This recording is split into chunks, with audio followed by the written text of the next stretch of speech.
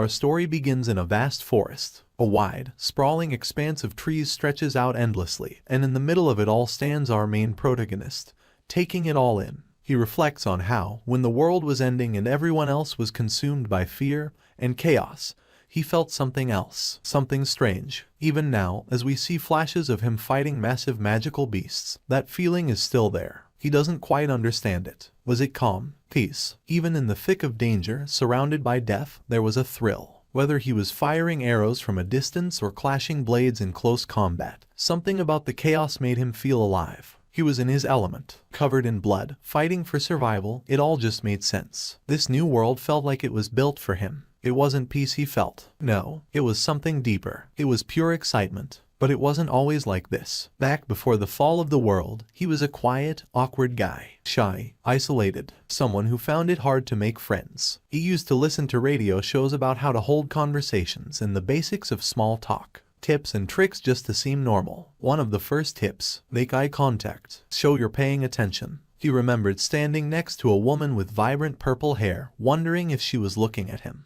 He turned toward her just to check, and maybe because of that, she decided to speak to him. She asked about his weekend. He told her it was good and asked about hers. She said she and her husband had planned to go fishing at the lake but were stopped by bad weather. Eventually, she stepped out and left him alone in the elevator. The doors closed. He let out a sigh and facepalmed, frustrated by how bad he was at this. He couldn't understand what was wrong with him. In his thoughts, he explained how difficult it had always been to make real connections. He had moved out of state to take a new job, hoping for a fresh start. But even after years, nothing had changed. He still felt like a stranger wherever he went. In a world that placed such high value on social skills, he felt completely out of place. He started wondering if things would ever be different. Even in his childhood, he had only tried solo activities. Archery was his favorite, one of the few things that brought him peace. But that peace always came alone. It felt like the world just wasn't made for people like him. Day in, day out, he sat in his cubicle, a quiet, gray space that stretched endlessly between morning and noon. Time crawled. No family in the city, no friends at the office, no one even knew his name. Well, almost no one. Out of nowhere, someone appeared behind him, calling out, "Jake." It was a man with blonde hair. Adam. Adam asked Jake if he wanted to join him and a few others for lunch. Jake considered it for a moment. Adam was the opposite of him. Confident, outgoing, effortlessly likable. The kind of person who could lead a room without even trying.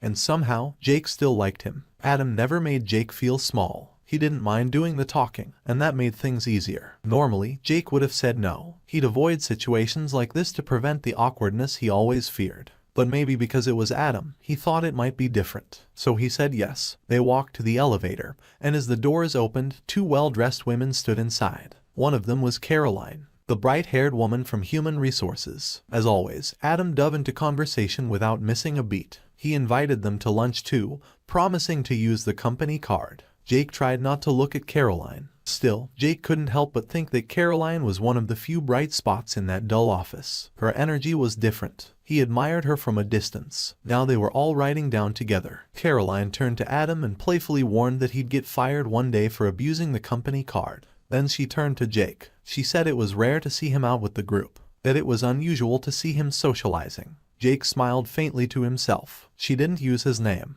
She never did. He wondered if she even knew it. Maybe that's why she never spoke to him directly. As always, her attention drifted back to Adam. Jake watched her, thinking about how she lit up in conversations with others, how effortlessly she fit in. But then the elevator shook. It wasn't subtle. Everyone inside stopped talking. The light above them flickered. Caroline looked around in confusion. Adam calmly said it was probably just an electrical issue, nothing serious. No reason to panic. But then the second tremor hit. This one was worse, sharp and sudden. Alarms blared. The ground below them groaned. The elevator jolted violently. Adam, snapping into action, told Jake to hit the emergency stop. Jake did, but nothing happened. Caroline stared at the controls, screaming about it not working, and still yet nothing happened. And in that moment, for the first time, it wasn't surprise or being startled they felt, but a deep fear set into their eyes. Just then, the lights inside the elevator shut off completely, leaving everyone in total darkness. From the back, a woman named Joanna spoke up, asking why the power had suddenly gone out. No one had an answer. They were still shaken from the tremors when Adam, trying to keep everyone calm, asked if everyone was okay. Then, without warning, something appeared in the dark. A glowing notification window floated in the air in front of them, as if it had been waiting all along.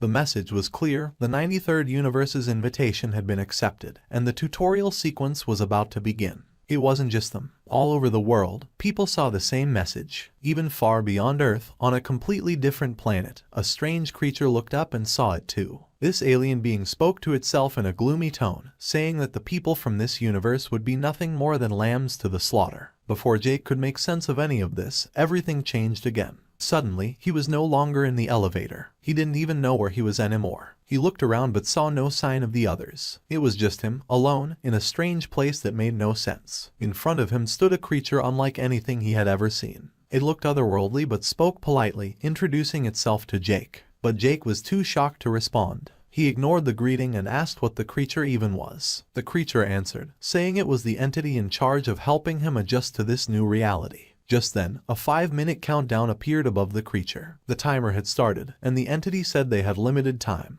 urging Jake to listen carefully. Jake asked what kind of reality this was. In response, a blue system window appeared in front of him. It showed various details and stats about Jake. According to the screen, his race was human, but he had no class, no profession, and no titles. His other stats were also low. Obviously, things like strength, dexterity, and endurance were barely developed, likely because they hadn't mattered in his normal life until now. The entity explained that this screen was called a system list. It would display important stats and other information Jake would need to survive in this new world. It also mentioned that the moment Jake's universe passed the bare minimum requirement for entry into the multiverse, the system had begun initializing it. That was all the information it could give for now. The rest would come later when needed. Jake took a second to process everything. He wasn't sure whether this was all amazing or just ridiculous. But before he could get too deep into his thoughts, the entity told him it was time to pick a class. Another screen opened, showing different weapons and symbols, each representing a class. Jake scrolled through them one by one.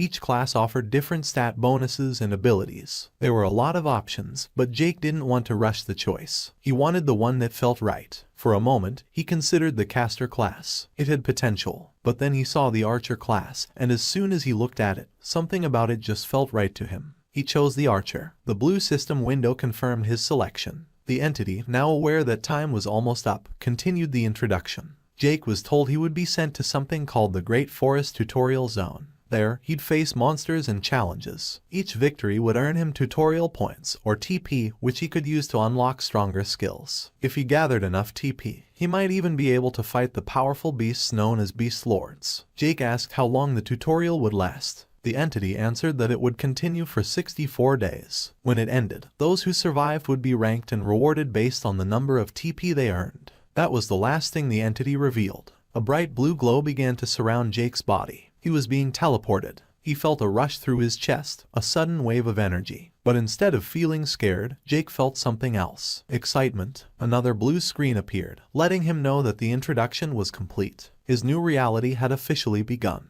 Now, Jake and his co-workers were standing in a massive forest, surrounded by tall trees and thick vegetation. They were all wearing new armor and gear suited for battle. Most of them looked confused, trying to make sense of their new appearances. But Jake didn't seem worried. He admired his new archery equipment, quietly impressed by how natural it all felt. As the group tried to figure out where they were, Adam stepped forward. Always the leader, he tried to calm everyone down and get them focused. But before he could say much, the ground began to rumble beneath them. Cracks started to form under their feet, and the earth opened up into a growing fissure. Adam hesitated, unsure whether to panic or keep trying to reassure the others. Either way, it was clear that something was pulling them downward. At the same time, in another part of the forest, a different group was moving through the trees. They were cautious, moving slowly, when a rustling sound came from the bushes nearby. The group leader raised a hand to signal the others to stop. He asked if anyone else had heard it, then prepared his blade for whatever might be coming. He called out, telling whoever was hiding to reveal themselves. From the bushes, a blonde-haired boy appeared. He looked scared and held up his hands. He apologized and said he didn't want any trouble. He explained that he got separated from his group and was trying to find them again. One of the women in the group, who had green hair, noticed how young the boy looked. She felt bad for him. The leader also relaxed a bit and told the boy they wouldn't hurt him. They asked when he last saw his group, and the boy said they had been attacked. He got separated during the chaos. The leader and the woman looked at each other. If the fight had happened a while ago, his group could be anywhere by now. Still, they told the boy he could stay with them for now. They promised to help him find his people. The boy smiled and thanked them. He looked grateful, but as he spoke about how scared he had been to be alone in the forest, something else was revealed. Behind him, hidden from view, was his sword, still stained with blood. And just like that, it became clear to us that things might not be what they seemed. Somehow, Jake and the rest of the group had survived the ground splitting apart. Now, they were walking under the thick canopy of trees in the forest, trying to make sense of their new surroundings. They stopped walking when Joanna asked what they were supposed to do next. Another member of the group then spoke up, wondering if he was the only one who had seen that strange alien-like creature earlier,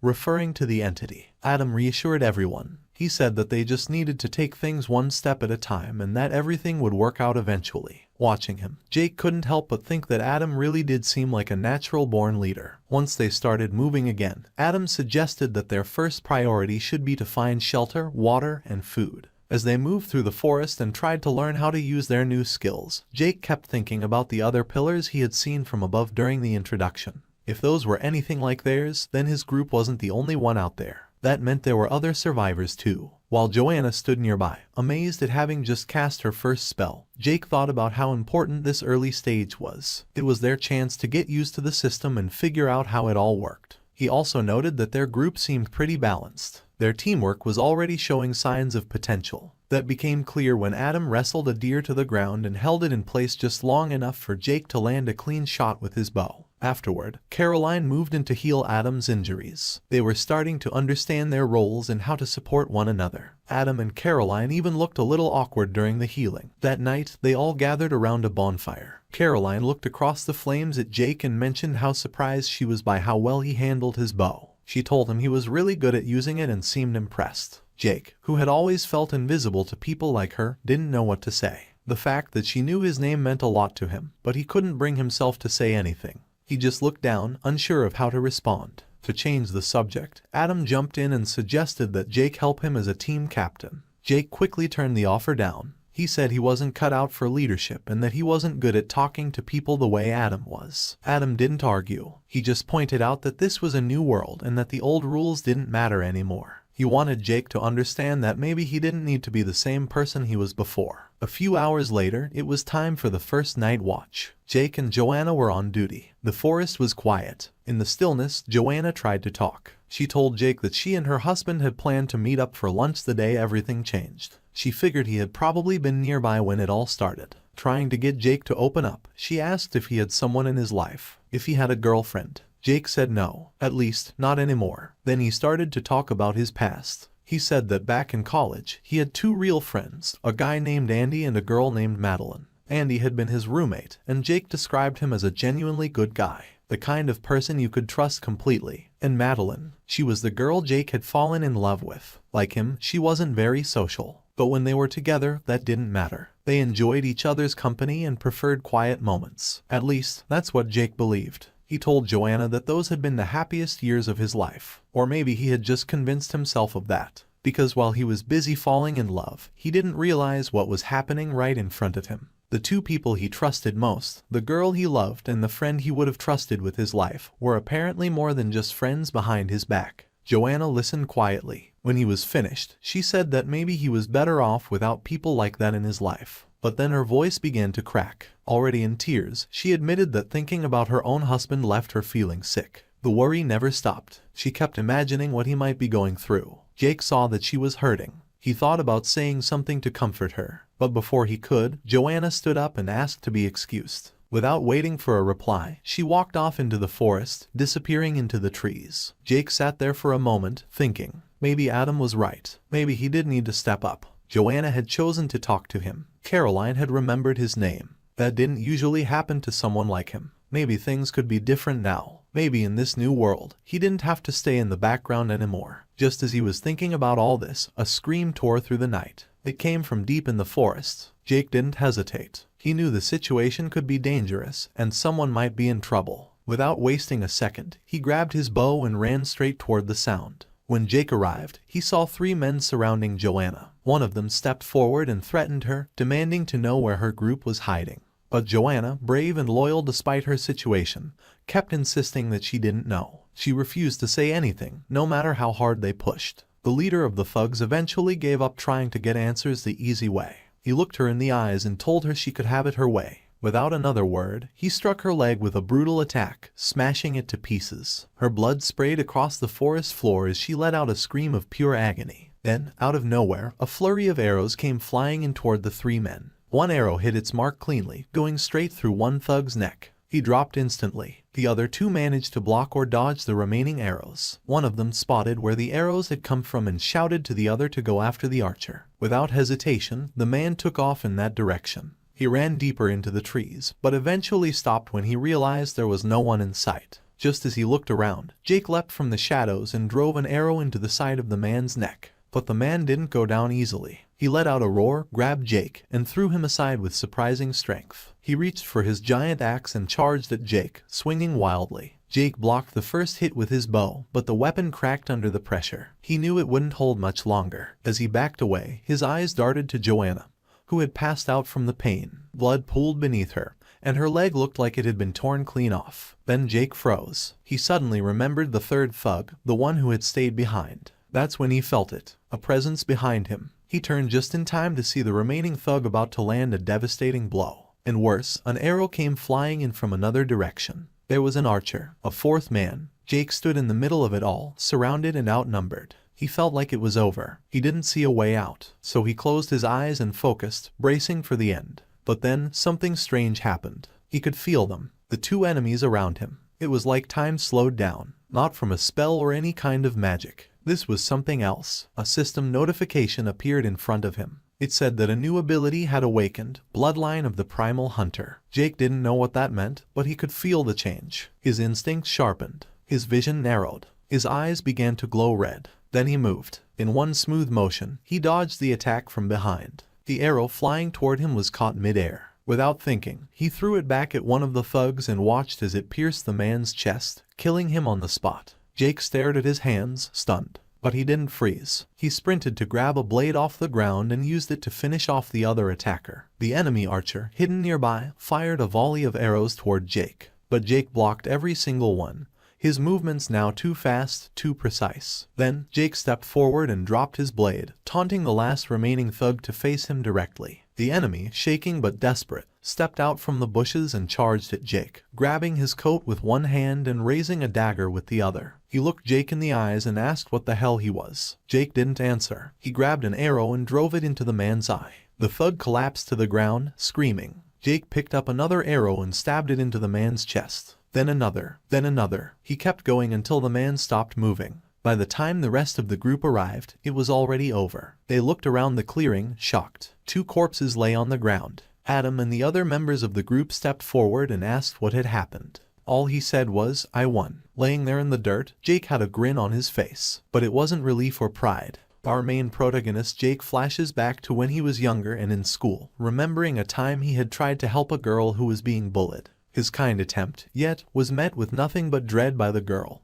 who seemed completely mortified at the sight, even asking him what the hell he was doing. Both boys were sent to the office and then suspended for fighting. This was when Jake finally understood that in their world there was absolutely no difference between the good guys and the bad. Back in the present, Caroline hurries to our main protagonist, asking him if he is okay. She is worried because of the amount of blood on him, but Jake shrugs it off, unaffected, making sure to let her know that none of the blood on him is actually his. Just then, a system notification appears in front of him, showing him the experience he has earned after the fight.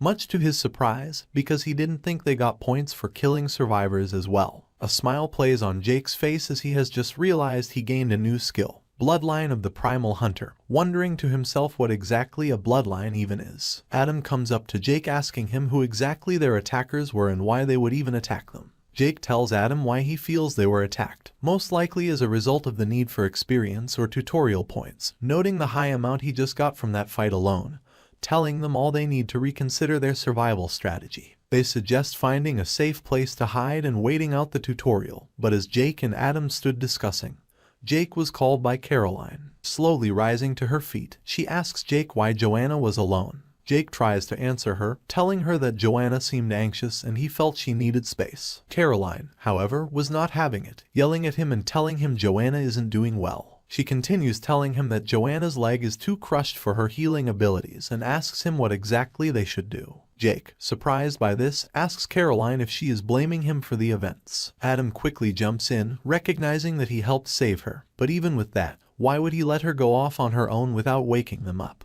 He ends it by asking Jake what he was thinking. Jake begins to show bits of his shy former self stuttering while trying to explain that the choice he took was a split-second one, following his instincts. They ask Jake to give his actions some thought next time as they are humans and not beasts after all, asking him what if his actions had ultimately led to his death out there. Jake, a little frustrated, reiterates his apology, but Caroline cuts him off, yelling at him, asking what exactly he would have done if Joanna had died. The question halts the air as the tension grows. Jake clenches his fist and finally yells back, shouting at the people with him to get a grip, reminding them that Joanna only survived because of the action he took, telling them that if he had taken the time to wake them, no one knows exactly what could have happened. He moves to Adam, questioning him if, when it came to it, he would have the balls to take someone else's life. He reminds them that the world has now changed and they should stop expecting anyone to hold their hands. They need to learn to adapt if they want to survive. Bertram quickly responds, asking Jake just what exactly he suggests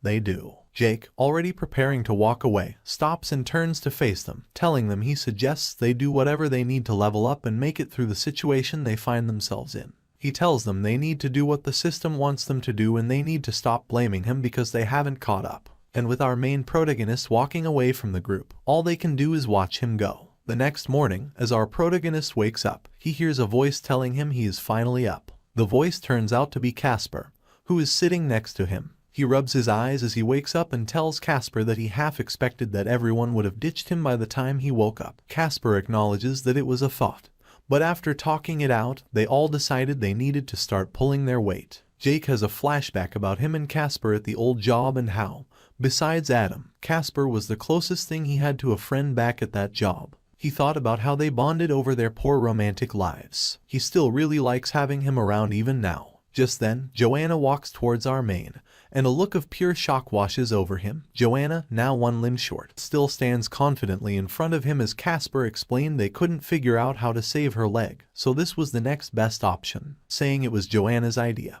He goes on to say just how they hope that when they level up, Caroline will learn some sort of regrowth magic. All this shocks Jake, who just knows how Caroline might actually be the toughest out of them all. Out adventuring, Jake can't help but remark on how everyone is really giving it their all. He remarks on how Bertram is the best fighter there besides him, and commenting on how Joanna is also making use of her ranged magic. But even with all that, Caroline is the most impressive, though. He knows that what happened with Joanna has seemingly awakened something in Caroline.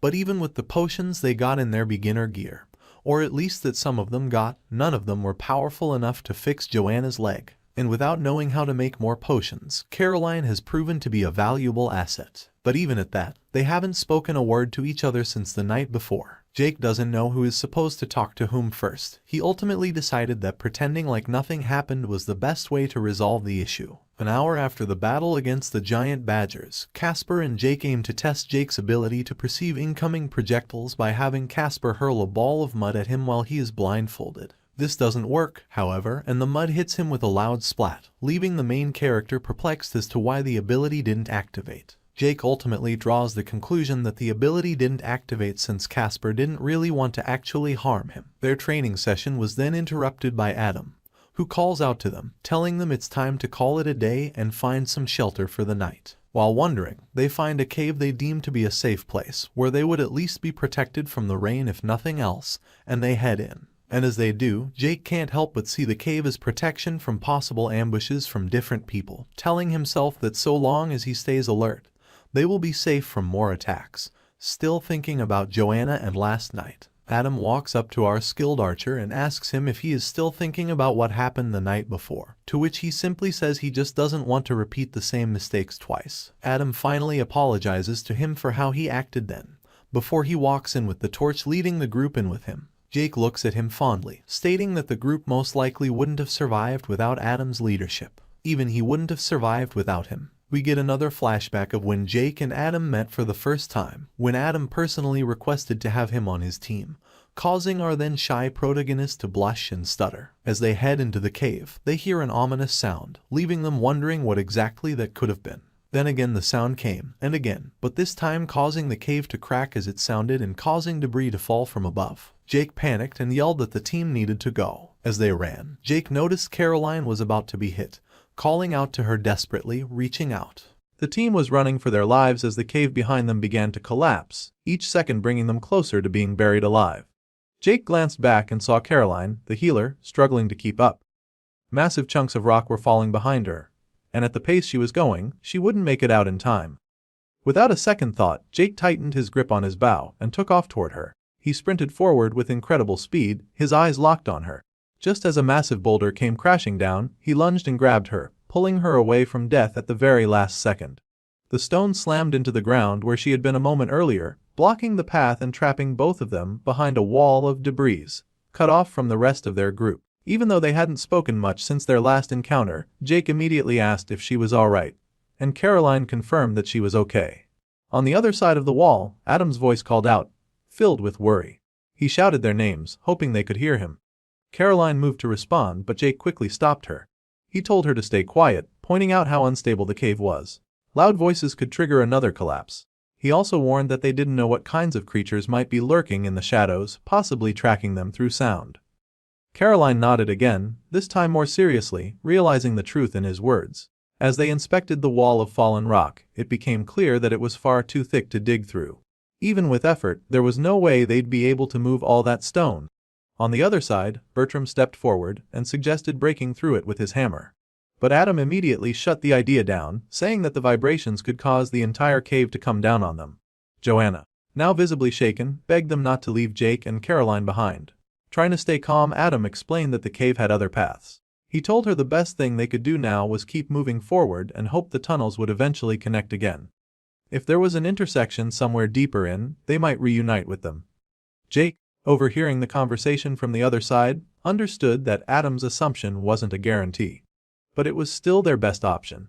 So he suggested that he and Caroline head further into the cave on their side, looking for a way to circle back. Jake felt confident he could handle whatever threats they encountered on his own. But having Caroline with him made things more complicated. He wasn't sure he could keep her safe if something attacked them.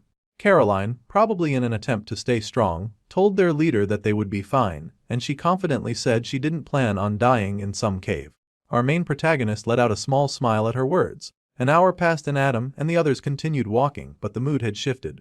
Doubt was creeping in. Adam was starting to wonder if leaving Jake and Caroline behind had been a mistake. Bertram tried to reassure him. He pointed out that, in a lot of ways, Jake and Caroline were probably better suited to surviving down there than the rest of them. He admitted that Jake made him uncomfortable, but there was no denying the truth. Jake was the strongest member of their party. And with Caroline's healing abilities, the two of them stood a better chance than anyone. Adam looked at him, confused. Bertram continued, explaining that while he respected Jake's commitment to survival, something about him didn't sit right. He couldn't forget the way Jake had looked after the fight with the thugs. That grin, that expression. Jake lying in a pool of blood with that twisted smile on his face. To Bertram, it wasn't the look of someone who had just survived. It was the look of someone who had enjoyed what he had done. Adam didn't want to believe it. He brushed the concern aside and said that Jake had only acted that way because of the situation. Because of what he'd gone through. Bertram nodded, but reminded him that people change in times of crisis. He said Jake was becoming something unpredictable. A wild card, but Adam stayed firm. He remarked about how Jake is his friend and he chooses to trust him for now. On the other side of the stone wall, Jake found himself alone with Caroline. She turned to him and noticed something that he hadn't. Blood was slowly soaking through the sleeve of his shirt. It was clear he had been injured, probably during the fall. She pointed it out, and when Jake looked at his arm, the realization hit him that he hadn't even felt the wound until now. She told him to stop moving so she could heal him, but Jake hesitated. There was still some tension between them, and he wasn't sure if she was still angry. He asked, cautiously, if she was really okay with helping him after everything that had happened earlier. Caroline replied plainly. She might have been upset before, but that didn't mean she was going to let his wound get worse. It wasn't about liking or disliking him. She simply wasn't the kind of person to let someone suffer just because they'd had a disagreement. She told him to hold still and began channeling her healing magic. As she worked, Jake stood awkwardly, unsure what to say. The silence stretched and he could feel the weight of it.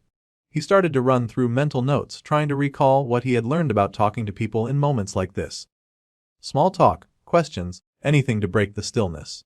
Before he could get far, Caroline spoke up again. She told him he needed to be more careful. Just because he was strong now didn't mean he was invincible. Everyone knew what Jake was capable of, but even the strongest could fall if they were reckless. She went on to mention that she was still learning. Her magic wasn't unlimited, and there were times it failed her. There would be wounds she couldn't fix if people didn't give her time or let her improve. Jake listened and then asked her why she had chosen the healer class in the first place. Out of everything she could have picked, why healing? Caroline deflected the question with one of her own, asking why he had gone with Archer. Jake explained that he chose what felt most practical, something that would help him survive. Caroline echoed his thought. She said survival was her reason too. She admitted that she didn't know much about the tutorial itself or what it all meant. But she had played enough games back in the old world to understand the basics. Healers were usually the least popular class, mostly ignored by others. But she had learned early on that people always needed a healer. No matter the game, there was always demand. Jake asked if she still played games and she told him not anymore. Then she shared something personal. Back when they were kids, her younger brother had been sick a lot. He spent more time in hospitals than at home, and there were long stretches where she wasn't allowed to visit him. During those weeks apart, the only way they stayed close was by playing online games together. Jake hadn't known she had a brother. It was a quiet reminder that there was still so much about Caroline he didn't understand. She laughed a little and said that people always made her play the healer class just because she was a girl. At first, she hated it. She wanted to be a fighter, like everyone else, maybe someone who could deal massive damage and charge into battle. But over time, she noticed something. The damage dealers always struggled to find teams. They had raw power but no one to support them. Meanwhile, as a healer, she was always in demand. Everyone wanted her on their side. It didn't matter what the game was. As long as she could heal, people made room for her. They protected her, and in return, she kept them alive. She said this tutorial didn't feel all that different. As she adjusted the wrap on Jakey's arm, she admitted that she didn't know who they would meet deeper in the forest or what threats were waiting. But if she could offer something useful, something like healing, then she would always be valued. People would guard her not out of kindness, but because they needed her. That was to be her way of surviving. Jake found himself a little surprised by her reasoning. It was smart. Not just the logic of it, but the way she'd thought it all through, and he told her as much. Caroline gave a tired sigh and asked if he had ever really thought about her before. Whether he had simply seen her as the red-haired beauty, the former HR worker, and not much else. She wondered if he had underestimated her, probably not out of malice, but because he hadn't looked past the surface. Jake didn't answer right away. He began to wonder if she was right. Maybe he had admired her from a distance, maybe even liked her, but had he ever truly tried to understand who she was? She tied the last knot on the bandage and told him he was good to go. Then, without waiting, she said they needed to keep moving and headed further into the cave. Time passed as they walked, and eventually they came to a split in the tunnel. Two paths stretched ahead, one leading left, the other right. Caroline turned and asked what they should do. Jake didn't answer immediately. He listened instead. The cave seemed to breathe with quiet noises, soft scraping and distant echoes. Something about it felt unnatural. He told Caroline he couldn't sense anything directly, not yet. His perception skill hadn't activated. But even so, something didn't feel right. There was a pressure in the air, a weight. He asked her if she felt it too. Then, in the distance ahead, barely visible in the darkness of the tunnel, a wall of tiny blue eyes stared back at them, hundreds maybe more, all motionless, all waiting. Jake looked at them and gave the faintest of smiles. Something terrifying was down there, and it was waiting for them. Jake stood at the mouth of a shadowed path deep in the cave, caught in a strange pull between excitement and cautious warning. Something powerful lurked in the darkness, and every instinct in him screamed caution. Still, a part of him was drawn to it. It was as if the danger itself was calling to him, whispering promises of strength and purpose. He turned to Caroline, suggesting that they investigate the path ahead. The red-haired healer immediately questioned him, shocked he would even consider going in that direction. But Jake, unable to explain the strange craving inside him, argued that whatever was ahead had to be strong, and that kind of strength meant a lot of experience points. If they wanted to grow, if they wanted to survive long-term, they had to chase challenges like this. To him, it only made sense. Caroline, trying to pull him back to reality, reminded him of their actual goal. They were out here to find their friends. Not to grind for points like this was some sort of game. She looked at him like he'd lost it, completely bewildered by how he could be thinking like that in their situation. Jake pushed again, insisting that they didn't know where their friends were anyway, and that the dangerous path might even lead to them. He didn't believe that, not entirely, but it was the only justification he had. Still, she wasn't buying it. With her arms crossed and her face set, She pointed out that if they were wrong, they'd be throwing themselves into a death trap for nothing. At least the safer path led in the direction they'd come from. At least that one made sense. Jake tried to press one last time, saying that the dangerous path guaranteed something, even if it was just the experience. He argued that the tutorial world they were stuck in probably wanted them to take that route anyway, to push them into becoming stronger whether they liked it or not. Caroline had enough. She rubbed her forehead and let out a sigh, clearly frustrated. To her, this wasn't a trial or a challenge with rules to be figured out. It was real life. She told him to stop treating it like some game where everything had to be optimized. This was about survival, not chasing whatever twisted thrill had gotten into his head. Jake paused, thinking about it for a moment. And deep down he realized she was right. None of his reasons were logical. He admitted to himself that he simply wanted to fight. It wasn't strategy. It wasn't necessity.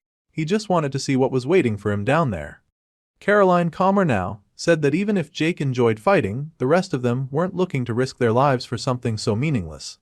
To her, survival came first. Everything else could wait. Jake looked away, hesitating, then asked what was so wrong with wanting more.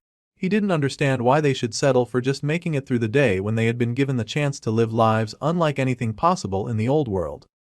They could be extraordinary now. Why cling to mediocrity? But Caroline snapped back without hesitation. Not everyone wanted this. Some of them preferred the old world. They didn't ask for this new reality, and they certainly didn't ask to become killers. She urged him to stop thinking only of himself, and to think about the others who were depending on him to make the right choice. Jake looked up again. The cave above still creaked and shifted, the air around them tense and unstable. He realized that his mindset wouldn't help anyone. With a breath of resignation, he gave in and agreed to take the safer route. Caroline let out a soft breath of relief and gave a small nod as the two of them continued forward. Elsewhere, deeper in the cave system, the rest of the group continued moving through the winding tunnels. Time was passing, and the longer they went without finding Jake and Caroline, the more anxious everyone became. Joanna finally spoke up, voicing her concern for the two missing teammates. Her voice was tight with worry, and she couldn't shake the feeling that something had gone wrong. Casper, trying to keep things calm, reminded her that Jake was with Caroline. Between the two of them, they'd be able to handle any beasts they encountered. He pointed out that the bigger challenge right now was the layout of the cave itself. The winding, branching paths were hard to navigate, and even with his high perception stat, he was having trouble seeing more than a few meters ahead. Bertram glanced at the others and said that if they didn't find Jake and Caroline soon, they might need to think about setting up camp. It was getting late, and they would only get more tired and vulnerable the longer they wandered in the dark. But Adam wasn't ready to give up. He insisted they keep moving, keep searching, until they had real reason to believe the others were safe. It seemed as though to him, stopping wasn't an option. Not while there was still a chance they were close. Bertram stopped Adam as he tried to push further into the dark, pointing out that they could continue the search first thing in the morning. He brought up Joanna, whose leg was gone as she was battling to stay upright, looking like she was in no shape to continue, and asked Adam to consider her condition. Joanna, clearly not wanting to be a burden, tried to insist that she was fine, but Adam didn't want to stop. Not yet. Not until he was sure the rest of the group was safe. He raised his torch higher, scanning the path ahead. That's when Casper paused, his posture stiffening as he said he heard something. He asked if anyone else had caught the sound. Adam immediately told everyone to stay silent. The group crouched low, tense, bracing for whatever might be approaching. Adam took a step forward with the torch, his eyes locked on the growing darkness ahead. The cave around them seemed to close in tighter with every breath, and the air grew heavier with each second. Bertram leaned toward Casper, trying to get his attention and asking if he could make anything out. But Casper, squinting into the pitch black, said the darkness was too thick. Even his vision, normally sharp, couldn't cut through it. The cave was alive with strange echoes, and the noises were starting to rattle even Adam, whose face showed signs of nervous tension as he strained to see through the void. Still, Casper picked up on something. Whatever was coming, it was getting closer, fast. His instincts kicked in and he warned the group, readying himself even though he still couldn't make out the exact shape. But then something shifted in his eyes. Recognition. He told the others to hold on. A moment later, Adam called out into the dark. And from the shadows, Caroline and Jake emerged. Relief swept through the group. Caroline ran straight to Adam, clearly overwhelmed to see them again after being separated. Jake followed behind, quieter but equally relieved. Bertram immediately moved toward them, asking if they had faced any trouble. Jake looked like he was about to answer, but Caroline jumped in first, saying everything was fine. Just a long walk, nothing more. Jake nodded quickly, letting her version stand without any challenge. Caroline then asked if they could find a better cave to spend the night. one that felt safer, less likely to collapse. But before anyone could respond, Joanna shrieked in surprise. She had spotted a spider and struck it down with her staff. Embarrassed, she apologized for the sudden noise. Casper frowned and made a quiet comment about the unnecessary violence towards spiders. He picked up the one she had hit, examining it with something close to admiration. He said it was harmless and important, and made it clear he didn't think it deserved to die. He turned and walked toward the edge of the cave to let it go somewhere safer, a place out of their path. But the moment he released it, he noticed something strange. More spiders were crawling out from nearby, appearing in clusters, dropping from the ceiling in small but growing numbers. He speculated that there could be a nest nearby. Jake saw this and suggested they move quickly before the situation got worse. But Casper, still calm, told them not to panic. He explained that spiders were rarely a threat to humans. He didn't see the one behind him. As he turned to speak to the group, distracted and unaware, a spider crept up along the wall behind him. Adam noticed it too late. He called out and rushed forward, but before he could reach him, the spider latched onto Casper's neck and bit down hard. Casper froze. Jake's hands moved on instinct, raising his bow as more spiders began descending from the cave ceiling. In seconds, they were surrounded, boxed in. There was no escape route. The air grew tight with the sound of skittering legs. Joanna, rattled, asked what they were supposed to do now. Her voice trembled. Casper, still standing, looked down at his hands and legs. He tried to move, but nothing responded. Panic set in as he looked to the others, barely holding back tears. He told them he couldn't move. Paralysis was setting in fast. Then, in the darkness ahead, something moved. Eyes. Dozens of them. Red and unblinking. Jake stared ahead. His expression shifted from focused to alarmed. Something massive was emerging. A huge yellow spider nearly the size of a house crawled out from the shadows. Its body was grotesque, bloated, and covered in fine hair. Its legs scraped against the stone with a dry hiss, and its face was twisted with clear hostility. There was no question now, this wasn't just a cave. They had walked into a nest. The enormous spider towered over the group, its legs twitching and ready to strike. Everyone braced themselves for what would be a desperate fight, everyone except Casper, who was still frozen in place. The venom from one of the smaller spiders had left him paralyzed, and now he could do nothing but call out in fear, begging for help from the others. That's when it happened. An arrow flew through the air and struck the spider right in its open mouth. Its cry echoed through the cave as blood sprayed out. The shot gave Adam just enough of a window to act.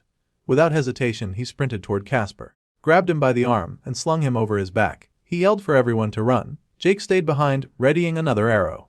Adam handed Casper off to Bertram in passing, then took a quick glance back just as Jake let the arrow fly. But the giant creature, a level 13 mammoth spider, barely flinched. It deflected the shot like it was nothing. While the others took off running, Jake stood his ground. A smile crept across his face as he faced the towering beast alone. Behind him, the rest of the group scrambled to escape. Caroline helped Joanna along, still burdened by her missing leg. Adam and Bertram ran ahead, Bertram shouting that they needed to get out immediately. Adam called out to Jake, urging him to retreat, but Jake didn't move. He didn't want to waste what he saw as a rare chance. Instead of fleeing, he charged the massive spider head on with his blade drawn. The creature lunged, but Jake dodged and slashed with surprising ease. He even managed to drive the blade into its belly, tearing into it with wild energy. But the momentum didn't last. The spider retaliated, landing a hit that sent Jake flying across the cave. He crashed into a stone wall with a force that made the entire cavern tremble. The ceiling groaned, loose rocks already starting to fall. Caroline cried out that they couldn't wait for him, that Adam needed to get out and save himself. But Adam refused. He wasn't about to abandon anyone, not even someone as reckless as Jake. Jake slowly got back up, breathing heavily but acting like the blow hadn't fazed him. He stood tall, even as the cave continued to crumble around him. Something inside him stirred, a pressure he'd only felt once before. A system window materialized in front of his eyes. The message was clear, the bloodline of the primal hunter had been awakened. He didn't fully understand what it meant, but he felt the difference. His senses sharpened, his instincts locked in. A red aura began to form around him as he grabbed at an arrow and dagger, preparing for one final stand. Stones rained down from the ceiling, but Jake didn't flinch. He wasn't going to run, he was going to fight. The spider lunged again. Jake met it head-on, dodging and countering. Every movement seemed calculated. The primal instincts guided him. It was like he could feel each strike before it came, responding with a kind of clarity he had never experienced before. He thought of what Caroline had said about how they weren't playing a game, that this was survival. But for Jake, the goal had changed. Survival wasn't enough. He wanted strength and nothing else mattered more. Adam watched, panicked. The cave was collapsing and they were running out of time, but Jake wouldn't stop. He was locked in, consumed by the fight. There was no reaching him. Jake didn't care. In that moment, he was in his element. He ducked and rolled, clashed and countered, each move more precise than the last. Then, just as Jake closed his eyes to strike with his dagger, he felt a hand attempt to grip him from behind. Before he could think it through, that hand was nearly sliced off by Jake's blade. But after the first strike, Jake saw it wasn't the spider. It was Adam.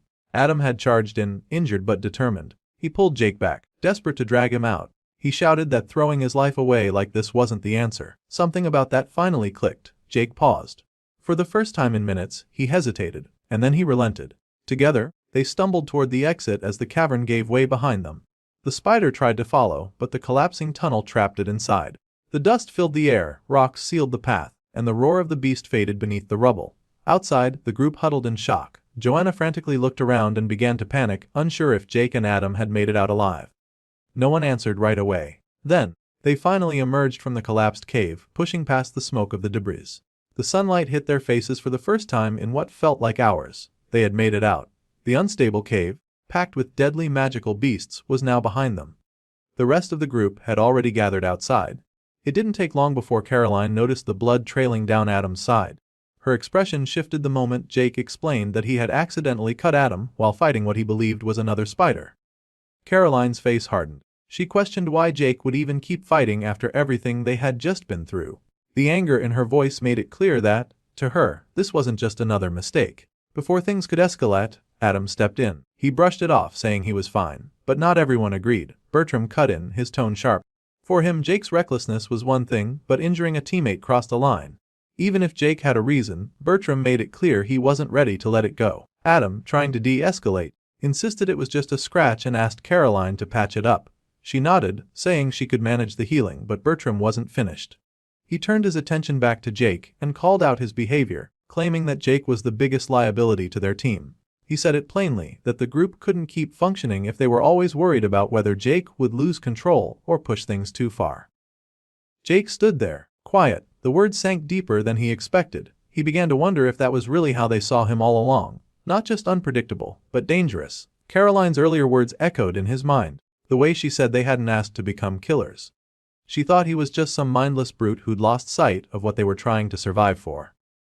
Bertram continued, saying that as Adam's friend, he had to point out the truth. Adam's life would only get harder if Jake kept acting with no regard for the group's safety. His actions weren't just mistakes anymore. They were selfish, careless, and eventually, they'd come at a price.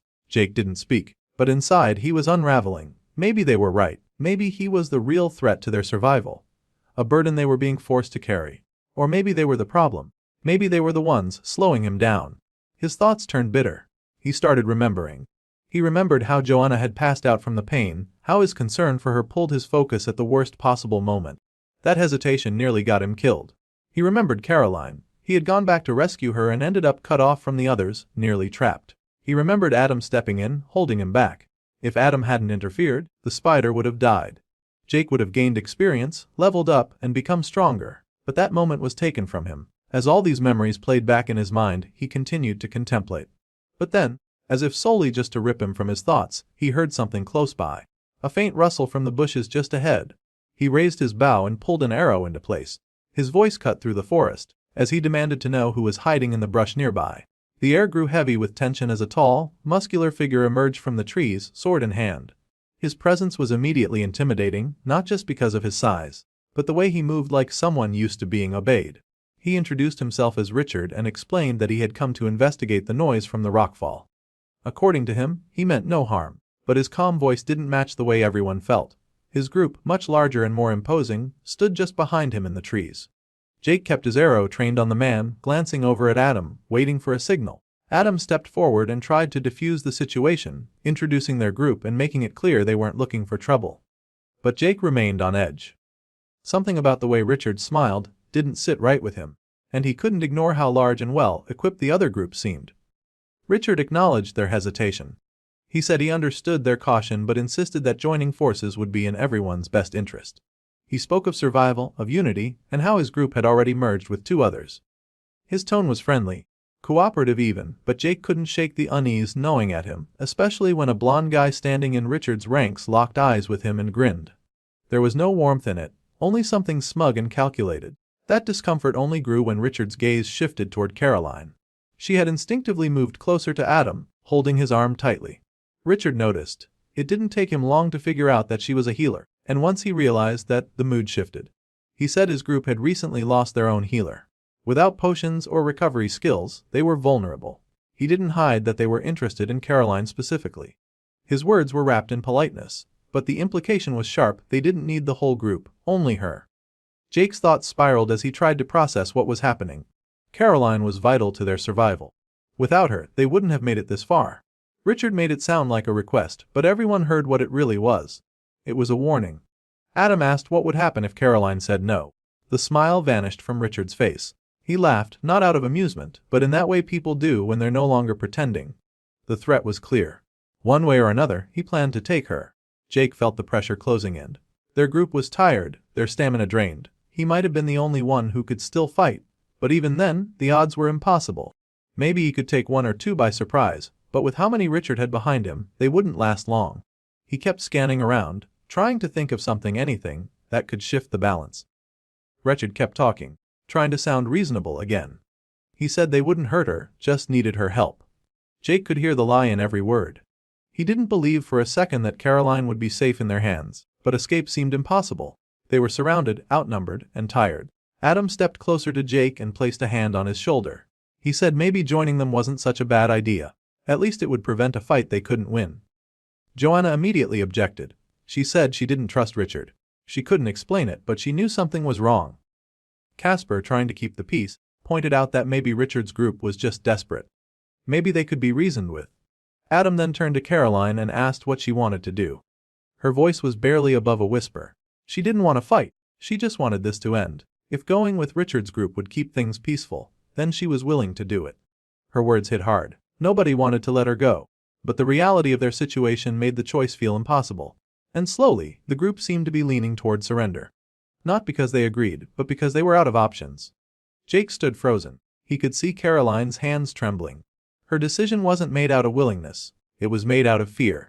And if they went with Richard, Jake was convinced things would only get worse. Just as Adam began to finalize the agreement, Jake suddenly stepped forward. He called out to Richard and asked a simple question: what level was he? The air stilled. Richard, slightly confused but still composed, replied that he was at level 9, with several others in his group at 7 or higher. He followed up by asking who Jake was supposed to be. Jake grinned. The sarcasm in his voice was thick as he introduced himself with mockery, saying he was someone Richard could go screw himself over. The mood shifted instantly. Tension spiked. Adam turned toward Jake, confused and anxious, asking what he was doing. Richard was no longer smiling. He said they had almost reached a peaceful understanding, but Jake interrupted him, saying not to worry about the others. They could go, join Richard's group if that's what they wanted, but Jake wouldn't be joining them. He said he had bigger prey to hunt. He told Richard that from this moment on, his group was under Richard's care. That if anything happened to them, there would be consequences. Richard narrowed his eyes and asked if Jake was being serious. Jake still smiled as he asked Richard a question of his own.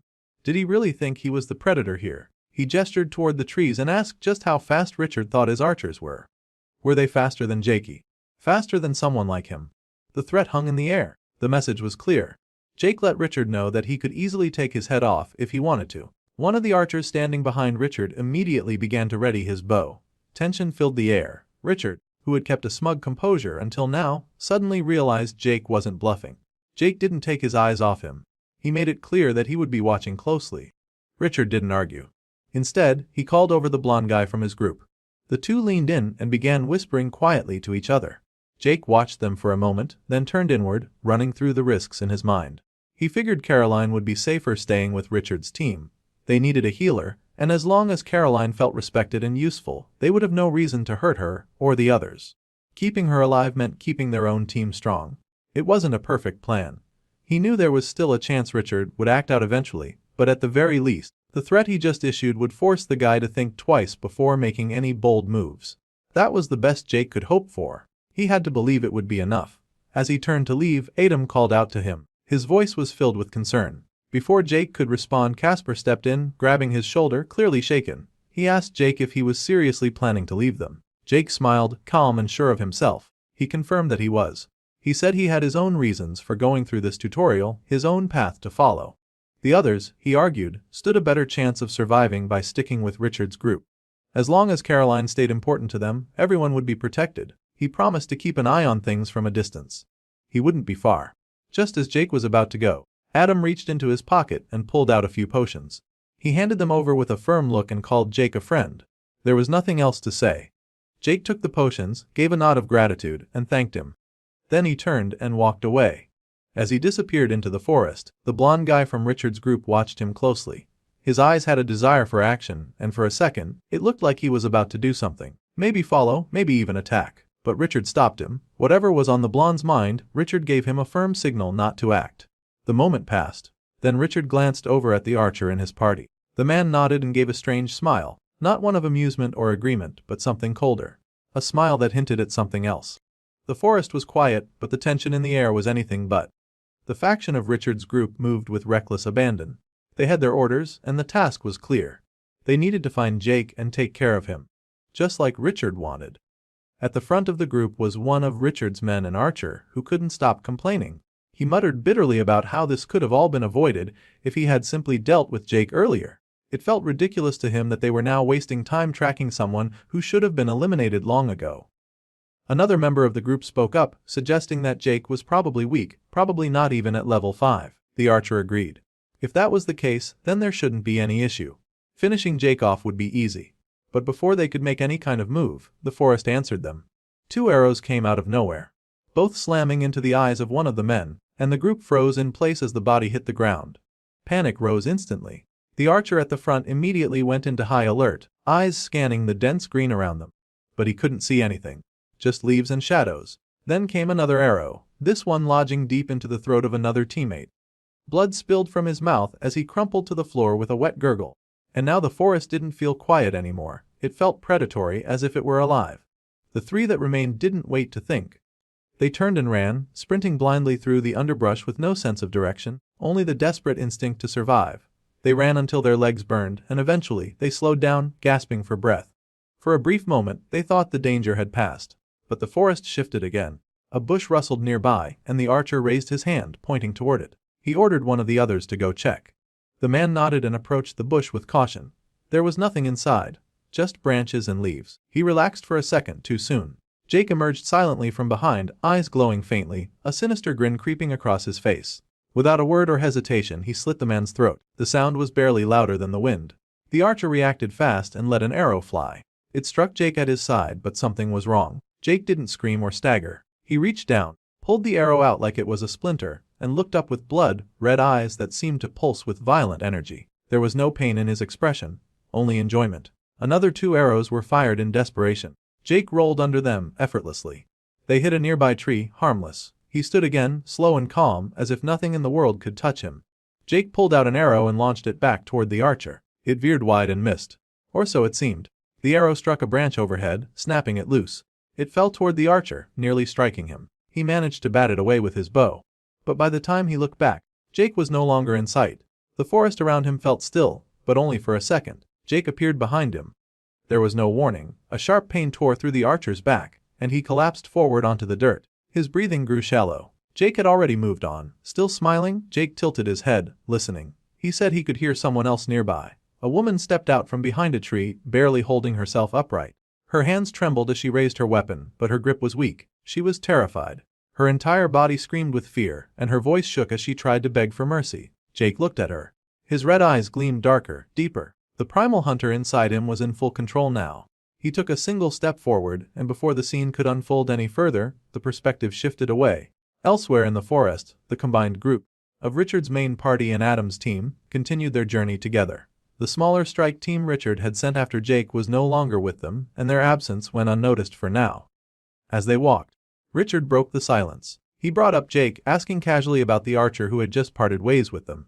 He made it sound like an offhand comment, but there was a curiosity behind it. Adam answered without much concern. Jake wasn't just some stranger, they had worked together back in the real world. Just co-workers before all of this had started. Richard didn't seem entirely convinced. He pointed out how Jake and Adam seemed unusually close. Adam shrugged off the implication and said it was just natural.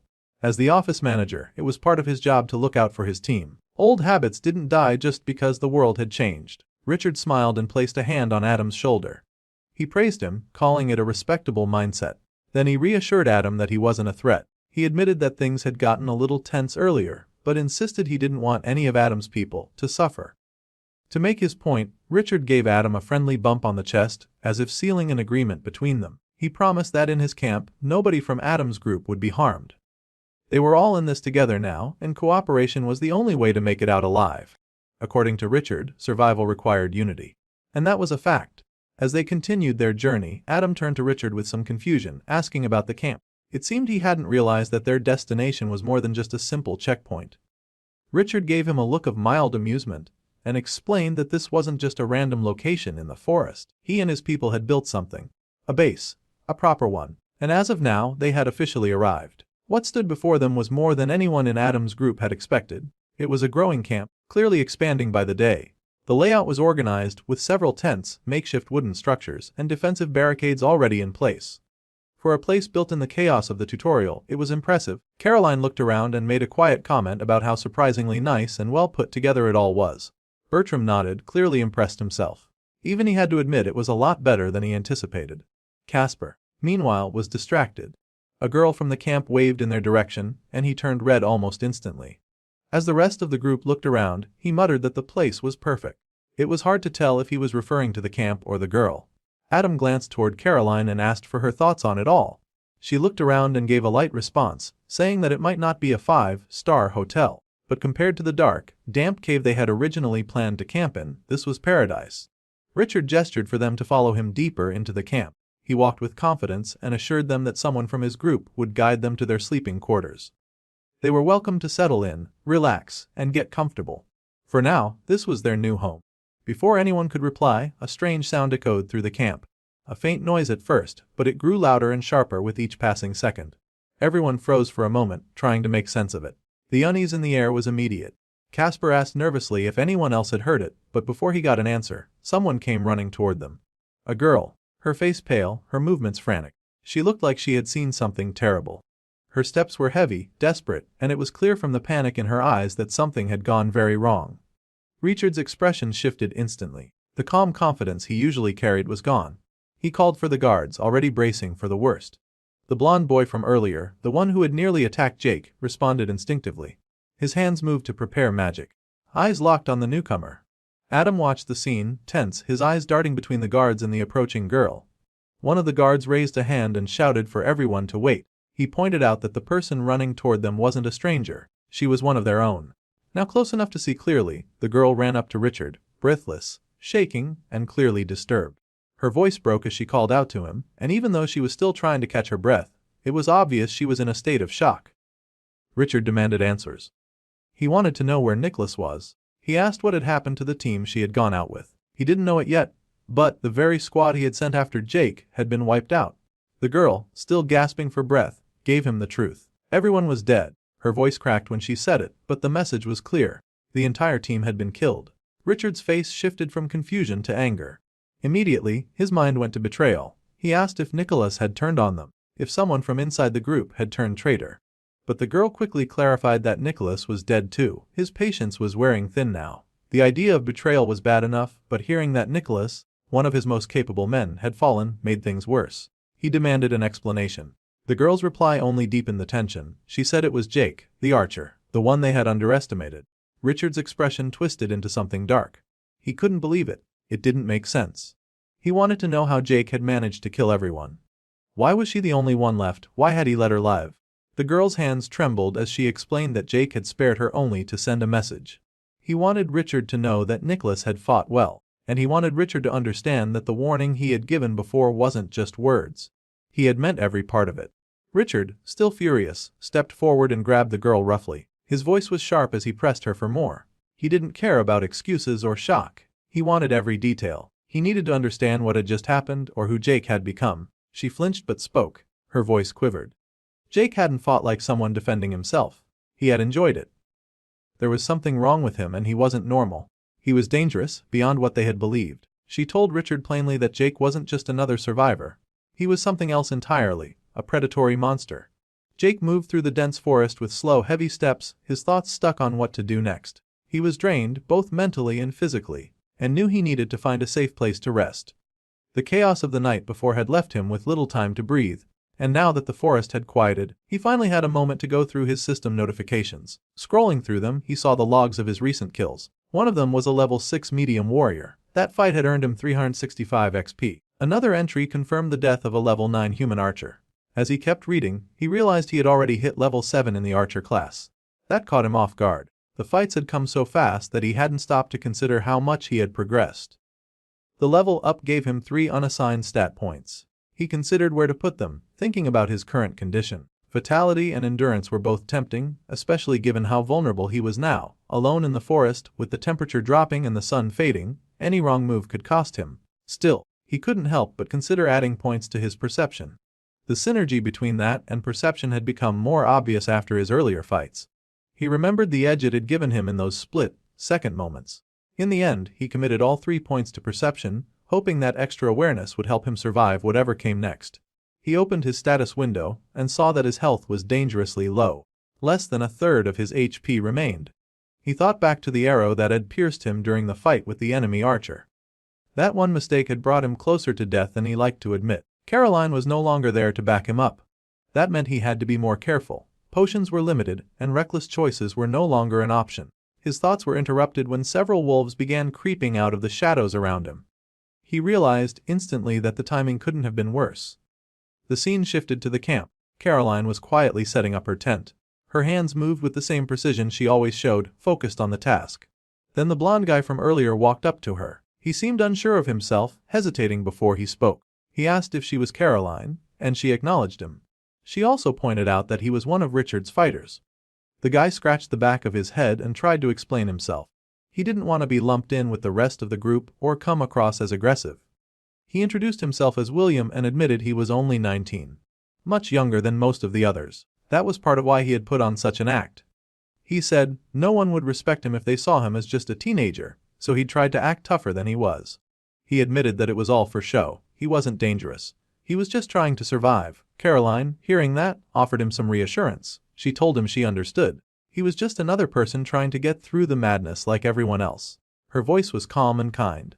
But as she turned away, William's expression changed. The awkward smile dropped. What replaced it was something cold and sinister. Back in the forest, the ground was covered with the lifeless bodies of wolves. The area was still, almost peaceful. A bunny nibbled quietly on a patch of flora near the corpses. Then Jake suddenly woke up, and the animal darted away in fright. Jake sat up, startled. He looked around and tried to guess how long he had been asleep. The sky had already shifted. It was morning. He pushed himself to his feet and started brushing himself off. The rest hadn't been long enough, but it would have to do. He told himself that time was running out. There were still more threats ahead, and he needed to be ready. As he spoke to himself, the reality hit him again. He was alone now, no backup, no support, just his skills and instincts to carry him forward. He went out and began hunting. First, he caught a rabbit. Then he kept going, picking off animals one by one. A bird, a wild boar, even a strange, gray lion-like beast that prowled near the edge of a clearing. Each hunt pushed him further. Each kill gave him more experience. By the end of it, Jake had reached level 10. For just one day of work, it wasn't a bad outcome. As Jake continued moving through the forest, he spotted a faint light coming from a tree. He paused and tried to figure out what kind of light it was. Suspicion crossed his mind. It could have been a trap. He knocked on the tree a few times to test that theory, but nothing seemed off. It didn't feel dangerous, just unusual. That was enough for him to climb up and investigate further. From a distance, he noticed something tucked away in the tree's upper branches. It turned out to be a small, mysterious box. When he got closer and picked it up, the system provided a description. It was an uncommon magical jeweled lockbox created by the system itself. The message said it contained a rare and powerful item. He didn't waste any more time thinking about it. He opened the box, eager to see what was inside. What he found, though, surprised him. It was just a pair of leather bracers labeled as the bracers of the novice rogue. The description mentioned they were designed for new initiates of an organization called the Order of Umbra. According to the system, the bracers could self-repair and granted 5 points of agility and 3 points of strength. They also boosted the effectiveness of all stealth-related skills. Jake didn't understand what the Order of Umbra was, and it left him puzzled. Still, he couldn't deny how valuable the stats were. Those kinds of boosts were far from ordinary, especially for something labeled as a novice item. He decided to equip the bracers immediately. Inside the box there was something else tucked beside the bracers. It was a separate item called a tutorial equipment upgrade token. The description said it could be used to transform any basic starter item from the tutorial into one of common rarity. That opened up a few options. He thought about upgrading his bow first, but the more he thought about it, the more he hesitated. The bow already felt strong and reliable. There didn't seem to be any urgent need to change it. Then he glanced down at his cloak. It was torn and soaked with dried blood from the earlier fights. Compared to the bow, the cloak looked like it had been through a war. He figured that upgrading the cloak might be the smarter move. He used the token, and as soon as he did, the fabric began regenerating on its own. A blue system notification confirmed the update. The cloak was now a common archer cloak, equipped with a slashing resistance and the same kind of self-repairing enchantment the bracers had. Jake thought it was a great outcome. The cloak might not be as flashy as the bracers, but having gear that could fix itself was already a major upgrade. After climbing back down from the tree, his mind went straight to the possibilities. If that kind of box was just sitting there, what else might be hidden in the forest? He believed there were probably more boxes like that scattered around, tucked away in places most people wouldn't even think to look.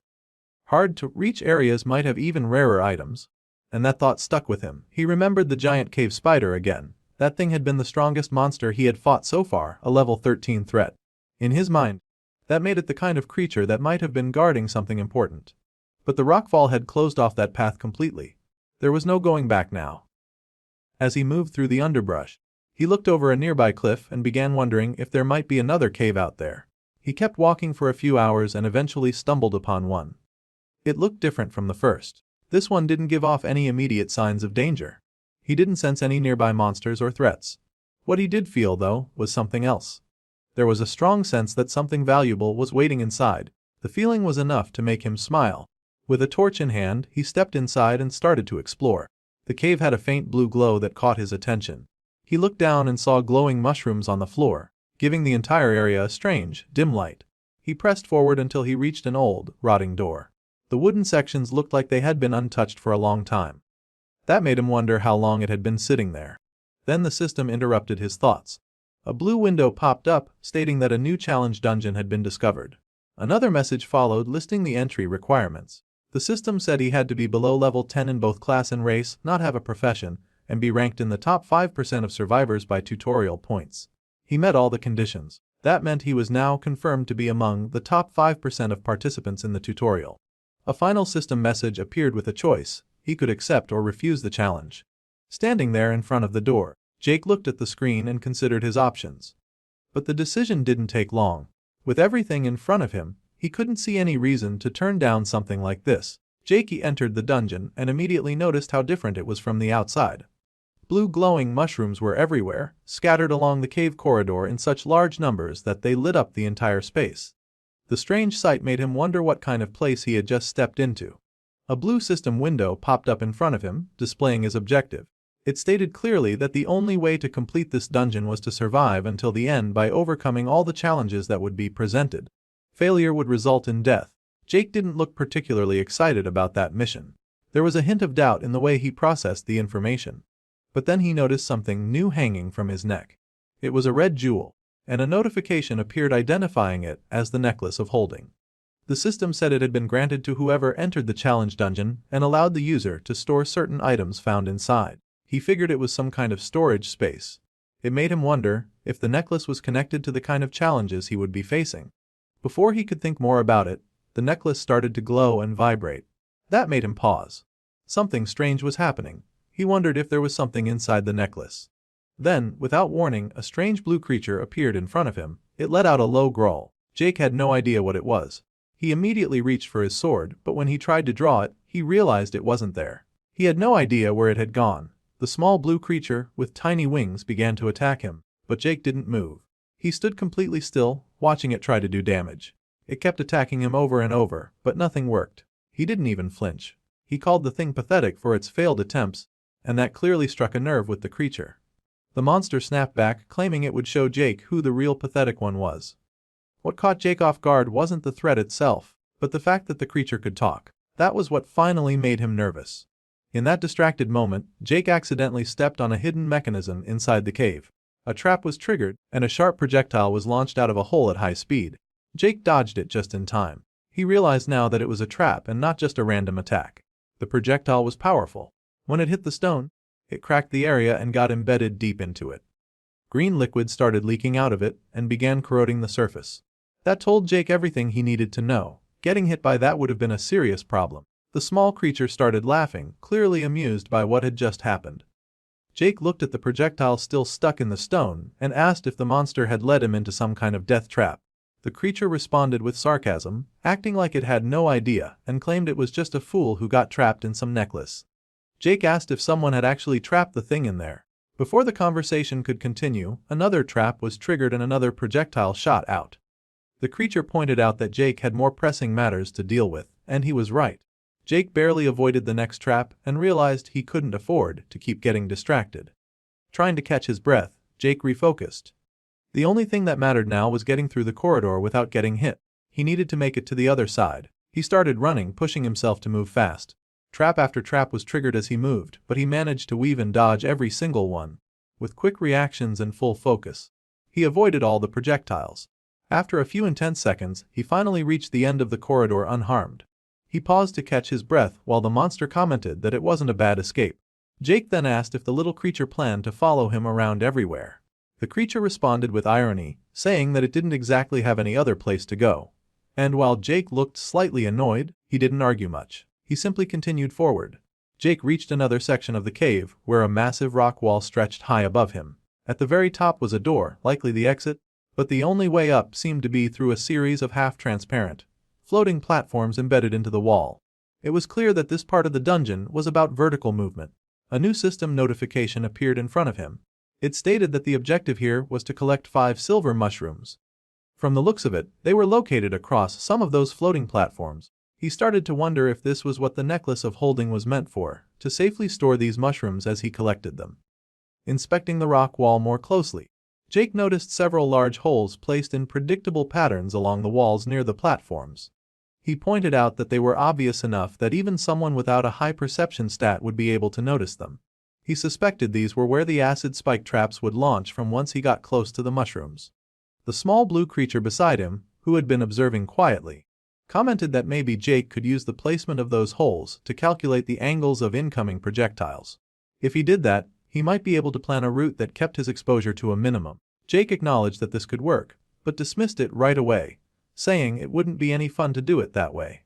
Instead, he launched straight into the climb, leaping from platform to platform while triggering one trap after another. Acid spikes flew at him, but he dodged every single one with ease, relying on his high speed and the boost from his bloodline ability. As he moved, he made sure to collect each mushroom he came across, tossing them quickly into the necklace storage as he advanced. Cecil, the blue creature, started to look more and more impressed. Jake was moving so quickly and efficiently that there was only one mushroom left.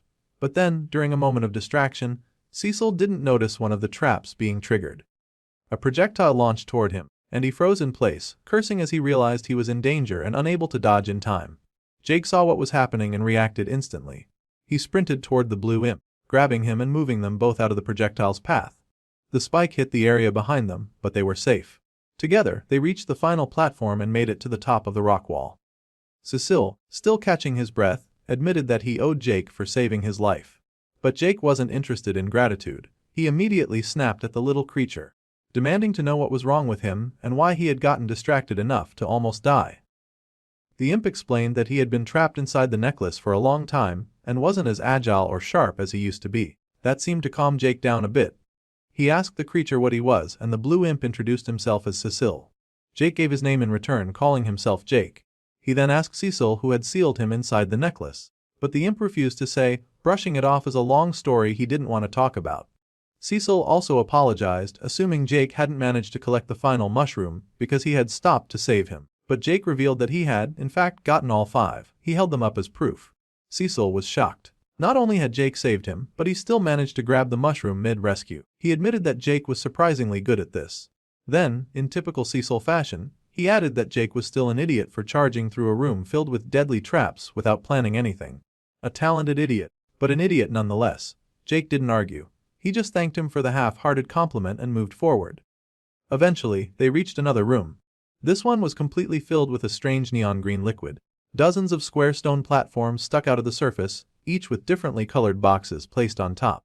A system message popped up explaining that the challenge now involved moving across 3 rooms using the platforms and that each room had a time limit of 15 minutes. Jake looked over the setup and assumed this would just be another platforming sequence. Jump from one to the next like he had already done before. He didn't think it sounded difficult at all, But then another system message appeared, almost as if reacting to his overconfidence. The difficulty spiked immediately. The message said that all of his stats had been reduced to 10 points, and all his skills had been deactivated. That hit him hard. He was stunned by the sudden change. The system clarified that his stats and skills would return after the challenge was over, but that didn't comfort him at all. For a moment, he just stood there. Then, visibly shaken, he dropped to his knees on the rocky floor. The sudden weakness left him feeling powerless. He started to sweat, overwhelmed by the pressure. As he cursed and struggled to figure out what to do next, Jake remained on the ground for a moment, overwhelmed by how heavy his own equipment had become. With all his stats reduced, especially his strength, the gear that once felt manageable now weighed him down like dead weight. Even lifting himself back onto his feet felt like a struggle. It was almost as if the gravity around him had increased, pressing him harder into the stone floor. He opened his status window and saw exactly what he feared. Every stat had been dropped to 10. He was back to being nearly as weak as he had been before entering the tutorial. But despite this, his primal hunter bloodline was still active. That part of his status hadn't been disabled. He started to think about why that might be, wondering if the system didn't classify bloodline abilities the same way it did skills. It was a strange thought, and it left him with more questions about what his bloodline really was.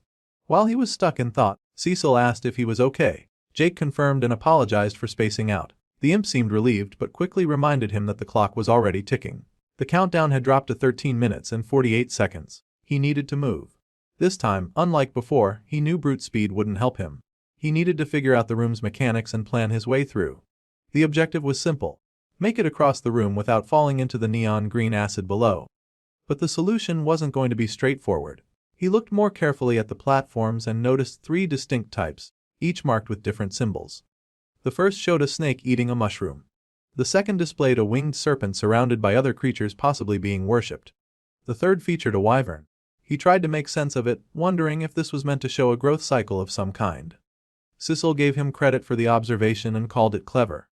But Jake admitted that even if it was some kind of progression or evolution, it didn't tell him how to cross safely. The imp made a sarcastic remark about humans lacking wings, which didn't help the situation. Still, Jake kept looking. He knew there had to be a solution here. After a bit more thinking, he picked up a silver mushroom from his inventory and threw it onto one of the platforms with the snake eating mushroom symbol. As he watched closely, the mushroom was absorbed by the platform. That was the clue he needed. Cecil realized what was happening as well. The symbols weren't just decoration, they were part of the puzzle. Some platforms required an offering of mushrooms to activate or become safe. The ones with snakes were the ones that could be triggered with mushrooms. The imp teased Jake a little for figuring it out, but Jake didn't mind. He had a working theory now. He trusted his instincts and believed the glowing platforms were the most dangerous. If he could deactivate that glow by feeding them mushrooms first, then jump afterward, he could make it across. Time was running out. The clock had dropped to 9 minutes and 21 seconds. Jake knew he couldn't hesitate any longer. He threw a mushroom onto another platform and, without waiting for confirmation, took the leap. He landed. The platform held steady beneath him. He wasn't dead. That was all he needed to know. Cecil actually smiled at the result, visibly glad that Jake had survived. But then the imp quickly caught himself and questioned why he even cared. There was no reason he should have been concerned about a human. Jake didn't slow down. He kept the momentum going, using the same method to disable more platforms before jumping. One by one, he made his way across the room, using mushrooms to secure each landing. Eventually, he reached the far end of the chamber and stood before the next door, breathing heavily but alive. He barely had time to process what just happened before another blue notification appeared. It told him to proceed through the next door. A fresh 15-minute countdown had already started. He realized there would be no time to rest. It didn't matter. He pushed the door open and saw that the next room had even more platforms. Just ahead, resting on a lone platform, was a strange-looking dagger. Jake stared at it, uncertain if it was actually a weapon. It looked more like it had been carved out of bone than forged from metal. He took it anyway, remarking to himself that it gave off an unsettling, cult-like vibe. With the dagger in hand, he turned to study the room again. There wasn't a clear route ahead like before. The platforms with snake symbols no longer formed a straight path. And with all his stats lowered, he knew there was no way he could make large jumps across long distances like he could before. The room was different now, and so was the strategy. He tightened his grip on the dagger and tried to think things through. If mushrooms deactivated the snake platforms, then maybe this new item was meant to interact with another type. He focused on the winged serpent symbols, wondering what those platforms might need. The symbol showed the creature surrounded by what looked like small figures that seemed like worshippers. That was the only clue he had. After a moment of hesitation, he did something risky. He used the dagger to slice open his palm and splashed blood onto one of the winged serpent platforms. The effect was immediate. The glow on the platform faded, indicating it had been deactivated. Cecil watched from behind and made a sarcastic comment about hoping humans had plenty of blood to give. Jake felt the pain from the cut more than he expected. Unlike tossing mushrooms, this method hurts. And even more concerning, the blood kept pouring out longer than it should have. He had only made a small cut, but it wouldn't stop bleeding. Cecil pointed out that there was now a clear path forward using those winged serpent platforms. According to him, Jake only had to make 3 more jumps to reach the other side. Jake looked down at his injured hand, the pain still pulsing through it. But he knew he didn't have a choice. He leapt to the first platform. He made the distance. But on landing, he slipped and hit the stone hard. When he lifted his hand again, he noticed that the area around the cut was starting to darken. Something wasn't right. That dagger had done more than just injure him. Still, there wasn't time to stop. He tossed more blood onto the next platform, already feeling the effects of blood loss. His body was getting weaker, and by now he could barely stay upright. He knew he had to keep moving. Lying down would only get him killed. With what strength he had left, he pushed off for another jump. Midair, an intense pain shot through his body.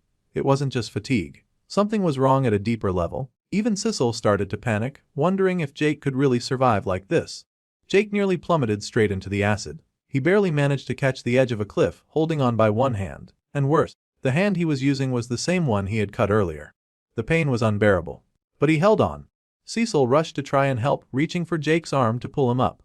But the little imp couldn't do much. Jake was too heavy and the situation too desperate. His foot dipped into the acid and began to dissolve almost instantly. The damage was real and fast, and there was nothing he could do about it. Hanging by one arm, his leg slowly destroyed and the acid seeming to creep closer, Jake was losing strength. He clung to the edge with everything he had left. His face said it all. He didn't think he was going to make it, and his fear was evident. The dread had set in. It felt like death was only a few seconds away. Jake's hands were still clinging to the ground, refusing to let go. His body felt like it was moments from shutting down completely. He couldn't end it like this. Dying alone in that place, he was reduced to nothing but air at the hands of a pool of acid as poison infiltrated his entire body. This wasn't how his story would end, he knew that much. Cecil kept pulling at his arm, trying to help, but the imp's small frame was no match for the weight of a human adult. Still, Jake didn't blame him. He started to claw his way forward, digging into the ground, trying to haul himself out of this mess with what little strength he had left. He told the imp that he would handle it himself. His entire body was breaking down. His vision started to blur as he looked at the blue imp. His nerves were shutting down.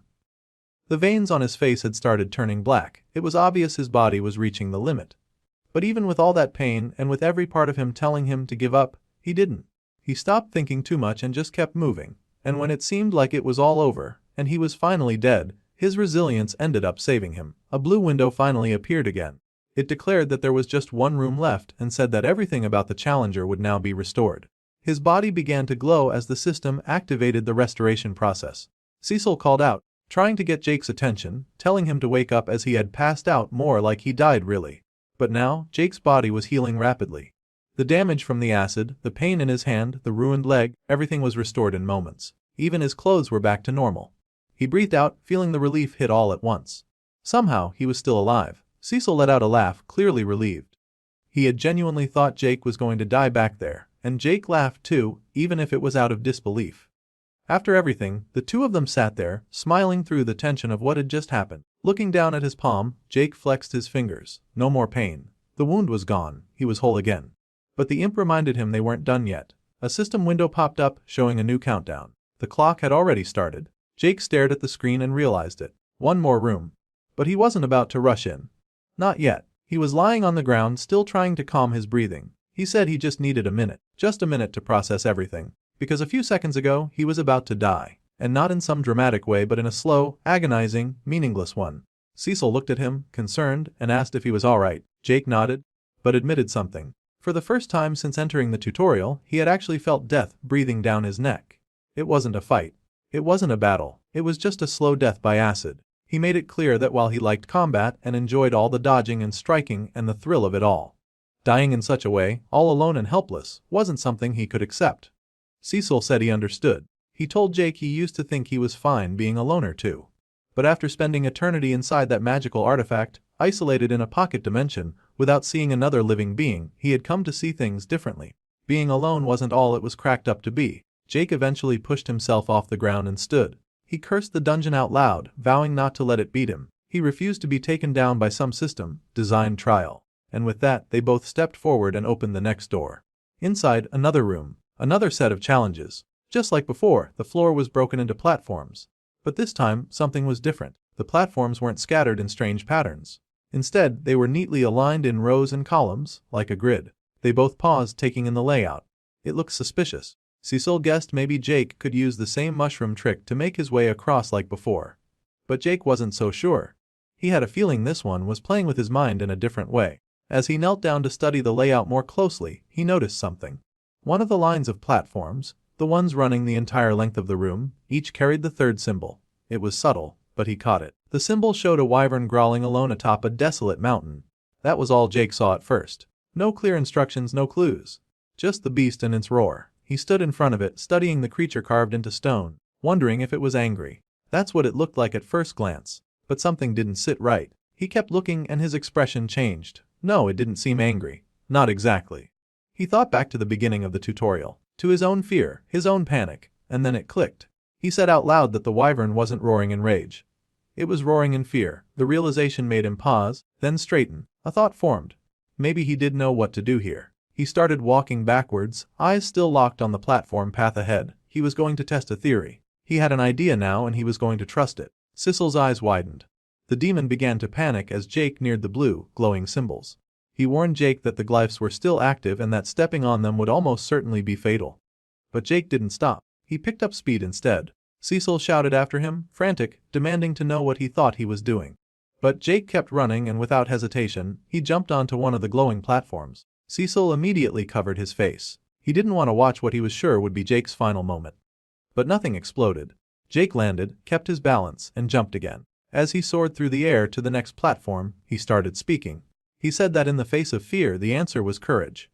That first platform shattered behind him the second he jumped from it. He kept going, platform to platform. Each one broke apart as soon as he leapt away, crumbling and falling into the abyss. Still he pressed forward. He said that what mattered most was willpower. He remembered everything he'd endured up to this point. All the battles, all the pain, all the survival. And then he said it. The courage to keep moving forward was the key. He reached the final platform and jumped one last time just as the path behind him blew apart in a chain reaction of collapsing stone. His feet landed on solid ground. The challenge was over. A system window popped up confirming it. He had completed the trial. Cecil screamed in celebration. He hadn't expected Jake to survive, let alone succeed. The system chimed in next, announcing that Jake's stats had been fully restored and all abilities reactivated. Jake could feel the difference immediately. His body felt alive again. His power was returning. His senses were sharper. His energy surged. Cecil, overcome with excitement, started playfully smacking Jake's head and called him crazy for pulling it off.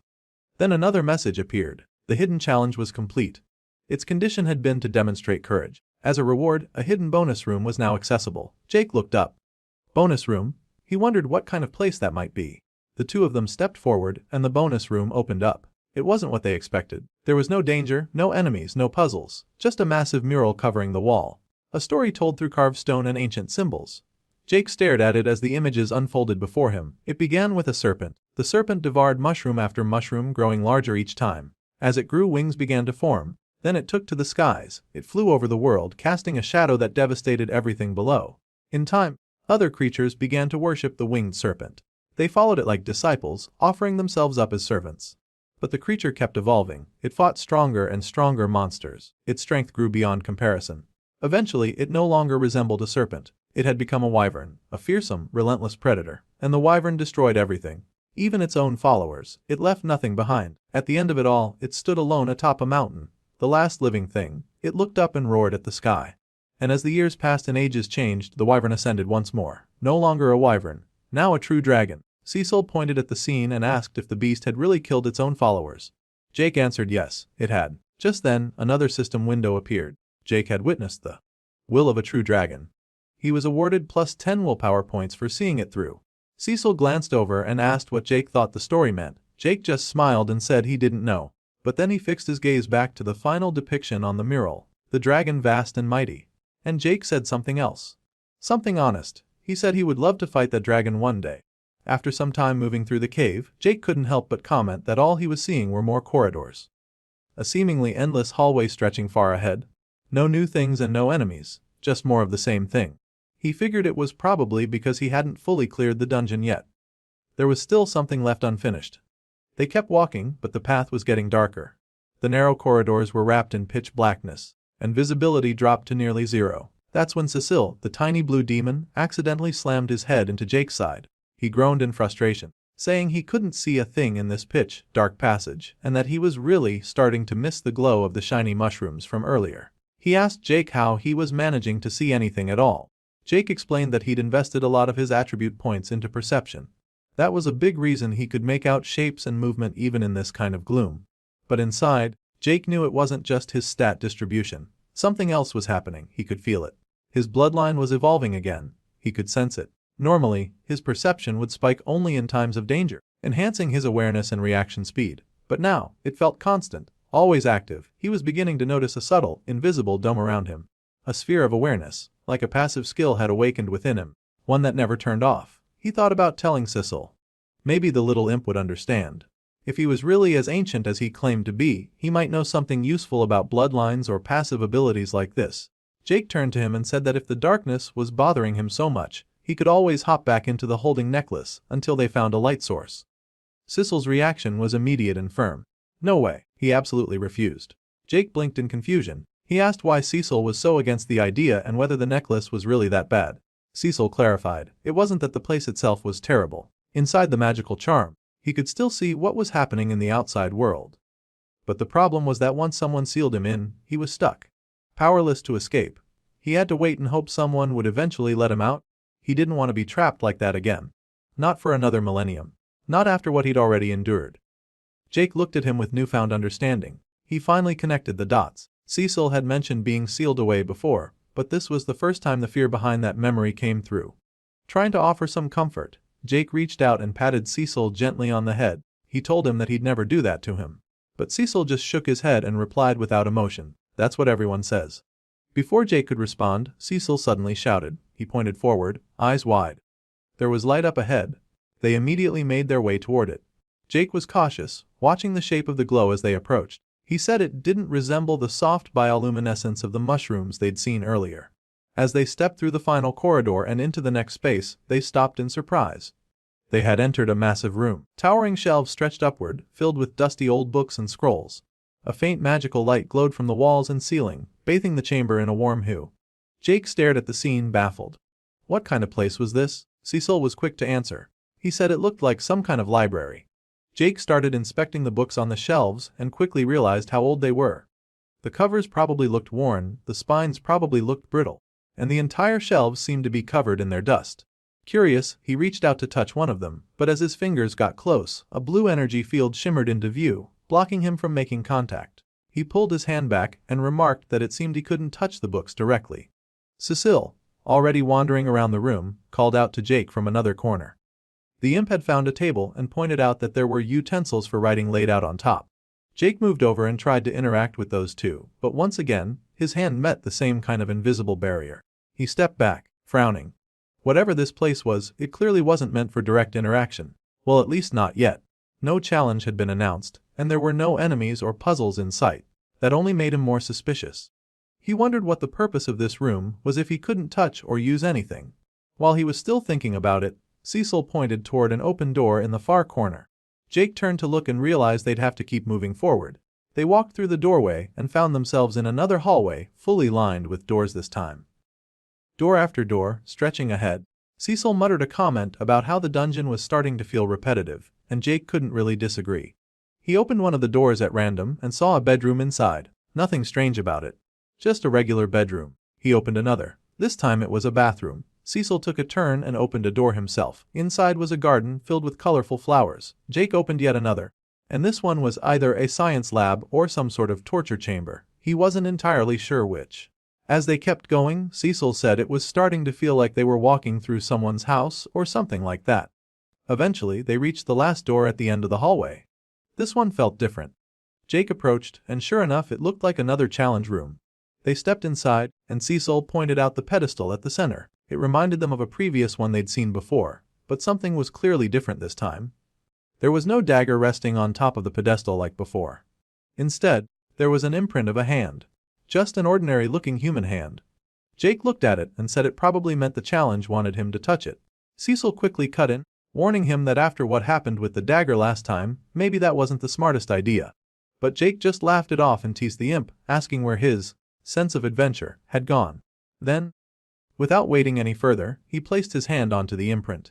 Almost immediately, something snapped into action. A spike shot up from within the pedestal and pricked Jake's palm before he could react. He yanked his hand back, but the damage had already been done.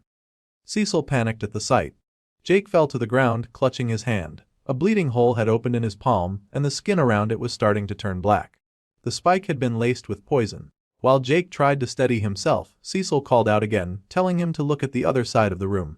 Another pedestal was rising from the floor. Sitting on top of this new pedestal was a book. The same symbol of the snake eating mushrooms was etched onto the cover. Jake figured it had to be part of the challenge.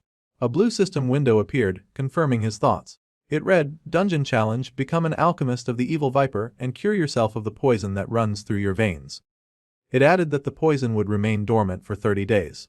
After that, if he hadn't cured himself he would die. He looked down at the blackened wound in his palm. The realization hit hard. Then, another window appeared. Rejecting the challenge will result in full recovery and immediate return to the Great Forest. All rewards earned will be withheld and collected items will be removed. Jakey now understood what this was. He had a choice. If he accepted the challenge he'd be gambling with his life. If he rejected it, he'd be cured and safe. But everything he'd earned so far would be lost. He could walk away right now and it would all be over. Cecil asked him what he planned to do. Jake didn't hesitate long. He said there was only one thing he could do. He didn't come all this way just to back down from a challenge. The scene begins in a part of the Great Forest, where a herd of deer grazes peacefully. Among the trees Adam, one of Jake's old companions, is crouched down observing the animals. He's focused and quiet, planning a hunt. In his thoughts, he recalls that he and William had approached the herd from the eastern side. They prepare to make their move. Adam explains mentally that the plan is simple but effective. He and William would attack first, drawing the herd's attention and driving them west. Meanwhile, Bertram would come from the south to cut off their escape. The deer, startled and panicked, would rush straight into the trap they had set up the previous night. The plan unfolds just as intended. At the right moment, Adam shouts for Casper to pull the rope. Casper reacts quickly, and the trap springs into action. A net whips up into the air, capturing 3 of the deer in one motion. It works, but Adam quickly notices that one deer managed to slip away. William, a young man with blonde hair, says he'll take care of the last one.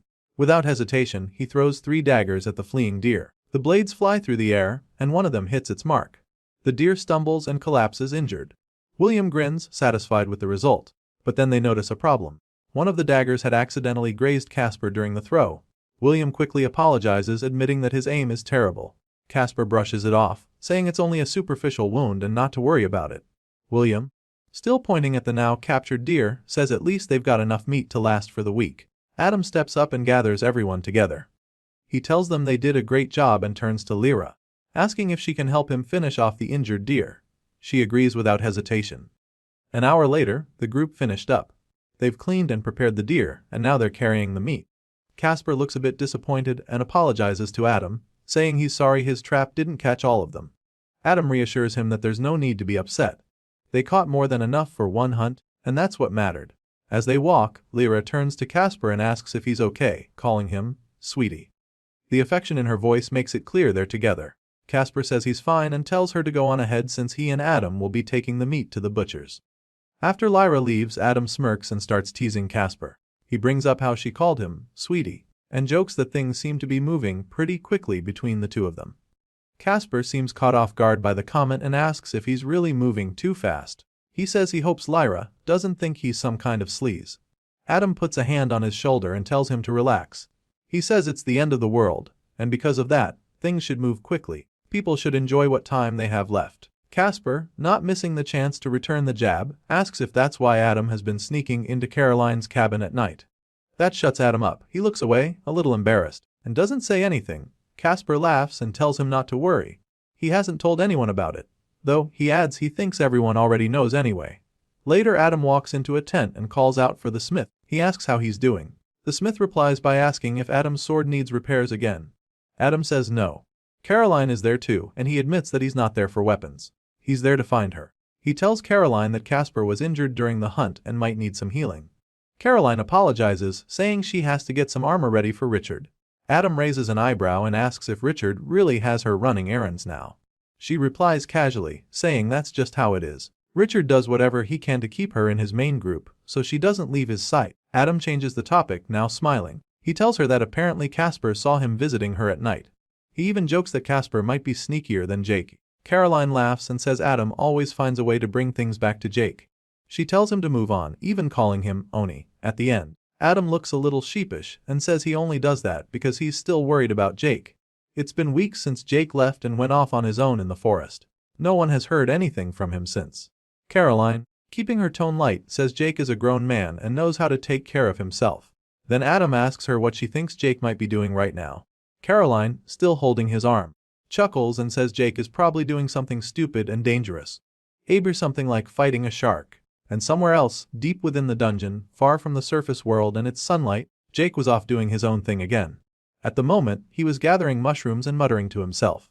He complained aloud that he was sick of these damn mushrooms. Cecile, always nearby with a snarky comment ready, said maybe if Jake stopped eating them, he wouldn't have to keep coming back to collect more.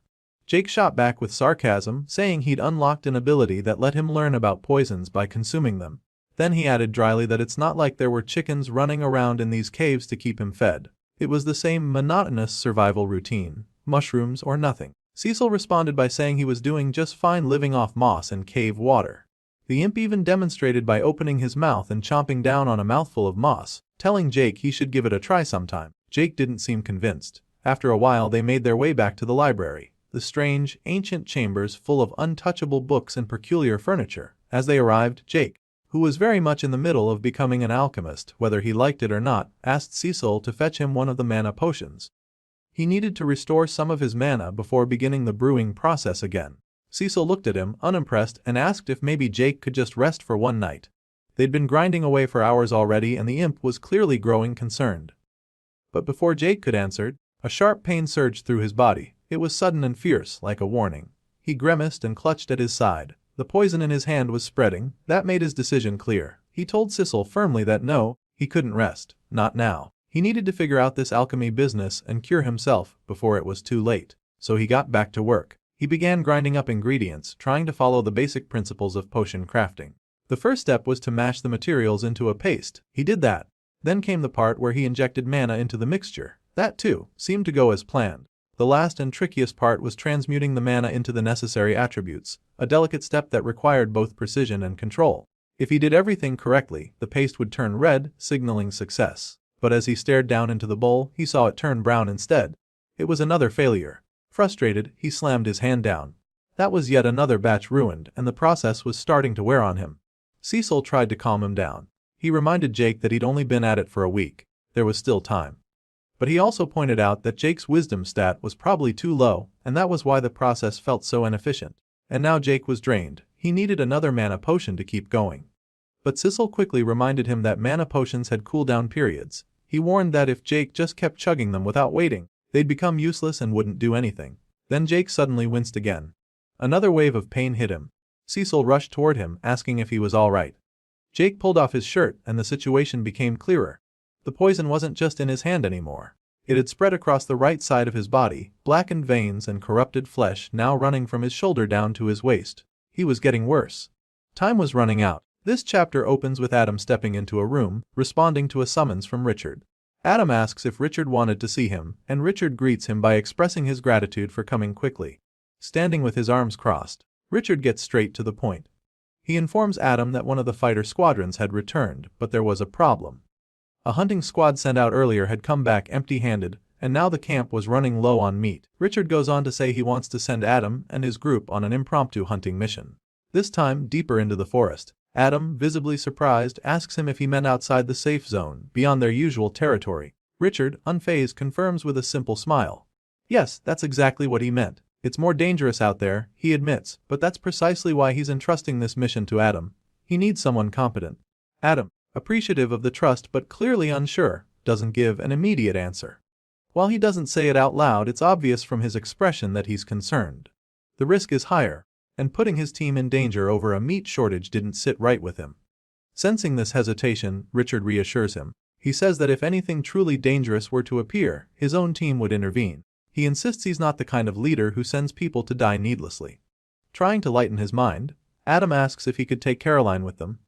Having a healer around would help ease his nerves, especially with how risky the mission was. But Richard, with that same calm smile, turns him down. He tells Adam that he can't allow it. It's not personal, he says. He just organizes his parties very carefully and doesn't like to mix roles between teams. With a quiet sigh, Adam stands up. He accepts the conditions and says he'll gather his group now. Just as he turns to leave, Richard calls out to him again. There was one more thing. He asks Adam to leave Casper behind at the camp. That catches Adam off guard, and he asks why. Richard explains without changing tone. A scout reported a gap in the camp's fence, and there's a chance another group of survivors has managed to sneak into their territory, possibly spying on them. Since he's heard that Casper is an excellent trap maker, he wants him to stay behind and reinforce the perimeter. Adam says he'll let Casper know. Later that day, Adam's team is already deep in the forest. They're surrounded by trees, blood, and the bodies of freshly hunted creatures. Specifically badgers. They're loading them up after a successful hunt. Adam looks over the pile and asks how many they've taken down. Lyra, standing nearby, tells him she thinks there are 8. He agrees, saying not only are the beasts tougher out here, but there are a lot more of them too. He lifts the last one and tosses it onto the pile. William, with a grin on his face, comments that they must have earned a ton of training points. Adam looks at him and points out that William is soaked in blood. He suggests that while the rest of them wrap up the bodies, William should go wash up near the river because he looks awful. William agrees and heads off. While walking toward the river, William's smile fades. He starts thinking. His thoughts turn bitter, focused on Adam and Richard. He's irritated by both of them. He thinks they're starting to get on his nerves and even calls them a bunch of pretentious NPCs. He's getting tired of the whole camp setup and thinks to himself that he can't wait to be done with all of it. But then something in the forest catches his attention. A sound. He stops and crouches down, alert. There's someone nearby. Hidden behind some trees, he peers out and spots a man telling someone else to keep it down. The man warns that they don't know who might be listening. William watches closely. He then sees the second person the man is talking to, which was a woman who tells him to relax, saying they'll be quick. Then, a third voice speaks up, belonging to another man. He says he just needs to wash his wand. 3 people, unknown strangers to him. And none of them seems to be of the healer class. William notes this and starts to wonder what level each of them might be at. Then, the group in the forest hears something nearby, a rustling in the bushes. One of them suddenly alerts the others, saying there's someone hiding in the bushes. William, now realizing he's been spotted, starts to panic for a second. But he quickly tries to calm himself down. In his mind, he tells himself to relax. He's pulled off this trick before. No need to lose his cool now. The woman in the group, an archer, calls out in a sharp voice. She tells whoever's hiding to come out slowly or she'll shoot. With no other option, William emerges from the bushes, hands raised, trying to look harmless. He quickly blurts out an excuse. He begs them not to shoot, says he's sorry, and explains that he got separated from his team after an attack. He tells them he thought he heard someone nearby and followed the sound. But the girl doesn't buy it. She stares at him with suspicion. William, however, can't quite tell that yet. In his head, he's already half smiling, thinking to himself that women usually fall for that kind of story. It's worked before, except this one doesn't. Without hesitation, she fires an arrow past his head, close enough to make him flinch. He stares in disbelief, wondering if she really just did that. She doesn't let up. She calls him an idiot and says there's no way they'd believe that kind of nonsense. They weren't born yesterday. Then one of the warriors steps in, shouting for William to drop his weapons and back away slowly. William, still keeping up the act, nods and says he's going to comply. But as he moves, the woman shouts at him to hurry up. She doesn't trust him and wants him to act faster. But William isn't planning to give up. As her voice rises, he reaches toward his wand strapped to his left side. She catches the movement and shoots again. But this time William is quicker. He jumps to the side, dodging the arrow just in time. While midair, he draws 3 daggers and throws them at the group. The daggers fly toward the male warrior, who manages to block them using his shield. As the blades bounce off, he yells to the others to catch William. The archer fires 2 more arrows in rapid succession, but William evades them again, slipping away into the trees while the group wonders aloud what kind of magic he's using. As he runs, William reflects on the encounter. They were stronger than he expected. The lady, still tracking him, has her bow drawn again and declares that she's got him in her sights. But William isn't done yet. He activates his magic and suddenly the 3 daggers he had thrown earlier reappear. One of them shoots forward and pierces straight through the archer's neck, killing her instantly. The warrior sees her fall and shouts in anguish. He charges forward in a frenzy. That's the mistake William was waiting for. With the man distracted by grief, William uses his telekinetic magic again. The remaining 2 daggers shoot out, slicing through both the warrior and the mage who had been with them. The blades behead them cleanly, ending the fight in an instant. Now alone in the clearing, William sits casually on top of the dead bodies. He checks their stats one by one to see what kind of rewards he might get from killing them. One of them turns out to be level 10, and the other 2 are level 9. Smiling to himself, he says out loud that it wasn't a complete waste of time. But then someone approaches. A voice calls out from the trees, asking if William is there.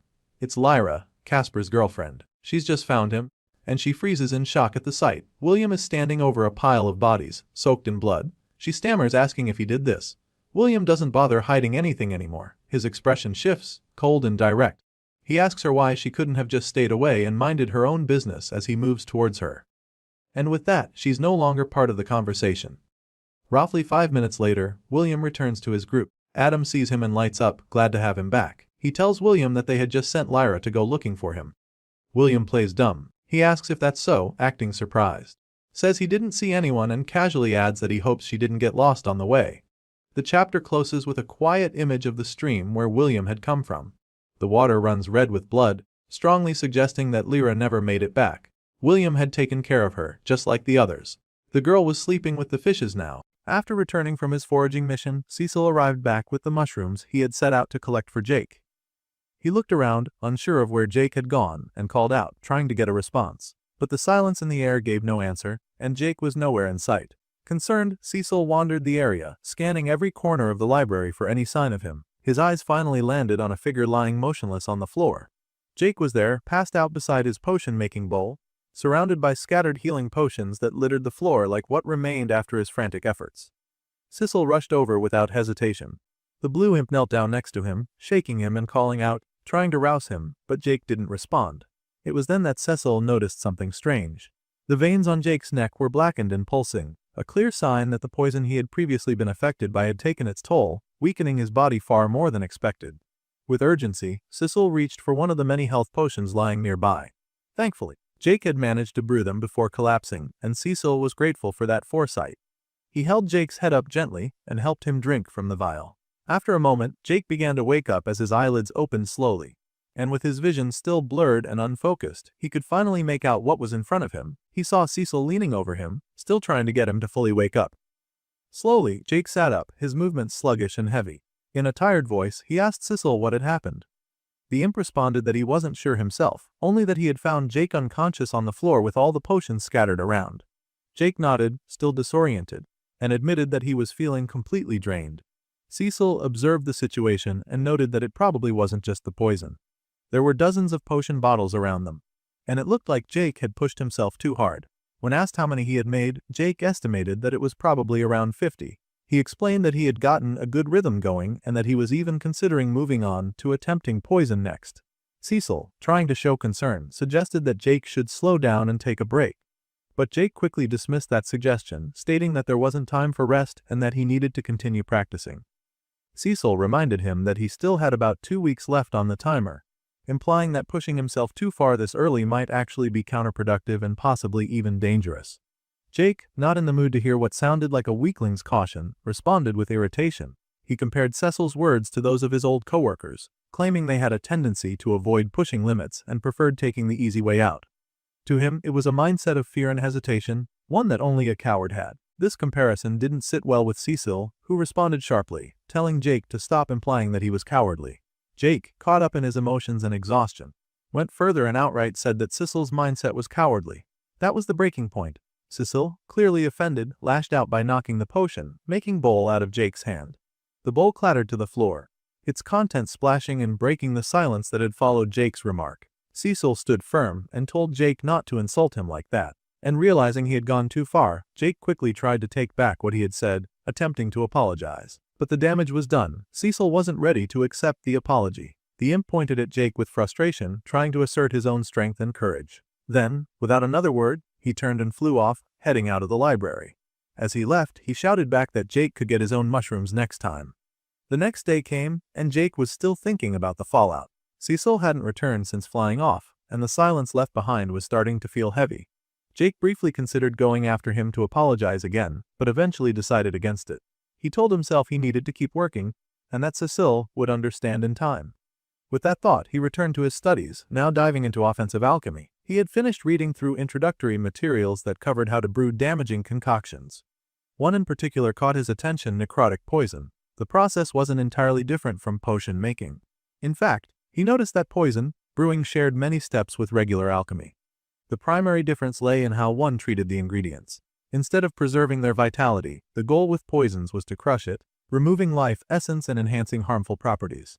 After giving it a try using what he had just learned, a system notification appeared, confirming that Jake had successfully crafted necrotic poison. It was a moment of triumph. Without thinking, he called out to Cecile to share the news. There was no response at first, but Jake tried again, his tone a bit softer this time. To his surprise, Cecile eventually appeared at the doorway, asking what Jake wanted. Jake eagerly told him that he had managed to make poison, and on his first attempt too. Cecile, still clearly upset from the day before, gave a sarcastic response, asking if Jake wanted a reward for it. Jake immediately recognized the bitterness in his tone and realized that the imp was still angry. As if to shift the focus, another notification window appeared in front of Jake. It stated that he had reached level 24 in his alchemist profession, specifically tied to the malefic viper path. Along with this milestone, he was awarded 2 free stat points. Jake chose to allocate both into wisdom, noting that alchemy seemed to be proving its value after all. No sooner had he processed that update than a second notification appeared. This one informed him that he had reached the requirements to evolve his profession. The concept of profession evolution was new to him, and he asked aloud what it meant. Cecile, his curiosity piqued despite his earlier attitude, admitted that he had never seen such a thing before and thought it sounded interesting. The system then posed a question to Jake, asking if he wanted to begin the evolution process. Jake wondered whether this would enhance his alchemy abilities. Unfortunately, Cecile had no answer. Still unfamiliar with this development, as Jake debated whether to proceed, another notification appeared, this one carrying a warning. If Jake chose to delay the evolution, it might negatively impact his professional experience and stall his progress until he completed it later on. Faced with this pressure, Jake recognized that not evolving now could effectively halt his advancement for the time being. Seeing no real alternative, he accepted the prompt and braced himself for whatever was about to happen. Within moments, the environment around them began to react. The entire room started shaking violently, and both Jake and Cecile were left trying to keep their balance. Confused and alarmed, Cecile asked Jake what he had just done. Jake responded that he wasn't sure either. Then, without further warning, the world around them warped. The walls, floor, and ceiling of the library twisted out of place, as though space itself was being altered. When the distortion ended, they found themselves somewhere else entirely. Both were now on the ground in an unfamiliar location, and it became clear they had been transported away from the library to a new setting. Jake looked around, trying to make sense of his surroundings. The terrain suggested they were on the surface of some distant world, though he couldn't identify it. Despite the mystery of the place, he didn't sense any immediate danger. Everything felt still. That calm didn't last long. Jake picked up on something, or rather someone approaching from nearby. Instinctively, he turned in the direction of the presence. A figure emerged from the shadows. It was a man, though not entirely human. His skin was covered in white scales and his eyes had the unmistakable appearance of a reptile. The scaled figure looked directly at both of them, clearly trying to assess who, or what in Cecile's case, he was looking at. Jake stood frozen. Though the area felt absent of immediate hostility, Jake's instincts screamed that something was deeply off. His bloodline skill, which had always triggered in the face of genuine danger, remained dormant. That, in itself, should have been comforting, but it wasn't. Every fiber of his being whispered that the being in front of him was dangerous beyond comprehension. The white, scaled man spoke again, breaking the silence. He asked, calmly but firmly, if the two of them, Jake and Cecile, hadn't heard him the first time when he'd asked who they were. His words were casual, but there was something about his tone that carried weight. Before Jake could respond, the scaled man suddenly appeared right in front of them. The speed with which he moved was unnerving. It was as if he had simply bypassed the space between them. Once there, standing only feet away, he repeated his question. What were the two of them doing here? Jake steadied his breathing. He mentally told himself to relax, reminding himself that the lack of bloodline activation meant he wasn't actually in danger. It had never failed to warn him before. Holding on to that rationale, he finally spoke. He told the figure that its own guess was as good as his. One moment, he was advancing his alchemy under the title of Malefic Viper Alchemist. And the next, he found himself transported to this place without explanation. The figure raised an eyebrow in faint surprise, then turned away from Jake with the air of someone going through a social formality they'd rather avoid. In a voice that sounded disinterested and tired, he gave a half-hearted greeting, saying it was nice to meet Jake. The effort was so minimal it ended up being kind of funny. He then struck a dramatic pose, facing away from the two and raised a middle finger in parting. He introduced himself as the Malefic Viper and told them, in no uncertain terms, to F off. Jake blinked, thrown off by the absurdity of the encounter. He asked aloud if the man was really the Malefic Viper. In Jake's mind, the title conjured images of something more mythical, maybe a giant snake-dragon hybrid or some serpent deity. In response, the being began to shift its form. With a cocky grin, he asked if this was what Jake had been expecting. As he spoke, his white scales changed slowly, and his body began to transform. Large wings sprouted from his back. His entire body elongated and reshaped, taking on a massive, epic form. In a matter of moments, the humanoid figure was gone and was replaced by a towering dark and green dragon with gleaming eyes and a presence that dwarfed everything around. From this new form, he asked Jake if this appearance was more fitting for someone like him. Cecil, who had been largely silent up until now, took a cautious step forward. The imp was visibly shaken, clearly rattled by what he was witnessing. Now trembling, Cecil confessed that he could hardly believe he was truly standing before the Malefic Viper in the flesh. To him, this was like witnessing a legend brought to life. The Viper, still in his dragon form, leaned closer to Cecil and asked if they had met before. Cecil quickly denied it but added with reverence that he was a loyal servant of the Malefic Viper regardless. That seemed to amuse the Viper. He returned to his humanoid form in a fluid transition, remarking that if Cecil truly was one of his servants, and also an imp, then he must predate the very organization dedicated to the Viper himself. Jake, watching this exchange, stepped forward and made a clarification. He said that he didn't know what Cecil was blabbing about, but as for him, he wasn't one of the Viper's followers. He was just someone who had entered the challenge dungeon, nothing more. The Viper's reaction was instant and filled with laughter. He asked if Jake was serious, clearly finding the entire thing entertaining. He began laughing harder, almost doubling over as he wiped at his eyes. He found the idea of Jake enduring the dungeon without any real context hilarious. He joked that he must have designed that death trap a long time ago and expressed disbelief that someone had actually gone through all of it. Jake commented that it seemed the Viper was the creator of the entire challenge, which the Viper confirmed with a chuckle. Still laughing, the Viper asked Jake how he had found the part of the dungeon where he had to feed mysterious items to him through those platforms. Then he brought up the part where Jake was forced to study the Viper's entire history, only to be rewarded with a giant mural glorifying the Viper's accomplishments. That thought made him laugh even harder.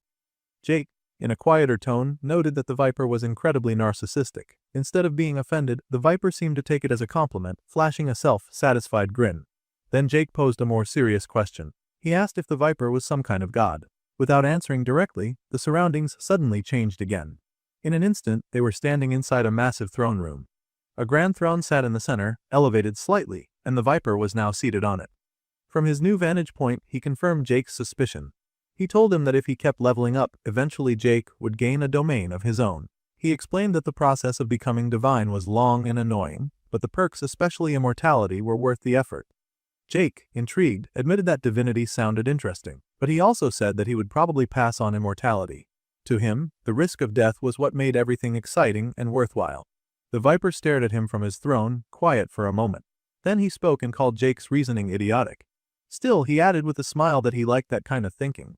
Meanwhile, Cecil was on the verge of a breakdown. Tears welled in his eyes as he bowed and apologized profusely for Jake's behavior. He addressed the Viper as Sir, and called Jake rude and reckless. Cecil was completely overwhelmed and clearly afraid. Through his sobs, Cecil turned to Jake and demanded to know how he could even bring himself to talk back to a god. Jake replied honestly that he wasn't entirely sure. He thought maybe it had something to do with his willpower stat being high. But the Viper quickly shot that down, saying that wasn't how it worked. The Malefic Viper began to explain what stats truly meant for someone like Jake. He said that while stats like willpower could influence certain things like staying calm under pressure or enduring the weight of immortality, they didn't fundamentally change a person's mind. The core of who someone was, their mental makeup, their flaws and shortcomings, that stayed the same no matter how high their numbers went. Willpower, he explained, could help someone handle the endless passage of time, the loss that came with watching the world change while they remained unchanged. But even then, it wasn't enough by itself. One needed certain abilities just to make that kind of endurance possible in the first place. And not everyone had those abilities. Not even the powerful could be sure that they had what it took. He said many beings with strength far beyond imagination had still fallen. Not because they were defeated in battle or destroyed by a greater force, but because their minds gave out. They collapsed under the weight of their own thoughts, their regrets, and their own solitude. Some had never learned to bear the stillness. Some never recovered. And contrary to the common saying, time didn't always heal everything. Sometimes time was the thing that broke them. Jake looked at him carefully. For the first time, he noticed a kind of sadness in the Viper's voice. There was no obvious grief, but there was a heaviness there, like someone who had carried a burden for so long they forgot what it was like to not have it. But the Viper didn't stop. He told Jake to pay attention. This was the true path to power, and it was lonely. The deeper you went, the higher you climbed, the fewer people were with you. Friends faded. Families disappeared. And eventually, you stood alone. Jake walked toward him slowly. He said it sounded like the Viper had gone through a lot. The archer didn't speak like someone talking to a god. He just spoke like one person talking to another. Then he reached out and casually patted the god, like being on the shoulder, saying that sulking in his domain wasn't really helping anyone. Cecil, already overwhelmed by the events of the day, lost it at that moment. He demanded to know if Jake had completely lost his mind. Touching a god so casually, saying something so direct. As far as Cecil was concerned, Jake was marching straight into death without realizing it. But the Viper didn't lash out. He didn't even look annoyed. He just kept shaking his head and said Jake didn't understand. It wasn't something he could explain with words. It was something only lived experience could teach. Still, Jake didn't back down. He replied that maybe the Viper had simply run away because the approach he'd been using wasn't working. So instead of giving up, maybe it was time to try something different. Cecil stood to the side, biting his lip and practically shaking with anxiety. From his perspective, this back and forth was like watching someone poke a dragon in the eye and expecting not to get burned. He was sure that if this went on any longer, the Viper would lose his temper and obliterate them both. But instead, the Viper looked over at Jake. Jake looked back, this time with a calm, sincere smile that said he wasn't trying to challenge him, he was only trying to reach him. The Dragon Lord let out a soft scoff and said Jake was getting all deep and profound with him now. Then, with a shake of his head, he got up. He said that despite everything, he really liked Jake. Almost immediately, Cecil popped back into the conversation and asked if the Viper liked him too. "What about me?" he said with wide eyes. The Viper gave him a blank look and replied, "What about him?" in a tone that made it clear he hadn't been thinking about Cecil at all. Time passed, and the tension eased. Eventually, the three of them were sitting on a cliff somewhere, talking and eating snacks. They had found a strange kind of peace, like old friends catching up after years apart, even though they'd just met. At one point, the malefic being asked Jake if Coraline had really said what he claimed she had. It was a private moment, but it hinted that their conversation had become personal. Cecil, as usual, chimed in with a comment. Something along the lines of, "Woman, am I right or what?" Jakey and the Viper went completely silent. For a few seconds they just stared at Cecil in stunned silence. Then, at the exact same time, both of them burst into laughter. Cecil's began to flail his hands, clearly upset that he was the butt of the joke. He demanded to know what was so funny, but Jake just said it was nothing. He wrapped an arm around the god's shoulder like they were old buddies. The Viper, now laughing freely, teased Cecil and said he was sure the little imp had plenty of experience with imp girls. Jake was still smiling when he noticed a sudden blue window appear in the corner of his vision. A system notification he must have missed earlier had finally registered. It said his bloodline ability had been upgraded. He now had 10% bonus perception, up from 5%. The Viper, curious, asked what the notification was about. Jake explained the increase, saying it looked like his bloodline skill had just improved a bit. The Viper raised an eyebrow. Even he seemed slightly surprised. A bloodline ability, he said, was something rare and interesting. Sensing his interest, Jake asked if the Viper knew anything more about it. Possibly anything the system might not be revealing. The Viper paused for a moment, then answered. He said the system usually didn't respond well to anyone revealing its secrets, especially after what happened during the Fifth Age. Some god had destroyed a smaller universe just to try and cheat the system back then. Then, to clarify, he added that it hadn't been him. Just in case Jake was wondering. Jake let out a tired sigh and said he should have expected that kind of answer. The Viper stood up again, this time with more finality. He said that although this meeting had been enjoyable, it was probably time for Jake and Cecil to go. As Jake got up to leave, the Viper looked at him seriously and said that Jake had given him a lot to think about. He said it wasn't often he met someone with Jake's kind of ambition and drive. Jake smiled and jokingly asked if this meant he passed the job interview, and if he was now a true alchemist of the malefic Viper.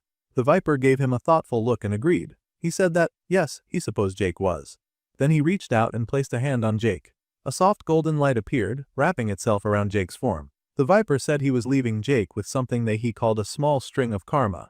It would stay with him from that moment on. The energy shimmered faintly, almost like a mark of recognition. The Viper then said that he'd genuinely enjoyed their time together. Jake agreed. He said it had been a lot of fun for him too. Finally, Jake said goodbye, promising that they would see each other again. After Jake and Cecil left, the Viper remained alone in his domain. He stared out over the empty space, speaking quietly to himself. He said that because Jake had such a powerful bloodline ability, he would need to keep an eye on him. Then he turned, walking slowly toward one of the ancient stone pillars scattered throughout his domain. He placed a hand on it, deep in thought. He said that maybe he'd spent enough time wallowing here. Maybe it was time for the malefic Viper to make his return. This chapter begins with Adam, William, and Bertram returning to camp from their mission. But Lyra wasn't with them. The three walked in with heavy expressions, their silence speaking louder than words. The tension hung in the air as Casper approached them, clearly unaware of what had happened. He greeted them with a tired but proud smile, wiping sweat from his forehead as he mentioned the new fence he'd been working on. He asked for their thoughts, maybe expecting a comment or some appreciation for his effort. But none of them had the energy to respond to that. Their expressions were too blank, too weighed down. They didn't even acknowledge the fence. Adam couldn't meet Casper's eyes. He simply muttered Casper's name and kept looking at the ground, clearly struggling to speak. That was when Casper seemed to sense something was wrong. He paused, glanced around, then asked where Lyra was. She had gone out with them, after all. His voice was calm, but there was a note of concern that hadn't been there before. Adam, still looking at the ground, finally placed a hand on Casper's shoulder. He quietly said that he was sorry, but they didn't know what happened to her. Lyra had gone into the forest with them, and then she was just gone. His voice was low and rough, as if the words themselves were painful to say. There was a long pause, heavy with unspoken fear. Casper's face changed instantly. He frowned, confused. He asked what the hell that even meant. How could she just disappear? That didn't make any sense. His brows furrowed deeper as he tried to wrap his mind around the impossible. The silence stretched, filled only by distant bird calls and the faint rustling of leaves. William stepped in to explain that they had searched the forest for hours. They looked everywhere, but there was no trace of her. No tracks, no signs. She had vanished without a sound. He shook his head slowly, as if trying to erase the image from his mind. Adam added that they weren't sure what to think anymore.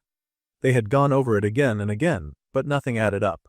They didn't want to believe it, but it was the truth. Lyra was just gone. His tone was grave, as if saying it out loud made it more real and unbearable. Casper's voice rose as he asked if they were joking. This couldn't be real, but Adam only shook his head. He said again that she was gone, and that he was sorry.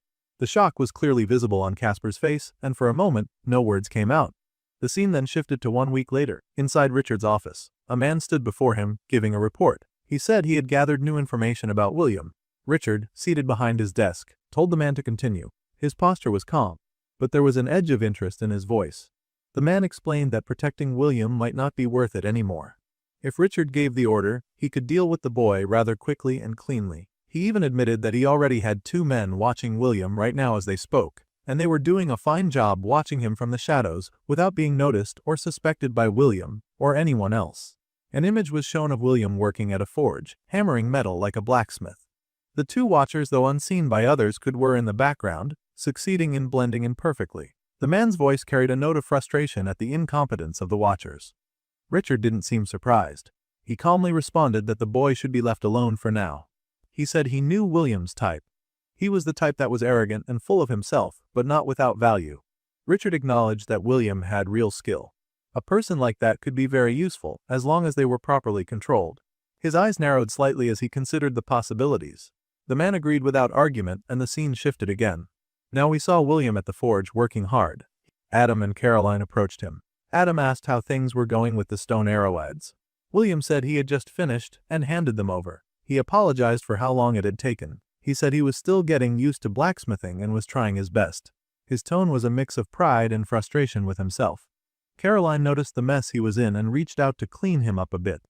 William brushed it off and said there was nothing wrong with getting dirty for the sake of the job. He called out to his mentor Mr. Smith for confirmation. Mr. Smith nodded and said it was a sign of hard work. His voice was firm but encouraging, like a teacher praising a student. Caroline, still unconvinced, asked why he didn't just become a tailor instead. That way, he wouldn't be constantly covered in grime. She smiled lightly, trying to ease the tension. William responded that blacksmithing was fun to him. He liked learning things from Mr. Smith and working at the forge. Caroline sighed and told him to at least be careful around the fire. She didn't want him getting hurt. William gave her a fake smile and said sure. But after she and Adam left, his expression changed. His thoughts turned bitter. He found her annoying. He hated the way she acted like she could tell him what to do. If she weren't as attractive as she was, he thought nobody would be able to stand her. Then his thoughts turned darker. He reminded himself that soon, a war between Richard and Hayden would break out. When that happened, there would be bloodshed and opportunities. He looked forward to killing people, taking their TP points, and leaving all this nonsense behind. His jaw clenched as he imagined the chaos to come. Mr. Smith interrupted those thoughts, calling for William's help to lift some boxes. William snapped out of it and agreed. Meanwhile, Adam entered another tent. He brought the arrowheads to Casper, who was working with intense focus. Casper barely looked up as Adam approached. Adam handed the items over and asked why Casper hadn't gone to get them himself. He suggested maybe Casper needed a break. Casper replied that he didn't go because he didn't want to see someone. At first, Adam assumed he meant Mr. Smith, but Casper corrected him. He meant William. The name hung heavy in the air between them. That got Adam's attention. He brought up the subject directly, asking if Casper really suspected William had something to do with Lyra's disappearance. Casper's answer was sharp. He said that anyone who acted innocent had something to hide. There might not be proof, but his gut told him William couldn't be trusted. He even added that Jake wouldn't have trusted someone like that. Casper's eyes were hard, filled with suspicion. Adam could see how strained Casper was. He reached out and put a hand on his shoulder, asking gently how long it had been since Casper last got any sleep. Casper angrily knocked the hand away. He yelled at Adam not to patronize him. If Adam didn't want to help, that was fine. But he should just leave him alone. The tension between them was thick. Adam backed off a little but said he didn't think Casper was entirely wrong. Still, he pointed out that the way Casper had been acting, like pacing around the camp and watching William like he was prey, was starting to scare the others. People were whispering about him. Some were saying he might snap at any moment. And frankly, Adam couldn't blame them. He glanced around at the traps Casper had been setting up lately. These weren't simple hunting tools for catching deer or rabbits. They looked like they had been made with another kind of target in mind. Casper's demeanor was cold yet passionate as he replied. He said there were things in the forest far scarier than deer. Someone had to be ready to deal with them. If no one else would step up, then he would. The 19th chapter opens with Jake deep in the middle of an intense workout. Suddenly, the silence was broken as Cecil barged into the room. He came in quickly and asked Jake if he was ready. But Jake didn't answer immediately. He continued his push-ups without missing a beat, nearing the end of his count. Cecil raised an eyebrow and asked again, now curious just how long Jake had been going at it.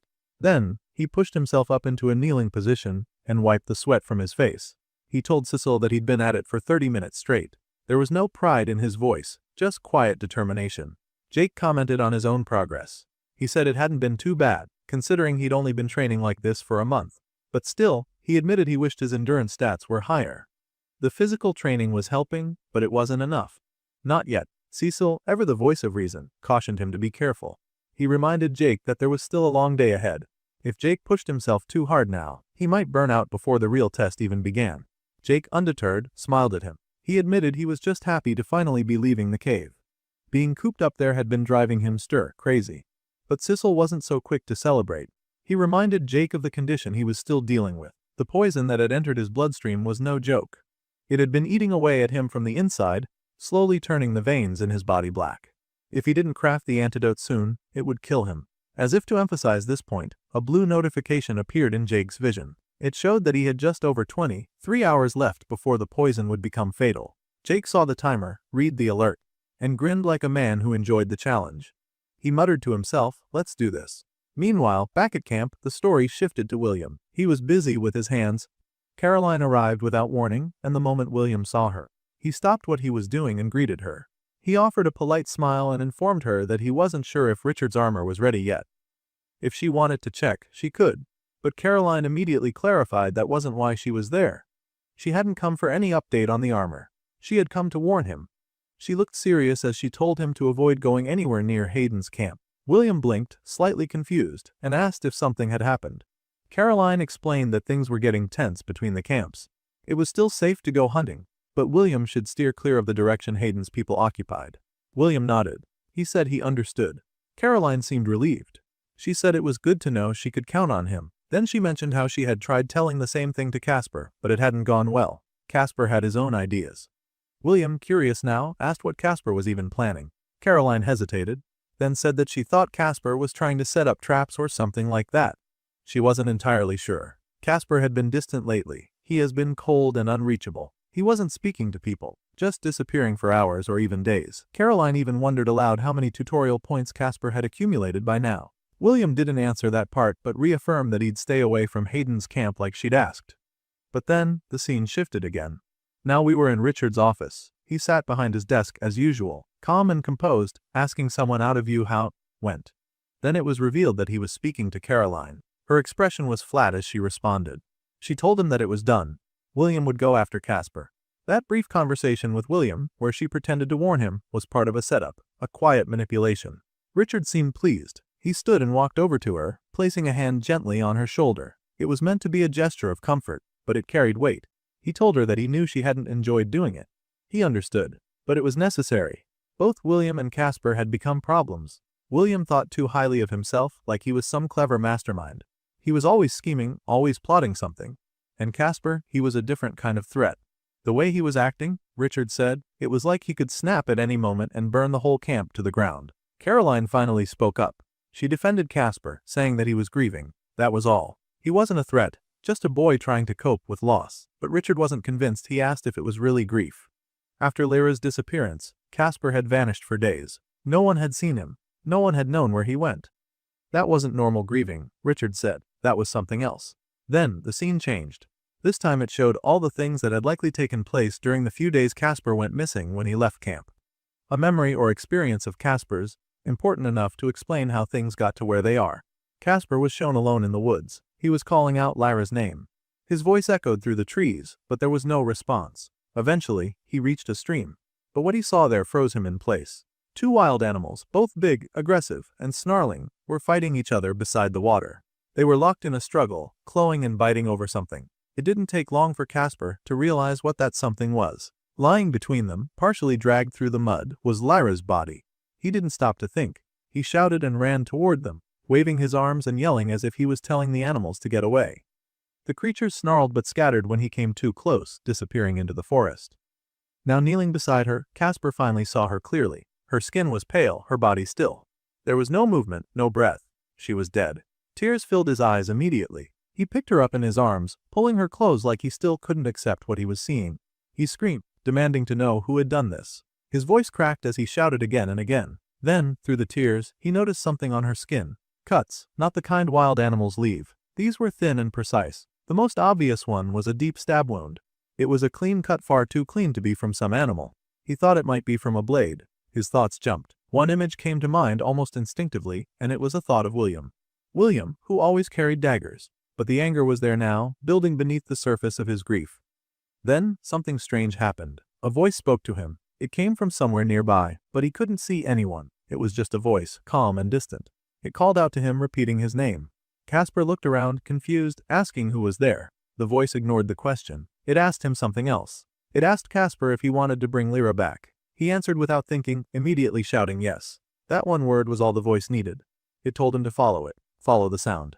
Then, the scene showed him walking into a dark cave, a challenge dungeon. He was still holding Lyra in his arms, following the voice's call deeper into the cave.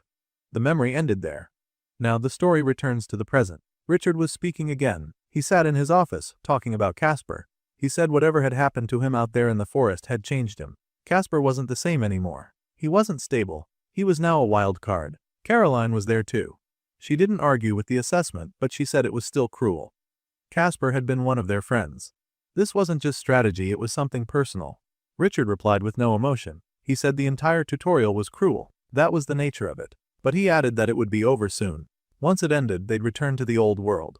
Back on Earth, they could rest. Rebuild. He told Caroline to look on the bright side. Maybe Casper would kill William. Maybe that would get it out of his system. Maybe after that, he'd go back to the way he used to be. Caroline mentioned that Adam would be happy to have his old friend back.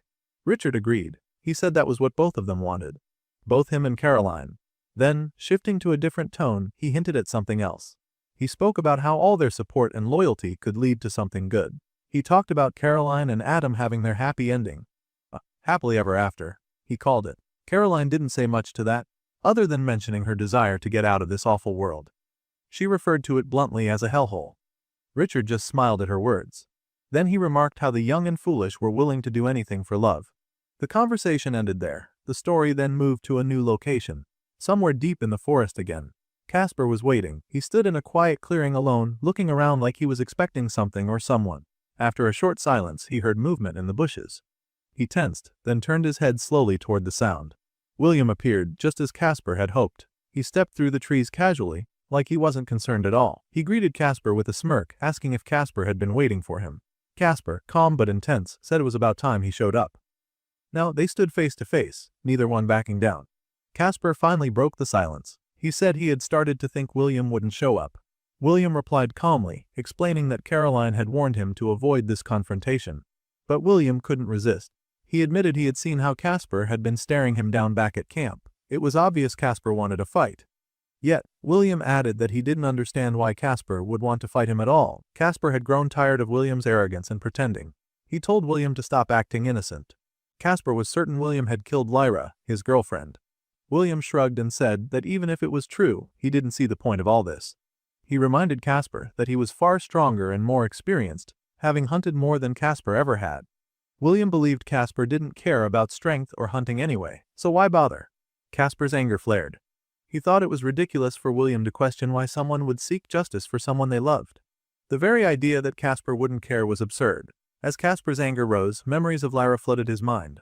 The story of their relationship began to unfold. It was not just a passing thought, but a deeply personal recollection that fueled his pain and determination. They had met for the first time in a simple moment. Casper had introduced himself awkwardly. Lyra had laughed softly when she heard his name, saying it reminded her of a movie character. Casper had been nervous and shy, calling his own name stupid. But Lyra told him she thought it was cute. That small compliment made him feel both happy and nervous at the same time. A week later, they were sitting by a campfire. Casper offered Lyra some food. Then, unexpectedly, she asked him to go out with her. Casper repeated the question back in surprise, as if unsure it had really happened. Lyra blushed and apologized quickly. She explained why she had asked. She said she thought Casper was nice and that she enjoyed spending time with him. She worried she might have been stupid for asking. Casper answered with a yes, but it was unclear if he was agreeing she was stupid or simply answering the question. Realizing the confusion, he babbled nervously, trying to clarify that he meant yes to going out with her, not that she was stupid. Just as he feared he might have ruined his chance, Lyra kissed him on the cheek. That quiet gesture stopped his frantic rambling and made his heart race. Back in the present, Casper's voice was harsher. He looked William in the eye and asked if he had ever lost someone he loved. William's expression grew colder. He challenged Casper, asking if he had truly lost all sense of logic because of this love Casper spoke of. Casper's eyes filled with tears. The pain he felt was raw and deep. He told William that when you love someone, they become your entire world. If you lose that world because of someone else's actions, you want revenge. The longing for justice, or perhaps vengeance, was all-consuming. William responded coldly. He said fighting Casper wouldn't bring Lyra back, so what was the point? His words were like a knife, cutting through Casper's anger with blunt realism. Casper admitted it didn't make sense logically, but he couldn't let go of it. Love was too complicated for him. He believed someone like William could never understand it.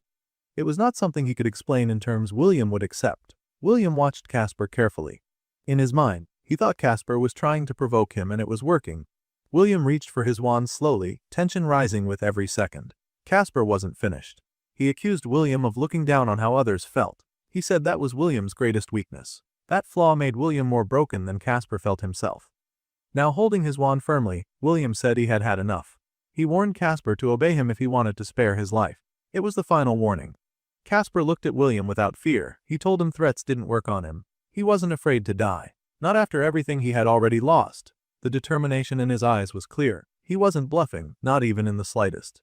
The confrontation escalated as William, standing with confidence, declared to Casper that he would now die. Without hesitation, he activated his telekinetic magic, launching several daggers through the air in a swift motion aimed directly at his opponent. The projectiles flew fast, but Casper reacted with perfect timing, sweeping them all aside effortlessly with a single, practiced swing of his spear. Watching this, William paused for a moment, acknowledging internally that Casper was faster than he had anticipated. There had been no delay in the way Casper had moved. It was just a fluid reaction that left no room for hesitation. Casper wasted no time. He pulled out a dagger and flung it in William's direction. The blade whistled through the air but missed its mark completely. It didn't even graze William. Standing unfazed, William began to laugh. The attack had failed, or so it seemed to him. There wasn't even a scratch to show for it. But then Casper smiled and calmly explained that the throw hadn't been intended to hit him in the first place. The dagger flew past William and struck a specific location, an exact point that triggered one of the traps Casper had set earlier in preparation for this battle. As the trap activated, a barrage of arrows was released, all aimed toward William. The sudden danger forced William to reassess the situation. In his mind, he acknowledged that the tactic had been clever. He hadn't seen it coming. However, he responded quickly, using his magic to erect a barrier or shield of some sort, managing to block the arrows before they could reach him. Seeing an opening in the chaos, Casper surged forward. He closed the distance between them, spear in hand, pressing the attack. William began to dodge, weaving and moving away from each spear thrust as Casper continued to strike. But then, without warning, William's leg snapped shut inside another trap. This time, it was a bear trap specifically designed by Casper ahead of time for this very fight. Reacting instantly, William used his magic to force the trap open, freeing himself before it could cause more serious injury. He prepared to make a break for it, but Casper was already on top of him again. He went in with another strike, this time aiming directly for William's head. Although William managed to dodge at the last moment, the spear's edge still grazed him. A thin line of blood appeared where the tip had cut him, marking the first time Casper had actually landed a hit in the fight. William jumped backward, creating space between them once more. Surprised by the cut, William looked at Casper with renewed interest and told him he wasn't half bad. A moment later, he announced that he would now be stepping things up a notch. With that, he began activating more of his telekinetic magic. Dozens of daggers once previously hidden or stored rose into the air all around him, forming a deadly display of weapons that floated above, each pointed in Casper's direction. William sent the blades flying toward him all at once, daring Casper to try deflecting them like he had before. Casper, standing calmly, began to speak. As he did, a black aura began to form around him. He explained that during a challenge dungeon, he had met someone who had picked him up when he was at his lowest. That person had made him a deal. The dark energy around him thickened. With his arms extended outward and his eyes closed, Casper did not move as the daggers flew toward him. The black aura swirled and expanded, and then something unusual began to happen. William's magic seemed to lose its grip on the weapons. The daggers had previously obeyed his control without resistance, now trembled in the air, losing momentum and slowing as if something stronger was interfering. Casper continued speaking, his voice steady. He said that the deal he made had granted him power. The black smoke around him intensified, beginning to twist and spiral into a vortex. He described this power as something born from emotion, a force that thrived not on logic or control but on feeling. The dark vortex condensed, and from within it formed a ball of concentrated energy. Casper held it forward and told William to witness the strength that someone like him, someone without deep emotion, could never grasp. He gave the energy a name. He called it the resentment of the fallen. William, upon seeing the display, froze. The sheer intensity of the aura overwhelmed him. His confident demeanor cracked, and his mind struggled to process what he was seeing. He stumbled backward, and in doing so, tripped over a small rock behind him. Losing his balance, he fell to the ground. Now sitting in the dirt, William raised his hands in surrender. His tone changed completely as he pleaded with Casper not to kill him. He promised to leave the camp if he was spared. Casper, the black energy still swirling around him, replied that he had never intended to kill William. The point had never been to end his life. Instead, it was to show him the power he possessed. He said the fight, while unnecessary, had served its purpose. And before leaving, he added that he still had to hit William just a little. He had to give him something to remember him by. Confused by this sudden shift, William asked if he truly intended to leave now. Casper replied with a simple farewell, saying he hoped their paths would never cross again. Then, with the black smoke engulfing him, Casper vanished. The smoke swirled and collapsed inward, and he was gone. Moments later, in another location entirely, 3 cloaked figures stood in a circle around a glowing magical insignia drawn on the ground. In the center of this symbol, Casper reappeared. He stood before them and declared that he was done.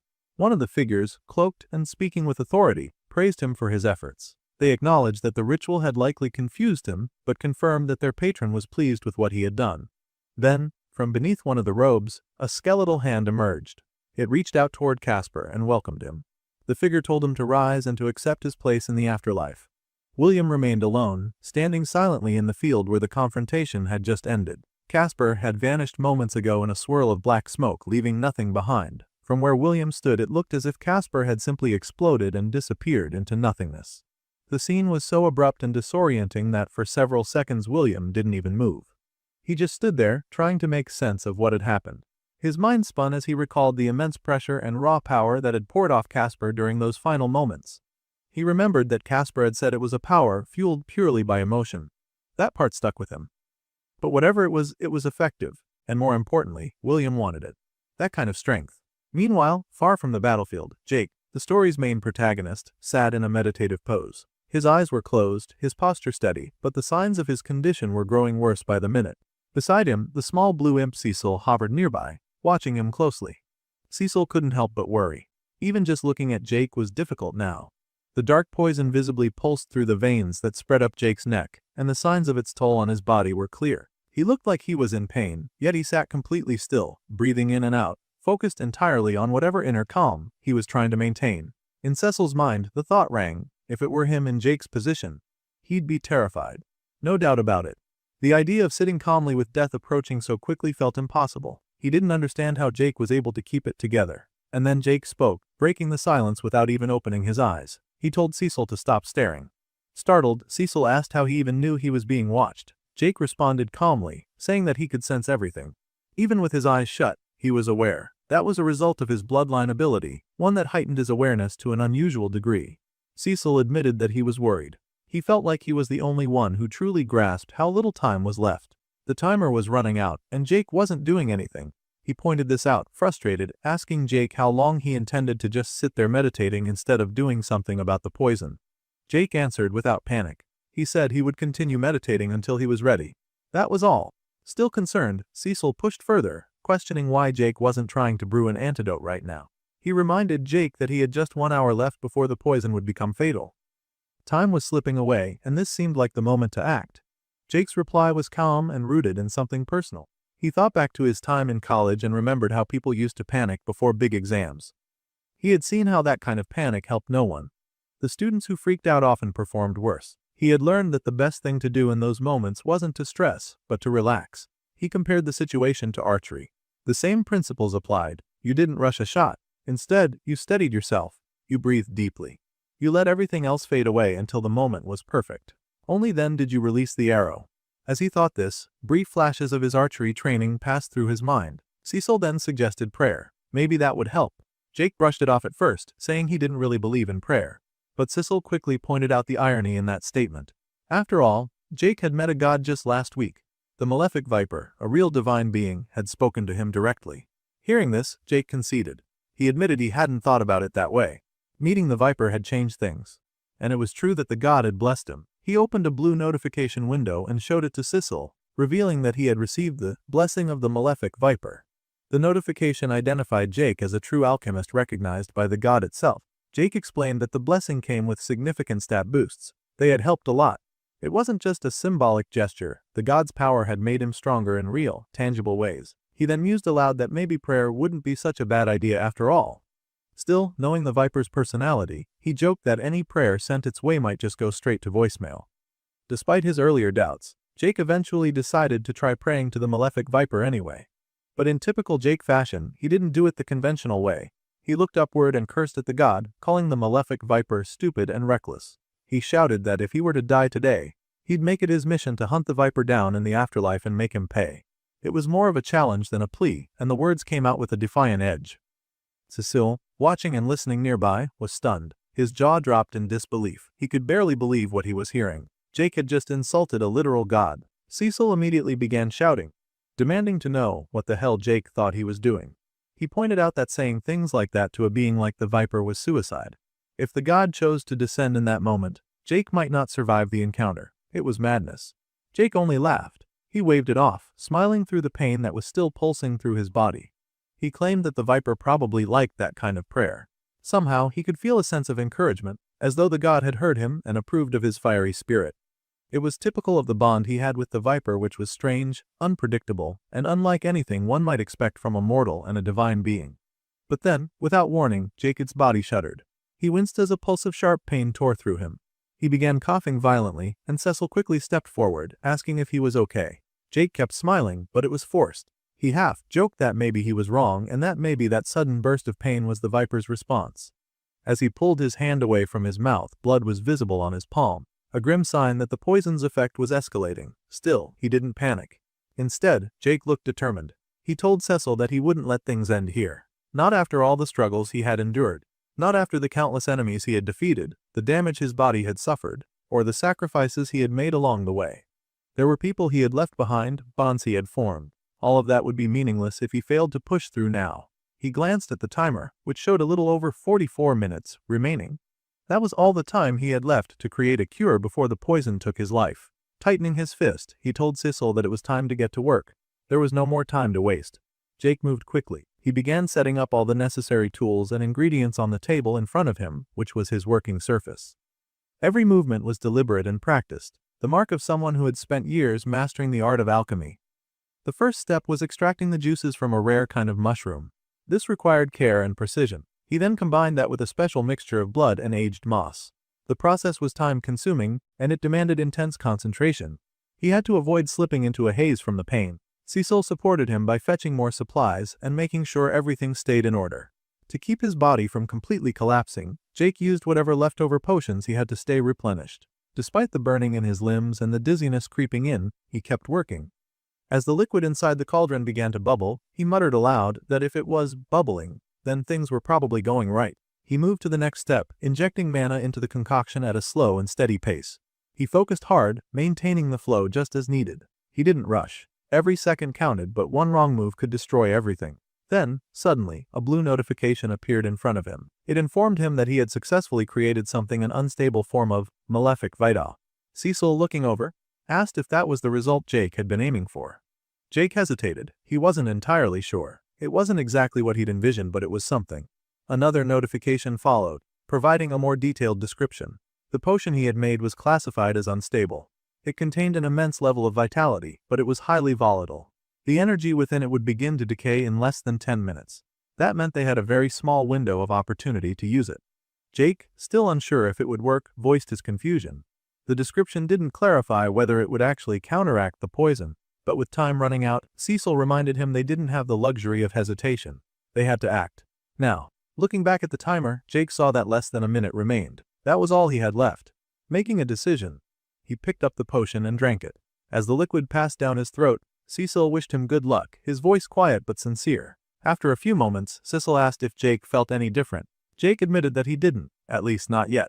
But he could feel the countdown approaching its end. He pointed out that the poison was about to kick in. And then, as if on cue, it did. A violent pulse shot through Jake's entire body. His muscles locked up as a wave of pure agony surged through him, more intense than anything he had felt so far. Cecil, watching helplessly, immediately called out, asking if Jake was okay. But before Jake could even respond, another surge of agony racked his body, cutting off his breath. His knees buckled. He staggered, then collapsed to the floor, gasping as he clutched at his chest. With a strained voice, he barely managed to whisper that he couldn't breathe. The antidote hadn't worked fast enough, or at least, not in time to prevent the poison from advancing even further. Jake's eyes widened in panic. The sensation spreading through his limbs wasn't just pain anymore, it was more like paralysis. His fingers twitched, but he couldn't control them. His chest felt tight, like it was being crushed by invisible chains. He could feel the poison crawling upward, inching toward his heart. Desperation took hold of Cecil. With no time to think and panic overtaking reason, he rushed to the nearby stash of health potions, grabbing anything that looked remotely helpful. He called out to Jake again and again, begging him to hold on, to stay with him just a little longer. The world was fading. His heartbeat slowed to a dull echo in his ears. His limbs turned cold. His thoughts drifted.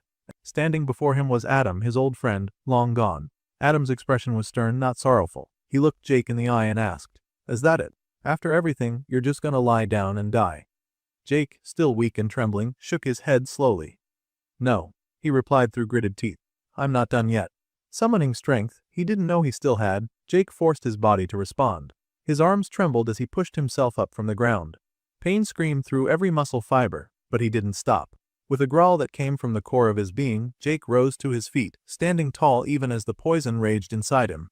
Cecil, still rushing toward him with bottles in both hands, stopped in his tracks. He saw Jake, who was sweating, shaking, gasping but trying to stand upright. Eyes wide, he asked what happened. Jake placed a trembling hand on his chest, feeling his own heartbeat. It was still weak but steady. Between heavy breaths, he told Cecil that the antidote must have finally kicked in, just barely in time. Cecil's eyes darted to Jake's arms and face. The veins that had turned pitch black before were now returning to their normal color. The dark tendrils of poison were retreating. Jake nodded slowly, confirming what Cecil saw. He had passed the test. The poison had been stopped. He didn't celebrate immediately. There was a moment of silence, heavy with the weight of how close he'd come to death. Jake, his voice barely above a whisper, muttered, "I'm alive." Then, with a sudden burst of emotion, He threw his hands into the air and shouted it again, louder and with triumphant defiance. "I'm alive!" Cecil, overcome with relief, dropped the potions he'd been holding and joined in the celebration. Unseen to either of them, elsewhere in a separate realm, the malefic viper observed the outcome from afar. His massive, serpentine body coiled in the shadows, his eyes glimmering with interest. He murmured to himself that Jake had done fairly well. Though the antidote he concocted could have been more stable, the sheer force of Jake's willpower and vitality had pushed him through the ordeal. The god acknowledged that his belief in Jake hadn't been misplaced. In fact, he was beginning to see that this mortal might be something truly special. Back in the dungeon chamber, Jake was still catching his breath when a blue notification window shimmered into view before him. It informed him that he had successfully cleared the dungeon. His rewards would be delivered shortly, and the dungeon itself would close in the next 4 hours. Jake stared at the message. They had done it. Against all odds, Jake had survived. Jake, now out of immediate danger, took a moment to assess their situation. He looked around and calmly stated that he didn't have much to carry with him. Then he turned to Cecil and asked what about him. Cecil blinked, caught off guard. It was clear from his expression that he hadn't expected to be asked. He hesitated, unsure of how to answer. But Jake wasn't just making conversation as he followed it up with a more direct question: was Cecil coming with him? That made Cecil freeze for a second. He looked genuinely surprised, even confused. He hadn't thought about it. After everything that had happened, he hadn't considered what would come next for him. So, he asked Jake if he really wanted him to come along. Jake answered without hesitation. Of course he did. He told Cecil that he wouldn't leave him behind. After everything they had faced together, they were in this for the long haul. Jake raised his fist and said that they were partners. That sealed it. Cecil, moved by the gesture, raised his own fist and bumped it against Jake's. The moment was simple but meaningful. Something about it struck a chord in Cecil. The imp suddenly found himself getting emotional. Tears welled up in his eyes, and he tried to hide them. Jake noticed and asked him if he was actually crying. Cecil, clearly embarrassed and trying to save face, shot back with a flustered "If you, man," turning his head slightly to hide his face. Just then, before they could say much else, Jake was hit with a barrage of blue notification windows.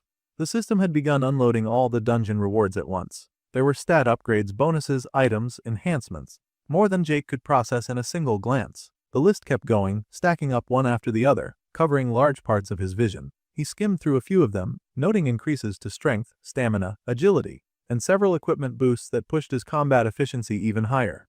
Cecil watched Jake quietly for a moment and then asked how he felt now, after getting all those rewards. Jake gave a small grin and said he felt strong, at least stronger than he had in a long time. Later, as they walked away from the dungeon's depths, Jake mentioned how good it felt to have his weapons back. He flexed his hand around the grip of his bow, checking the tension, reacquainting himself with its weight. Cecil glanced over and asked if Jake thought he'd be a little rusty. After all, it had been a while since he'd last used them. Jake admitted that he probably would be, but that wasn't what concerned him most. His focus was on his class levels. As an alchemist, he had made a lot of progress. But as an archer, he was still stuck at level 9. That was far behind what might be necessary to handle whatever threats were waiting outside. He didn't know what the current average level in the forest region was, but he had a gut feeling that he would need to catch up quickly if he wanted to stay competitive or survive. Cecil, always one for brutal honesty, pointed out that he wasn't likely to be much help in that department. He didn't have any levels, not a single one. He was purely support. Jake, realizing the truth of that, suggested that if things got rough, he could always stash Cecil back in the pocket dimension inside the magical holding necklace. It was a secure place and had kept him safe before. But Cecil immediately rejected the idea. Jake, curious, asked if he was still worried about getting trapped inside again. Cecil responded firmly. Of course he was. Anyone who had been imprisoned inside a timeless void for a millennia would feel the same. The trauma of that experience hadn't faded, and it made him uneasy just thinking about being sealed away again. They didn't dwell on the subject for long. Soon, they reached the exit of the cave, like dungeon. The moment they stepped out into the open, Cecil visibly perked up. He was excited to finally get a breath of fresh air after such a long time underground.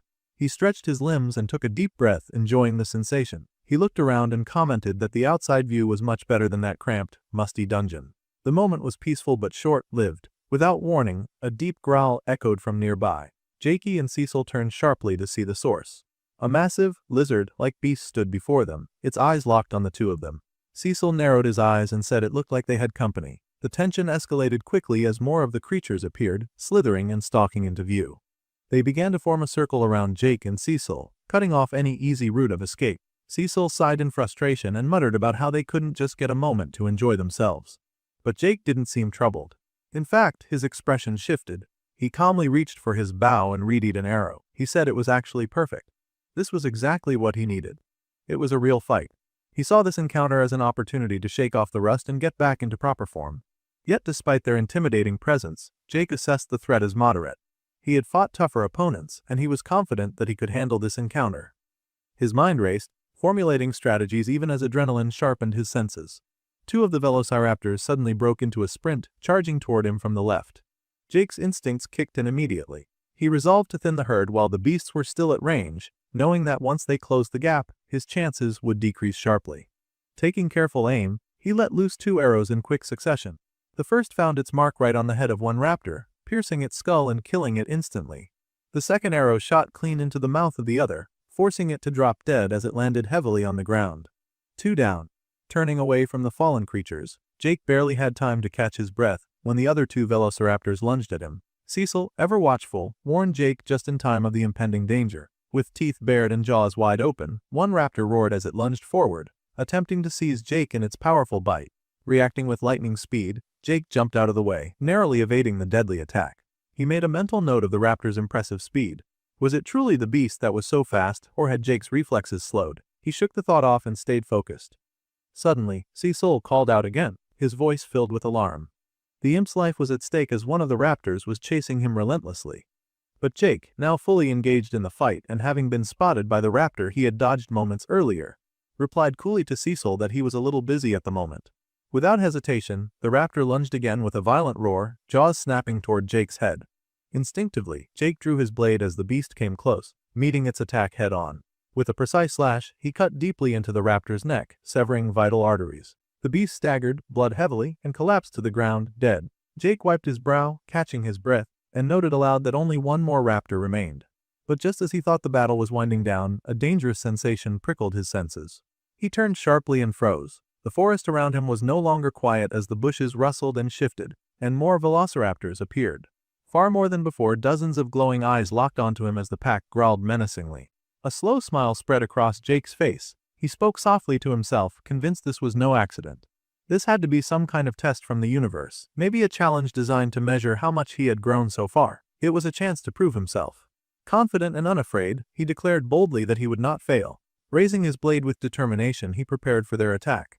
The pack charged simultaneously, a blur of snapping jaws and claws. Jake met them head-on, his blade slicing through the air. With quick, heavy blows, he struck each raptor once, staggering several and dealing damage with every swing. The rhythm of the fight was intense as it was fast and brutal. As he fought, his mind kept turning to his own resolve.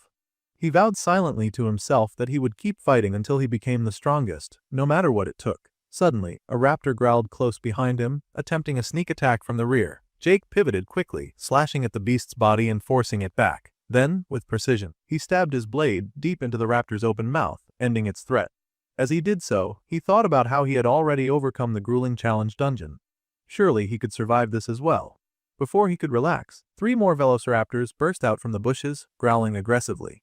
They surrounded him on all sides, eyes blazing with hostility. But Jake didn't flinch or hesitate. The fight was far from over. Calmly, he drew his second blade, gripping it tightly and readying himself. He smiled grimly and said under his breath, "Let's do this." Aback with Cecil, the little blue imp found himself perched nervously atop a steep hill overlooking the clearing. Despite the height and the safety it offered, there was one determined velociraptor that refused to give up its hunt. Just when it seemed the raptor might succeed Jake, the arrow flew true, cutting through the air with deadly precision, and struck the raptor directly in the neck. The beast gave a strangled cry and collapsed instantly, lifeless. Cecil was finally relieved, his tension finally easing. Jake had finished off the last of the predators. The fight was over. With the danger past, Cecil spoke aloud, his voice tinged with nervous humor and a hint of regret. He wondered if he should have just stayed safely hidden in that pocket dimension inside the magical holding necklace, instead of risking himself out here in the open. Jake admitted that the fight had been far more intense than he originally expected. Despite his confidence, the rapid pace and ferocity of the velociraptors had pushed him to his limits. Yet he told Cecil that it would probably get easier now that he had been warmed up. The adrenaline was still coursing through his veins, and he felt a renewed strength building inside him. Cecil considered Jakey's words but was still hesitant. The imp was reconsidering his earlier decision. now thinking that maybe the pocket dimension wasn't such a bad place after all. The near miss with being devoured by the dinosaurs was a terrifying experience for him. Dinosaurs are not exactly my favorite, Cecil muttered under his breath, shaking his head. Just then, Jake's attention was drawn to a barrage of blue notifications flooding his vision. They were system messages confirming the defeat of all the enemies. Each notification brought rewards, tutorial points, stat boosts, and other bonuses that seemed almost endless. The sheer volume overwhelmed him for a moment, but as he sifted through the details, he saw something exciting. His level as an archer had jumped dramatically. He was now at level 13, meaning he had gained 24 levels from just this single fight. It was a massive leap that left him stunned. Jake reasoned that the reason for such a huge level boost was that the system had awarded him extra points since the beasts he fought were far above his previous level. This was a huge advantage, giving him a chance to catch up quickly to others who might have been ahead of him. Cecil pointed out the silver lining. Even if Jake had been behind others in levels so far, catching up might not be as difficult as he thought. The imp smiled, trying to lift Jake's spirits. Maybe this was a turning point for them both. Suddenly, another notification popped up. This one was different as it was a new skill that had been unlocked for Jake's archer class. The skill was called Power Shot. As Jake read the description, a spark of excitement lit up his eyes. Power Shot allowed him to increase the damage of his arrows by pulling and holding the string longer before releasing the shot.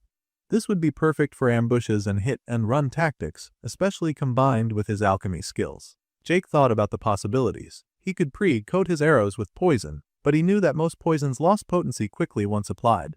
With Power Shot, though, he could time his attacks perfectly to maximize damage before the poison faded. A deadly combination was within reach, a way to strike hard and fast, taking down enemies before they even realized what hit them. Lost in his thoughts, Jake suddenly stiffened. An intense sensation washed over him, an energy so strong and distant it was hard to place. Cecil noticed the change in his expression and immediately asked what was wrong. Jake told him that he had sensed something far away, a massive source of power that radiated with overwhelming force. Curious and concerned, Cecil asked which direction the energy was coming from, suggesting that maybe they should avoid it. But Jake shook his head. Whatever this powerful presence was, it was worth facing. It was a challenge he was ready to take on, no matter the risk. Meanwhile, back at Richard's camp, the atmosphere was quieter but heavy with worry. Caroline sat alone in her modest room, brushing her long hair thoughtfully. The rhythmic sound of the brush moving through her locks was the only thing breaking the silence. Suddenly, Adam entered, his face tight with concern as he asked about Casper's whereabouts. Caroline looked up, meeting his anxious eyes. She told him there was no new information on Casper yet, but explained that it hadn't been long since he left. Richard had promised to send out a scout by tomorrow to search for any sign of him. Adam didn't look reassured by this news, his brow furrowed deeper, and Caroline moved closer to comfort him. She reached out, offering soft words meant to calm his fears, telling him that everything would be fine.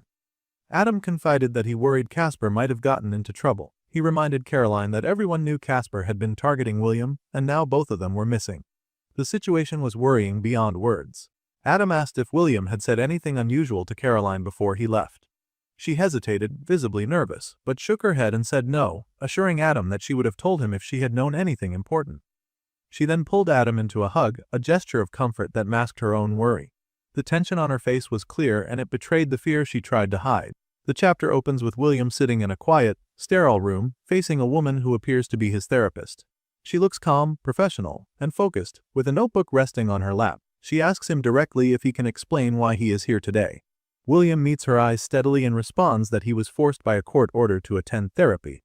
The therapist doesn't let the conversation stop there. She presses gently but firmly, asking if he understands the reasons behind the court's decision. William answers coldly that it's because they believe he lacks empathy and has violent tendencies. The therapist doesn't let it go at that, leaning in slightly as she asks him to be honest and say more about what happened. Under this pressure, William takes a deep breath and admits the truth. About a year ago, he killed his younger brother. The scene shifts back to a year earlier. William is sitting quietly in a hospital waiting area beside his father. His dad tries to encourage him, asking if he's ready to meet the new baby brother. William's expression is blank, showing no sign of interest or excitement. His dad continues to cheer him on, telling him to be supportive of his mom during this difficult time, but William remains silent and distant. Suddenly, a doctor approaches William's father and requests to speak with him privately. Concern quickly crosses the father's face as he comes close to the doctor, and he puts his hand on the shoulder of the expecting father. The doctor explains that the baby has experienced complications during delivery and needs further testing. William's father listens carefully, his worry evident. William watches all of this silently, but does not appear emotionally affected. Later, William visits his baby brother in the emergency unit. The infant lies on life support, fragile and struggling to survive. William's thoughts reveal a cold and harsh judgment. He does not see the baby as a brother, but as a useless burden, a nuisance that requires machines to keep alive. There is no connection, no compassion in his gaze. Fast forward 6 months. William is at home, and we see his family going about their day. His mother asks him to get the mail, and among the bills and notices, one letter stands out to William, an acceptance letter from Stanford University. His face lights up with excitement as he reads it again. He quickly runs to tell his parents the news, expecting their joy. To his surprise, they seem more concerned than excited and admit they didn't even know he had applied. William explains that he hadn't told them because he didn't think he would get in. His parents immediately ask about the cost of tuition. William hesitates, knowing this conversation will be difficult. They explain their financial situation, mentioning the heavy expenses related to the baby brother's ongoing medical care. They suggest he consider a state school instead, where tuition would be more affordable. William's heart sinks, then burns with frustration and disappointment. He had insisted that Stanford is one of the best schools and that he deserves this opportunity. But his parents remain unable.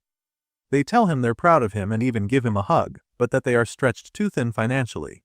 They want him to be realistic and understand their situation. This rejection fuels a growing anger inside William. His feelings spiral out of control as he visits the baby brother once again. This time the bitterness takes over completely. Inwardly, William lashes out at the newborn, calling him barely human and blaming him for tearing the family apart. He resents how his parents seem to value the baby more than him, even though the baby is helpless and dependent on machines to breathe. William places his hand gently on the baby's fragile head. He thinks about how this tiny life, so dependent and helpless, is nothing but a burden to his parents. He slowly reaches out and disconnects the baby's life support. The monitors immediately begin to beep wildly, signaling the baby is suffocating. Moments later, William's parents rush into the room, panic written all over their faces. They find William standing beside the baby as the life support machines go crazy. His mother pushes past him, desperate to reach the child. With tears in her eyes, she asks him what he has done. William looks at her coldly and says simply that he has solved their financial problems. The weight of those words hangs in the air. His mother breaks down in pain, realizing their baby brother is no longer breathing. But William doesn't seem to understand why they are so upset or frantic. He asks them why they are making such a fuss. In his mind, removing the baby who was ruining their lives was an act of liberation, a solution to their suffering. William's father, anger now flooding his face, grabs William roughly by his shirt. He demands how his son could do something so cruel. William replies without remorse, telling them he was just trying to help. 1 year after that terrible night, William finds himself locked away in a cold, clinical facility. He is given drugs every day to keep his mind quiet, to control his anger and impulses. The medications dull his thoughts so much that he can barely think straight anymore. Time seems to lose meaning inside the white walls. William cannot even tell how long he has been there. More than anything, he cannot understand why he is there, or why his parents have abandoned him. Their silence and absence feel like punishment, but for what? The boy still didn't get what he did wrong, but that day something happened. This was the day everything changed, the day the old world seemed to turn upside down. That day, a blue notification appeared in front of him, marking the start of a tutorial sequence. That moment was the beginning of the path that turned William into the murderous mage he is today. Now, in the present, William is making his way through a dense forest after a brutal battle with Casper. His body is bruised and battered. Each step aches, but his mind races. He curses Casper under his breath. He had fooled everyone else, but Casper had seen through him. William thinks about Casper's power, how immense and overwhelming it was. He realizes he needs to understand how Casper's abilities work if he wants to get it for himself. But first, he needs to recover. He remembers how Casper didn't try to kill him outright, yet the energy spell Casper used was so powerful it nearly ended his life.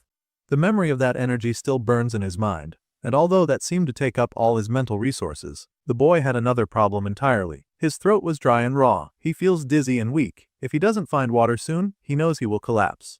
Just then, almost as if on cue, he hears the sound of flowing water nearby. He spots a small stream cutting through the forest.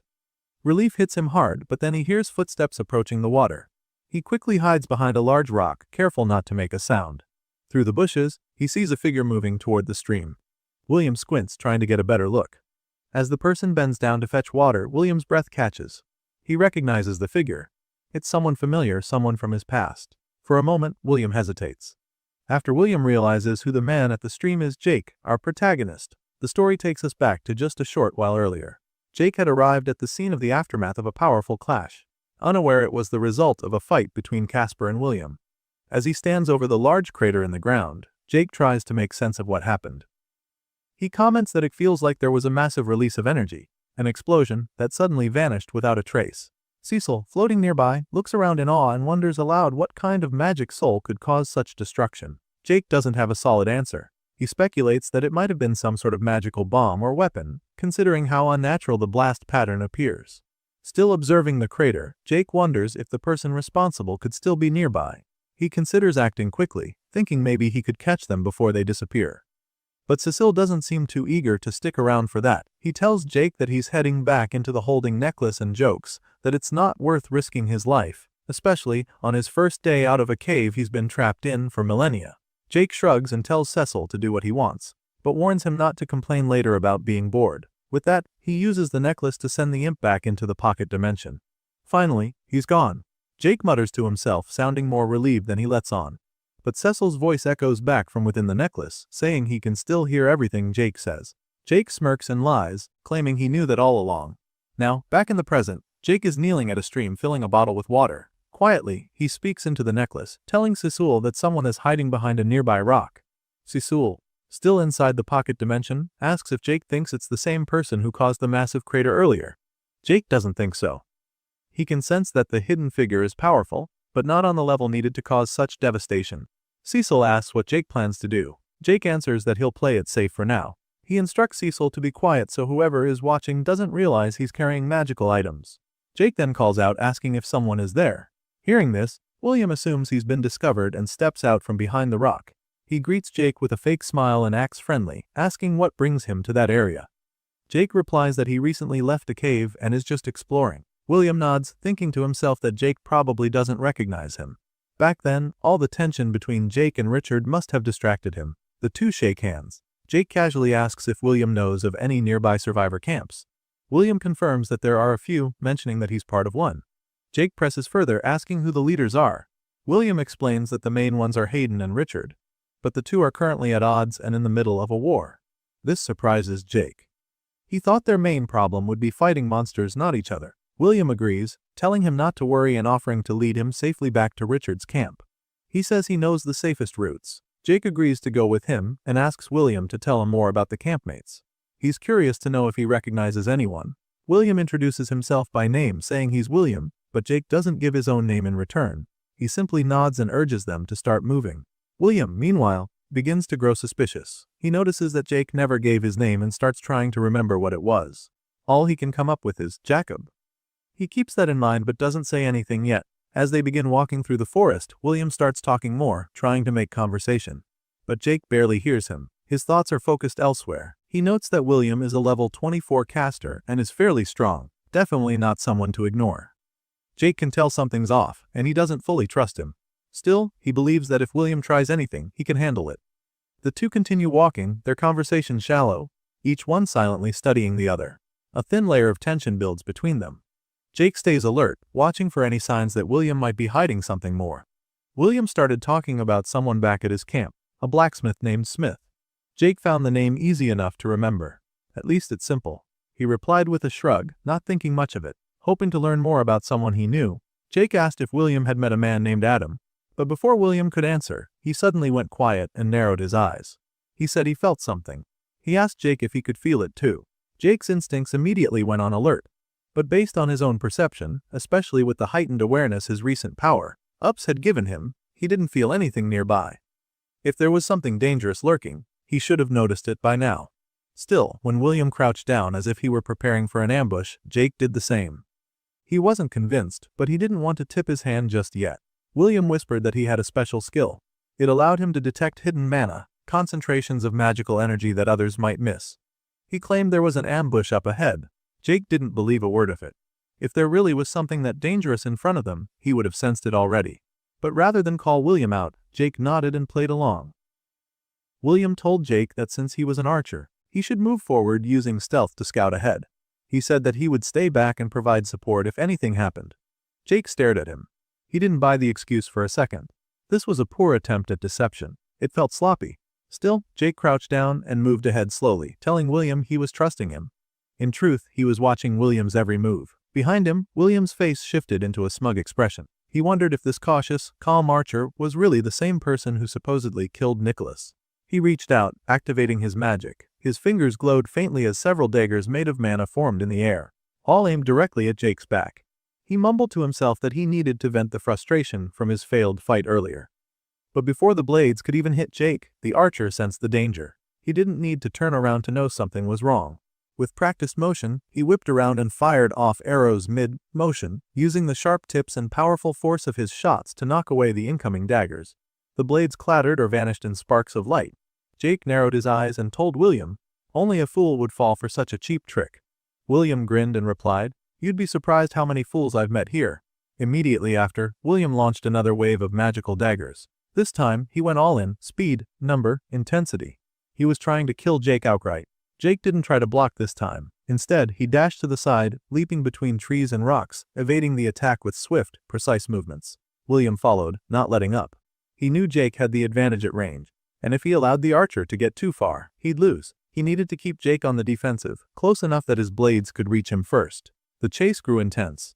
William kept attacking, kept pressing, but Jake was quicker than expected. His movements were hard to follow, like he was always 2 steps ahead. William frowned, annoyed. Jake was slippery.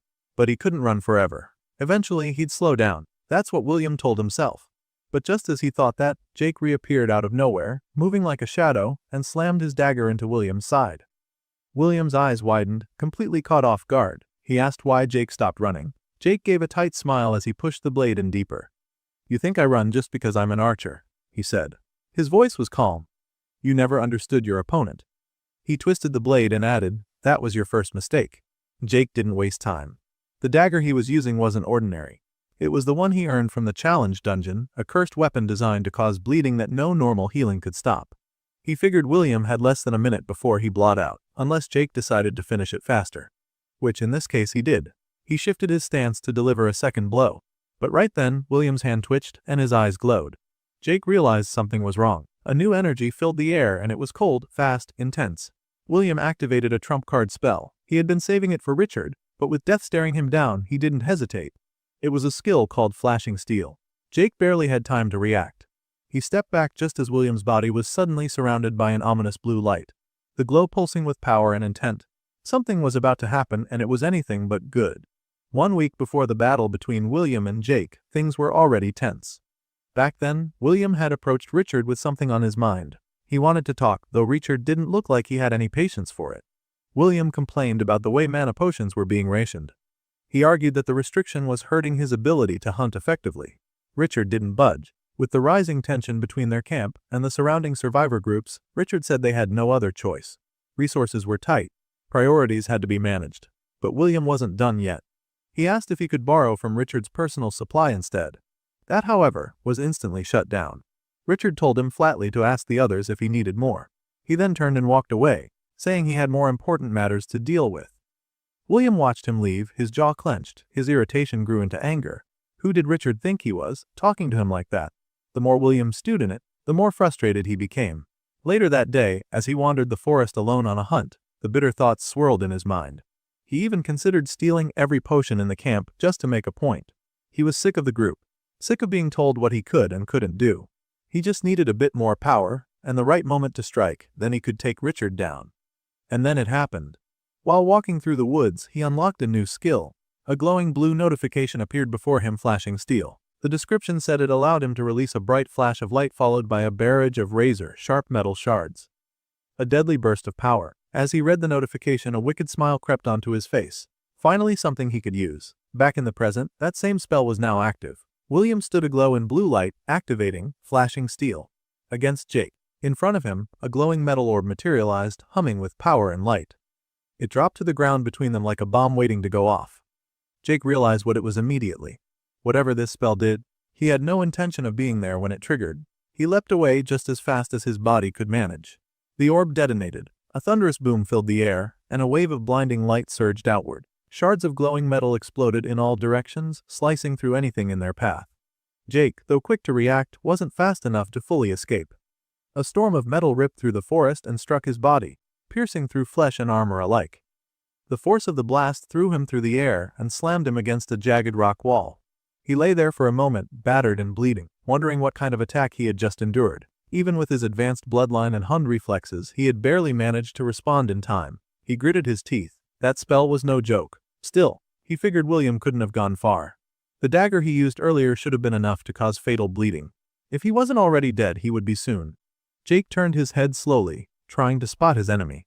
To his surprise, William was still moving. In fact, he was running away through the trees. Jake attempted to stand, but pain flared through his entire body. His limbs trembled. That blast had done more damage than he realized. A moment later, Cecil emerged from the holding necklace. He was greatly concerned and asked Jake if he was okay.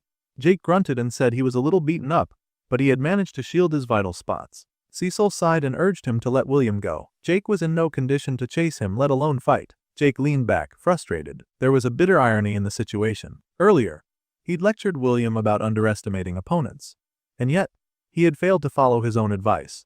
He hadn't considered that William might have something that powerful hidden up his sleeve. Cecil asked if Jake thought that spell might be what caused the crater from earlier.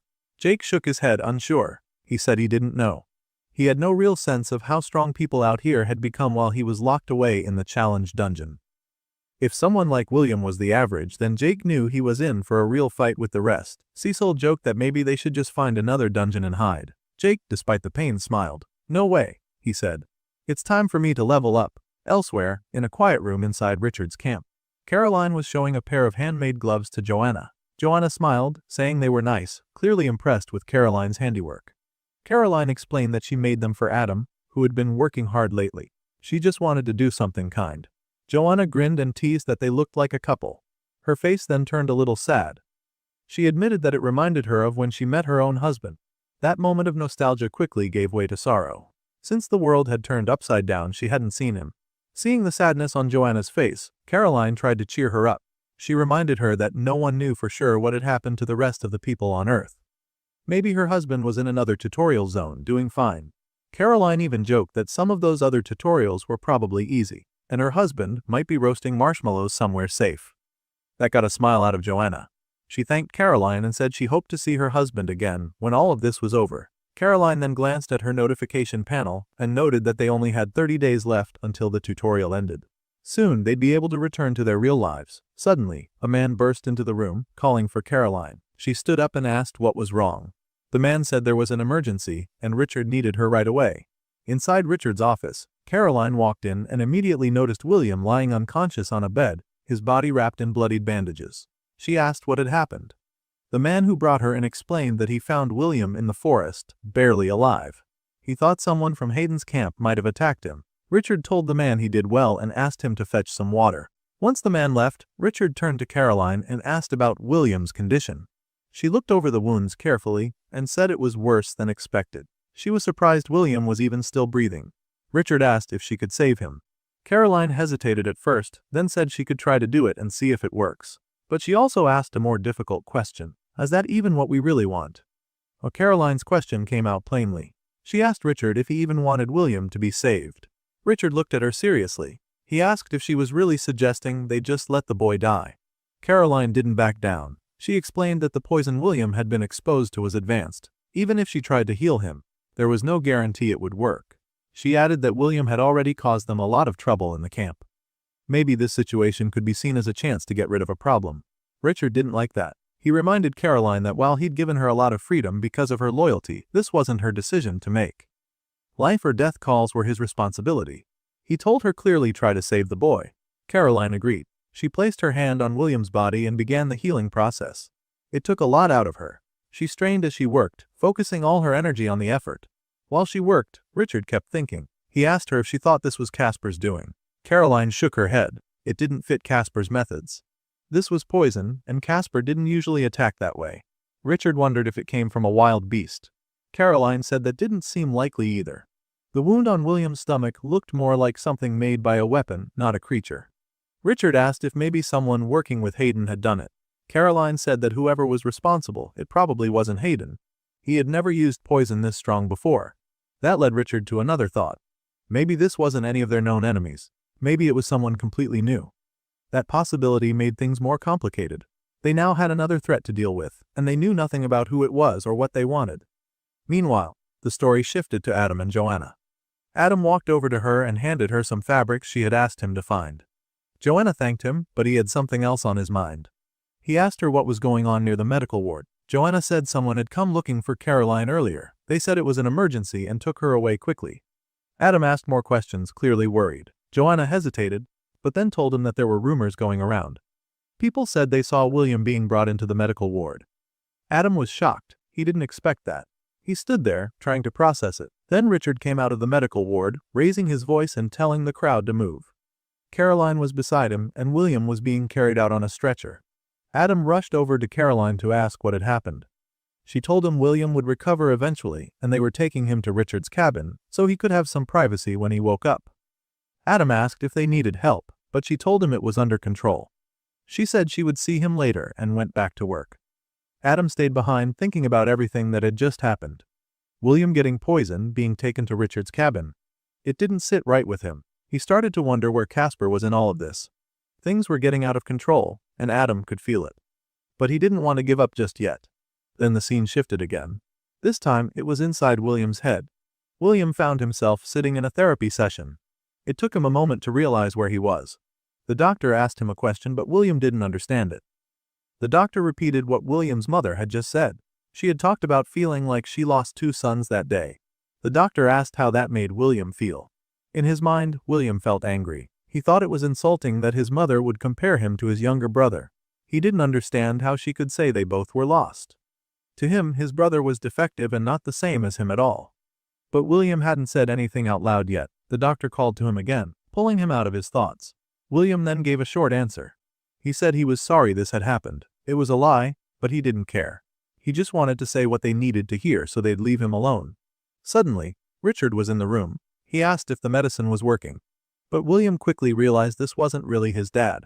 Something felt wrong. Before William could figure it out, the doctor answered instead. He said the medicine was helping. Then he added something strange. William had more tutorial points than Richard. William was confused. None of it made sense. The doctor asked if he remembered what else they'd talked about. At the same time, black smoke started coming from the doctor's body. William said no. He didn't get what was happening. A black ball of energy showed up behind the female doctor. She smiled and said of course he remembered. She reminded him that they had talked about the thing he was missing. William started to feel nervous. The dark energy around her made it worse. The doctor smiled in a creepy way and told him they had talked about how weak he was. Then her smile grew even more twisted. She said he was pathetic. She kept insulting him, saying he was broken and would never be strong. Her body started to change. She grew into a giant, strange monster. Her voice turned deeper and more threatening as she kept saying William was worthless and would never be able to reach real power. William shouted, asking what she was and what was going on. Then someone else came in. It was Jake, holding a dagger. William got up, trying to get away, but Jake ran at him and stabbed him in the stomach. William couldn't move. Blood poured from the wound. Then the people around him, his family, the doctors, even Jake, started laughing at him. They all laughed together while he was frozen and bleeding. The laughter felt endless, and the humiliation made him cry. That's when he woke up. William sat up suddenly, breathing hard. His whole body was tense. Sweat covered his face. He looked around, confused and panicked. But then he realized it had all been a dream. The therapy session, the attack, the insults, none of it had been real. It was just a nightmare, brought on by whatever he'd gone through. As he calmed down, he noticed where he was. He was in Richard's cabin. Caroline was sitting nearby. Richard was beside her. Richard looked at him and spoke. He said he hoped William got some rest, because now they had to talk.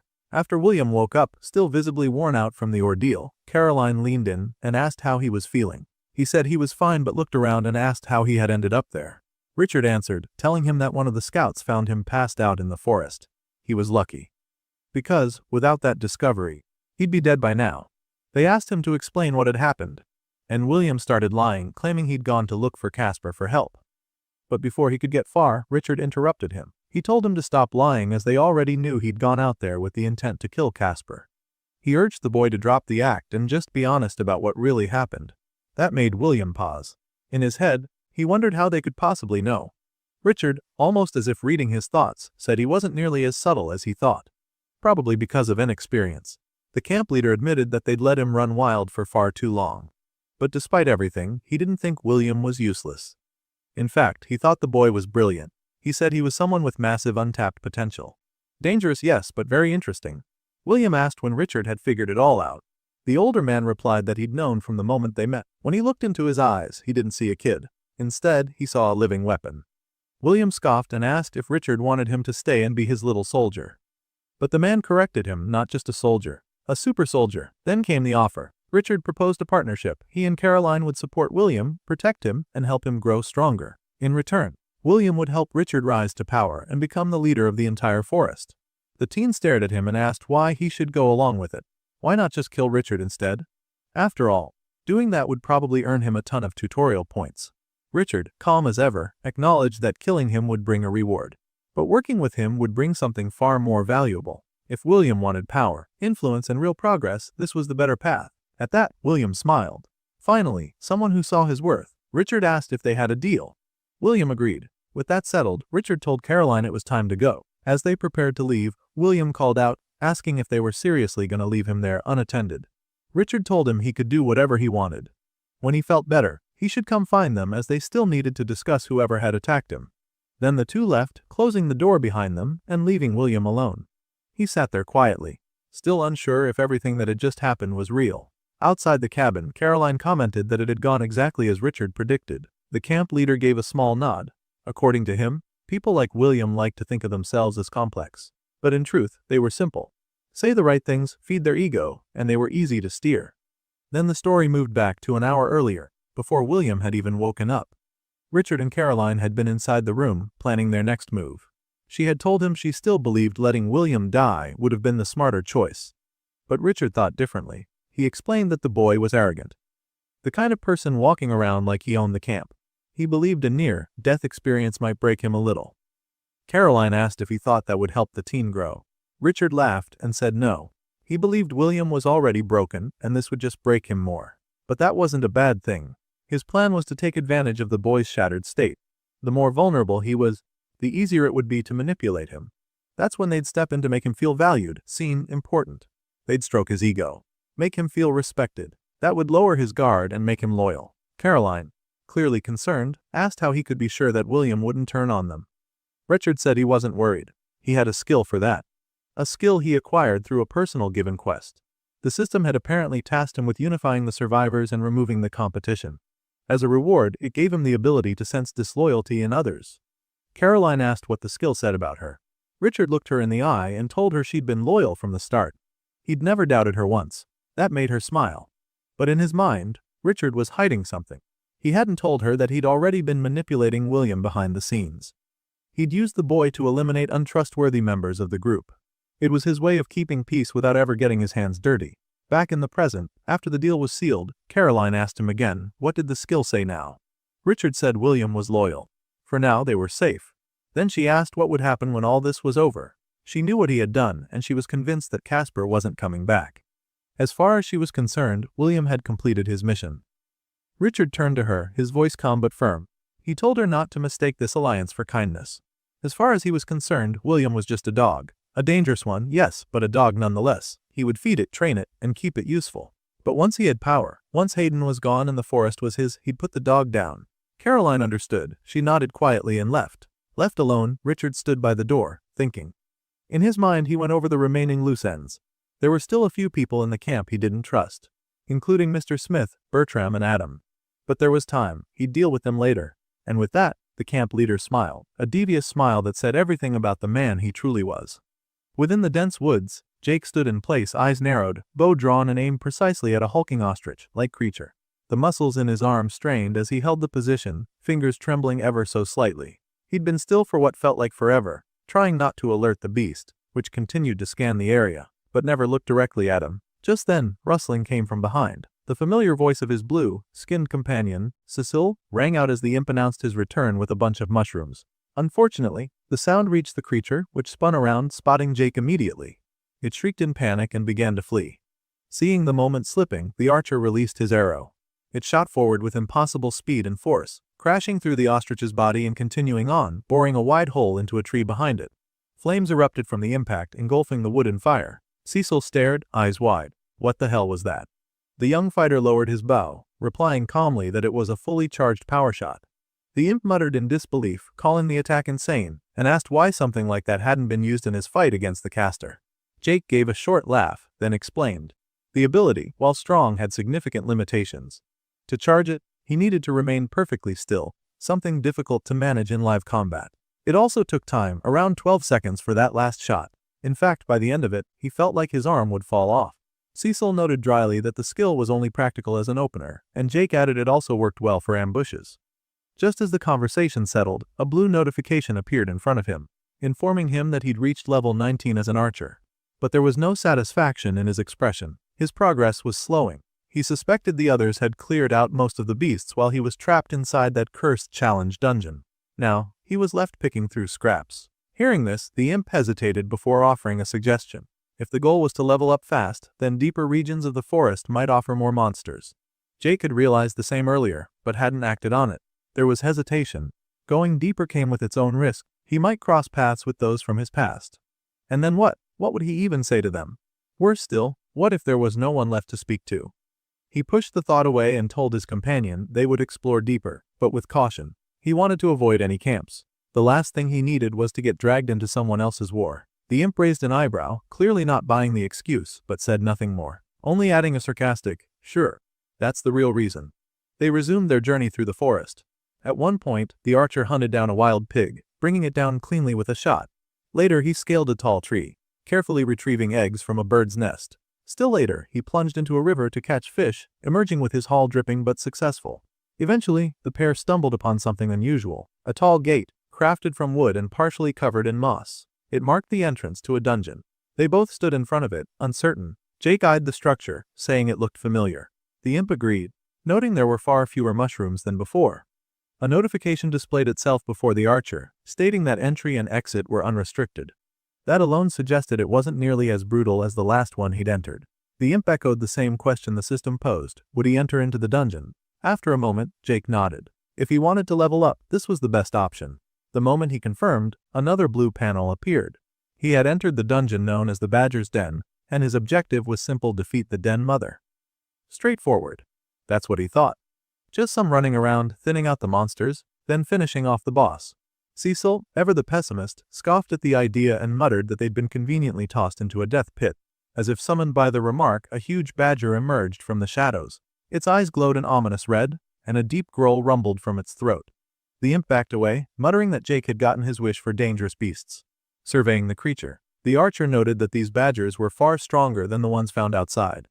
That fact brought a smirk to his face. He welcomed the challenge. His companion wanted no part of it. The little creature retreated into the necklace hanging around Jake's neck, telling him to call if needed, or preferably, not at all. With a shrug, the archer turned his attention back to the beasts. He loosed 2 arrows. One hit its target dead on, but the other missed. The second badger lunged before he could react. With no time to dodge, he had to block instead. Pain surged through him as the creature's fangs bit deep into his arm, but it was so fixated on mauling him that it didn't expect retaliation. With his free hand, he drove an arrow into the monster's chest, ending it. Both beasts fell and another notification rang. He'd reached level 20. Jake chuckled to himself, half joking about skipping the boss entirely and just grinding through the smaller enemies. As he pushed deeper, wave after wave of aggressive badgers charged toward him. They bit, clawed, and swarmed. But the venom in their fangs, their deadliest feature, had little effect. Thanks to his class as an alchemist of the malefic viper, he had gained partial resistance to such toxins. Though battered and panting, he pressed forward, enduring each attack and retaliating with deadly precision. Once the horde was cleared, the forest warrior exhaled heavily, admitting that the dungeon was giving him quite the workout. But he liked it. From deep within the necklace, Cecil's voice called out. The imp had spotted something glinting beneath the soil. Jake's eyes followed his direction and soon found it a golden box half buried in the earth. He walked over, muttering that he hadn't seen one of these in a while. He unearthed the lockbox and opened it. Inside was a beautifully crafted short sword, lined with jewels and pulsing with cold energy. The short sword of icy winds. He admired the chill that came off the blade, noting aloud that it probably had a freezing effect when it struck enemies. But that wasn't all. Another notification appeared. He had been granted a new archery skill, basic twin fang style. An old dual-wielding technique. He grinned. He'd tried dual-wielding before, often using arrows as makeshift blades, but now the system seemed to recognize his potential. With actual training, he could probably pull it off. Still smiling, Jake remarked on just how much the dungeon had already given him. He hadn't even found the Den Mother yet, and he'd received a new weapon, a new skill, and a level up. But before he could finish the thought, a thunderous growl echoed through the cave. A massive force stirred in the depths ahead. The boss had arrived. Without hesitation, Jake moved toward the source of the growl, venturing deeper into the cave. Eventually, in the shadowy inner chamber, he found her, the Den Mother. Her red eyes glowed in the darkness, and her dark, bristled fur gave her an imposing presence. She stood silent, as if daring him to come closer. Jake quickly noticed that the system couldn't even display most of her stats or information. From within the pocket dimension of the necklace, Cecil suggested it might be because her level was just too high for the system to register. The imp, still staying hidden within the safety of the necklace, offered a half-hearted suggestion that maybe Jake had gotten enough out of this place and should just exit the dungeon now. But Jake wasn't having it. He firmly disagreed, and his voice carried a weight of certainty. He recalled the strange alien creature who had first briefed him about this tutorial. That being had warned him about immensely powerful monsters known as Beast Lords. As he stared at the Den Mother, something in his gut told him she was one of them. Cecil, unconvinced, asked from inside the necklace why Jake believed that. Jake explained the Den Mother was clearly a dungeon boss, but she was so strong the system couldn't even scan her properly. If you followed game logic, that was beyond unusual. It meant she surpassed regular boss parameters. That made her a beast lord in Jake's eyes. From where he stood, Jake realized he had a clear vantage point. It was the perfect setup. He could hit her with a combination of a poison arrow and a fully charged power shot. It was an opening he simply couldn't ignore. Cecil, unimpressed, sighed from inside the necklace, muttering that this was one of those times he wished he had stayed behind at the library in the challenge dungeon. Undeterred, Jake took his stance and raised his bow. He knocked a poisoned arrow and began charging up the power shot, holding the bowstring tightly, fingers trembling under the strain. The Den Mother still hadn't moved, almost as if she didn't care that she was being targeted. Seconds ticked by. Jake held the arrow steady, gritting his teeth as the strain built. After 12 agonizing seconds, the power shot was ready. He released. The arrow tore through the air with explosive speed, trailing yellow flames that signified the raw power of the skill. But just as it was about to hit its mark, the Den Mother reacted. She turned toward the projectile, crouched, and used her body to deflect it. She didn't dodge. She just simply redirected it with calculated precision. The arrow still grazed her, which gave Jake a flicker of hope. He figured the poison might still take effect. But that hope was quickly crushed. In a horrifying display of instinct and control, the Den Mother bit into her own flesh and tore out the area that had been grazed, eliminating the poisoned tissue completely. Watching this, Jake's stomach dropped. This Beast Lord wasn't just powerful, she was surprisingly kind of smart. Jake quickly grabbed another arrow and aimed. But before he could fire, the Den Mother charged. He loosed the arrow, but before it could reach her, she let out a growl so intense it shattered the arrow mid-air. Clutching his ears, Jake reeled from the sound. It wasn't just a roar, it was some sort of sonic attack. In a flash, she was on him. Her claws slashed across his side, tearing into his abdomen. Jake cried out in pain, blood erupting from the wound as he stumbled back. He coughed, his body shuddering, and then he felt it, the pulse of venom surging through his system. He had assumed his alchemist-based resistances would protect him. But her venom was on a different level, far more potent than that of the regular badgers. She didn't follow up immediately. Instead, the Den Mother hunched low, staring at him, letting out a steady growl as if waiting for his next move. Jake knew he couldn't take another hit like that. He needed distance, fast. He turned and dashed away, retreating deeper into the cavern to regroup. While running, he called out to Cecil, asking if there were any health potions in the necklace's storage. Cecil, unhelpfully, reminded him that what they had were mostly vials of poison. Jake paused, the gears in his mind turning. Poison. A new idea sparked in his mind. He stopped running and spun around, cursing at the Den Mother and provoking her for a round two. He reached into the necklace and grabbed one of the poison vials. As the Den Mother lunged toward him again, he threw the bottle directly at her. As he had predicted, she reacted with another sonic attack, trying to shatter the projectile mid-air. It worked, but not in her favor. The vial broke apart, and the poison liquid splashed across her face. Jake grinned. The trap had worked. The potent toxin began to corrode her skin immediately, necrotizing patches around her jaw and eye. But even as her face began to blacken, the Den Mother wasn't done. She let out a different kind of roar this time, one that reverberated through the entire dungeon. Jake blinked. From the corners of the cavern, more creatures began to appear. They were large, alpha venomfang badgers, and they surrounded him from every direction. Cecil, peeking out from within the necklace's pocket dimension, panicked, asking Jake if he saw what was happening. Jake calmly responded that the boss had called for reinforcements. With a grim look, Jake drew his new dagger. He muttered that he had hoped to save this weapon for later, but it looked like now wasn't the time for hesitation. Activating Twin Fang style, Jake launched into the swarm. He was a blur of motion. His blades cut clean through his enemies, severing limbs and decapitating heads. He ducked, twisted, and turned with precision, the new fighting style allowing for faster, more fluid strikes. Still, the fight wasn't easy. For every badger he killed, another got close. One sank its teeth into his leg, and as he stabbed it off, another bit his arm. He shook it loose, only for two more to jump at him from behind. But his senses were sharp. Anticipating their attacks, he turned with a spinning slash and tore them apart. By the end of it, Jake stood panting, his body covered in blood, surrounded by the corpses of his enemies. But the battle wasn't over yet. The den mother was still standing. Jake looked up, meeting her gaze. With blade still in hand he charged. She ran at him, her fury unrelenting. They clashed head-on. In one swift, powerful motion Jake swung both blades, slashing straight through her. His attack split her down the middle, cleaving the den mother into two perfect halves. Silence returned to the cave. Jake, exhausted and soaked in blood, dropped his blades to the floor. As the adrenaline left his body, a blue notification screen appeared in front of him, announcing the spoils of victory. From inside the necklace, Cecil gasped in disbelief. He couldn't believe Jake had actually done it, but Jake didn't respond. Instead, with his eyes closed and his chest heaving, he let out a deep, primal roar, loud, victorious, and animalistic. The blue notification lingered before his eyes, proclaiming that not only had he completed the dungeon, but he'd also been awarded bonuses for doing it solo. Cecil emerged from the necklace's pocket dimension now that the immediate danger had passed. His eyes swept across the blood-soaked cave and the ruin Jake had left behind. With a tone mixed between admiration and disapproval, he commented on how Jake had really turned the entire den into a complete mess. Jake didn't respond with humor or his usual cockiness. He was too tired for that. Instead, he simply admitted that he needed to rest. His breath came in ragged bursts, and his muscles ached from strain. But before he could truly process his fatigue, another notification slid into view. He had reached level 29 as an archer. A 6th-level leap from a single dungeon was staggering. Jake couldn't hide the satisfaction in his voice when he pointed it out. He then told Cecil they needed to get moving, aware that more badgers could appear at any moment. But before they could leave, another notification arrived. This time it wasn't about experience or the dungeon, it was about a new skill. Jake paused, intrigued by how quickly it had come. He hadn't been expecting anything more after the fight. His curiosity grew as he read the notification revealing the name of the skill. The basic Shadow Vault of Umbra. It was a strange name, and it triggered something in his memory. Jake furrowed his brow, trying to recall where he'd heard it before. After a few seconds of silence, he told Cecil that the name sounded familiar. He thought he'd seen it while reading in the library during his time in the challenge dungeon.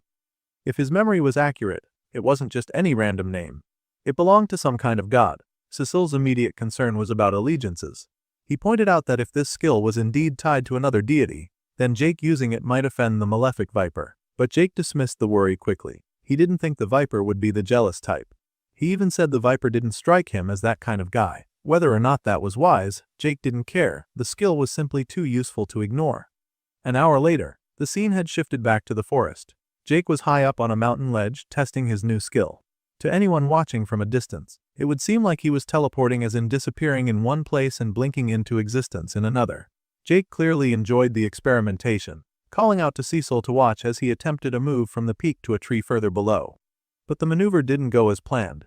Instead of landing cleanly, Jake slammed into the tree with a thud and collapsed to the forest floor. Cecil, unimpressed, delivered a sarcastic remark, telling him it was a nice attempt. Jake, groaning from the impact, admitted he was a bit hurt. Cecil noted with a smirk that it was refreshing to see something Jake wasn't immediately good at. Jake brushed it off, saying all he needed was a few days and he'd have it down. According to him, the skill was actually pretty straightforward. He compared the sensation to riding a fast motorcycle, powerful and jarring, but something he could eventually control. Curious, Cecil asked if the technique was truly like teleportation. Jake clarified that it wasn't. He explained that he essentially turned into a shadow and traveled in a straight line at incredible speed. It only looked like teleportation because of how fast it was. But the limitation was significant. He couldn't pass through solid objects, which meant it was far from true teleportation. Cecil chuckled, joking that their dreams of robbing banks were on hold. Jake agreed it was just a basic skill for now, but he couldn't help but wonder how powerful it might become as it leveled up over time. Far away, the narrative shifted to an entirely different setting, the sacred hall of the malefic viper. A woman sat meditating in the center of a candlelit circle. Her thoughts were solemn and filled with centuries of devotion.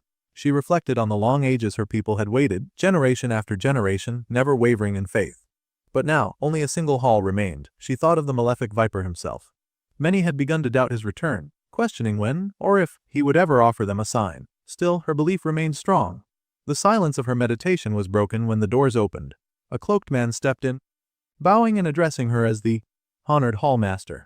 She looked at him coldly, warning that she'd better not have been disturbed for a petty reason. He remained respectful and explained that he was there on behalf of the Lord Protector, who had summoned her to his realm. She blinked in surprise and asked him to repeat himself. He confirmed it, she had been summoned. Concerned, she asked if something had gone wrong, but the messenger claimed he didn't know. With that, she rose to her feet, declaring she would depart immediately. As she traveled, her mind revisited the only other time she had seen the Lord Protector. It had been during her inauguration as Hallmaster. That appearance alone had been momentous. He had not even attended the funeral of the previous Hallmaster, so for him to summon her now meant something was different. Something important. She began to suspect that had finally happened. She arrived at a large stone gateway adorned with the emblem of a great serpent. As she stepped through, she called out, saying she had come as requested. From the other side, the Lord Protector urged her to hurry, and she did. She rushed in and opened her mouth to ask what had happened, but the moment she saw it, she fell silent. The obelisk was glowing. The Lord Protector looked at her and confirmed what she already feared to believe. The glow signified that the malefic viper was coming. Her heart raced. She began to weep tears of joy as she repeated the words, he was truly returning. After everything, after all the ages, he was coming back to lead them to glory. Her faith had not been in vain. But jubilation quickly turned to urgency. She began listing the preparations they needed to make. The hall had to be cleaned and restored to perfection. She would need to brief the others, alert all minor branches, and ensure that every inch of their world was ready for his return. Her voice quickened as her thoughts spiraled. Time, how much did they have? Hopefully a few days, she said, praying that his arrival would not be immediate. But fate had other plans. Before she could even finish the sentence, he appeared. The malefic viper was here. He didn't speak grandly. He simply looked ahead and greeted someone affectionately, referring to them as Little Snappy, asking if they had missed him. The malefic viper stood calmly before the Lone Protector and the Hallmaster. His arrival was sudden, his presence undeniable. The Lone Protector stared at him, stunned. The weight of years, maybe even centuries, of waiting came crashing down in that single moment. The disbelief was obvious in his voice as he struggled to process the fact that his master was really there, right in front of him. He said as much, barely able to hold himself together. In response, the viper smiled gently and addressed him as Little One. Even though he was a very old man, the malefic viper apologized, saying he knew it must have been difficult, being without him for so long, keeping the faith alone through the ages. Then, without hesitation, the god embraced him. He pulled the Lone Protector into a hug, resting a hand on his head and telling him that he had done well. The Lone Protector returned the embrace, his body shaking as tears ran freely down his face. The Hallmaster watched it all happen. She didn't speak. Her hands instinctively rose to cover her mouth as shock took over. She had dreamt of seeing her lord with her own eyes. But now that it was happening, it didn't feel anything like she had imagined. It was strange, touching, and completely disarming.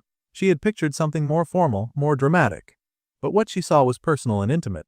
Then, the viper turned his attention toward her, still using the nickname, Snappy. For the Lone Protector, he asked who the young woman standing to the side was. Snappy quickly introduced her. He said she was the latest Hall Master of the Order, and since theirs was the last remaining order, that made her the highest ranking member they had left.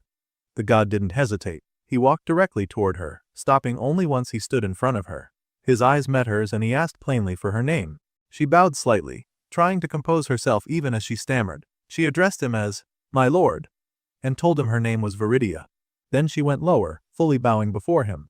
Her voice trembled as she asked if she might have the honor of officially welcoming him back to the order. She also apologized deeply for what she saw as their poor performance during his absence. As she began to offer an oath, saying she would swear on her life, the viper cut her off. He told her he only asked for her name, not for her to throw herself at his feet.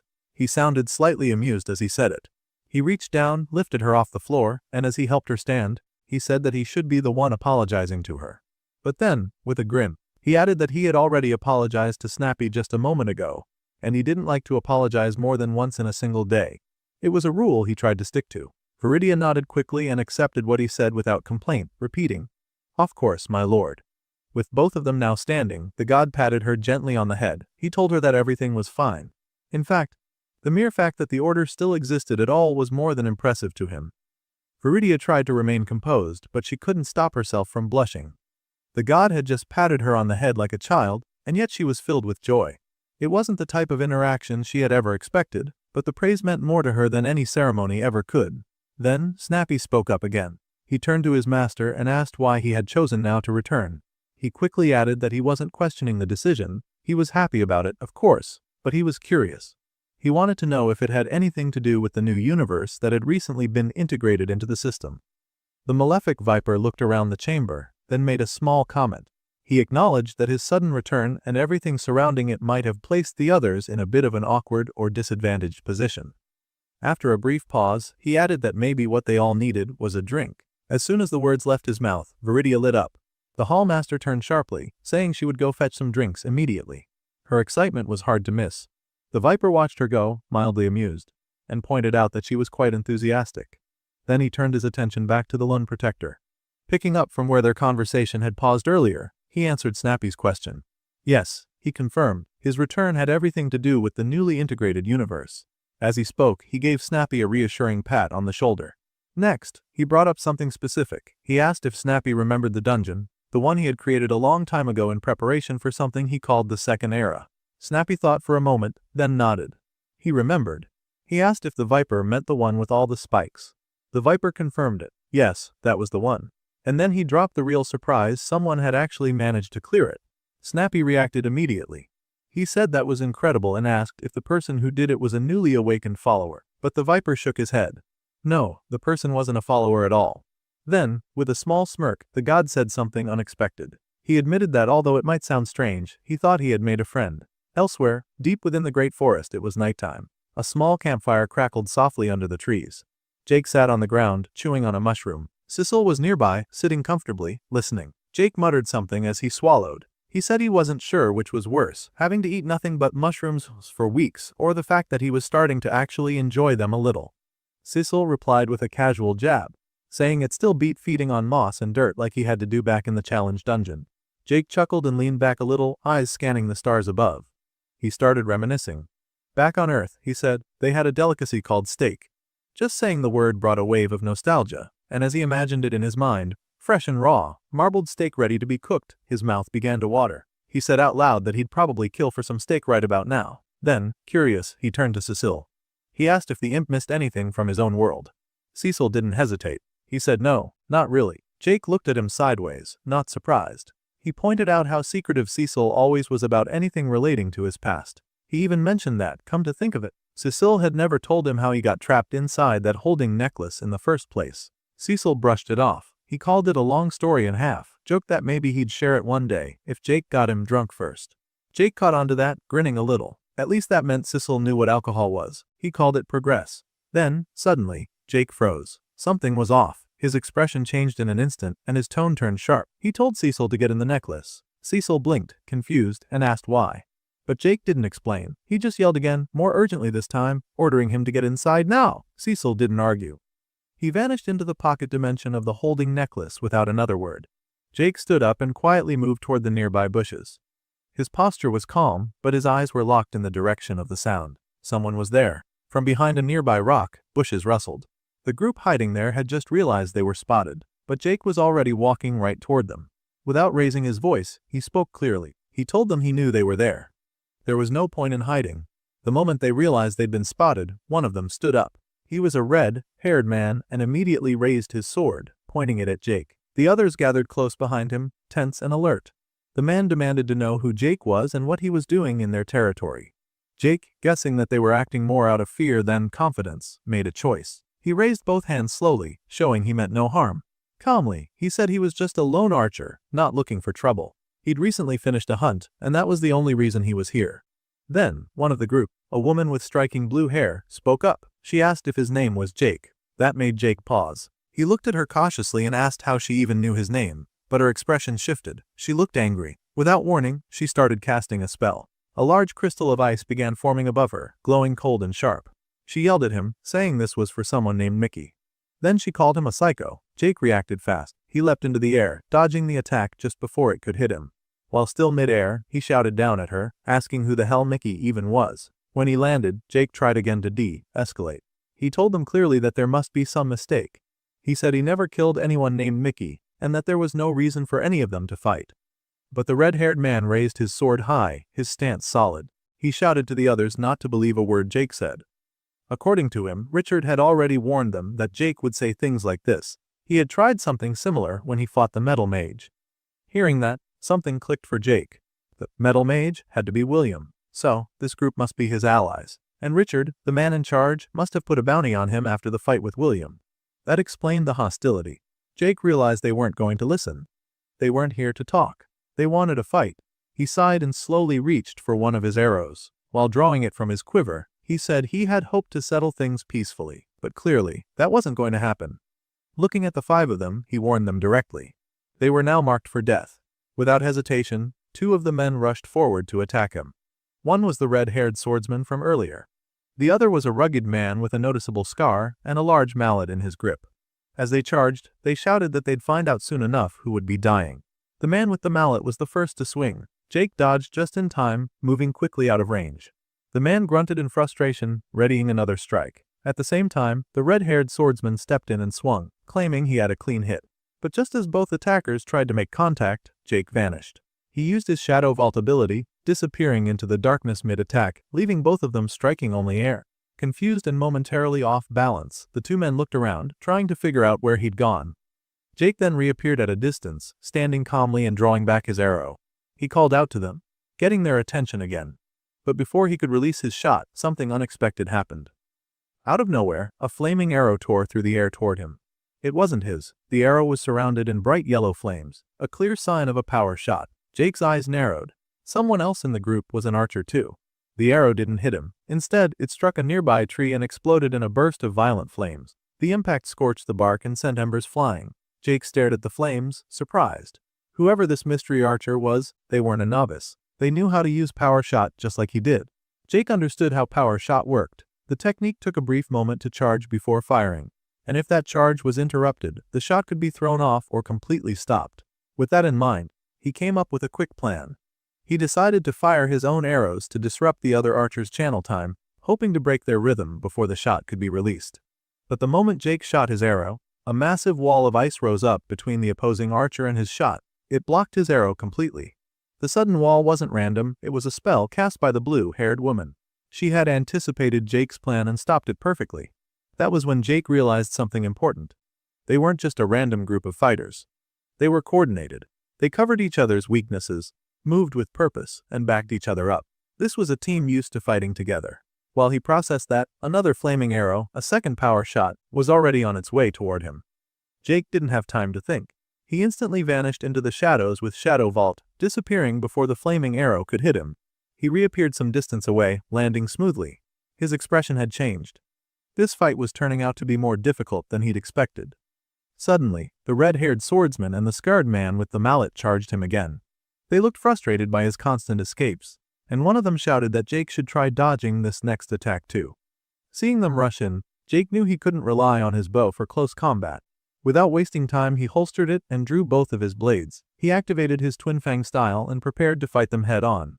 As the 2 came at him with full force, he moved with sharp precision, using his blades to block and deflect their attacks.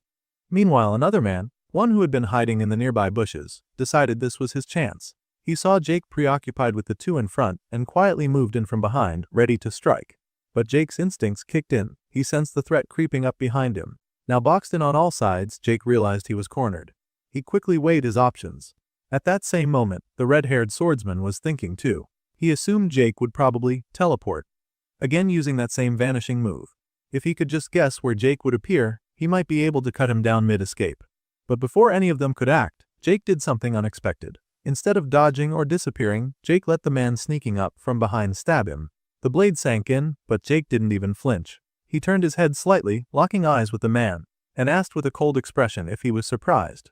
The man didn't get to answer. At the same time, the guy with the mallet tried to capitalize on the moment and swung, but he was too slow. Jake twisted, pulled his dagger free, and stabbed him with it in one quick motion. Blood sprayed. The red-haired swordsman stood nearby and watched the scene unfold in shock. Drops of blood landed on his face as his teammate collapsed. He muttered that it should have been impossible. Behind him, the blue-haired mage looked stunned. Her expression froze. Jake had just killed one of her comrades, and it had happened so fast she couldn't even react in time. Now standing over the body, Jake looked up at the remaining 4. His eyes swept across each of them. Then, in a calm but clear voice, he asked, "So who dies next?" Weeks before the current battle, Jake had a private conversation with the malefic viper. They were alone, the atmosphere quiet. Jake broke the silence by asking a question that had been weighing on him. How do you get used to it? He asked. The Viper raised an eyebrow and asked what he meant. Jake explained. He wanted to know how the Viper got used to killing. He quickly clarified he wasn't saying he killed innocents, never that. But the truth was, in the span of just a few weeks, he had gone from being a regular office worker to someone who killed people as part of his daily life. It was a huge shift. A hard one. Jake admitted he didn't regret the choices he made or the battles he fought. But it still sat heavy with him sometimes. The weight of it. The violence. The Viper listened, then offered a story of his own. He told Jake that back before he ascended to godhood, back when he had only just taken on a humanoid form, he thought it might be interesting to live among people. To blend in with society. Up until then, he'd only interacted with beasts who were dangerous, yes, but straightforward. They attacked, they killed, but they didn't deceive. But the enlightened races, humans and others, were different. They smiled as they lied. They shook hands while planning betrayal. Within a year of joining civilization, someone the Viper considered a friend betrayed him. Tried to steal from him. Even after that, he gave them the benefit of the doubt. That was his mistake. They responded by stabbing him in the back. The Viper's rage exploded. The fight that followed was brutal and long, so intense that by the time it ended, 9 planets had been destroyed. It was a level of destruction that most would call extreme. But the Viper said that after that, no one ever dared to cross him again. Jake sat with that for a moment. He asked how the Viper had even managed to destroy 9 entire planets. The Viper brushed it off like it was no big deal. He called it a lesson for another time. Then he looked at Jake and gave him the core message. Hesitation is a luxury you can't afford. Mercy is not something your enemies will give you, so don't give it to them. That was the lesson. Back to the present. The blue-haired mage was still frozen in shock. Her comrade was dead. Jake stood above the body with his twin blades drawn and asked the question. Who's next? The red-haired swordsman looked shaken. He stepped back slightly, clearly rattled. But the mage shouted at him not to back down. She told him to hold Jake off, saying that she was going to end this. Her voice was filled with resolve. Raising her wand, she started to cast. A magical glow gathered above her, pulsing with power. She was preparing her strongest spell, and the swordsman realized it. He had to keep Jake busy, no matter what. So he charged forward again, gripping his weapon tightly. His sword came down with force. Jake raised his blades and blocked it. The clash rang out. Steel met steel as the two began to fight in close quarters. It was a furious exchange. The swordsman was skilled, but so was Jake. Their weapons collided again and again in a tight, brutal rhythm. As the fight dragged on, the red-haired man noticed something alarming. Jake's movements weren't slowing down, they were getting sharper, more focused. And at the same time, he couldn't find any gaps in Jake's defense. There were no openings, nothing he could exploit. Then Jake's eyes shifted. Just for a second, he saw something in the distance, another flaming arrow streaking toward him. Another power shot. Jake didn't hesitate. In an instant, he activated his shadow vault and disappeared from the spot. The flaming arrow blasted through the space he had just occupied, slamming into something behind him with a loud, echoing boom. Debris flew into the air.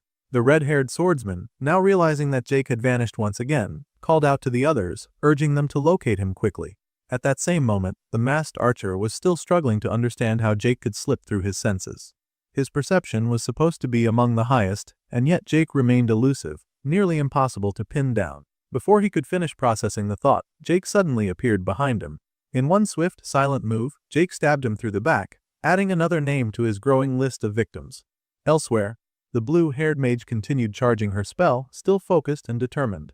She warned her remaining allies not to panic, assuring them that her magic was almost ready. But just then, the masked archer's attention shifted. He heard something, faint but familiar, a sound he recognized. He quickly tried to warn the red-haired swordsman to stay alert. The warning came too late. Jake's power shot, launched from a hidden position, struck the red-haired man with violent force. The explosion engulfed him in flame, reducing him to a charred corpse. Now furious and shocked, the masked archer clenched his jaw and raised his bow. He demanded Jake show himself, but he didn't even have the chance to finish speaking. Jake appeared right in front of him, and in a blur of motion, decapitated him with a single clean strike. Blood sprayed outward, staining the nearby mage girl as the archer's head rolled lifelessly across the ground. Jake, wasting no time, turned his attention to her. He appeared behind her and drove a blade into her back. Blood immediately began to pour from the wound. Jake leaned close and calmly told her she had less than a minute before the injury would end her life. But he offered her a deal. If she answered his question, he'd give her a health potion to survive. As the blood continued to drip from her, Jake asked why Richard and William had sent them after him. With difficulty, the girl spoke. Through her bleeding lips, she gave a single word: revenge. Jake repeated it to himself, trying to make sense of what that meant. In his eyes, he had only ever acted in defense. He hadn't attacked anyone unprovoked. He hadn't started anything. But the girl, clearly holding deep resentment, lashed out. She blamed him for everything, accusing him of killing people and being the one who had sparked the war. She claimed this was all his doing. Jake paused, recalling a conversation with William. There had been mention of a conflict between two camps of survivors. Richard's camp and another. It was a tense situation, and now it seemed he had been thrown into the middle of it. The girl coughed up more blood. Her strength was fading. Despite everything, Jake decided to honor his word. He took out the health potion and offered it to her. But she slapped it from his hand. She told him she would rather die than be saved by someone like him. He asked her why, but she gave no answer. Her eyes simply went dull and her body collapsed to the ground. The battle was over. With the enemies defeated, Jake opened the necklace and let Sissel out. The imp emerged, looking around at the blood-soaked scene. He asked what had happened. Jake told him honestly that he didn't fully understand it himself. But one thing was clear. He hadn't started any war. They both looked at the aftermath, the fallen bodies, the scorched earth. Cecil questioned if all of this really came from some sort of misunderstanding. Jake shook his head. He didn't believe that. To him, this wasn't confusion. It was something more deliberate. He was convinced someone was manipulating things behind the scenes. Someone wanted to frame him. And Jake wasn't going to let that happen. He had survived. But now he knew this was only the beginning. With the battle now behind him, Jake had taken the time to gather all the bodies of the fallen. He laid them together in a single pile, performing a rough embalming before setting them alight.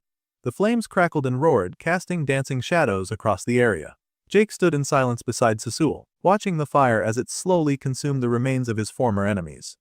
The orange glow filled the forest and lit their eyes as the bodies burned, reduced bit by bit to ash and smoke. Cecil asked if Jake had any final words to offer the dead. Jake, visibly weighed down by the events, responded solemnly. He said he was sorry things ended this way. None of them needed to die, and they wouldn't have, if it had been up to him. He didn't understand how Richard or William had managed to manipulate them into thinking he had started a war, but whatever lies they were told, he promised he would be the one to end the conflict. Cecil simply offered a farewell of his own, telling the dead to rest peacefully now that it was over. As the fire continued to burn, Jake glanced at his system notifications. A message appeared, alerting him that he had reached level 31. He exhaled, more exhausted than satisfied, and muttered that it didn't feel right to go through system messages in a moment like this. It felt as though he was stealing tutorial points from the dead. Cecil, trying to reassure him, pointed out that this wasn't stealing because he had earned it. But Jake disagreed. The points he received from defeating the Den Mother, those felt earned. That was a fight he sought out, trained for, and overcame through sheer will. But this had been something else entirely. It hadn't felt like a battle. It felt like meaningless slaughter. Cecil, keeping his tone calm, told Jake that whether it felt good or not, the points were his now. The real question was what he planned to do with them. Jake repeated the question aloud, mulling it over. He couldn't exactly march into Richard's camp and demand answers. He was growing stronger, yes, but he wasn't strong enough yet. Not to take on an entire army. Even if he wanted to confront them, he wouldn't survive a direct assault. Cecil offered another possibility. Maybe it wasn't an entire army. The talk of a war might be more figurative than literal. A few dozen fighters on either side, not hundreds. Jake conceded that it was possible, but the uncertainty lingered. It could just as easily be hundreds. He didn't know enough to act, and that meant any rash decision could get him killed. Charging in blindly would only get him buried. So instead, Jake tried to think more strategically. He wondered what Adam would do if he were in this situation. The story shifted elsewhere. Far away, Adam was already deep in the woods, observing a tense meeting between two powerful figures. The leaders of the opposing camps, Richard and Hayden, were standing face to face, their conversation sharp with suspicion and doubt. Adam remained silent, quietly watching from the sidelines right next to his camp leader, Richard. He couldn't help but wonder what kind of chaos Jake had gotten himself involved in. Hayden, the head of the camp that opposed Richard's, voiced his disbelief. He didn't buy the idea that some lone archer was out there dismantling squad after squad. If someone like that really existed, someone that dangerous, they would have heard or seen more evidence by now. Richard, however, didn't share that skepticism. He corrected Hayden firmly, explaining that it wasn't just a random archer causing all the trouble. It was Jake Thane. And he wasn't killing out of madness or chaos, he was doing it with purpose. According to Richard, Jake's goal was to win the tutorial. To climb higher. The system, after all, was designed to encourage this kind of bloodshed. Killing others meant greater rewards. That was the real motivator. And Jake, in Richard's view, was simply playing the game to win. Hearing this, Hayden questioned something more personal. He asked Richard if he truly believed that Jake had killed his son. The tension between them thickened as the conversation hovered there, on the edge of accusation and uncertainty. And from the position he was standing right next to Richard, Adam continued to listen, piecing together the weight of what was unfolding. Richard didn't hesitate in defending his position. He insisted that the members of his camp had never been the ones attacking Hayden's people in the first place. According to him, the brutality inflicted on the corpses and the level of violence and precision was beyond anything his fighters were capable of. He claimed to have seen the aftermath himself and was certain it didn't come from his side. Hayden, however, looked unimpressed and clearly skeptical. He pressed further, wanting to know how they even knew anything about this Jake individual in the first place. At that point, Adam stepped forward, choosing to speak up. He explained that Jake was someone he used to work with before all this, back in the normal world. He admitted that Jake had always been a bit of a loner, but not someone violent or dangerous. When the tutorial began, Jake had proven himself a capable fighter, but so had many others. Nothing Jake had done so far, in Adam's view, definitively pointed to him being responsible for the carnage. Adam acknowledged the possibility of a third party, just like Richard had suggested earlier, but emphasized that there was no concrete proof that Jake was behind it all. Richard let out a short scoff at that. Then, with a condescending tone, he stepped toward Adam and gave him a small shove to move him aside. He addressed Hayden directly, apologizing for what he described as Adam's misplaced loyalty clouding his judgment. Richard maintained that when all factors were considered, Jake remained the most likely suspect. They could waste time entertaining other theories, or they could be pragmatic and act quickly before more lives were lost. Hayden, now mulling over Richard's argument more seriously, asked what Richard proposed if he were to accept this version of events. Richard responded without hesitation. He suggested a formal alliance between the two camps. By combining their forces into a single united squad, they could scour the forest, locate Jake, and eliminate him before he could cause any more damage. After a moment of contemplation, Hayden agreed. He reached out and shook Richard's hand, agreeing to a temporary alliance with the singular goal of hunting down and killing Jake. With the decision sealed, Adam stood silently, disappointment etched across his face. He had come with hopes of initiating peace talks, hoping reason might prevail. Instead, all he had accomplished was witnessing both camps redirect their hostility onto someone who had once been his friend. Meanwhile, William, the real threat, remained untouched and unnoticed, his manipulations still working perfectly in the background. The focus shifted elsewhere. Deep within the forest, William stood over a battlefield of his own making. The ground was littered with the bodies of slain raptors. Blood soaked the soil, the carnage fresh and raw. William stood at the center, victorious, his breathing steady as he wiped his brow. In his mind, he thought about how Richard should be finishing up his meeting right around now. If everything had gone according to plan, and if things continued to play out smoothly, Jake, the one who dared to defy him, would finally be dealt with. As he scanned through his system notifications, William noticed something new. A skill had been granted to him, the Spear of Feroris. The discovery lit a spark of excitement in him. Just then, a surviving raptor burst from the nearby bushes, hissing and charging at him. William didn't flinch. Instead, he saw it as the perfect opportunity to test out his new skill. He hurled his spear with lethal precision, aiming straight for the raptor's neck. The weapon struck true, but something unusual happened. Instead of collapsing, the raptor suddenly froze mid-motion, its entire body transforming into solid metal. William observed the phenomenon with fascination. Internally, he reflected on his last fight with Jake. That battle had shown him that he wasn't strong enough back then. But now, things had changed. He had grown stronger. Much stronger. With a violent swing, William smashed the metallic statue of the raptor, sending shattered metal and bone clattering to the ground. As the creature's skull tumbled down, he picked it up slowly, almost as if it signified the start of something new. Holding the skull in his hand, William made sort of a quiet vow to himself. No matter what came next, no matter how many obstacles stood in his way, he would be the final victor of the tutorial. The next scene opened inside the Hall of the Malefic Viper. The Hallmaster Viridia walked slowly toward a circle of lit candles, deep in thought. Her mind was focused on one strange idea. The Viper, an ancient being of unimaginable power, had somehow made a friend. She couldn't understand how it was possible. A being like the Viper was ancient, above mortals, and far removed from the concerns of those still struggling through the tutorial. Yet somehow, one mortal had caught the Viper's interest. Viridia felt uneasy. She held the highest title in the order among mortals. Yet this unknown man made her feel small by comparison. Even though he hadn't finished the tutorial, his presence was already enough to make her feel threatened. She tried to push those thoughts away, but they lingered. As she stood thinking, a man entered the hall. He asked her if she had called for him. Snapping out of her thoughts, Viridia told him that she had, and that it had been a difficult day. She said she needed his help finding something important. The man agreed and asked what she wanted him to look for. She told him she needed records.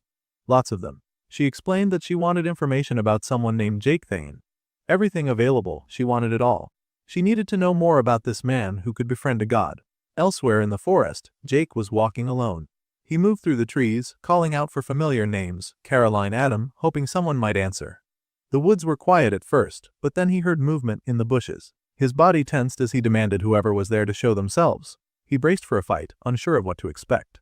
Then someone stumbled out, bloody and barely able to stand. It was Casper. He collapsed to the ground, saying he couldn't walk anymore. Jake rushed to him and asked who had done this. Casper struggled to speak but managed to explain that William and Richard had attacked their camp. Everyone was dead. Friends and allies alike, no one survived. With blood still dripping down his face, Casper grabbed onto Jake's shirt. He cried, asking why Jake had left them, why he had let them all die. Jake stood frozen, his expression filled with shock, but it wasn't real. Jake woke up suddenly, sitting up by the campfire in a cold sweat. His breathing was heavy, and he was still shaken by what he had seen. It had all been a nightmare. Cecil, sitting nearby, noticed how disturbed he looked and asked if the dream had been that bad. He also joked that the mushrooms Jake had been eating might be to blame. Jake, still wiping sweat from his face, admitted that the nightmares had been getting worse each night. The imp offered a thought. He said that dreams were the mind's way of dealing with unresolved things. Maybe, he said, Jake needed to let some of it out. Jake didn't buy that idea and said it didn't sound very scientific. He turned the focus back on Cecil, pointing out that he was also awake in the middle of the night. He asked what kind of nightmare Cecil might be having. Cecil, his tone more serious now, explained that sleep was the only thing he ever did while trapped inside the necklace. And whatever nightmares he'd had, he already lived through them once. Jake paused, then said he was tired of avoiding the truth. He offered Cecil a trade. He would talk about his dreams, what they really meant, if Cecil would finally explain how he ended up sealed in the necklace. Cecil hesitated but eventually agreed.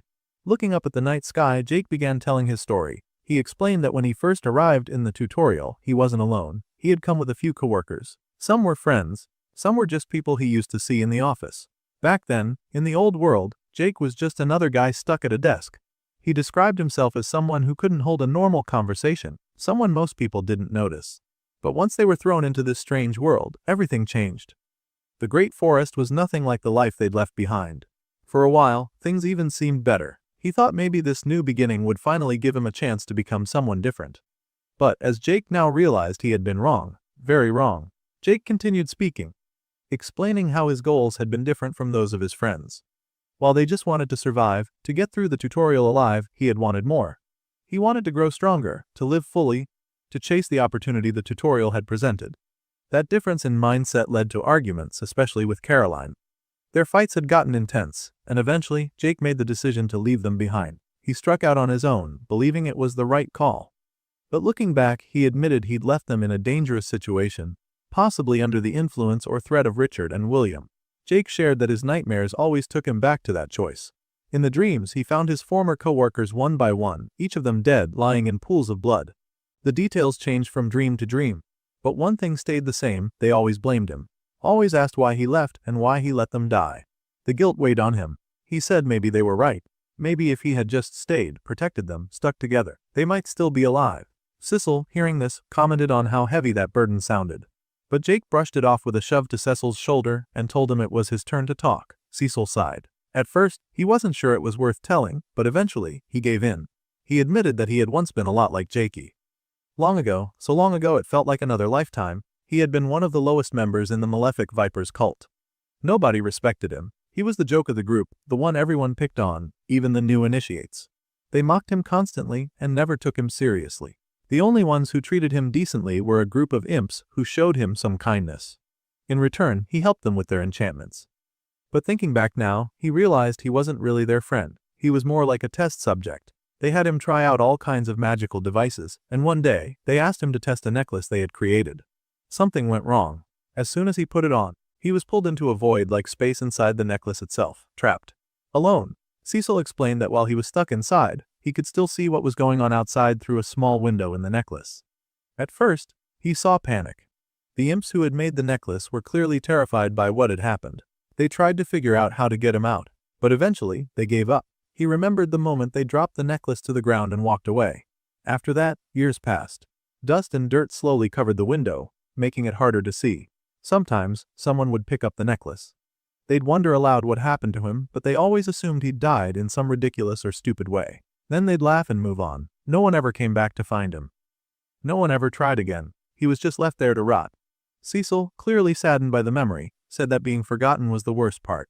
Not the accident itself, not even the abandonment in the moment.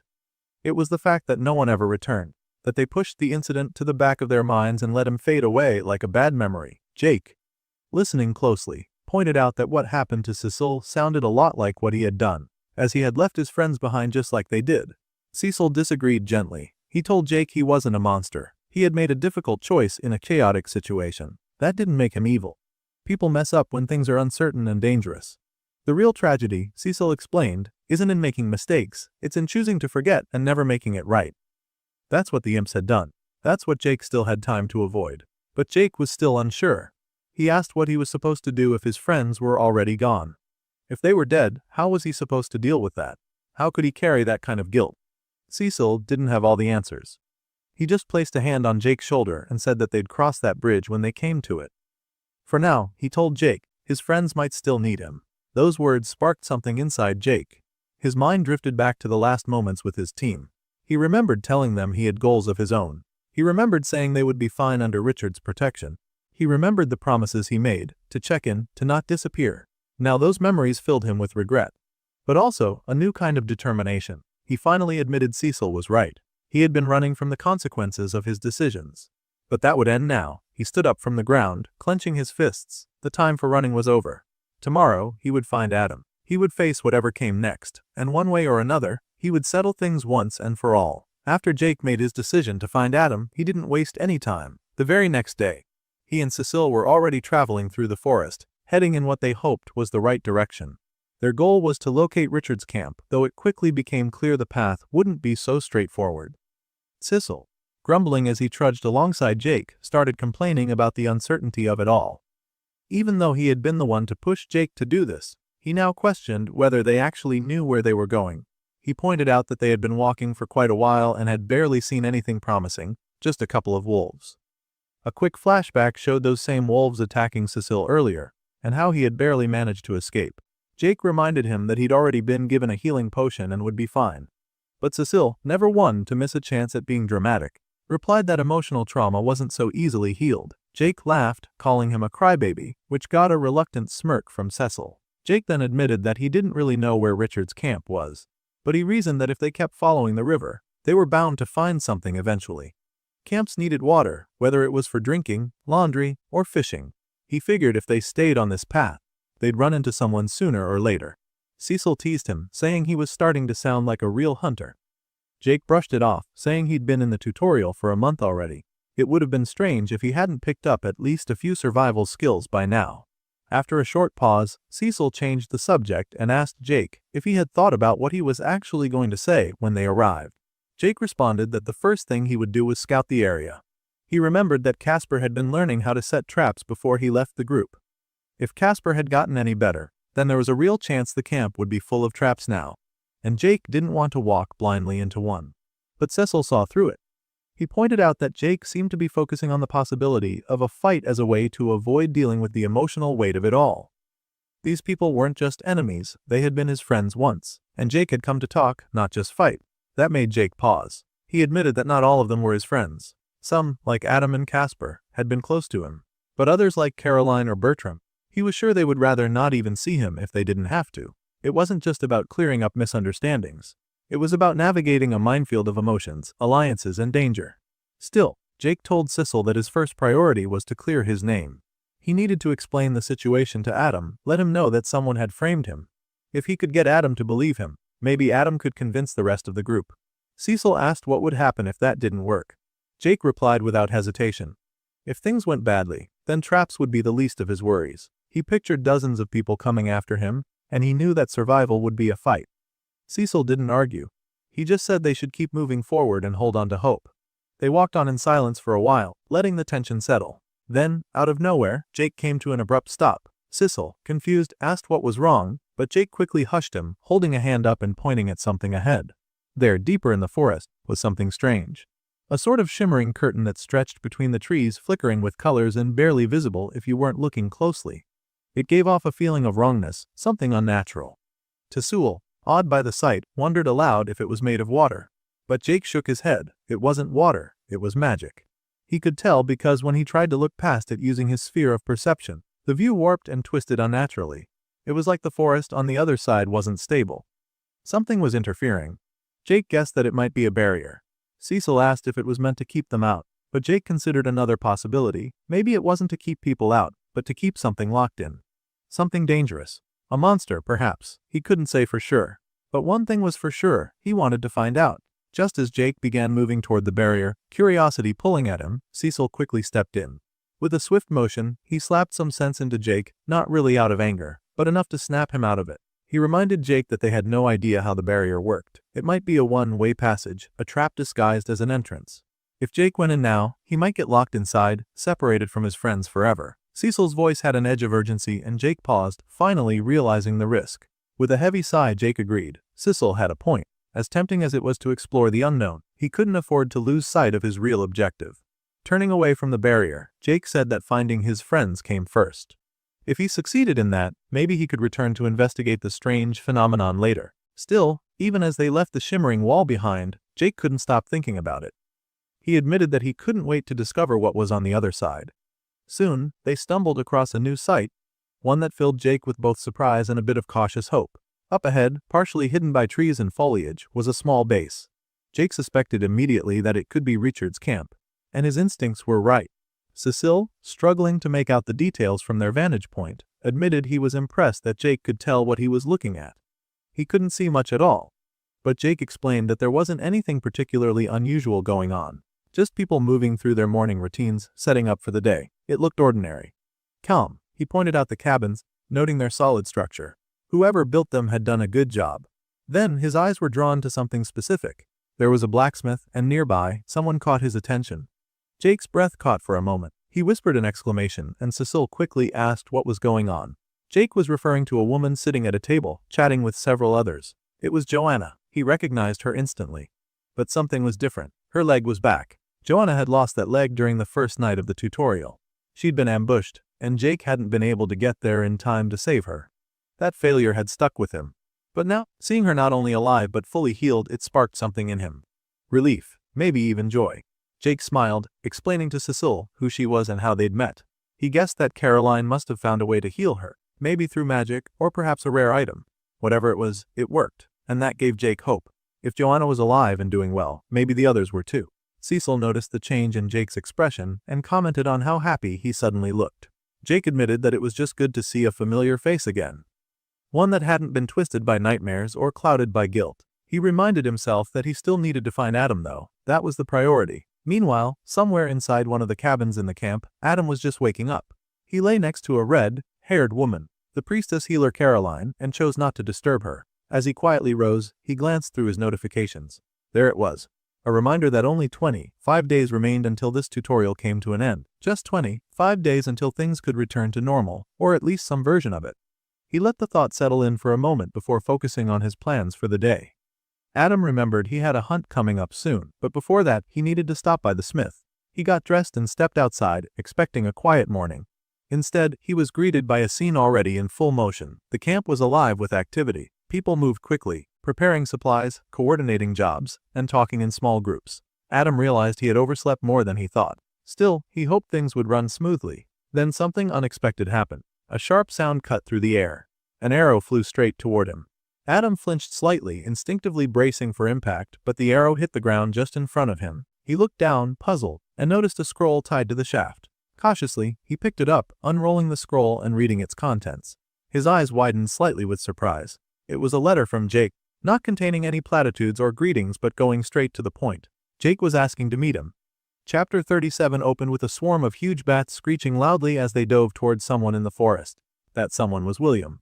Without hesitation, he charged back at them, gripping his new weapon tightly and roaring fiercely. He moved fast and precise, slicing through one bat cleanly, then stabbing another right in its body. The last bat didn't stand a chance.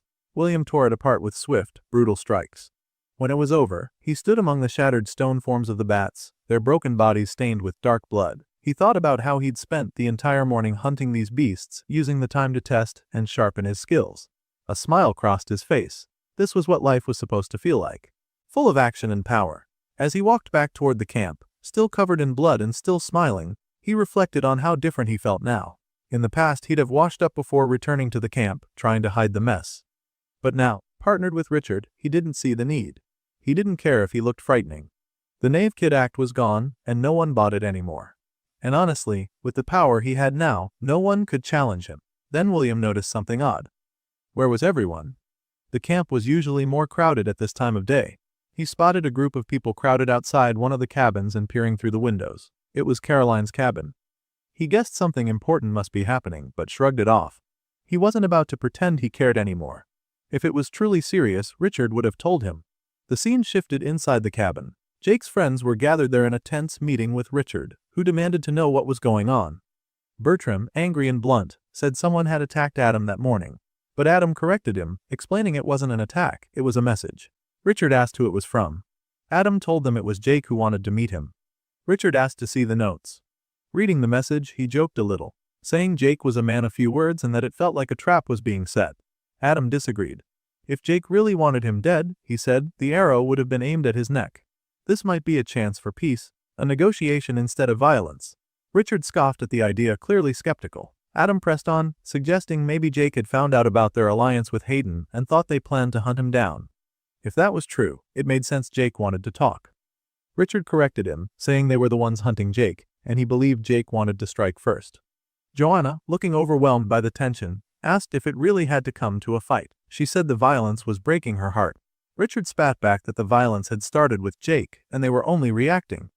Joanna shook her head, disagreeing. She said she didn't know Jake well, but she didn't think he was a bad person. She remembered the first night of the tutorial, when she was attacked. Jake had tried to save her.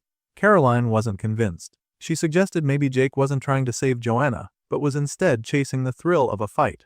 At that moment, Richard decided they needed privacy. He told Joanna and Bertram to leave the cabin. He wanted to keep the conversation just between himself, Caroline, and Adam. Bertram called out to Adam, but Adam nodded in agreement, saying he'd update the others as soon as possible.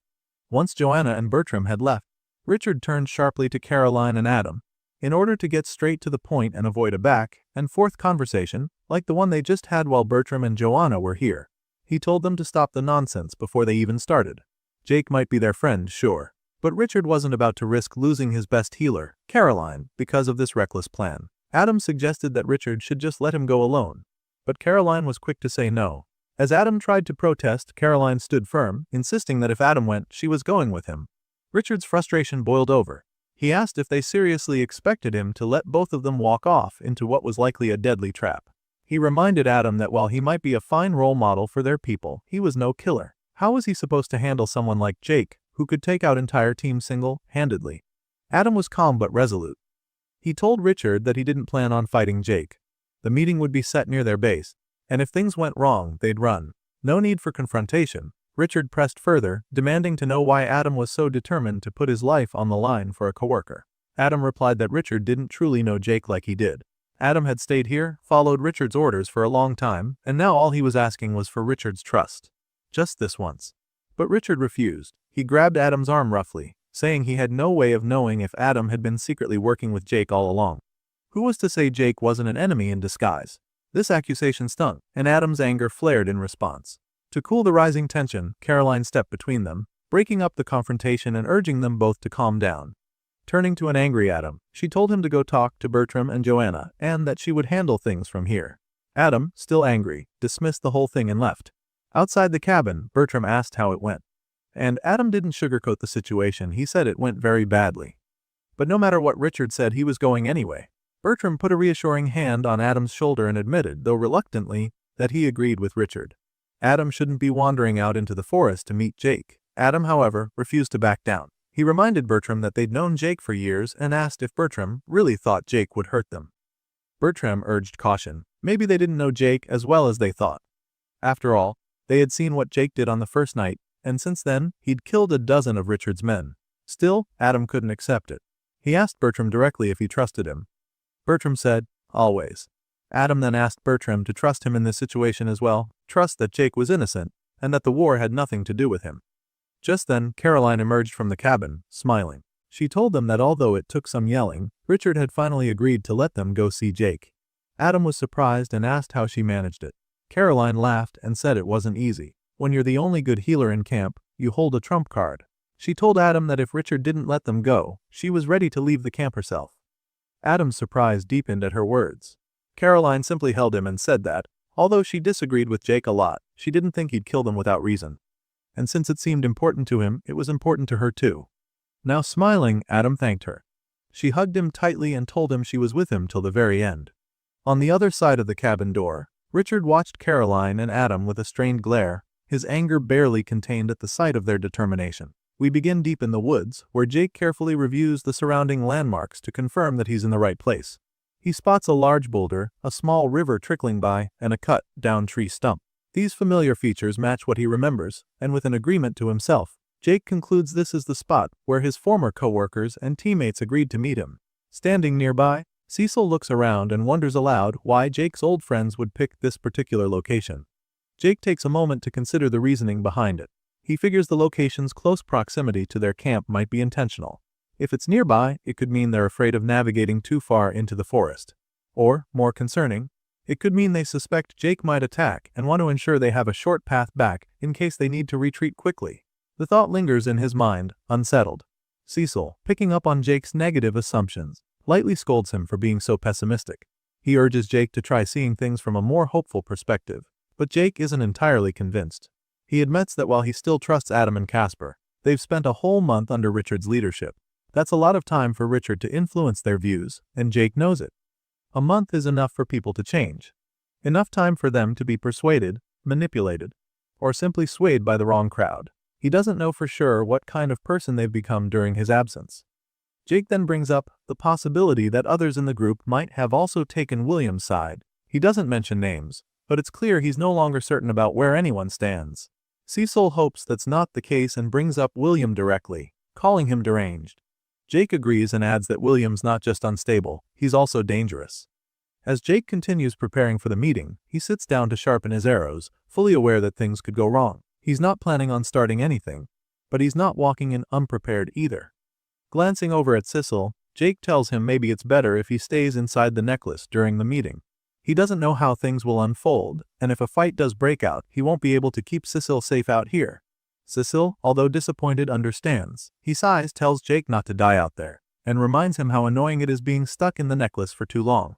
They share a brief, familiar fist bump, an unspoken promise to make it out of this, and then Jake activates the necklace, putting Cecil away. The scene then shifts to Adam and his group, consisting of Caroline and Bertram, as they carefully navigate through the forest.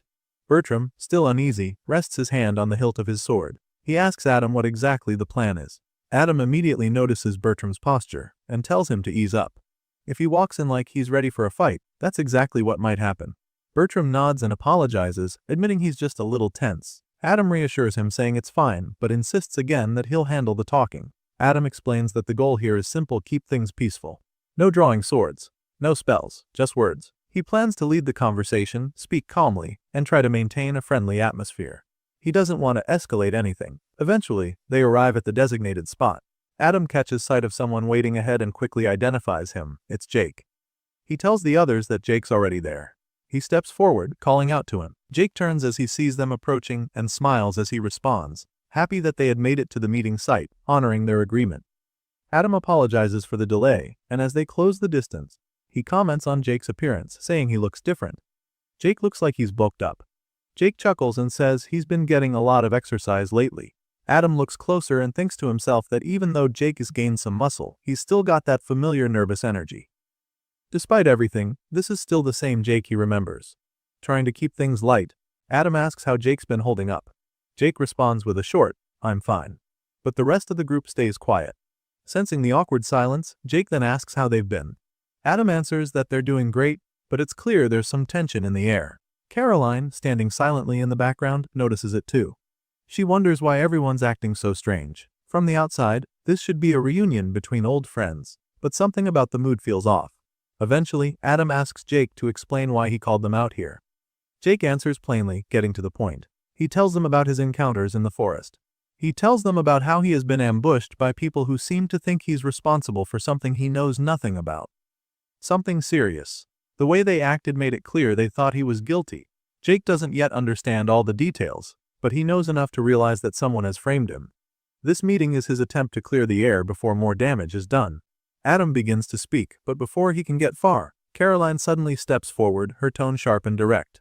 She cuts through the tension and demands to know how many people Jake has killed since they last saw him. The question catches everyone off guard. Adam quickly tries to rein her in, attempting to keep the mood under control, but Caroline doesn't back down. She insists Jake answer, unwilling to let the issue slide. In response, Jake doesn't dodge the question. He admits he's taken several lives since they separated. He admits that he has had 3 different encounters that resulted in combat. But even with those incidents, he says it couldn't possibly be enough to start a war. He sounds certain. A skeptical Bertram isn't entirely convinced, though, and presses Jake further, saying he would know if Jake was lying. Jake's tone shifts, becoming more defensive. He explains that he was never the one to start those fights. Every time he only responded in self-defense. While the exchange unfolds, Caroline begins to think. Internally, she reflects on how different Jake seems from the image they'd been given. William had described someone dangerous and volatile, someone who was an unhinged threat. But standing here now, Jake feels nothing like the monster she was expecting. There's a clear contrast between what they were told and what she's seeing.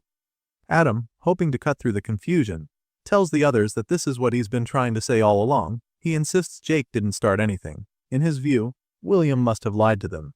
That's the only explanation that fits. Jake, hearing William's name come up, immediately focuses on that. He wants to know if they heard about him from William. Adam confirms that they did. Jake then warns them about what really happened, how William tried to ambush him when he came out to meet them. He tells them not to trust him. There's something wrong with William, and Jake is sure he's working toward something malicious. Adam nods, saying that he's suspected as much for a while. With everything adding up, he's starting to believe that Casper's death may not have been what it seemed. In fact, he now thinks William was the one who killed Casper. This news comes as a shock to Jake. Up to this point, he didn't even know that Casper was supposedly dead. Bertram confirms it with a grim nod, surprised that Jake wasn't aware. Jake explains that he had been checking the system notifications, trying to track the number of survivors. He had been monitoring the numbers, always wondering who might have died, but never knowing for sure. When he spotted Joanna during one of his scouting missions near their camp, he was overwhelmed with joy. Seeing her alive made him believe that maybe all of them had made it. He never even considered that the one to fall would be Casper. As this realization hits him, Jake's voice falters and he begins to cry. It's a raw, quiet moment. Adam notices and asks if he's okay. Jake says he is, but it's clear the news has taken a heavy toll. He wasn't prepared for this. Caroline, standing nearby with a hand to her face, mutters that this was a mistake. She says they never should have come. Her mood has shifted completely. Adam, noticing her reaction, asks what's wrong. Caroline tells him they should have just stayed in camp. But now, it was too late. Now they've stepped into something they can't undo. Right then, something shifts in the atmosphere. Jake freezes for a moment, eyes narrowing. He senses something, or someone nearby. There's movement in the bushes, soft rustling that stands out in the silence. Jake quickly grabs one of his arrows and points it toward the source. Whoever it is, he knows they're there, and he's not taking any chances. Adam, caught off guard by Jake's sudden change in focus, asks what he's doing. But Jake doesn't answer. His eyes stay fixed on the brush, steady and alert. The tension spikes. A moment later, the rustling stops. Realizing there's no use hiding anymore, someone steps out from behind the trees. It's Richard. He walks into the open with a confident, casual demeanor, as if the whole scene amuses him. He compliments Jake on his perceptiveness, then pauses to strike a relaxed pose, almost mockingly. With a smug expression, he makes a comment about how nice it is to see Jake again, like they're old friends catching up. With his bow still drawn, Jake watches as Richard steps out from the bushes. The sudden appearance sets off alarm bells in his mind. He immediately turns to Adam, furious. The timing is too convenient, too suspicious. Jake jumps to the conclusion that Adam was in on it, that he brought him out here just to set him up. Adam quickly tries to defend himself. He insists he had nothing to do with it. And surprisingly, Richard confirms Adam's innocence. He admits that Adam was left in the dark and offers a half-hearted apology, though it's clear he doesn't feel much remorse. He tells Adam that if he had told him about the plan, he would have hesitated, gotten soft, and possibly ruined everything. Adam, now betrayed by someone else he trusted, turns sharply to Caroline. His voice rises as he demands to know if she knew what was going on. Caroline looks guilt-ridden and admits that she did. Her eyes drop as she quietly apologizes. Adam's frustration only grows. He asks her how she could lie to him, how she could go along with something like this. Caroline tries to explain. She says that if Adam had heard what she'd been told, stories about Jake being a threat and a monster, he would have doubted him too. But Adam doesn't accept that. He cuts her off, telling her that he did hear those same stories. And yet, despite everything, he chose to trust Jake. He had faith in his own judgment and asks why she couldn't do the same. With nothing left to say, Caroline lowers her head, ashamed. Then Richard takes center stage again. With a sly smile, he tells Jake to come with him so they can clear everything up. If Jake really hadn't attacked anyone, Richard says, they could let it all go. Act like none of it ever happened. But Jake doesn't move. He doesn't lower his bow. He doesn't believe a word of it. Richard keeps talking, even bringing up the time Jake killed his archer. He says he's willing to forgive even that, just to smooth things over. But Jake isn't convinced. Beneath Richard's casual words, Jake can feel the weight of something much darker. That hidden killing intent, he senses it clearly. Jake knows Richard is lying. This isn't a peace offering. It's a trap. Still aiming, Jake tells Richard that if he really wants to talk, he needs to tell his men to back off first. That's the only way. Adam turns at that moment, confused. He hadn't seen anyone else. But then the rustling starts again. Figures emerge slowly from the woods, dozens of them. From every direction, Hayden and his men appear, surrounding the clearing. Adam is stunned. Hayden walks forward confidently, complimenting Jake's senses. Despite Jake noticing something was off, Hayden still managed to sneak in with a full team. Now standing beside Richard, Hayden is formally introduced to Jake. Richard says they're working together on this plan, this coordinated effort to capture Jake. Adam can't believe what he's hearing. He speaks up, saying he never agreed to anything like this. He thought they were here to talk, not ambush. But the truth is now unavoidable. This was a setup from the beginning. Jake activates his perception skill. His senses stretch outward, and he quickly realizes just how surrounded he really is. They've covered every angle. This frustrates him deeply. He thinks he should have noticed earlier. He's angry with himself for letting this many enemies sneak up on him despite all his training and heightened awareness. Then Richard raises his sword and points it directly at Jake. He tells him there are only two options: come with him peacefully or die where he stands. The ultimatum hangs heavy in the air. Jake clenches his jaw. He's still holding his bow, but he's outnumbered and unsure of how to proceed. Then Hayden, growing impatient, acts. He raises his hands and casts a powerful fire spell. A massive fireball hurtles toward Jake. There's no time to think. Jake reacts on instinct, leaping into the air just before the fireball explodes at his feet. The blast sends shockwaves through the clearing. As he lands, Jake retaliates, loosing an arrow toward Hayden. But the mage is ready. He conjures a shimmering energy shield just in time, blocking the shot. Realizing this is no longer a standoff, Richard gives orders to his warriors, telling them to stay back and not interfere. Hayden issues his own command to the mages: keep Jake pinned, limit his movement. The mages respond in unison, channeling their spells together. In a matter of moments, the ground beneath Jake begins to crack and buckle. Hayden, determined not to let Jake slip away, prepares another spell and hurls a fireball straight at him. Jake vanishes just in time, using his skill, Shadow Vault. To those watching, it appears as if he teleported, disappearing into thin air. In reality, he's leapt through the shadows and reappears on a nearby tree stump. But his moment of relief is short-lived. The enemies quickly spot him and fire again without hesitation, not giving him any time to breathe. From the sidelines, Adam watches Jake struggle against the relentless barrage. Unable to take it anymore, he approaches Richard and demands that he call off the attack. Adam insists that Jake isn't the killer, that this isn't justice. But Richard doesn't budge. He coldly responds that Jake had his opportunity to surrender, and now this is the only way forward. Frustrated and desperate, Adam turns to Caroline and pleads with her to intervene. The onslaught hasn't stopped, and Jake is going to be killed if no one acts. But Caroline yells back that there's nothing she can do. The situation has spun out of control, and it's beyond her power to stop the advancing wave of violence. The leaders double down. They order their soldiers and mages to maintain the pressure. They instruct them to keep firing, to give Jake no time to think, no moment to recover. Arrows, magical weapons, and explosive spells rain down on him from every direction. Hayden adds to the chaos by powering up another fireball, yelling for everyone to unleash everything they've got. Richard raises his voice as well, shouting the order to kill Jake on the spot. Inside the necklace, Cecil watches helplessly. Alarmed by what he's seeing, he begins to panic. He pleads silently for Jake to escape somehow. His concern grows with every blast and every arrow that comes dangerously close to hitting its mark. Jake, crouched and breathing heavily, begins to feel the impact of the attacks. Small bruises cover his arms and shoulders, signs of glancing blows and near misses. But he knows he won't be able to avoid all of them for long.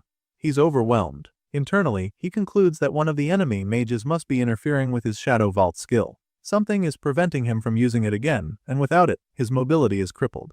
He looks around and realizes the circle is closing in. The archers have repositioned, cutting off his retreat. Thick, magical vines erupt from the ground and wrap around his limbs. They tighten quickly, binding him in place and leaving him vulnerable. Jake curses internally as his muscles strain against the magical restraints. He sees Richard give another command. The archers take aim and fire. There's no time to dodge. One arrow pierces his shoulder with brutal force, and another slams into his leg. Blood gushes from the wounds, staining the ground beneath him. Pain explodes across his body as he falls to one knee, still restrained by the vines. His attackers declare they've got him. The trap has worked. He's pinned, wounded, and surrounded. Jake growls through clenched teeth, demanding to be released, but his voice is weak compared to the overwhelming force bearing down on him. Richard steps forward slowly, gripping the hilt of his sword with both hands. The look on his face is one of grim satisfaction. He's ready to end it. Adam, horrified at what's about to happen, yells in protest. This wasn't supposed to be an execution. Inside the necklace, Cecil covers his eyes. He can't bear to witness what's coming. The fear in his voice is clear as he mutters that they're going to kill Jake. Jake, now kneeling in the dirt, his head bowed and his teeth gnashing from the pain, knows he's seconds away from death. His body trembles, blood soaking through his clothes. He doesn't look up. He doesn't speak. Standing tall in front of him, Richard raises his sword high into the air, preparing for the final blow. He declares that it's over and that Jake would die. As Richard stood over Jake, his blade raised and positioned to deliver the fatal strike, Jake's breathing turned frantic. Each huff was filled with despair and the quiet acceptance that this might truly be the end. His body trembled beneath the weight of pain and betrayal. He thought of everything he'd been through, all the battles he'd survived, the beasts he'd slain, the trials he'd overcome. Yet now, with all his strength and skill, he found himself powerless in the face of betrayal. Despite enduring all manner of hardships, it was the betrayal of those closest to him that seemed to be his undoing. Across the battlefield, Adam tried to rush forward, visibly torn and desperate to intervene. But Caroline held him back tightly, likely trying to protect him even if it meant letting Jake suffer. Adam struggled, but she wouldn't let go.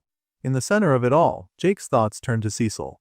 Quietly, almost as if resigned to fate, he apologized to his companion, hoping that someday, someone would find the necklace and release Cecil from it.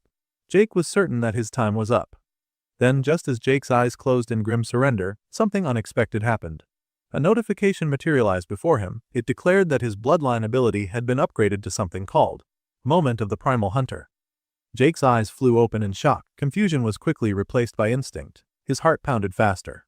Something deep within him stirred, primal and overwhelming. His body, beaten and bruised, began to react. Even as Richard's blade descended toward him, Jake felt time itself stretch. That final moment, the heartbeat before the sword would have ended his life, seemed to last forever. In that elongated second, Jake became hyper-aware. He could sense every thread of mana in the air around him, like an invisible current flowing into his very core. It felt as though something inside his stomach was filling, a growing surge of pressure and power that demanded to be released. His body tensed. He couldn't contain it any longer. With a roar that echoed through the forest like a shockwave, Jake unleashed all of it at once. The magical vines that had restrained him snapped like twigs under the force of his eruption. A burst of raw energy exploded outward from his body, blasting everything and everyone around him. Enemies were thrown backward like ragdolls.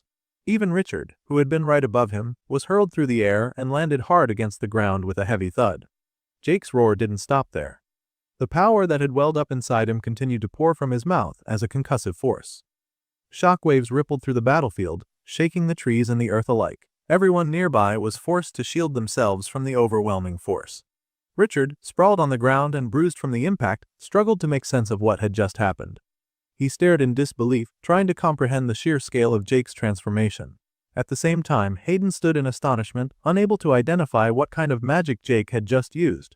Nothing they'd seen before resembled this surge of raw, primal energy. In the aftermath, Jake stood tall, completely changed. He ripped off the last remnants of his binds, his posture now menacing and wild. His breathing was heavy, but his stance was unshaken. There was no hesitation in his eyes, just raw instinct and fury. He looked nothing like the Jake they had known. To Adam, the transformation was shocking. He stood frozen, watching his friend become something entirely different, something untamed. Caroline, watching from the sidelines, could only stare in horror. The rumors she had once heard suddenly felt real. Everything the people had said, the stories of Jake's monstrous bloodlust, now seemed true. The man standing before them wasn't just Jake, he was something else, something terrifying. In her eyes he had indeed become the monster they feared. Richard, now getting back to his feet, winced slightly from the injuries the blast had left. But he wasn't ready to back down. Trying to rally his men, he barked out an order. He told them not to be afraid and that Jake couldn't possibly defeat all of them. At Richard's command, the army surged forward, their war cries echoing through the clearing as they charged at Jake like a flood of steel and fury. Shields raised, weapons drawn, and magic ready, they moved as a coordinated unit determined to overwhelm their target. But Jake stood firm. Without hesitation, he pulled out his twin blades and inhaled deeply, centering himself in the chaos. Then, in one fluid motion, he dashed toward the oncoming wave, slicing into the front lines with a lethal rhythm. His blades moved with such precision and speed that bodies dropped before they even realized they'd been struck. Richard, quickly catching on to Jake's tactic, shouted for his men to form a line and hold position. The soldiers obeyed, raising their shields in a tight formation to block Jake's advance and contain him. Jake reacted instantly. Leaping into the air, he had reached into his necklace and hurled several glass vials down at the shield wall. The vials shattered on impact, releasing a vile purplish liquid as necrotic poison splashed across their front lines. Screams followed the sizzle of the poison immediately. The substance burned through their clothes then flesh, stripping it down to bone in mere moments. The formation broke, panicked soldiers stumbling back as the toxic substance spread on their bodies. From a distance, Adam watched, stunned. He struggled to process what he was witnessing. Jake, single-handedly cutting through their forces, unstoppable in his assault. The disbelief in his words were clear as he uttered that no one seemed capable of stopping him. Hayden overheard, and his response came with a sharp edge of pride. He muttered that they'd soon find out the truth of that, and with grim resolve he stepped forward. As he moved, his eyes lit up with focused intent, and he finally activated a spell he had been keeping in reserve. In an instant, fiery wings burst from Hayden's back, bright and blazing, lifting him into the air like a divine executioner. Rising above the battlefield, he declared that he had no choice but to use this power. With his staff now aimed forward, he charged through the sky toward Jake, flames trailing in his wake. Jake spotted him immediately and tried to retreat. But the moment Hayden gained momentum, his speed became undeniable. He was closing the distance fast, far too fast. Jake had no choice but to throw himself to the side, narrowly avoiding Hayden's direct assault. The ground where he had been cracked under the blast of Hayden's fiery charge. Scrambling to his feet, Jake kept his eyes on his airborne attacker. He was still reeling from the realization that if he hadn't dodged, those wings alone could have taken his life. Their heat, their force, their speed, and the spear he held forward, it was a terrifying combination. Hayden turned midair, fire curling behind him, and prepared for another attack.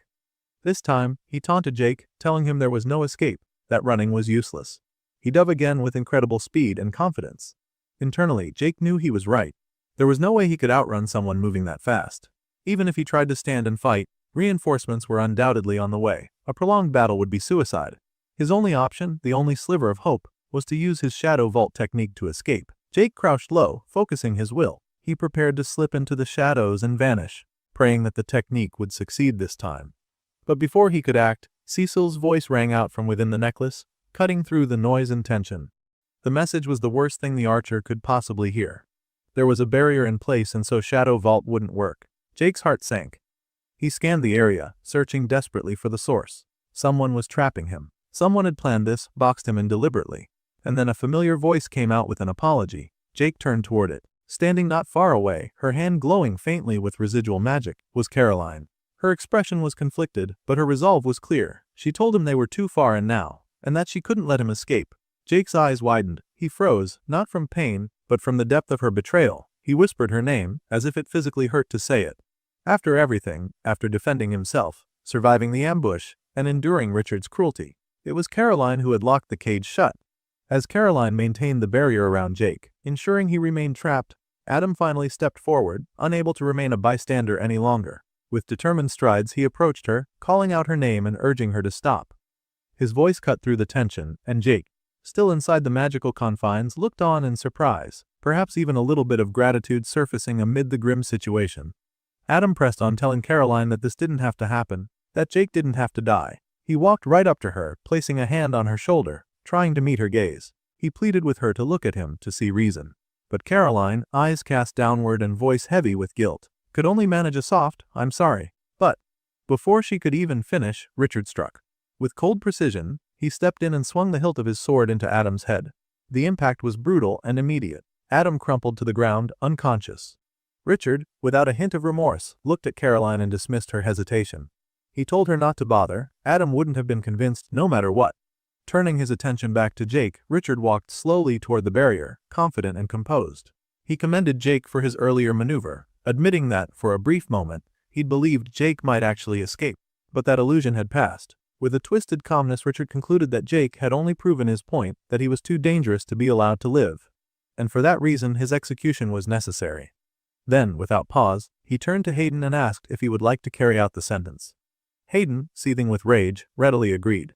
Jake, cornered and wounded, assessed his surroundings.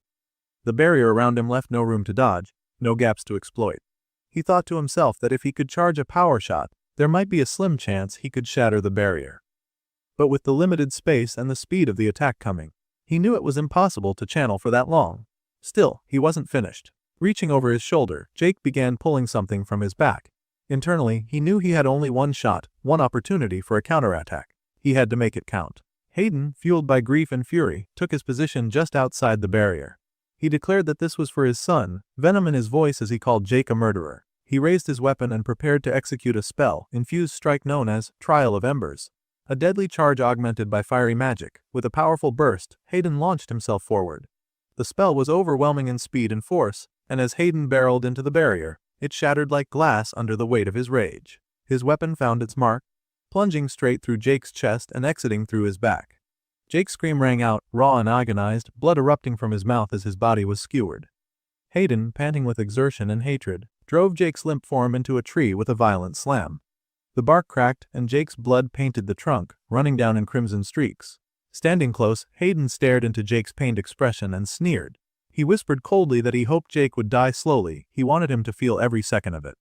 Jake's body trembled, blood streaming down his face and torso. But then, through clenched teeth and a mouth stained red, Jake spoke.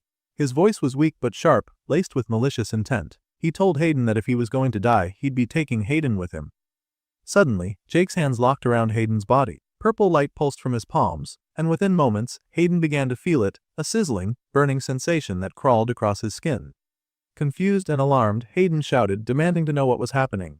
What was this burning sensation? Jake, bleeding but grinning with dark satisfaction, gave his answer.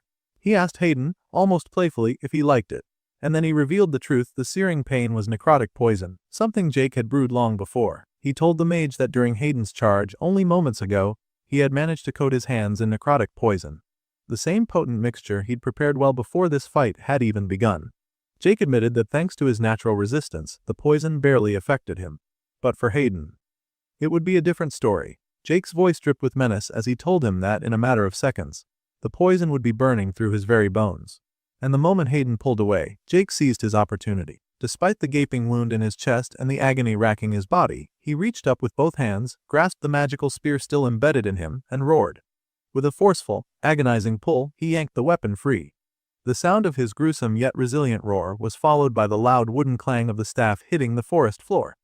Hayden, now still worried about the threat, turned to Jake with contempt. He declared that Jake's escape didn't matter. Jake was too weak to continue. He had no strength left to fight. And to prove it, Hayden raised his arms and conjured a massive fireball above his head, an orb of swirling, volatile flame. He said he would end things from a distance this time. He wasn't going to get caught up in another trick involving poison.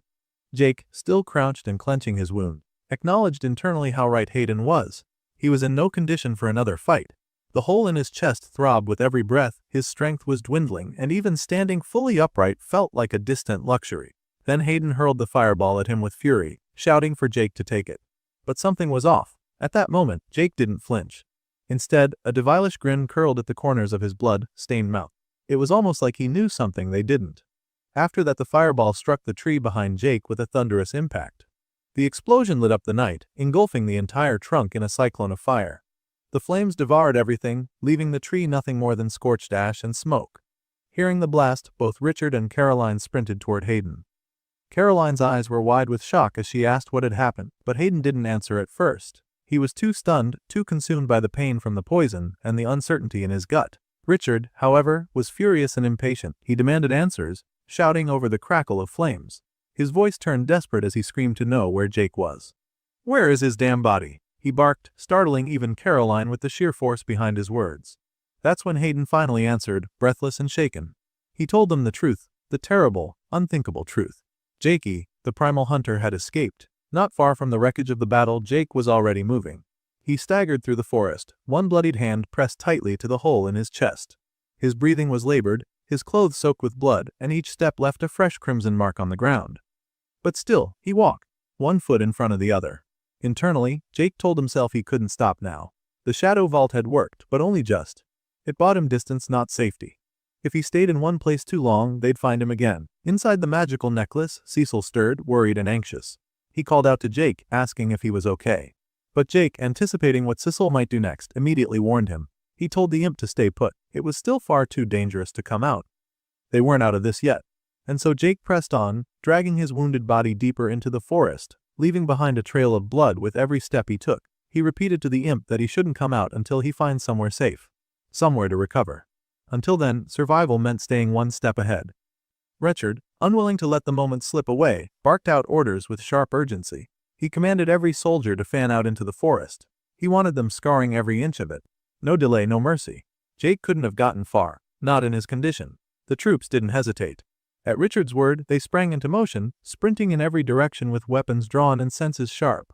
As they disappeared into the forest, Richard added one more command that made his intentions clear. He told them this was likely their only chance to capture Jake, and if they found him, they were to kill him. Far ahead of them, hidden by distance but not out of danger, Jake felt the pressure tightening around him. He could feel the subtle shifts in the air, the ripple of movement that betrayed his pursuer's presence. He glanced back, his mind sharpening. It wouldn't be long before they found his trail. Inside the pocket dimension of the necklace, Sissel's voice broke through the tension. The imp told Jake to look up ahead at something he has seen. Jake turned his eyes forward, and there it was. The barrier. That strange, multicolored, flickering veil he and Cecil had noticed a while back, while searching for Richard's encampment. It stood there now like a doorway, stretching through the woods with no clear end in sight. Jake limped toward its edge, muttering to himself. He remembered the challenge dungeon from before. That dungeon had a protective field, too. One that rejected anyone beneath a certain level threshold. If this one worked the same way, then maybe, just maybe, it could act as a wall. Maybe the soldiers wouldn't be able to pass through it, and he could finally disappear from their reach. But Cecil, still watching from the safety of the necklace's inner realm, wasn't convinced. He shook his head and gave a grim reminder. If this barrier really was anything like that dungeon, then stepping into it might just lead Jake into even more danger than what he was fleeing. Jake paused at the threshold, placing a blood-stained hand against the shimmering surface. For a second, he considered. Then, with a tired but determined breath, he muttered that it was a risk he'd have to take. He had no other option if he wanted to survive. Without further hesitation, he pushed himself forward. The magic of the barrier rippled as his body passed through, piece by piece, until he was completely on the other side. Inside, the forest looked different. From within the necklace, Cecil spoke again, cautiously optimistic. He asked Jake how it felt. Could he sense anything? Jake answered softly, nothing yet. No danger. No hostile auras. Maybe, just maybe, they were safe. He let out a tired sigh and closed his eyes briefly. His entire body was trembling. Blood still leaked steadily from the wound Hayden had left, and every breath was harder than the last. But for the first time in what felt like forever, Jake whispered that he might finally have a few seconds to rest. Then, just as he thought the worst might be behind him, that fleeting moment of relief shattered. A pressure prickled at his skin, a presence. No, it was many of them. His eyes snapped open and his body tensed on instinct. Something was wrong. From the thick brush ahead, the undergrowth trembled. Then, without warning, they emerged monstrous, primal, and furious. A horde of red-scaled, yellow-eyed beasts charged into view. Jake took one look at them, at their massive claws, sharp teeth, and snarling faces, and let out a dry chuckle. Of course, he said through gritted teeth, a wary smile pulling at his cracked lips. Still smiling bitterly, Jake muttered to himself, almost amused by the absurdity of it all. What a shitty way to die. They circled around him, pacing slowly but deliberately, closing off every direction of escape as though they were herding prey. Jake, already drained and barely holding himself upright, too much blood had already left his body. His limbs were cold, his vision flickered. His body no longer even registered pain. As one of the beasts sank its teeth into his shoulder, Jake didn't cry out. The sensation was distant, almost numb. Another creature clamped onto his leg, dragging him slightly, and yet still no agony came. Instead, he found himself quietly acknowledging that this truly might be where his story ended. Then a third one lunged, claws extended, snarling as it prepared to finish him off. Still restrained by the two biting down on him, Jake could only watch as it pounced. And in that frozen moment, a bitter realization crept into his mind. His expression reflected more than pain, it showed something deeper. Disappointment, even sadness. But before the final blow could land, something unexpected happened. A voice echoed out of nowhere, deep, amused, and filled with a sardonic tone. It was the voice of the malefic viper, the ancient dragon serpent god. The entity expressed mild surprise at seeing Jake like this. Jake now stood in a new place entirely. He was no longer within the forest. The pain was gone. His bloodied, tattered form had vanished. The malefic viper sat leisurely on a floating rock, suspended by nothing at all, holding a drink in hand. With casual arrogance, The divine being made a dry remark about how rude it was for someone to barge into another's domain without so much as a warning. He sipped from his glass as though none of this were unusual, clearly amused by Jake's sudden appearance. Jake, still stunned by his abrupt shift from near death to this surreal plane, tried to piece together what had happened. Just moments ago he had been on the verge of being devoured. Now he was standing here, fully healed. He asked, still reeling, what had just taken place. In response, the serpent god toyed with his drink and gave a vague, half-serious answer. He reminded Jake of the blessing he had granted him during their previous meeting, a divine mark given not just as a boon, but as a link. That blessing, the Viper explained, created a mutual connection. They were bound together now in a strange way. Despite the gravity of the conversation, the malefic Viper remained relaxed, even amused. He confessed that he hadn't really expected Jake to just show up here unannounced. In fact, this was a first even for him. Jake asked if the Viper had summoned him, but the being clarified that while he had helped ease the process, it wasn't exactly a summoning. Jake himself had somehow triggered it, whether by instinct, desperation, or sheer willpower. It had been Jake who initiated the crossing into this divine space. Jake, still trying to make sense of his surroundings, turned to the malefic Viper and asked where exactly they were. In response, the serpent god made a grand, sweeping gesture with his arm, proudly referring to their current location as the headquarters of his order. He spoke of the place with a reverent satisfaction, describing it as magnificent. With a wry note in his tone, he even likened it to his own personal bedroom, his sanctuary, so to speak. Jake couldn't help but make a sarcastic remark, joking that the Viper was certainly humble and down to earth. The comment didn't go over the divine entity's head. He understood the sarcasm and responded with a bit of self-awareness, noting that if one were ever to seek ascension to godhood, a touch of ego was practically a requirement. Then, still amused, he invited Jake to take a seat beside him. Before Jake could settle down, a sudden jolt of panic overtook him. His hands shot up to his neck as he realized the necklace was missing. With a sharp sense of urgency, he asked where it had gone, his voice filled with concern. Cecil was still inside it, at least that was the last thing he remembered. But the Viper, calm and unbothered, simply waved off the concern. He told Jake to relax, assuring him that Cecil was likely with his physical body. He explained that Jake had probably released the imp before slipping into unconsciousness. Jake, still uneasy but trying to trust the explanation, eventually sat down next to the Viper. The question still nagged at him though, so he asked what exactly the being meant by real body. Did this mean Jake wasn't actually here? The malefic Viper, casually sipping from his glass, explained the situation. Jake's condition was critical, his body teetered on the edge of death. He wasn't entirely alive in the conventional sense, but he wasn't fully dead either. He existed in a kind of liminal space, somewhere between both states. Yet Jake's primary concern wasn't for himself, it was for Cecil. He expressed his need to return, to make sure the imp wasn't in danger. But instead of acting immediately, the Viper placed a hand on Jake's shoulder, attempting to steady him with a reassuring presence. He told Jake to calm down, stressing that while his body was in the process of healing, stress would only complicate things. The more Jake panicked, the more difficult his recovery would be, especially for his soul. That last part caught Jake off guard. He didn't understand what his soul had to do with any of this. The concepts being thrown at him no longer made sense, and he said so plainly. The Viper responded with a knowing patience, explaining that the subject of karmic projections was far too complex for someone of Jake's current level, especially given the limitations of his human heritage. It wasn't an insult, just a reality. Certain things, particularly those involving the soul and higher forms of metaphysical interaction, were difficult to grasp without transcending those natural limits. As Jake absorbed this, he allowed himself to glance upward at the view surrounding them. The sky above wasn't one of clouds or sunlight. It was filled with distant stars, swirling galaxies, and cosmic beauty that painted the heavens like an astral tapestry. It truly did feel like the heart of something divine. Amid that awe-inspiring silence, the Viper continued. He explained that Jake's soul had come to this place on its own, guided by an instinctive sense of safety. Somewhere deep within Jake's subconscious, a choice had been made, one meant to preserve his life. Faced with inevitable death, some part of him recognized this domain as a place where he could survive, even if only for a while longer. It had been a risky move, the god admitted. But Jake's instincts had made the call when his conscious mind could not. Listening to this, Jake quietly reflected on how often those instincts had saved him lately. They weren't just random bursts of adrenaline, they had become something deeper, something primal. And now apparently, they had gone so far as to reach out to a god. The malefic Viper, still swirling the liquid in his glass, remarked calmly that danger had a way of sharpening one's instincts. In moments like those, survival wasn't so much a decision as it was a reflex embedded deep within the soul.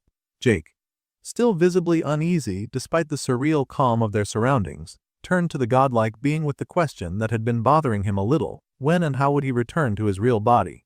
The Viper answered without much flair, simply stating that Jake would return naturally once his body had finished healing. There was nothing to do but wait for now and hope that no one found his body before that healing was complete. That thought struck Jake hard. The worry registered instantly on his face, his expression tightening as he asked what would happen if someone did find him. The Viper's demeanor shifted. He gave Jake a cold, direct stare and told him bluntly that it would mean instant and permanent death. No coming back. Meanwhile, in the real world, the harsh reality of that possibility played out. Just within the barrier's edge, Cecil was dragging Jake's unconscious body across the dirt. The imp grumbled angrily, voicing his frustration aloud even though Jake couldn't hear him. He reminded the motionless body that he had warned him not to enter the barrier, that it was dangerous, but as usual, nobody ever listened to the imp. As Cecil strained with the effort, he muttered sarcastically that Jake should at least be grateful for being let out of the necklace before his master had apparently dropped dead. When he had emerged, he'd found Jake already unconscious, perhaps dead for all he knew, and alone in the middle of a dinosaur-infested death zone. Surrounded and overwhelmed, Cecil had been forced to fend off the creatures himself. It hadn't been easy. The imp had used every bottle of necrotic poison he could get his tiny hands on, scattering them to repel the red, scaled beasts and keep them from tearing Jake's body apart. Somehow, the tactic had worked. Whether it was the stench or the lethal reputation of the toxin, the monsters had backed off, giving Cecil enough time to act. Now, after what must have been a painful, exhausting effort, the imp had successfully dragged Jake's limp body to a somewhat safer spot. Grumbling all the while, he claimed that Jake was lucky he'd lost so much blood, because otherwise, there was no way a tiny imp like him could have moved such a heavy load. He even added bitterly that maybe he should have left Jake out in the open after all. Maybe that's what he deserved. But the irritation faded. Cecil's voice softened, and with a heavy sigh, he admitted to himself what he didn't want to say aloud. He asked more to the body than to anyone. Who was he kidding? The truth was, he didn't know what he would do without Jake. And finally, he whispered a plea, desperate and quiet, for Jake to wake up, back in the surreal space that the malefic Viper called his bedroom. Things had taken on a different tone. The serious conversation between the two had turned into a more personal exchange. Jake scoffed at something the Viper had just proposed, declaring that it had to be the dumbest idea he'd ever heard. The Viper, completely unbothered, chuckled and told Jake to cut him some slack. He defended his idea by saying it had sounded good at the time, though his tone made it clear that hindsight had changed his opinion. Just outside the cosmic chamber, someone else had taken interest in their discussion. The hall master had her ear pressed against the door, clearly eavesdropping with great curiosity. From within, she could hear Jake joking that if the goal was to get slapped in the face, then sure, the idea made perfect sense. The hall master furrowed her brows. The casual tone of the conversation she overheard didn't match anything she expected. This was the malefic Viper, the godlike being whose presence alone could shake entire regions. Yet here he was, bantering with someone like they were long-time companions. She leaned in closer, her thoughts racing. Who in the world was in that room with him? As the hall master continued to press her ear closer to the chamber door, trying to make sense of the strangely casual conversation inside, she began to rationalize what was happening, or at least her best try at a rationalization anyway.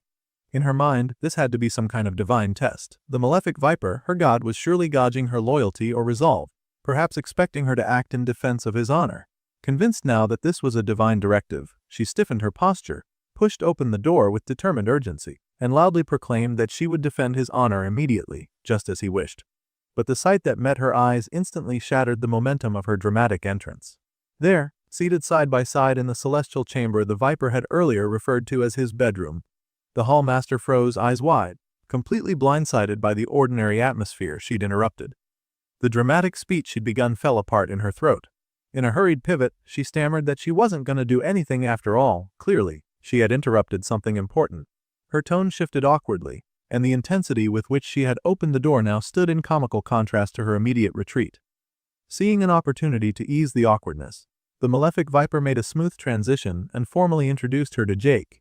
He turned to his guest and explained that the woman before them was named Viridia, and that she was the one responsible for overseeing the mortals in this particular region.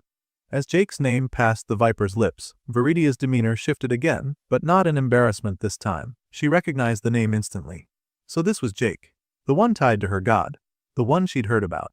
Her expression tightened slightly as her eyes began to analyze him more carefully. It made her curious, and possibly a little wary. Jake gave her a friendly greeting, waving nonchalantly and saying it was nice to meet her. That one small gesture, casual and polite, had an unexpected effect on Viridia.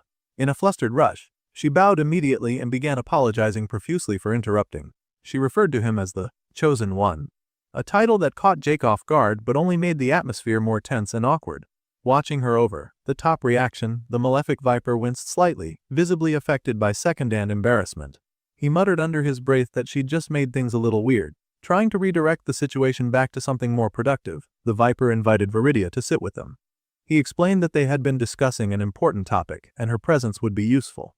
The subject, as he described it, revolved around a particularly thorny matter: how to deal with someone from Jake's past, specifically, a former crush who had recently tried to kill him. He was clearly referring to Caroline. The weight of that topic pulled the conversation back into more serious territory. Jake picked it up again, expressing how he still couldn't shake the feeling that everything that had happened, the betrayal, the attack, was just one massive, stupid misunderstanding. The malefic viper wasn't having it. He cut through Jake's sentiment without sympathy, pointing out that whether it was a misunderstanding or not didn't matter. The bottom line was that Jake had almost died. He'd walked blindly into what was clearly an ambush, and that kind of mistake couldn't be brushed off. The viper emphasized that what had already happened was done, and now, Jake's focus needed to shift. His new mission should be clear: to get revenge on those who had tried to end his life. Jake began to defend himself, trying to explain that he'd only made the choices he did because he thought he could. But the viper didn't let him finish. Before he could complete the thought, the divine being reached out and placed a firm hand on Jake's shoulder. His voice was sharp now, cutting off the excuse mid-sentence. He told Jake bluntly that whatever he had thought wrong. He had been foolish. And worse, he was still too weak to afford the luxury of making those kinds of mistakes. Viridia, still seated with Jake and the malefic viper, chose that moment to speak up again. She voiced her unwavering belief in the wisdom of her divine patron. Whatever he said, whatever advice or instruction he gave, she believed it to be absolute truth. In her eyes, his words were not to be questioned. They were the correct answers by default. The malefic viper let out a long, theatrical sigh at her display of loyalty. While he clearly appreciated the sentiment, he couldn't help but make a light jab. He noted aloud that while devoted followers were nice to have, they often made for terrible conversation partners. The comment caught Viridia off guard. She blinked at him in disbelief, clearly not expecting the critique, even if it came with a smirk and a teasing undertone. Shifting gears, the viper turned his full attention back to Jake. With a serious tone, he asked him what it was that he truly desired, what he wanted deep down, at the core of his being. Jake, not entirely sure how to respond at first, gave the simplest answer that came to mind: he wanted to return to his body. He didn't want to die. That was his main concern. But the malefic viper wasn't satisfied with that. He pressed Jake to think deeper, bigger, to reach beyond the fear of death and reflect on what his heart truly longed for. Jake fell silent for a moment, reflecting. Then, with a clearer mind, he started to speak. This time, there was more weight behind his words. He said he wanted to fix the mess surrounding Adam and the others. He wanted to make sense of the betrayal and chaos. He spoke of revenge, of what Hayden did to him, driving a blade straight through his chest. He declared that he wanted to kill Richard and William, those who had played their parts in this web of deceit. But that wasn't all. His tone shifted as he clenched his fists and a different kind of desire surfaced. He admitted that he craved battle, the thrill of victory, the rush of facing strong opponents and the high that came from defeating them. He wanted more of that, again and again. He wanted to test himself against the strongest foes he could find. As he stood and looked up at the glittering expanse of stars above them, he voiced his final desire to grow stronger, endlessly stronger, until he reached a point where he could do whatever he wanted. No limits, no chains. The malefic viper smiled at that answer. He found it fitting, worthy even. He told Jake that true freedom, the kind Jake had just described, was indeed a noble goal. But he warned him that real freedom could never be achieved by someone who remained tethered to the past. Freedom came at a cost, and that cost was power. Power didn't come easy, and it didn't come cheap. The viper told Jake that he had to hunger for it, chase it relentlessly. If he truly wanted to live freely, then he had to become someone no one could betray. Not because of trust, but because betrayal would mean destruction. He had to become someone who could crush those who turned against him without hesitation, treating them like insects. He went on to say that one day, Jake would find himself standing atop a mountain of corpses, metaphorically or perhaps literally. And when that moment came, he had to make sure he was the only one left standing at the peak. That, the viper said, was what it meant to be truly free. As he delivered those words, something strange and powerful began to happen.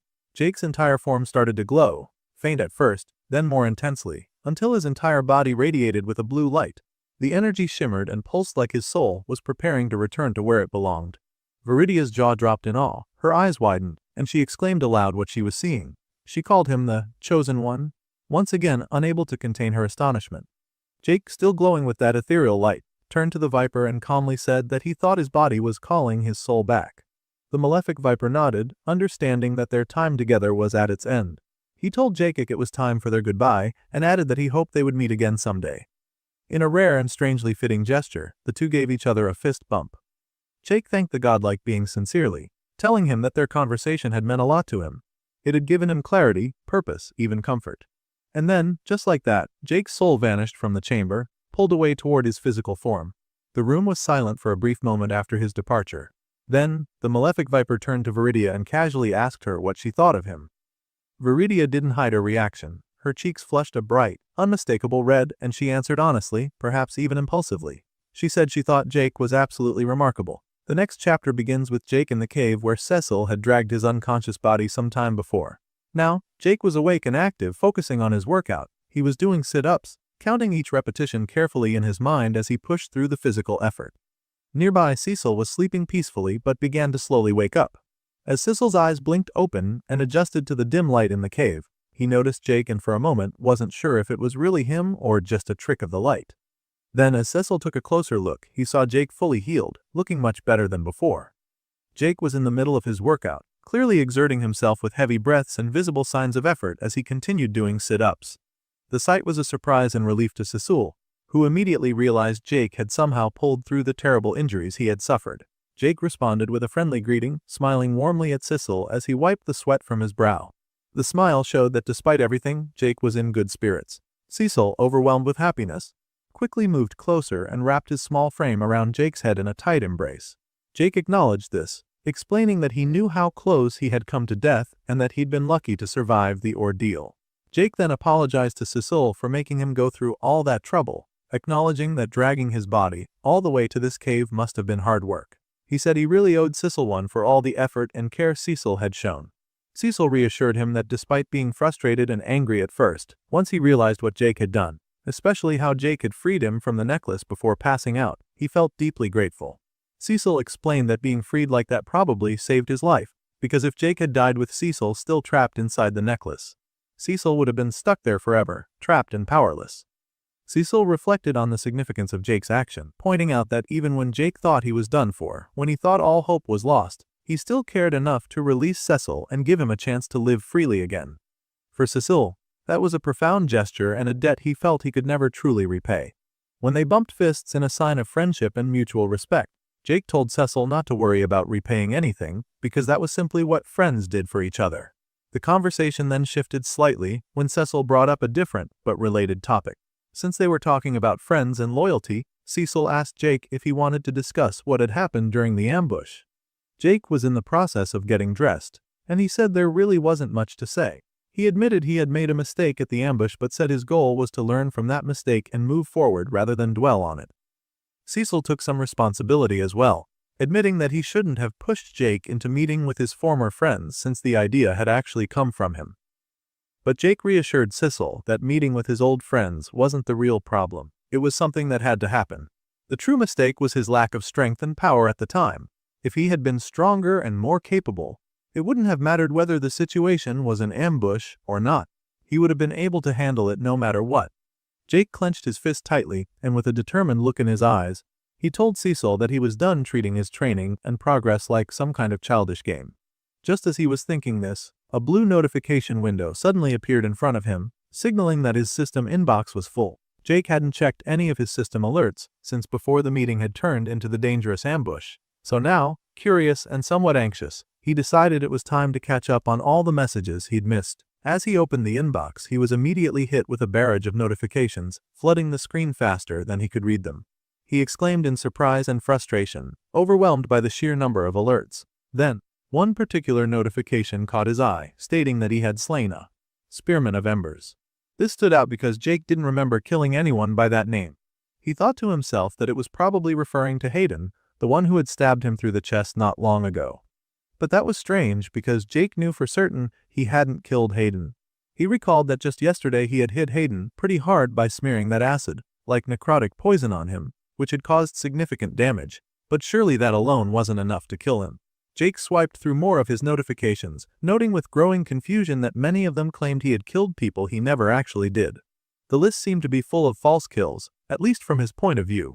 Cecile, watching this, suggested that maybe someone else must have finished off those enemies for him.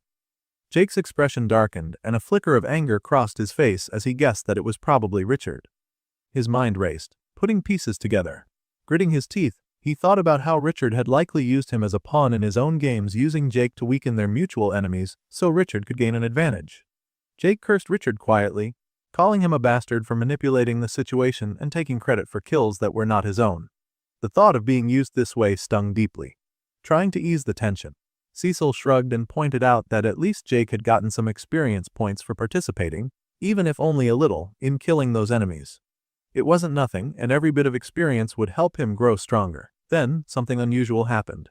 Instead of the usual blue notification window, a bright yellow notification suddenly appeared, shining with a brilliance that caught both Jake and Cecil off guard. The light was much more vivid and intense, and they both stared at it in stunned silence.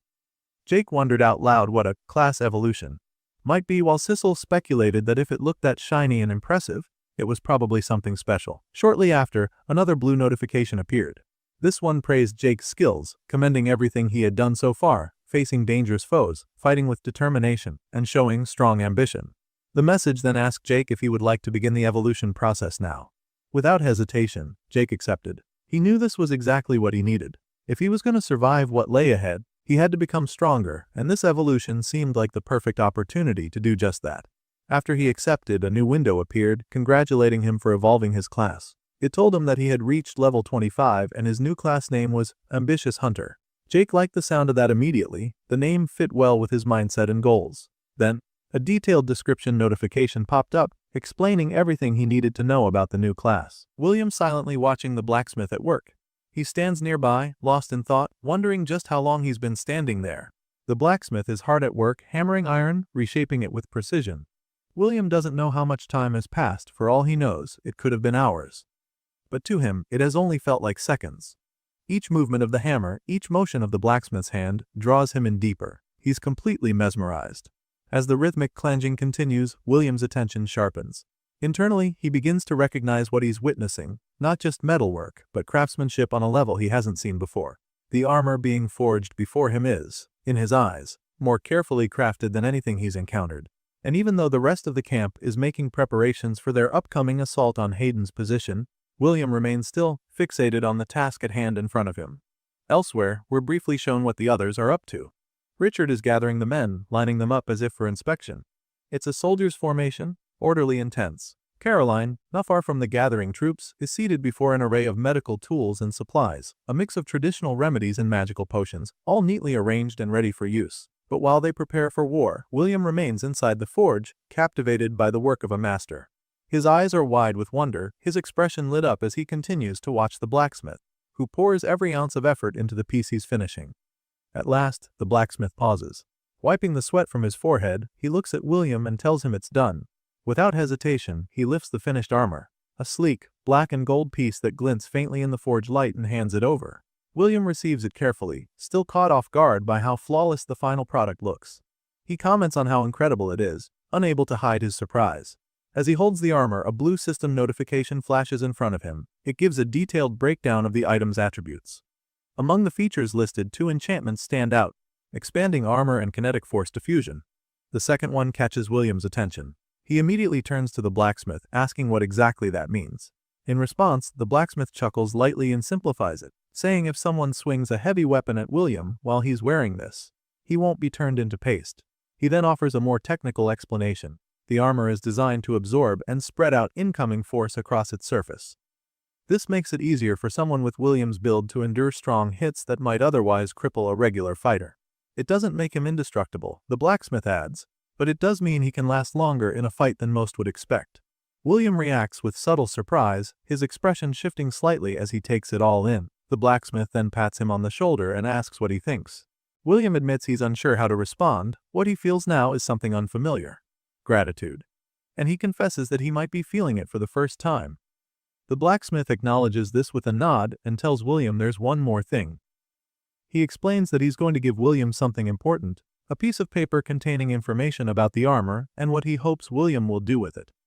But he's clear it should only be opened after everything here is finished. William accepts the paper, still a bit puzzled, and asks what he means by that. The mood shifts as the blacksmith becomes more serious. Placing both hands firmly on William's shoulders, he looks him in the eye and asks for a promise. He asks that William will honor his wish to avenge his family. William doesn't hesitate. He affirms that he will. He's already said as much and he means it. The blacksmith then turns away slightly, as if what he's about to say weighs too heavily to be delivered face to face. He starts to speak about something he's kept hidden, his true identity.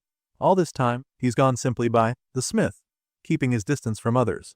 But now, he says, he trusts William enough to share what he's held back. His name, he reveals, is Hermann Schmidt. His son, now deceased, was named Gunnar Schmidt. His daughter-in-law, Karen, is also gone. As he speaks their names, we're shown a glimpse of the two, a moment frozen in his memory. He adds, with quiet pain, that Karen was pregnant at the time they were killed. The weight of that revelation hits William. For a moment, even someone like him, so often detached, is visibly shaken. There's something in his expression, a flicker of genuine emotion. Then, as if making peace with his past, Hermann lifts his head. A faint magical glow begins to radiate from his body. He speaks again, asking William to carry out one final request, not exactly for vengeance, but to keep his family's memory alive. Turning his head just slightly, he tells William that no one else can do this. The glow intensifies, it becomes brighter, stronger. William instinctively raises his hand to shield his eyes as the light grows harder to look at.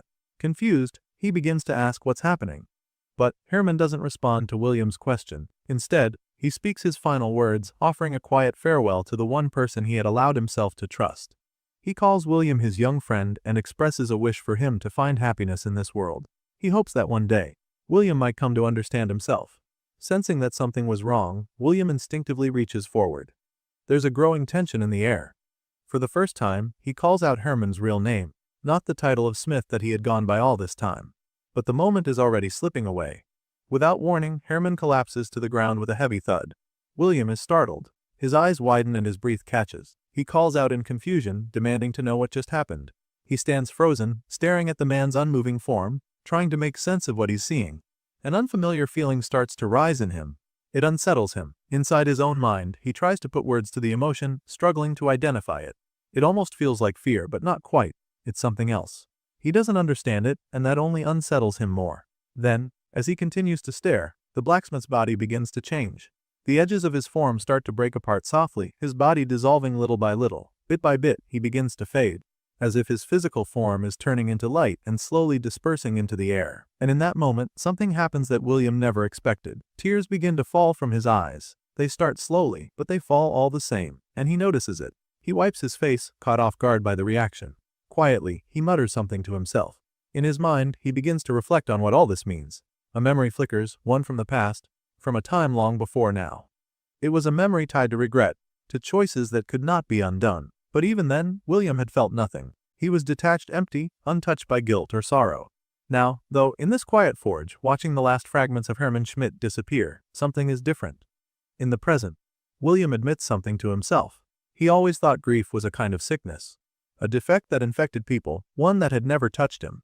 He believed he was immune to it, incapable of such things. But as he stands there now, everything has changed. For the first time, he understands it. And strangely, that realization makes him smile. It is not a smile of joy but of recognition. He feels something, and it matters. Despite this new awareness, William pulls himself back. He clenches his fist tightly and grits his teeth. He tells himself that he cannot afford to be distracted by emotions right now. There's still a mission ahead. He looks to the ground and spots the armor he had set down earlier. His eyes focus. He rushes toward it, reaching out. As soon as he touches it, the armor begins to change. It reacts to him immediately, shifting into a liquid-like state. The dark surface softens and stretches, flowing toward his body and latching on. It moves across his form quickly, attaching itself piece by piece. He watches in surprise as it coats him, merging with his body until he is fully suited. Now completely clad in Hermann's creation, he feels its weight, its presence, and the strength it holds. There's a sense of power coursing through him, something that wasn't there before. It feels like more than just armor. It feels like a gift. Then, a system notification appears in front of his eyes. It confirms what he's experiencing. He has gained the expanded armor of Hermann Schmidt. The system explains that this piece carries the full weight of its creator's intentions. It's not just protective gear. It holds within it the hopes, the ambitions, and the goals of the man who made it. And with it comes a new ability, the legacy of Hermann Schmidt. Understanding the significance, William places his armored hand against his armored chest. He acknowledges what this means. This is not just armor. This is what remains of Herman. His legacy is now bound to William. A familiar grin returns to William's face. It's one filled with confidence, a little bit of pride, and a sense of purpose. He silently promises the fallen blacksmith that the two of them will leave their mark. He will show the world what they can accomplish now that they are one. Then, his eyes catch something else. On the ground nearby is the piece of paper Herman gave him earlier. For a moment, he had forgotten about it entirely. He reaches down and picks it up, examining it. As he looks closer, he realizes it's enchanted. It seems to contain a voice recording. Curious, he raises it to his ear and taps it gently. The moment he does, his expression shifts. His eyes widen as he listens. Whatever he hears catches him completely off guard. The message from Herman is unexpected, and William can hardly believe it. He blinks in disbelief, the corners of his mouth pulling into a faint, amused smile. Then he lets out a short laugh and, with a light chuckle, speaks under his breath. His reaction is part surprise, part admiration. There's a sense of respect in it, even if laced with playful annoyance. The blacksmith, it seems, had one final twist planned. Meanwhile, far away from the forge, another scene is unfolding. Jake is deep in the forest, standing amidst the aftermath of a battle. The ground is littered with the corpses of raptors. Their bodies are sprawled across the dirt, arrows sticking out from every angle, with blood staining the grass and leaves all around. Jake stands tall, having just finished off the last of the group. Duke, nearby, wipes sweat from his brow. He remarks that the hunt wasn't half bad, clearly satisfied with their results. Cecil, observing the scene, comments on Jake's growing presence. He says Jake is starting to look genuinely intimidating and admits he wouldn't want to be on the receiving end of his skills. Jade joins in the conversation, turning to Cecil. He mentions how Jake's abilities seem to be expanding rapidly. As he scrolls through his notifications, he explains that every time he levels up, he seems to unlock more techniques with his arrows. He's learning more with every fight. Curious, he opens up his status screen to check how much experience he gained from the battle. After reading the numbers, he nods to himself. He's pleased. He even entertains the idea that he might be able to raise his alchemy skill to level 50 before this entire tutorial ends. The thought brings a smile to his face. Then, the imp asks an important question. He wants to know how much time Jake has left. Jake agrees that it's something worth checking. He opens up his system again, intending to check the remaining time. But as he does, something catches his attention. The number of survivors has dropped drastically. He says that the numbers shouldn't have dropped that fast.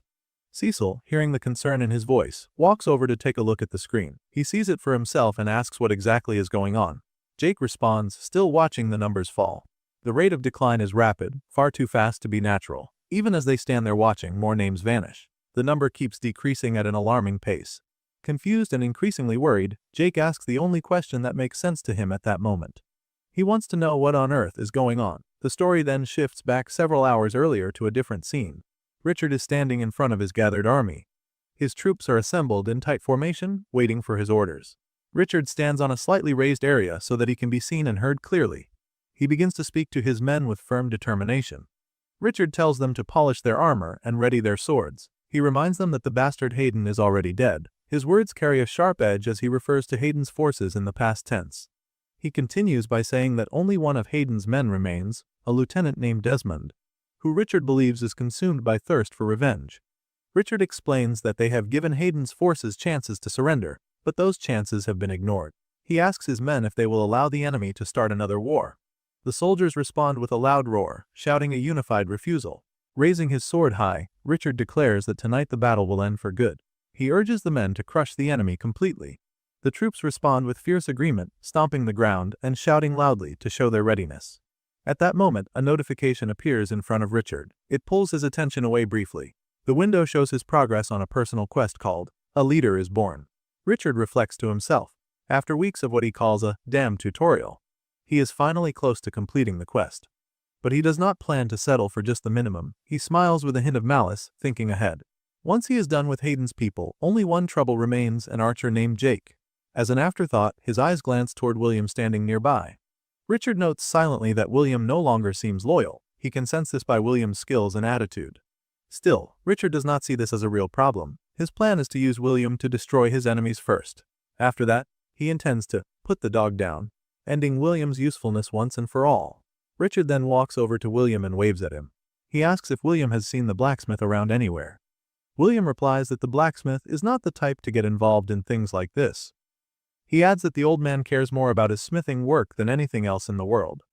Richard shakes his head, saying it is a shame because the blacksmith's hammer would have been more useful on the battlefield than anywhere else.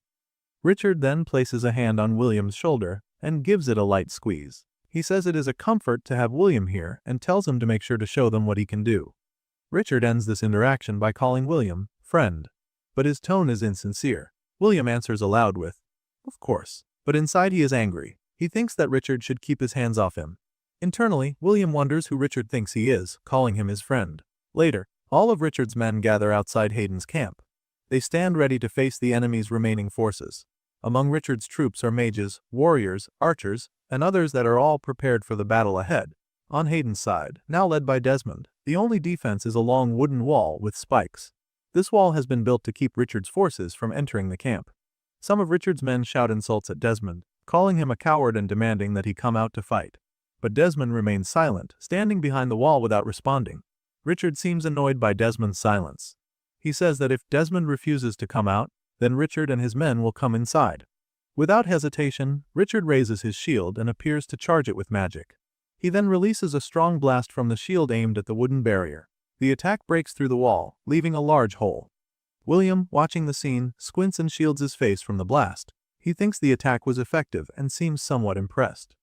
Now with the wall breach, Richard calls out, demanding to know where Desmond and his troops are. Seeing he had no other choice, Desmond took his stance, ready for battle. He pointed his staff forward and prepared to unleash his power. Then, with a forceful shout, he sent a large blast of magical fire toward Richard and his troops. The fire moved like a cannonball, but carried the intense heat and destructive power of magic. Richard quickly noticed the incoming attack. Without hesitation, he looked at his men and ordered them to raise their shields. Almost instantly, a giant magical barrier formed around Richard and his troop, protecting them from the multiple beams of fire and magic flying toward them. The shield absorbed the impact and held firm, keeping the soldiers safe. Desmond was not alone. Behind him stood a group of mages, all taking the same battle, ready posed with their staffs pointed forward. At Desmond's signal, they unleashed a powerful combined magic attack aimed at Richard's forces once again. On the battlefield behind Richard, Caroline watched the situation closely. Concerned, she asked what their plan was going to be. She realized the enemy would keep attacking with spells and their magical shield could not hold forever. Richard answered simply that they would charge at the enemy. Richard then commanded his troops to advance. Despite the ongoing magical bombardment, his men ran forward toward Desmond's forces. Seeing this, Desmond ordered his troops to retreat, pulling back quickly to avoid close combat. Richard let out a light chuckle, amused by how the enemy fled. He began to say that the fight should be even easier than he expected, but he was interrupted before finishing his sentence. A large explosion suddenly erupted behind him and his men, forcing them to stagger backward. Richard turned to see what caused the blast and realized that Desmond's troops had ambushed them from behind. One of Richard's men, clearly panicked, asked what they should do now. Richard's response was loud and fierce. He pointed his sword toward the enemy and shouted that they should slaughter the attackers, letting out a powerful roar. As the battle raged on, Richard reflected on war. Steel clashed against steel, shields met swords, and weapons collided with brutal force. He thought war was a messy business. It was not about trained fighters showing off skills in neat duels. Instead, it was senseless and bloody. The scene showed one man slashing another, decapitating him with a single strike. Another warrior was riddled with arrows, falling to the ground. Richard noted that in battles like this, enemies often target the magic users first because they are more vulnerable. Next, Richard saw an archer impaled by a swordsman. He added that archers are then targeted to stop them from creating distance with their attacks. He also observed that healers like Caroline do their best to keep everyone alive. Skilled healers are always protected by their allies, and Caroline was no exception. She stood surrounded by men guarding her as she worked. Richard then moved into the fight himself, slashing at his enemies. He believed that in the end, no one shined brighter than a true warrior. After defeating an opponent, he stood over the fallen man with quiet confidence. With the battle won, Richard approached Desmond, who was kneeling on the ground, exhausted. Around them lay many bodies, riddled with wounds and covered in blood. Caroline stood nearby, watching. Richard offered Desmond a chance to give up and live, but Desmond simply smiled and told Richard to end it quickly. Richard raised his sword, smiling as he prepared to strike. Desmond bowed his head, ready to accept his fate. Suddenly, the ground around Desmond began to shake and crack. Richard staggered backward, confused and wary of what was happening. A bright yellow light started to glow from Desmond. To protect Richard, Caroline activated a barrier around him, shielding him from the strange magic. She reassured Richard that she had blocked the spell and that he did not need to worry. Feeling safe behind the barrier, Richard looked at Desmond with contempt and scoffed, calling him an idiot. Then, without warning, a voice agreed with Richard. Blood suddenly splattered everywhere, including on Richard's face. He turned quickly to see what was happening. Stammering, someone called Richard's name. It was Caroline. She had been stabbed by William, who was wielding a giant spear. William impaled her and lifted her into the air with the weapon. Blood spilled from Caroline's mouth as she looked at William, silently asking why he did this. Suddenly, Caroline's body turned to stone and then collapsed to the ground with a heavy clunk. William stood over her, smiling with a cruel expression. And as if in an effort to add insult to injury, he declared that they were all idiots. After William speared Caroline, turning her into stone, her statue fell heavily to the ground. With that done, William moved on without hesitation. He let out a slight laugh as he looked down at the fallen healer's stone form. A devious grin played across his face as he remarked to himself that it was always the healer who was the first to go. Nearby, two of Richard's men who had witnessed William's brutal act immediately reacted. One of them shouted William's name in disbelief, unable to process what he had just seen. The other screamed out the cruel fact that William had just killed their healer. Before anyone else could react, another soldier charged at William from a different angle, sword raised, shouting for the others to help him take William down. William barely bothered to acknowledge them. To himself, he called the approaching soldiers minions. Showing his utter disdain for these common fighters, he saw them as nothing more than henchmen, disposable and insignificant. Without hesitation, William used his magic to levitate a barrage of daggers around him. With precise control, he sent the daggers flying directly at the soldiers. The blades pierced through their bodies, tearing some in half and even decapitating one. The soldiers fell instantly, their severed bodies scattered across the battlefield. William turned his gaze toward Richard, mocking him by calling him the big boss, just as he had referred to Caroline as the healer, and the fallen soldiers as henchmen. Richard stood a short distance away, his sword resting on his shoulder. He was breathing heavily, likely exhausted from his earlier battle with Desmond and his troops. Despite his wariness, his eyes locked onto William with a mix of frustration and determination. Without warning, William charged forward, spear in hand, ready to face Richard head-on. Their weapons clashed with force, the spear meeting the sword in a battle of strength and skill. As they struggled, Richard demanded to know what William was doing. William replied coldly that he was doing something Richard should have done a long time ago. Their weapons shifted and clanged repeatedly as the fight continued. William's thoughts raced. He knew he couldn't afford to be reckless. Even with the powerful armor gifted to him by the blacksmith, Richard remained a formidable, high-level warrior. During the fight, Richard managed to graze William's cheek with his sword, a sharp reminder of the danger he faced. William realized that if he was not careful, Richard could easily overpower him in a straight fight. The two clashed again, their weapons and armor ringing loudly as they fought fiercely. Richard's anger grew, and he lashed out with words as well as blows. He called William an insolent and knave little dog, demanding to know who he thought he was. Richard reminded William that without him, he would be nothing. Hearing this, William gritted his teeth, anger rising within him. Richard continued, claiming that on the very first day of the tutorial, if he had not stepped in to stop them, others would have killed William then and there. In other words, William owed him his life. Richard accused William of fooling everyone with a false innocent, knave act he had maintained for so long. But Richard said he was the only one who ever saw William's true potential. Raising his sword high, shouting in fury, Richard swung it down at William, demanding to know if this was how William intended to repay him after everything he had done. But before the strike could land, William reacted quickly. Using his spear, he slashed at Richard's torso. Richard fell to his knees with a heavy thud, blood spilling from the wound. He clenched his teeth, struggling to stay upright.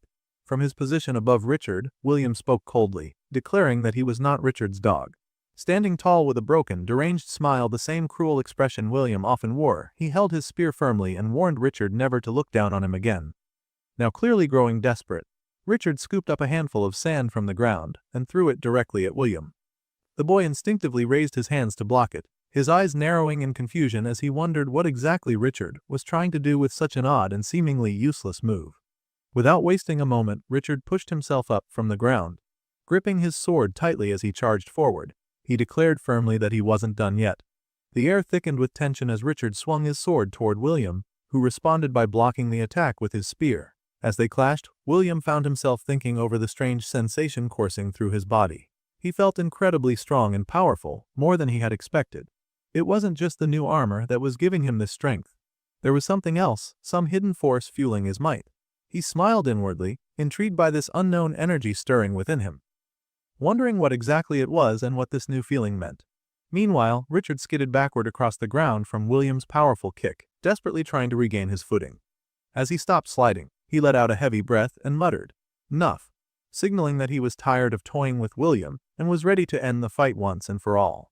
Now forced to reveal his full power, Richard discarded his cloak as if it were a burden slowing him down. He commented with a mixture of surprise and irritation that it was quite unexpected for a brat like William to have pushed him this far. Standing tall and resolute, Richard told William in no uncertain terms that he would not die here on this battlefield, certainly not at the hands of someone like him. Then, in a calculated move, Richard placed a finger to his mouth and bit down hard, drawing blood. William's eyes sharpened as he watched, realization dawning on him. He recognized the move instantly. It was something he had seen the blacksmith Herman do when gifting him the enchanted armor. Suddenly, where Richard's cloak had been, a mysteriously glowing red cape appeared, swirling behind him. The blood Richard had sacrificed to gain this power was now granting him a significant boost, just as the blacksmith's ritual had empowered William's armor. Now fully charged, Richard surged forward with renewed speed and fury, shouting for William to die. William's mind raced. He knew dodging was impossible. Richard was too fast. The spear came crashing through his chest, Richard shouting, "It's over," as the weapon pierced him. William screamed loudly, blood pouring from his mouth and dripping down his back. But despite the pain, William let out a quiet chuckle, a glimmer of defiance in his eyes. Blood staining his teeth, he managed to speak, praising Richard with a simple, "Not bad." The clutching Richard tightly, William added that it was too late for Richard. With a fierce cry, he activated his magic, calling out the name of his skill vortex of steel. In an instant, the fallen soldier's blades, scattered around them, began to levitate. More and more swords rose from the ground, gathering into a swirling mass, hurtling toward both combatants. Richard, having just removed the spear from his own body, stepped back cautiously. Confused, he shouted, "What the hell are you doing?" As the blades zoomed in, one of the swords grazed his cheek, drawing a thin line of blood. Still breathing heavily, blood spattering his mouth, William declared this his ultimate move, an attack designed to kill Richard once and for all. Around them, the blades spun faster and faster, forming a tornado-like vortex. William told Richard flatly that now it was over for him. With a single, commanding word from his bloodied lips, William ordered the blades to disperse. The deadly storm tightened, slicing into Richard piece by piece. Despite his desperate attempts to block and brace for the onslaught, the damage was relentless and unstoppable. The violent vortex continued to tear through Richard, spinning around him without relent. When the attack finally ceased, the battlefield fell eerily silent. Richard knelt on the ground, his blood painting the earth beneath him in dark red. Before him stood William, tall and victorious despite his own fatal injury. The scene then zooms in on Richard's battered form, his body twisted unnaturally, one hand severed and his entire frame drenched in blood. His injuries were horrendous, one of his eyes was gone, leaving a hollow socket from which blood relentlessly poured. Through labored breaths and fading strength, his final words barely escaped his lips as he asked William, "Why?" William's lips curled into a devious smile as he lifted a hand to his face, savoring the moment before answering. Calmly at first, he declared that this was all part of his plan from the beginning, that Richard had been nothing more than a pawn in his game, just as everyone else had been. But then his voice cracked with raw anger as he screamed that Richard was responsible for the death of his friend, Herman. Blood dripping from the gaping wound in his abdomen, William's voice grew louder and more frenzied. He shouted that Herman had forged the armor he now wore, and that together they had defeated Richard. Yelling even louder, he insisted that together they had beaten them all. Be it Richard, his henchmen, Caroline, everyone. A manic laughter escaped William's lips as he continued, his words chilling and filled with vengeance. He vowed that after this, he would march straight back to the camp and slaughter every last one of them. He planned to pile their corpses high as a tribute to Herman, to prove that they had triumphed together. Suddenly, Richard's mangled body collapsed with a heavy thud onto the ground. William sank to his knees, still speaking through gritted teeth, promising to show his friends that their victory was shared. Then, his smile twisting into something more deranged, he lowered his voice to a quiet, chilling whisper. He vowed that after all of this, he would hunt down the archer and exact his revenge as well. His voice faltered as he tried to finish his sentence, saying he would show the system that he was superior to every last one of them. But life was slipping from his eyes, and moments later, he too fell heavily to the ground, succumbing to his grievous wound. Just as it seemed that William's story had reached its end, a mysterious voice broke the silence. It spoke of how curious it was that this young man had suddenly been overwhelmed by emotions he had never before experienced. The voice called it a gift, a rare gift from the system granted to someone who secretly yearned to understand others. Slowly, a figure stepped forward, revealing himself as the owner of the voice. He explained that the floodgates had been opened within William. Although William had believed his lack of emotions made him superior, It was now those very emotions that might push him to achieve extraordinary things. The figure stood directly over William's still form, and as the camera pulled back, his full appearance came into view. An older man with scattered white hair, dressed entirely in black robes and a matching cloak. He held a black cane in one hand. Stretching out his hand toward William's chest, the man seemed to channel a mysterious power, declaring that William did not yet have permission to die. Suddenly, William's heart, which had long since stopped, began to beat again. The figure's voice commanded him to rise once more, signaling yet another chapter for the psychotic warrior. The next scene starts with Adam, who begins to narrate his backstory, taking us back to when he was 16 years old. At that time, Adam had landed his first job as a tutor, helping elementary school kids with their homework every afternoon. He describes feeling more like a glorified babysitter than a teacher, sitting in classrooms, standing among the children, reading books out loud, and guiding them through their assignments. But there was one particular school Adam never liked going to. It was located in a rougher part of town, where trouble seemed to follow the kids like a shadow. On one of those days, while tutoring a boy struggling with his homework, Adam was suddenly interrupted. A girl burst into the classroom, calling his name urgently to warn him that a fight was breaking out in the hallway. Rushing over, Adam found two boys in the middle of a heated struggle. One was pinning the other to the ground, accusing him of stealing his notebook and lying about it. The boy underneath shouted for him to get off, their voices rising in anger. Trying to break them apart, Adam stepped in, shouting at them to stop. As he grabbed the boy on top, who was about to throw a punch, the boy's fist accidentally struck Adam in the eye instead. The pain was sharp, and Adam would come to expect a new bruise like this every time he went to that school.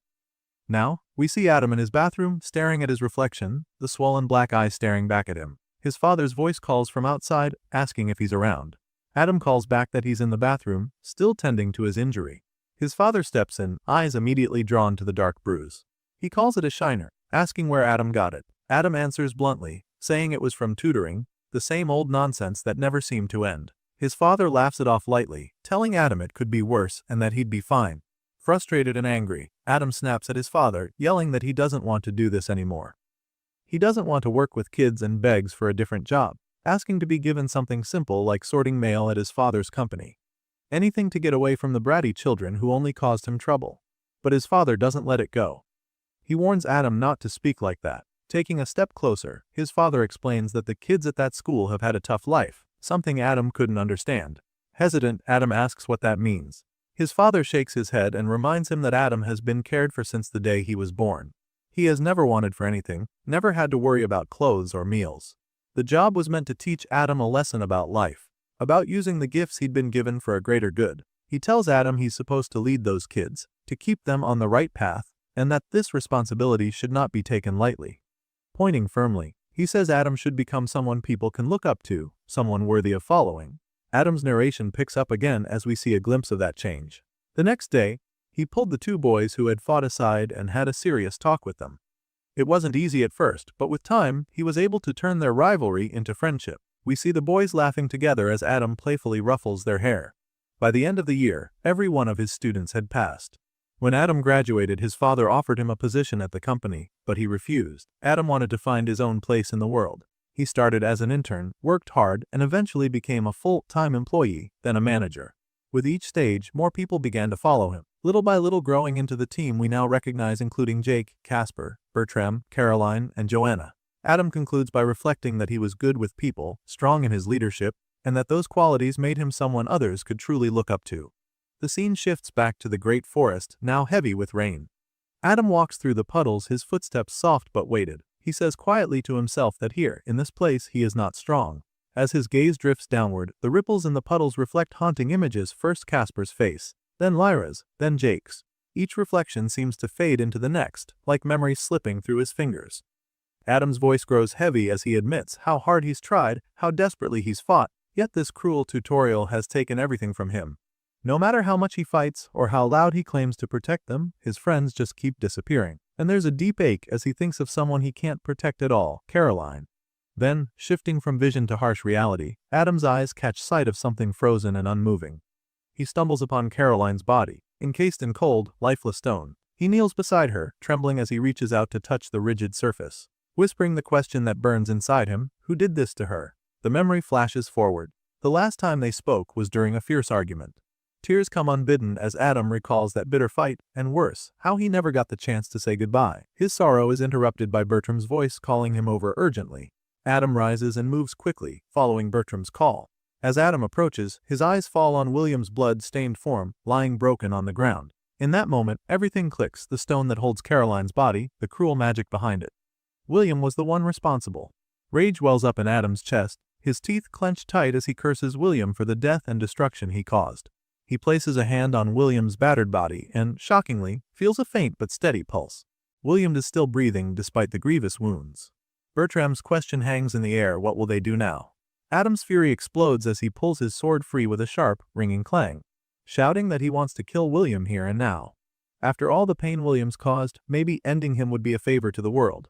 Trying to steel himself, Adam mutters that William is a monster. Yes, a monster, right? But his voice wavers and his hands tremble as the weight of what he's about to do sinks in.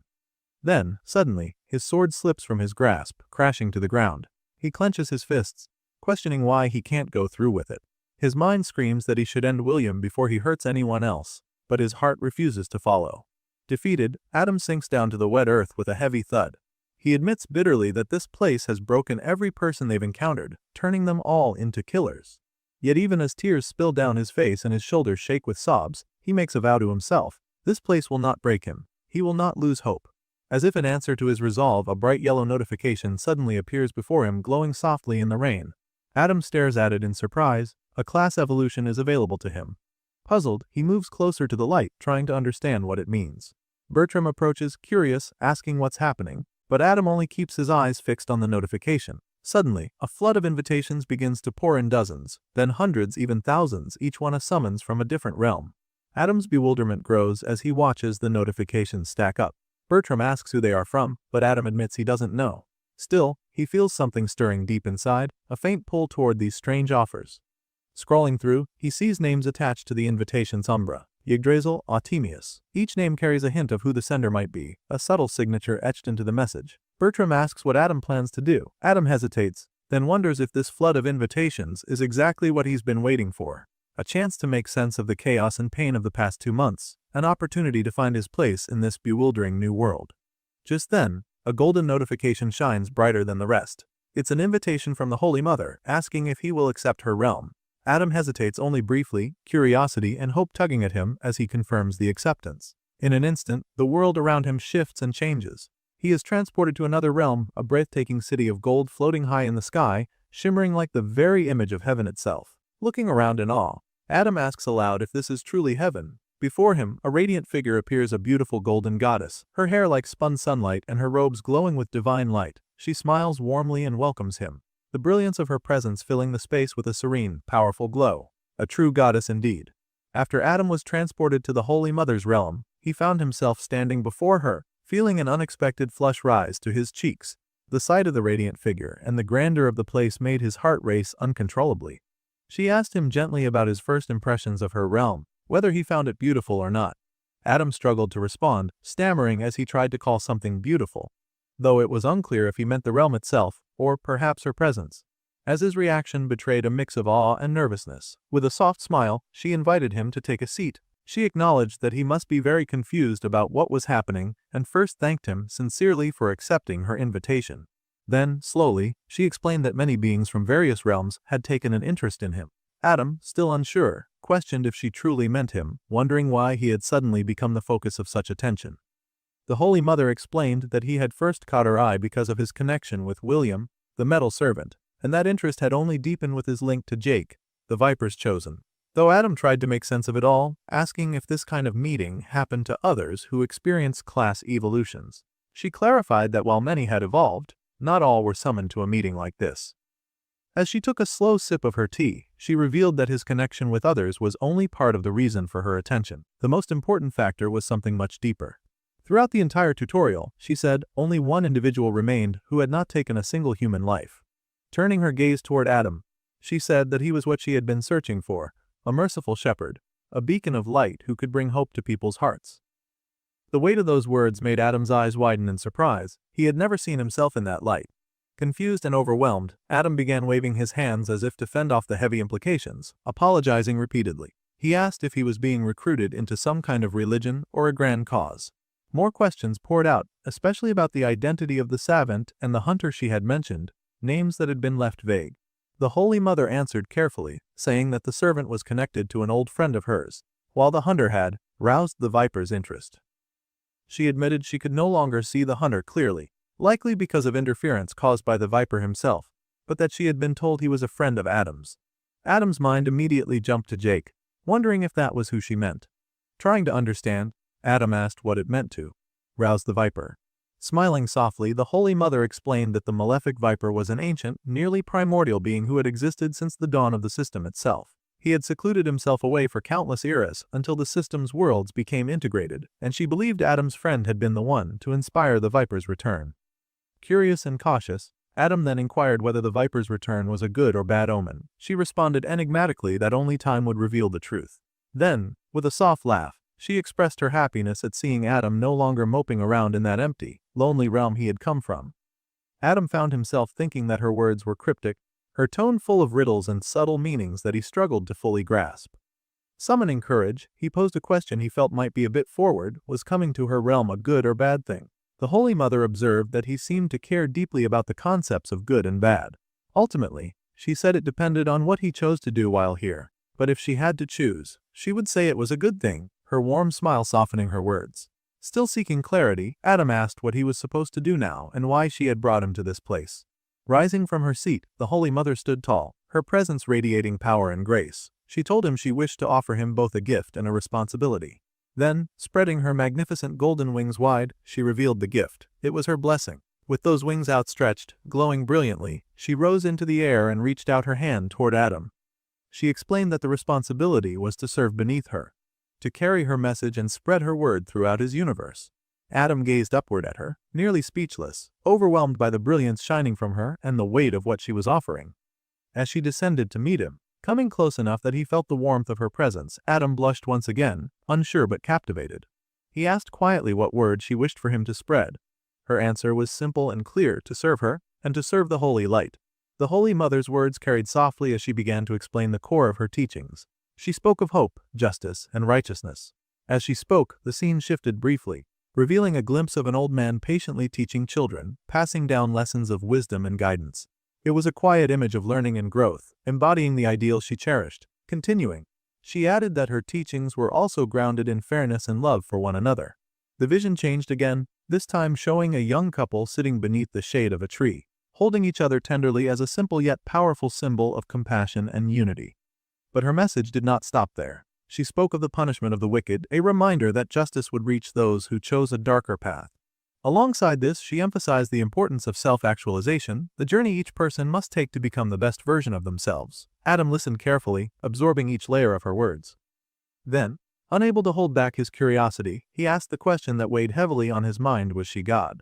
The Holy Mother laughed softly, clearly amused by the question. She admitted that she was a god, but not the kind Adam might have heard about in stories or legends. With a gentle wave of her hand, she gestured toward the magnificent clouds, which parted to reveal a radiant path stretching out before them. She told Adam that, in time, he too could step into godhood. It wouldn't be quick or easy, it might even take many years, but if he followed her guidance, she would help set him on that path. Adam found himself reflecting deeply on what she said. It was a lot to take in, and he admitted as much quietly to himself. Just then, a golden notification appeared before him, counting down he had only 51 seconds left in her realm. The Holy Mother's tone became more urgent but still kind. Their time together was limited. She said that if he wished to join her, she would grant him a blessing and send him back to the tutorial. She stretched out her hand, the light from her wings pulsing softly as she told him she could hold him there only for so long. What would he choose? Adam, still turning her words over in his mind, nodded slowly. He said that he thought he understood now, that all this time he had been wandering aimlessly, lost because of the tutorial and everything it had done to him. But if she could guide him back to where he belonged, then he accepted. A smile broke over his face, his fists clenched tightly as he struck a determined pose. The Holy Mother smiled back warmly, nodding in approval. "Very well, my child," she said. Suddenly, Adam was lifted into the air. She flew to meet him, her wings beating with golden light. When she touched her hand gently to his head, she spoke softly, expressing her wish that he would fulfill the purpose destiny had set for him. And with that, Adam received the blessing, the greater blessing of the Holy Mother. The scene shifted abruptly back to the battlefield, where Adam had been frozen and catatonic for what seemed like an eternity. Bertram had been by his side the entire time, shaking him and shouting for him to wake up. He demanded to know what the hell had happened, growing frustrated as Adam remained unresponsive. Finally, Adam blinked and gasped, trying to shake off the lingering haze. He questioned aloud if what he had experienced, the meeting with the Holy Mother, had been nothing but hallucination. But then, a notification appeared, interrupting his doubts. His new class had just reached level 25. Realization dawned on him. It wasn't a hallucination. He had really met a god. Bertram, still incredulous, asked if it was true, and Adam simply nodded, saying he thought so. Before long, another notification appeared, this time, telling him that he had just lost a skill, called Common Strike. Soon after, a flood of notifications came in rapid succession, informing him that he was losing more and more of his old combat skills. Confused and alarmed, Adam asked why he was losing all his familiar abilities. Then, as if to balance the loss, another notification popped up, announcing that he had gained a new skill. He started to suspect that maybe the old skills were being replaced by newer, stronger ones. His suspicions proved correct when he saw yet another notification, this time declaring he had acquired a legendary skill. He paused, wondering what exactly a legendary skill entailed and how much stronger it might make him. Meanwhile, elsewhere in the system, Jake was staring at his own notification window, eyes fixed on the rapidly dropping survival count. Cecil stood beside him, breaking the silence by asking if Jake was still focused on those numbers. The window showed only 49 survivors remaining. Jake's expression grew troubled as he noted that over 200 people had died within mere minutes. He realized something major must have happened. Cecil asked if he was worried. Jake admitted he was, but there was something else weighing on him. He sighed, confessing that everyone there had betrayed him except Adam. He had trusted those people, and that nearly led to his death. Determined not to make the same mistake again, Jake clenched his fist tightly. He told Cecil that now, the only thing he could do was focus on getting stronger. And with that resolve, he began moving forward, Cecil following closely behind. Jake said he was going to try to kill another beast lord. Jake receives a notification asking if he wants to enter a dungeon. He agrees, and suddenly he is transported inside. However, what he sees surprises him. It does not feel like a traditional dungeon at all. Instead, the place looks like a wide forest filled with small ponds of shimmering water and lush, vibrant vegetation. Jake expresses surprise at the scene. He had expected some dark, damp cave or something similar. Instead, he is surrounded by beautiful plants, sparkling ponds, and peaceful animals. He calls the place an upgrade from what he imagined, though Cecil, nearby, looks a bit cautious and uneasy. Another notification appears, informing Jake that he has entered the Lucenti Plains. His current objective is to defeat the Great White Stag, the legendary creature of this area. Jake starts thinking out loud. He says that the stag he sees is not the most intimidating creature. Cecil repeats what Jake said, and Jake jokes that while the stag looks weak now, he better not hear any complaints when he gets an antler shoved somewhere unpleasant. Before Cecil can finish his own response, Jake quickly tells him to hold on. Jake points out some deer, like creatures drinking by a nearby pond. He believes those must be the stag and its minions. When he checks their levels, he notices they are all level 65. Jake thinks that's not a bad level, but he had hoped for a tougher challenge. He admits he feels a little disappointed. Suddenly, the ground begins to shake all around him. Jake stumbles, confused about what is happening. Then a large hooped creature covered in white fur appears, stomping into view. Jake is shocked by the sight. He admits he was wrong about the stag's size and power. The great white stag stands majestically before him. Its fur is silvery, white, and covers its entire muscular body. Its antlers are perfectly symmetrical, glowing with a silvery sheen. Drawn by the impressive sight, Jake slides closer to get a better look. Cecil asks where he is going, and Jake tells him to wait. Cecil warns him that he should at least hide inside the necklace first before moving. Jake finds cover behind a large rock near the pond where the great white stag is drinking. From this hiding spot, he watches the stag closely. He thinks this must be the biggest creature he has seen in the tutorial so far. He even calls the creature almost majestic. Jake then notices several smaller white deer nearby. He assumes these are the stag's personal guards. He checks their levels and realizes they are too high for him to even identify properly. This excites Jake, and he begins to grin internally. He thinks this place might be worth his time after all. However, as Jake tries to move forward, he accidentally snaps a twig on the ground. The smaller deer immediately become alarmed and turn toward his position. One of them powers up a strong magical attack and fires it straight at the rock where Jake was hiding. The blast destroys more than half of the rock and sizzles what remains. Fortunately, Jake had already moved to a different spot and remains unharmed. He internally exclaims that it was a close call.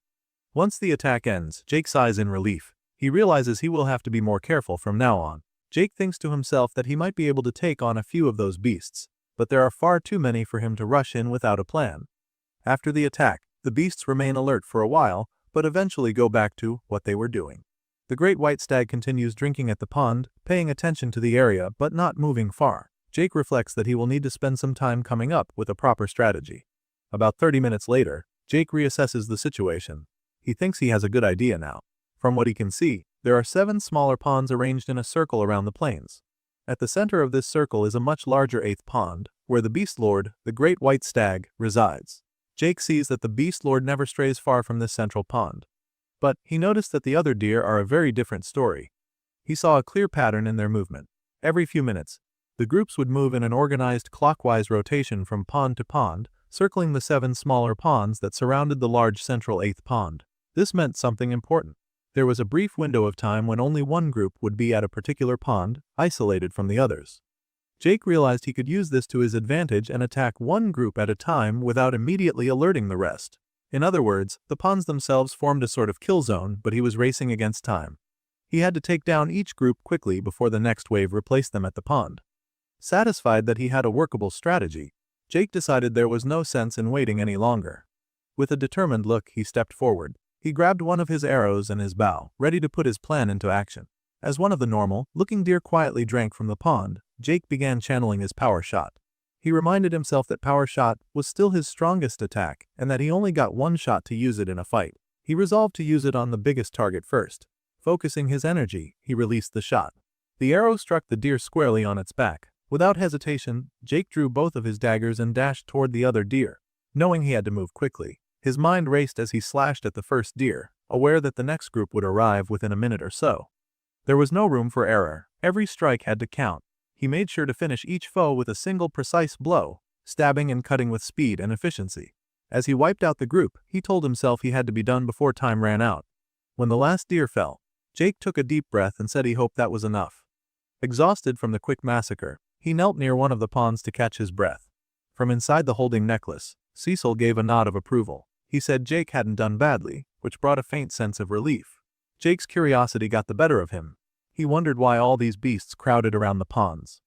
Creatures of their level shouldn't need so much food or water. There was something unusual about their behavior. With a few seconds left before the next group would arrive, Jake turned his attention back to the pond, intent on investigating. As he studied it, something caught his eye. He noted that although the pond looked normal on the surface, there was a hole at the bottom. This discovery led Jake to realize that the smaller ponds must be connected by tunnels beneath the surface, all leading back to the large central pond. The 7 smaller ponds formed a circle, with this larger pond at the center. This arrangement suggested a purpose beyond mere drinking spots. Jake found himself wondering what that purpose could be. His thoughts were interrupted when his danger sense suddenly triggered. He spun around and saw something that made his heart race. The stag he thought he had killed with the power shot was still alive, and it was charging straight at him. Jake's mind reeled. How could it be alive? He remembered how close he had come to taking the creature's head off. He stared at the spot on the stag's back where the arrow had struck. The damage seemed to have almost completely healed. It became clear that this beast must possess some form of rapid healing ability. This explained how it had survived what should have been a fatal blow. Reacting quickly, Jake drew another arrow and prepared to fire a second power shot. His thoughts focused on one urgent goal. He had to take the stag down before it could reach the beast lord, the great white stag in the center pond. The charging deer was moving fast, cutting through the forest toward Jake.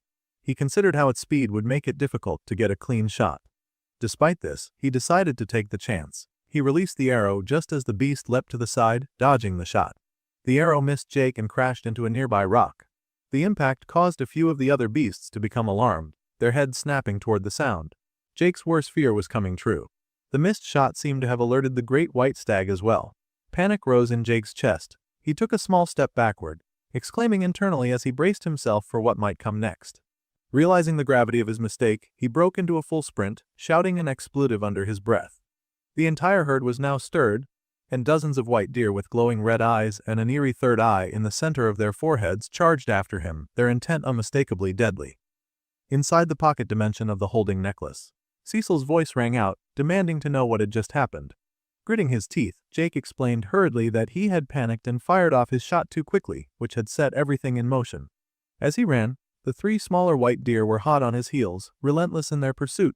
One of them fired a powerful magical beam, forcing Jake to duck and roll just in time to avoid the attack.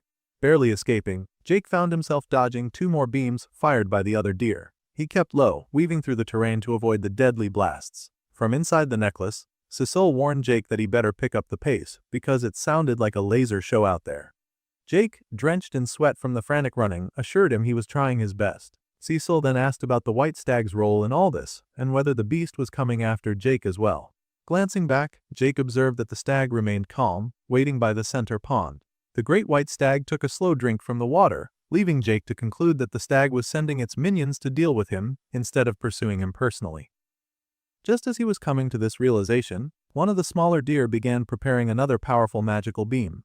Jake barely managed to dodge it by sliding down a hill, his heart pounding. Desperate, he scanned his surroundings for a hiding place. When he reached the bottom of the hill and looked back, the 3 deer had stopped their chase, standing silently on the slope above him. They did not advance further. Jake was taken aback by their sudden halt and wondered aloud why they had given up the pursuit. Cecil, from inside the necklace, speculated that perhaps they had simply decided it wasn't worth continuing the chase. At that moment, Jake called Cecil out of the necklace, wanting his help to confirm a theory.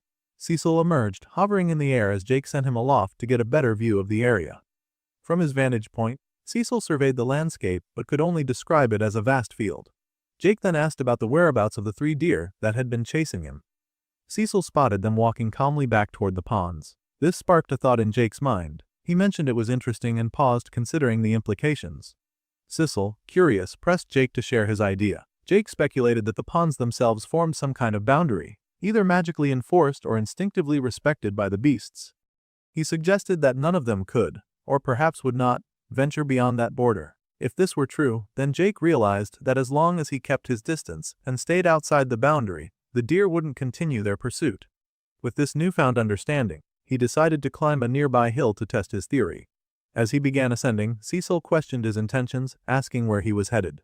Jake explained that he wanted to gain higher ground for a better vantage point. Reaching the top of the hill, Jake scanned the area below. He reflected on the limited maximum range of his bow but concluded that from this distance, he should be able to take a clean shot at the deer. Observing the creatures, he further considered that if the ponds truly acted as a boundary, he could pick them off one by one from afar without provoking a chase. Still cautious, Jake decided to prepare for the worst-case scenario. He coated his arrow with necrotic poison, intending to combine this with a fully charged power shot and an entirely new skill he had been eager to test out. This first arrow would be his strongest and most decisive attack yet, made to count from the moment it left the bow. Jake pulled back one of his arrows and settled his gaze firmly on the white great stag.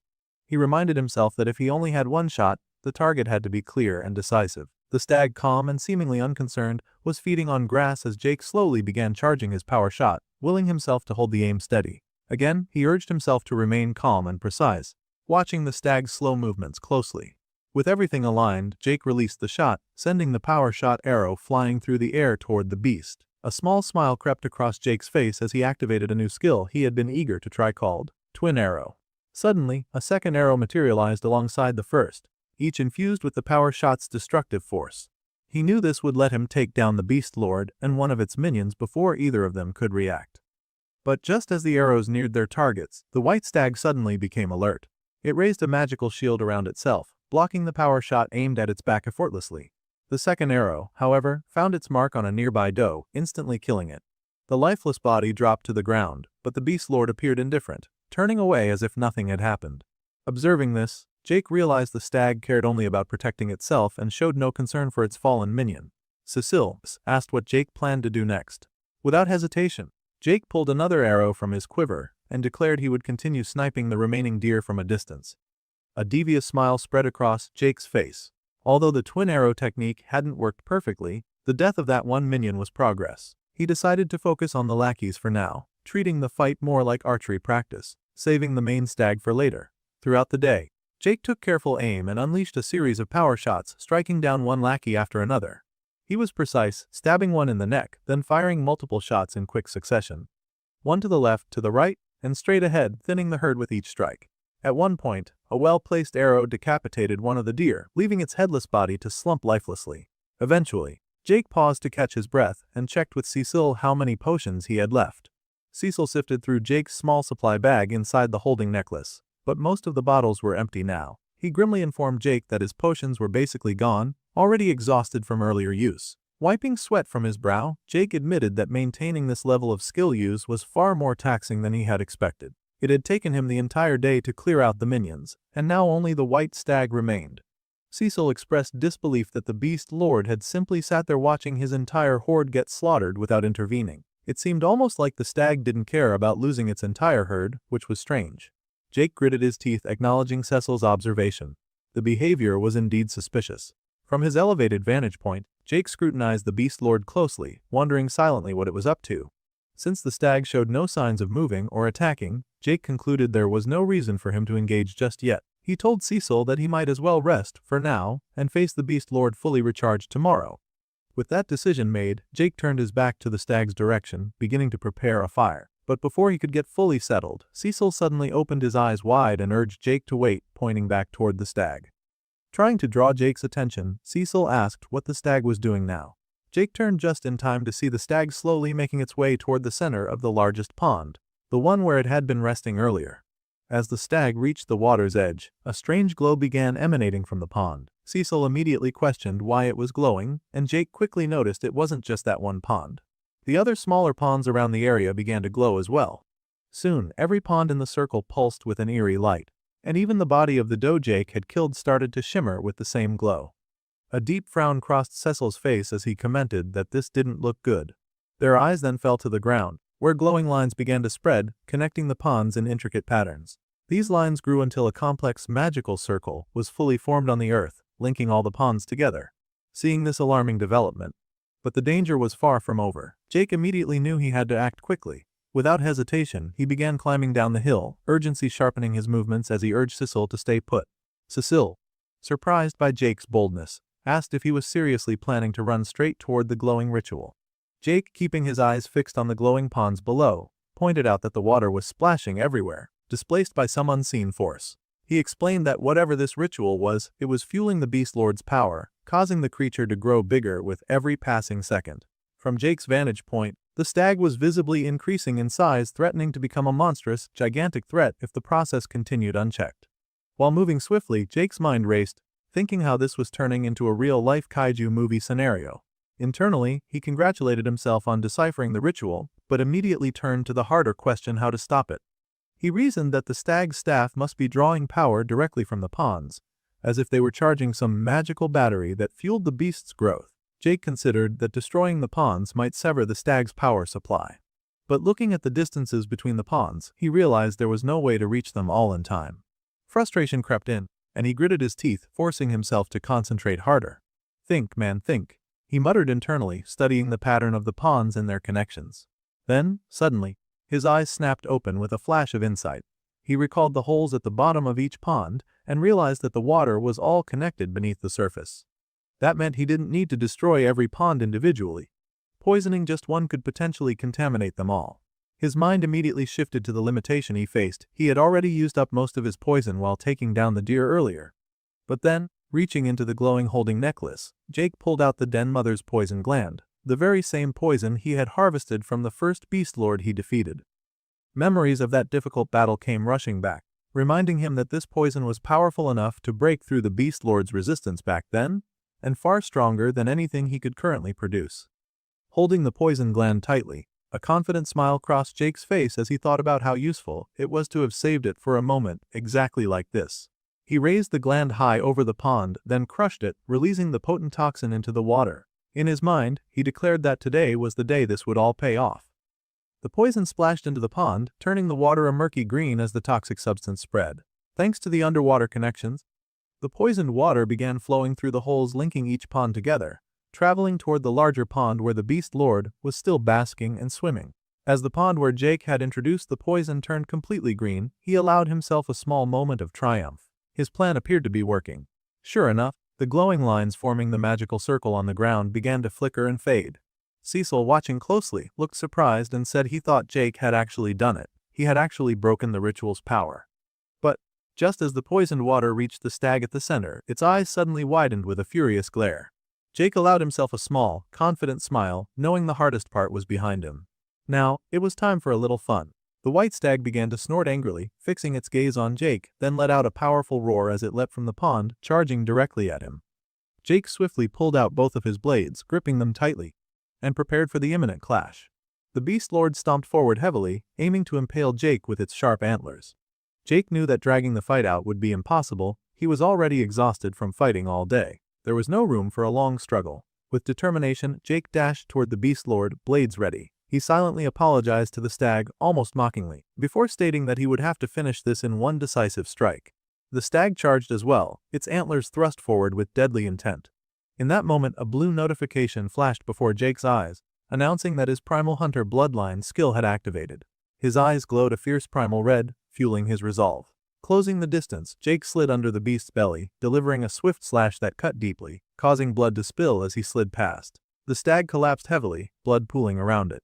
A notification appeared confirming that Jake had slain the great white stag and that his objective was complete. Breathing heavily, Jake stood, eyes closed, catching his breath. He let out a relieved sigh, quietly acknowledging that he had done it. Sissel's voice broke the silence, exclaiming loudly in disbelief at how Jake had killed the creature in one strike. Jake smiled and admitted he had only just barely pulled it off. Had he been half a second slower, he would have been pierced by the stag's antlers. He credited his victory to the Den Mother's poison, explaining that it had entered the stag's bloodstream during the ritual, weakening and slowing the beast, just enough for Jake to gain the upper hand. Raising his hand triumphantly, Jake declared that he had indeed killed another beast lord. But the victory was short-lived. The stag's body suddenly began to glow with an ominous light, drawing both Jake and Cecil's attention. As they cautiously approached, a crystal shot out from the stag's wound, glowing with an intense blue radiance. A notification appeared, identifying the object as the corrupted mooncore shard. Jake held the crystal in his hand and immediately connected the dots. This had to be what the ritual was all about. The stag was creating this powerful crystal inside its body. Cecil asked what Jake intended to do with it, but Jake admitted he didn't know yet. Still, if it was anything like the Den Mother's poison gland, he was certain it would prove useful in the future. He carefully placed the shard inside the dimension of the holding necklace for safekeeping. Almost immediately, a new notification appeared, bringing a tutorial quest called The Beast Lords into view. It informed Jake that having slain 2 of the 4 beasts, he needed to defeat the others, and soon he would face the king as a result. Jake's eyes caught the mention of a king, and he murmured thoughtfully, "A king, huh," before smiling with interest. Meanwhile, far away on another part of the battlefield where William's body lay, 2 strangers entered the grim scene. One urged the other to take note of everything around them. The other scanned the area, noting the dozens of fallen warriors scattered across the field. One man approached the fallen bodies while the other asked what he was doing. The first explained he was scavenging for new equipment, reasoning that none of the dead would miss the gear. His companion soon spotted William's armor, admiring its quality and calling it nice. Kneeling beside William, the first man called for assistance to remove the armor. As they tugged and pulled, they quickly realized the armor was tightly fused to William's body, almost as if glued on. Despite their efforts, it wouldn't budge easily. Suddenly, and unexpectedly, William's eyes snapped open. The next scene opens with a system notification appearing, telling us that only 49 survivors remain. This stark message sets the tone for the grim situation they are all facing. In the dense forest, William moves forward, battered and bruised from his recent fight with Richard. Despite the pain and exhaustion, he continues walking, leaving a trail of blood behind him. His movements show he is struggling, but he does not seem fully aware of the severity of his injuries. William lets out a small, almost mocking chuckle. A devious smile spreads across his face. He reflects on the moment he killed the men who found his broken body on the battlefield and tried to steal his armor, believing him to be dead. At the time, he was only half conscious, and that fact makes him question if what happened was real. But now, seeing that he is still alive and moving through the forest, he knows it really happened. He notices that his legs feel numb, almost as if they no longer belong to him. Despite this, he says he doesn't care. The pain is distant and unimportant because the fact that he is still alive matters more. He acknowledges that Richard's sword had dealt him a fatal wound, impaling him deeply. That wound should have ended him. Yet, somehow, he survived. That thought alone fills him with a strange happiness. Still smiling with a hint of madness, William brings his hand to his face in a dramatic gesture. He speaks to himself about how everything has become clear to him now. He believes he has been chosen for something, though he does not say by whom. The sense of purpose fills him with a new energy. At that moment, William senses something unfamiliar stirring inside him. It is a feeling he cannot place, something he might never have experienced before. Placing a hand on his chest, he wonders if this is what happiness feels like. The smile on his face grows wider, more deranged. He questions whether he has finally begun to experience the curse of emotions. His thoughts drift back to his fight with Casper. He remembers how Casper wielded the power of emotion to command a dark and powerful magic. Casper created a massive orb of black energy that amazed William, but he also recalls how emotions can corrupt people's minds. He calls it a curse so harsh that it can drive someone to long for death. William's mind lingers on his friend Herman, the blacksmith. After Herman gave him the armor, he was broken by this curse. William sees what emotions did to him and thinks that will not happen to him. Leaning heavily against a nearby tree for support, William holds his large abdominal wound closed with one hand. Despite the pain, he continues speaking to himself. He declares that this kind of suffering will not touch him. He believes he will be the one to reach true perfection. With those final words, he lets out a loud roar. He strikes a triumphant pose as if the injuries that still plague his body no longer matter. The pain seems to fade in his mind, replaced by fierce determination. The scene shifts to Richard's camp. The remaining members who stayed behind instead of joining the fight gather for a meeting. Adam is the one who called the meeting. Adam tells the others about an encounter he had after the battle. He met a goddess and made an alliance with her. As the others press for more information, he smiles awkwardly and admits that he barely understood everything that happened during the encounter himself. Because of that, he can't explain any further. He continues by saying that the exact details do not matter. What matters is that the goddess offered them a path of hope. He reminds the group that Richard is dead, along with the warriors who fought with him. In their current situation, hope is more necessary than ever. Despite Adam's words, the crowd looks doubtful and uncertain. Some begin whispering among themselves, unconvinced by his message. Adam adds that now they have only each other left. They must trust one another and watch each other's backs if they want to survive. Adam placed his hand on his chest as if making a vow. He told the group that if they all put their trust in him, he could lead them out of this brutal tutorial world. His voice carried determination and hope. Despite this, some of the women in the crowd still looked hesitant. One of them admitted she wasn't sure about trusting him. Another said she felt a little nervous about it all. Their doubts were clear. Adam noticed their reactions and quietly clicked his lips shut.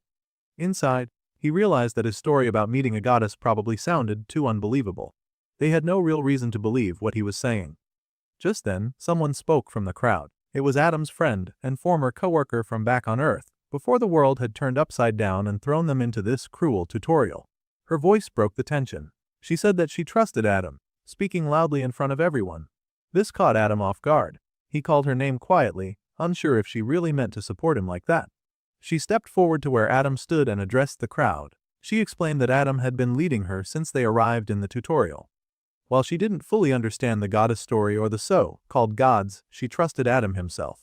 She believed his heart was in the right place. If he said there was a way forward, she would follow him. As she finished, she gave Adam a friendly push, encouraging him. Her words seemed to sway some of the doubters. They murmured among themselves for a moment. Then one of them spoke up on behalf of the group. They told Adam that they would trust him. Another added that if trusting him helped them survive this world, they would follow him. Adam smiled at their words. He thanked them and promised he would not let them down. Later, as Adam and Bertram walked away from the crowd, Bertram patted Adam on the shoulder. He told Adam he had done a good job back there. Adam replied that it didn't feel like a job or work. Instead, it felt fulfilling. It gave him a sense of purpose in this crazy, upside-down world they were trapped in. As a notification popped up before Adam, telling him his class had reached level 36, he smiled and said it felt like the system was rewarding him for his efforts. Looking through the notifications, Adam reflected that if he was leveling up so quickly, he must be doing something right. Then he mentioned something else. He had already completed a quest given to him by the Holy Mother. The quest was called, "The Leader is Born." Its goal was for Adam to become the leader of at least 95% of the surviving humans in the tutorial. Since Richard's camp, which held most of the survivors after the recent battle, had agreed to follow Adam, the quest was marked complete. However, the reward for completing this quest would only be given at the end of the tutorial period, according to the notification. Bertram wondered aloud what the reward might be. Adam replied that he hoped it would be something useful for everyone. As they continued walking, Adam's expression grew more determined. He said that although things would not be easy once they returned to Earth after the tutorial ended, he believed they would figure it out together. Meanwhile, elsewhere, Jake was preparing to enter another dungeon. The entrance was a massive, abyss-like hole dug deep into the ground. Standing before the hole, Sissel commented that it looked very deep. Jake, checking with his sphere of perception, said it was only about 30 feet down. Cecil looked confused. He asked how Jake could be sure since he couldn't even see the bottom. Jake suggested it was probably a dungeon entrance and that some kind of system magic was hiding the true depth from sight. He shrugged and said he was going in. His words were simple. Well, when in doubt. But Sissel stopped him, telling Jake to wait. The imp sighed deeply and facepalmed, asking himself if it was really wise to rush into another dungeon so soon. After all, they had barely managed to escape from the last one not long ago. The thought of diving back into danger so quickly weighed on him. Jake responded without hesitation. He pointed out that with less than 2 weeks left before the tutorial ended, and fewer than 50 survivors remaining, they didn't have much time to waste. He explained that most of the remaining strong enemies were hidden inside dungeons, and that hunting weaker foes out in the open forest wouldn't bring much benefit. The only meaningful challenge left was to track down the final 2 beast lords. On top of that, there was the king of beasts waiting at the end of that questline. Jake asked Cecil what kind of hunter he would be if he ignored that. Listening to this, Cecil felt a bit tired of Jake's eagerness to rush headfirst into danger. He sighed quietly, wondering why he couldn't have ended up with a companion who was slower and more cautious. Jake paid no attention to Cecil's doubts. He simply insisted that they were going in, eyes fixed on the dark abyss of the dungeon entrance. At that moment, a blue notification appeared, informing Jake that he had just entered a dungeon called the Forgotten Sewers. His objective was to defeat a creature known as the Nest Watcher. As they walked through the damp tunnels, Cecil complained about the terrible stench filling the place. Jake wondered if it was really a sewer, since he hadn't expected such areas to exist in the tutorial world. Then he reminded himself that with the system, anything was possible. Cecil complained again, this time about how the entire place seemed to be covered with magic that blocked his vision. He could barely see anything ahead of them. Before he could finish his sentence, Cecil accidentally hit his head on a low, hanging lamppost, confirming just how limited his sight really was. Jake asked if he was alright. Cecil joked that the hunter should just pretend it didn't happen.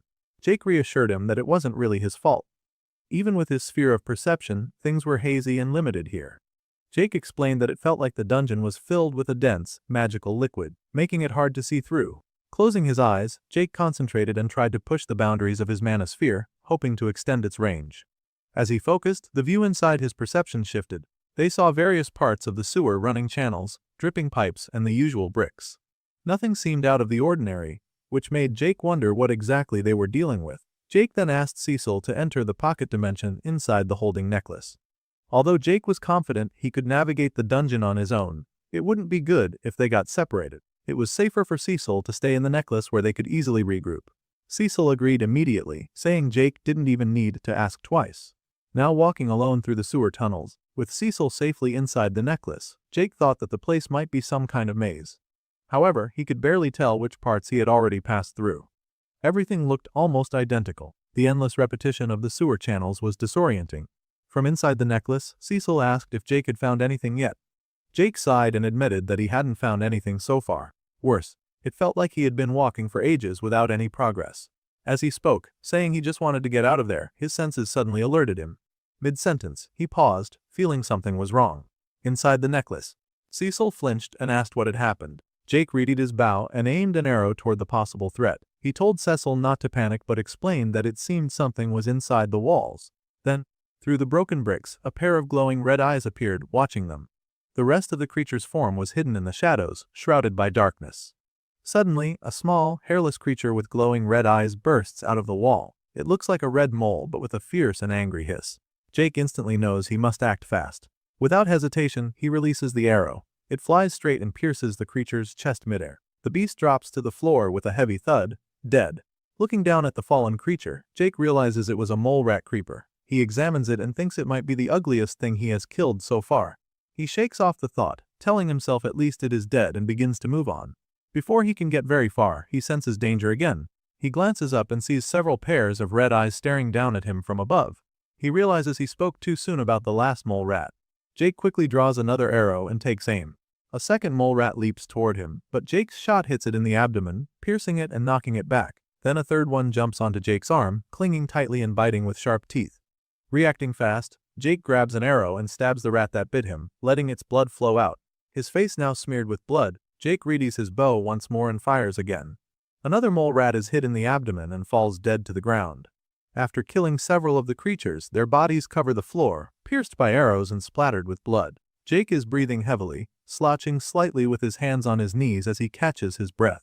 From the pocket dimension inside the holding necklace, Cecil's hesitant and worried voice calls out to Jake, asking if all the mole rats are dead and if Jake managed to kill them all. Jake replies there is still one more to deal with. He says it is somewhere inside the sewer walls. He can barely sense its presence, but he knows it is there, watching him closely. Just then, a pair of glowing eyes appear from the darkness. These eyes are not red like the others, but a shining golden yellow. Dark energy seems to ripple and pulse from the creature toward Jake. The creature speaks from the shadows. It addresses Jake as human and asks why he killed the other creatures. Black energy continues to flow from it. Jake flinches and braces himself, surprised to hear anything speak besides Cecil's voice from the necklace. Wearing a cautious expression, Jake asks the creature if it can really talk and questions who it is. The dark energy continues to spread as the beast asks Jake who he is. Its tone warns him not to come into someone else's domain and ask questions. Suddenly, the whole area begins to rumble, the walls shaking slightly. The creature asks Jake in broken, barely understandable speech if he was sent by the king. It also demands to know why Jake has come here. Jake is even more surprised by the question and by the fact the creature can talk. He repeats the word king, as if unsure what it means. Then he understands. The creature must be talking about the same king the system message mentioned before. Jake smiles and points to himself. He says he has come to defeat the beast lords and that he will kill the king of the forest. The creature laughs at him, calling Jake a little pup. It continues in broken English, saying the king is strong and Jake is weak because he is human. This angers Jake slightly. The creature laughs again and Jake senses it is getting closer. He can feel its presence more strongly now. Jake smiles and pulls out another arrow. He asks the beast if it really just called him a pup. He points the arrow toward the creature still hidden in the shadows. Jake says they will see if he is really just a pup. As Jake releases the arrow, it flies through the air toward the creature. The beast, still mostly hidden, pulls out a sword and prepares to face Jake's attack. The beast swung its sword through the air just as Jake's arrow came close. It sliced the arrow midair, stopping the attack before it could reach him. Then the creature stepped fully out of the shadows, revealing itself as a large humanoid rat. It stood on two legs, its muscles rippling under tattered, worn clothes, holding a sword. The beast spoke again, calling Jake a weak human. Meanwhile, far away at Richard's camp, William arrived and entered through the main gate. He immediately noticed something was wrong. There were no guards posted at the entrance. He thought to himself that things must have fallen apart quickly after Richard's death. His eyes narrowed in cautious confusion as he wondered where everyone had gone. The scene shifted to the inside of Adam's office. Now the leader of the camp, Adam, sat calmly as William stood before him. Adam commented that William had healed surprisingly well, even though he looked terrible the last time they met. William asked if Adam had been to the battlefield recently. Adam said he had, but he wasn't talking about William's injuries. With a knowing smile, Adam said William had seemed confused before, as if carrying a heavy wrong he was trying to fix. Now it looked like William had succeeded in that goal. William frowned, confused by Adam's cryptic words. He then asked Adam what he planned to do next, wondering if Adam would try to stop him from killing him. Adam shrugged and said there was no point in trying. He believed William had already chosen his path, and nothing anyone said would change that. William raised his wand, asking if Adam really planned to give up without a fight. He asked what about the others still in the camp. Adam told him that there were no other camp members left. They had all found their places already, and soon William would find his too. He said this with confidence, placing a hand on his chest. Bertram stood nearby, smiling quietly. At that moment, a blue notification appeared before William, telling him that only 4 survivors remained in the tutorial. Surprised, William asked if it was really true. He guessed immediately that Adam had killed all the others and began to smile with dark amusement. He joked that people called him a psycho, but it looked like Adam was the real one. Adam denied killing anyone and invited William to follow him. The 3 of them left the room together. William's eyes widened as they passed by bodies lying on the floor. He cursed loudly, shocked at the sight. Adam asked if William was starting to understand. With a satisfied expression, Adam explained that the others had placed their hopes in William with a promise to reach the Holy Land. He called it a burden he carried gladly. William stared at Adam in surprise. He asked what had happened to him since William had been unconscious on the battlefield. It seemed to William that Adam had lost his mind. Adam chuckled and smiled, saying maybe he had gone crazy. But that was how things were meant to be. He said they could only hope to fight against fate, and that hope alone was enough. William raised his magic, lifting his daggers into the air and pointing them at Adam. He said he had done enough talking and now it was time to act on something he had wanted to do for a long time. Adam and Bertram looked up, joining hands as if in prayer. William sent his daggers flying, striking both of them. Their heads were severed, and their bodies collapsed to the floor with heavy thuds. But then something strange happened. Their bodies slowly turned into particles, glowing wisps of light rising into the sky. William stared, surprised by what he saw. He wondered if it was some kind of spell causing the bodies to drift away, along with all the other fallen lying on the floor. As the golden lights floated upward, William wondered if they were truly heading to the Holy Land. He smiled and told them to have fun up there. Then he spun around, playing with his wand. Now that all that was settled, he said to himself, it was time to find an archer to kill. The giant rat-like creature charged straight at Jake, sword in hand. Its movement is aggressive and fast, leaving no sign that it still had any interest in conversation. As the creature rushes in to attack, Jake reacts quickly. With the beast's heavy sword already swinging down toward him, Jake triggers his Shadow Vault skill just in time. His body vanishes and reappears elsewhere, avoiding the attack entirely. The giant blade slams into the ground where Jake had just been standing. The impact is explosive. The force of the swing breaks through the surface of the terrain, sending shattered rock and dust flying in all directions. It's clear that a direct hit from that weapon would have been devastating. Now standing safely off to the side, Jake lets out a short laugh. Acknowledging how narrowly he avoided being hit, it was far too close for comfort. The rat beast doesn't waste time. It shifts its stance, now standing with its massive sword resting over its shoulder. In its usual broken speech, it declares that Jake is weak. The words carry an air of contempt, even though the last attack had clearly missed. From what he's just seen, there's no way he can maintain enough distance to rely on ranged attacks. Trying to use his bow in this fight would only slow him down and leave him vulnerable. With that in mind, he places the bow back into the magical holding necklace he wears, clearing it from his hands. That leaves him with one option: close combat. Jake reaches over his shoulders and grabs both of his daggers from their sheaths. As he arms himself, the rat creature continues to watch, commenting in its broken way that it finds Jake's behavior interesting. But Jake doesn't engage with the words. His focus is already locked in. Holding both daggers, he prepares for close quarters combat. This is how he'll have to win.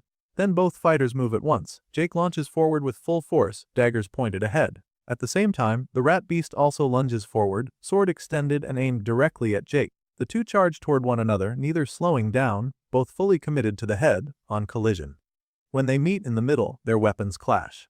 The sound of metal grinding against metal fills the air. Sparks burst from the point of impact as the strength behind both attacks collides. Jake pushes hard against the beast's sword, his muscles tensed, his teeth clenched from the effort. The beast holds firm, matching his strength. In the middle of this high-pressure lock, Jake's skill activates. Moment of the primal hunter takes effect, enhancing his abilities. There's no dramatic shift outwardly, but Jake can feel it in his body. He moves with increased sharpness now. They break from the lock and immediately begin exchanging blows. The fight becomes fast and chaotic. Blades crash together again and again. Each movement is sharp and precise. Jake realizes how close this is. Neither side is dominating. The outcome could go either way. Determined to break the stalemate, Jake pushes forward again. He dashes in, blades raised, aiming for a decisive strike. The beast answers by lifting its sword high above its head, preparing to bring it down with full strength. The two meet once more in a fierce struggle. Their weapons lock again, pressing against each other, sparks flying from the grinding steel. At that moment, a thought crosses Jake's mind. He starts to wonder if he and the beast are truly equals. The fight has gone on long enough and has been close enough that it's no longer clear who has the advantage. Jake suddenly pulls back, using Shadow Vault again to instantly reposition himself away from the beast. At the same time, the rat creature also retreats, though it does so through normal movement, sliding to a stop across the ground. For a brief moment, there's distance between them again. The beast then speaks, acknowledging Jake's strength. Its voice is still rough and broken, but the meaning is clear. Jake has earned its respect. However, the creature also warns him. It tells him that the king of the forest, the opponent Jake had previously said he wanted to face, is far stronger. As the beast says this, it points its sword at Jake again. The atmosphere shifts as the rat beast's sword begins to glow. Dark, swirling energy starts to wrap around the blade. It's a clear signal that the beast is preparing a charged attack. The black energy pulses and swirls ominously, giving off a sense of building danger. Jake immediately recognizes what's happening. The creature is getting ready to unleash something powerful. Seeing this as his chance, Jake quickly reaches into the holding necklace and retrieves his bow once more. He draws it with speed and purpose, knowing he only has a short window to act. As the beast finishes charging its strike, it launches the dark energy attack toward Jake, declaring that the hunter will fall. Jake is already in position. He channels a power shot, drawing back the arrow and aiming without hesitation. He lets the arrow fly just as the enemy's attack is about to reach him. The two attacks meet in midair. There's an intense burst of force as the energies collide. Both fighters watch the point of impact, silently waiting to see whose attack will win out. The tension in the air is heavy. Each one stares, locked in that moment, hoping for victory. Then, suddenly, blood begins to drip. It falls steadily to the ground. Then we see the source. The rat beast's hand has been severed. The beast looks down at its missing hand. It doesn't scream. It doesn't lash out. It simply asks itself if this means it has lost. As the battle comes to an end, Jake approaches the wounded creature, his steps steady now that the fight has been decided. He doesn't gloat or show arrogance. Instead, he acknowledges what has just happened. Jake admits that the beast fought well. It had been a hard-fought match, and the rat-like creature had proven itself a worthy opponent. Hearing this, the beast reacts. There is no fear in its eyes, only a strange sense of clarity. It reveals that it actually hates the king. Long ago, the king had trapped him, and the bitterness from that betrayal had never faded. The giant rat confesses that if Jake is truly going to fight the king, then he wants to help. He tells Jake to take revenge in his place. Jake doesn't reject the offer. Instead, he calmly asks how the beast intends to help him. In response, the beast begins to summon something. Dark magical energy gathers around its hand. The creature explains that a long time ago, it created a curse aimed at the king. That power still remains within him, and now, he is ready to pass it on. The dark mana forms into a concentrated mass. The beast reaches out and tells Jake to take it. His words are simple, but they carry everything he has left. He says Jake should use it to kill the king and adds one last request: take. Revenge me. Jake accepts. He gives his word, promising that he will see it through. Then he reaches out and takes the curse from the beast's hand. As soon as he does, the giant rat begins to fade. Slowly, its massive body dissolves into glowing blue light. It doesn't scream or resist. Instead, it simply says thank you before disappearing completely. Almost immediately after, a system notification appears. Jake has slain the Nest Watcher. Now with the battle behind him, Jake begins making his way out of the sewers. Cecil is out of the necklace now, walking at his side. As they move together, they talk about what just happened. Cecil remarks on how intense the fight had been. He refers to the giant rat as the Nest Watcher and calls it a crazy fight. Jake agrees. There's no need for elaboration. They both know how close it had been. Jake looks at the item he's carrying now. The curse, now revealed as a small bead, sits in his hand. A new notification appears explaining what it is. The object is known as the Dark Bead of the Nest Watcher. It's a condensed sphere of dark mana. More than just a weapon, it represents the last hope of the creature who entrusted it to Jake. Jake stares at the bead for a moment. He knows what it means. He understands the burden. Speaking aloud, even though the beast is no longer there, Jake promises again that he'll follow through. He tells the fallen creature not to worry, he'll make sure it's done. Soon after, they reach the exit of the dungeon.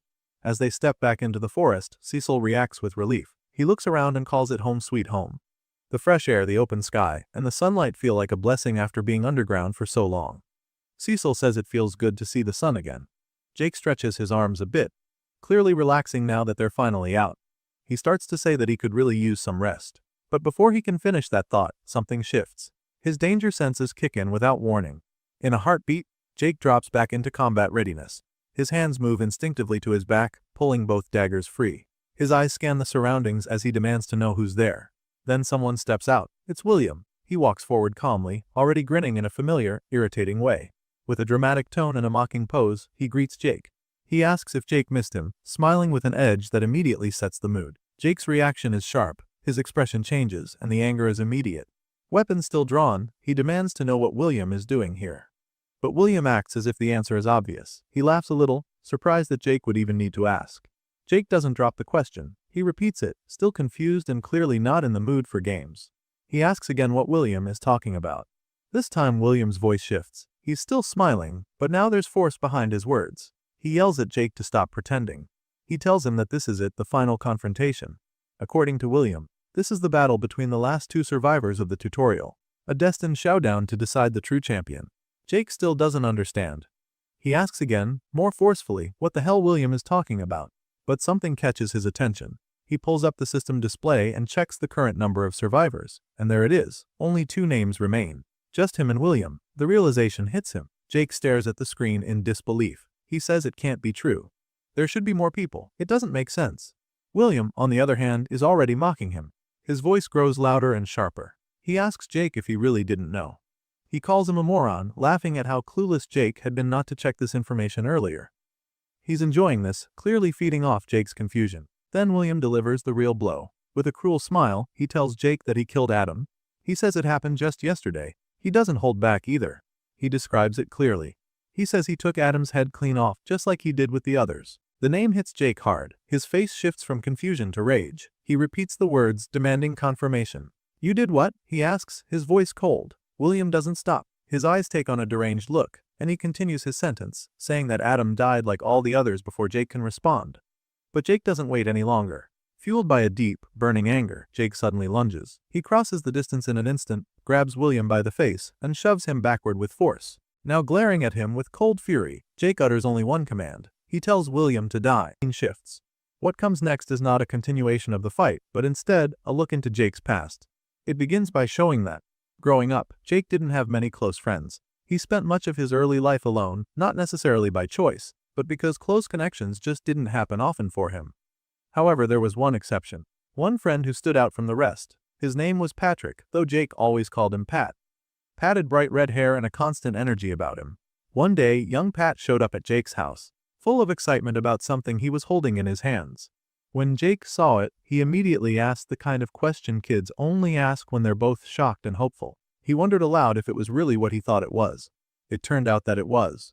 Pat had somehow gotten his hands on a copy of a comic called Grave Dance. At the time, it was the only thing comic fans were talking about. The release had stirred up huge buzz, and copies were said to have sold out in under 3 minutes. But Pat, against all odds, had managed to get one. And because they shared everything, that meant Jake had one too, in a way. What belonged to one of them often belonged to both. They did everything together. The comic was just one example. There are memories of the two of them laying side by side on the floor, flipping through the pages and laughing together at the story inside.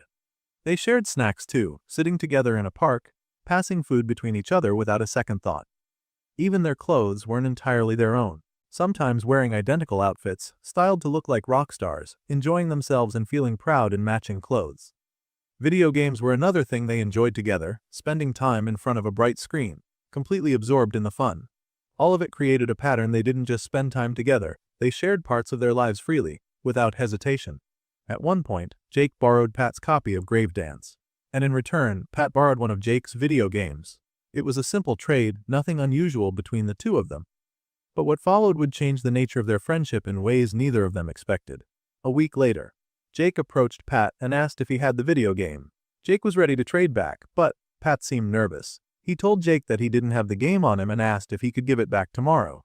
Jake was confused. He asked Pat what was going on and why he couldn't return it now, but Pat, still visibly uneasy, insisted it was nothing and said he just wanted to play it a little longer. Jake didn't press him at first, but he mentioned that he would be leaving for a trip that weekend, so he really needed it that day. Pat apologized again and repeated that he didn't have it with him. That was when Jake offered to just go over to Pat's house to grab it himself. Still, Pat remained uncomfortable and didn't explain clearly what was going on. Jake noticed that something was off, but at the time, he didn't understand what that meant. Then, all of a sudden, Pat snapped and blurted out that he had broken the game. Jake was shocked. He asked if that was true and Pat repeated that he was sorry. It was only a video game, but to young Jake, it meant more than that in the moment. Looking back on it now, Jake would call it stupid, but at the time, it hit harder. The fallout was quick. After that day, the two boys didn't speak for 2 full weeks. Jake was upset, and neither of them knew how to repair the silence. Eventually, Pat was the one who tried. He reached out and told Jake he had something to give him. He said he would bring it to him during recess. Jake agreed to meet him, but when the time came and Jake went looking for him, Pat wasn't there. He was missing from the spot they had agreed on. Not long after that, Pat switched schools. There was no warning. He just disappeared from Jake's daily life. It would be years before Jake found out what really happened. When the truth finally came to him, it painted a different story from the one he had believed as a kid. The reality was that Pat had never broken the game at all. What really happened was that a group of bullies had attacked him and stolen it from his bag. He had been beaten, and the game had been taken by force. The day he was supposed to return it, he had been ambushed. Despite that, Pat had tried to fix the situation. After the incident, he saved up his own money in an attempt to buy a replacement for Jake. That was what he had planned to give Jake during recess. But before he could deliver it, the same group of bullies attacked him again. This time, they not only took the replacement game, but they beat him so badly that his parents decided to move him to another school entirely. Through all of it, Pat never told Jake what had happened. He never explained about the bullies or the stolen game.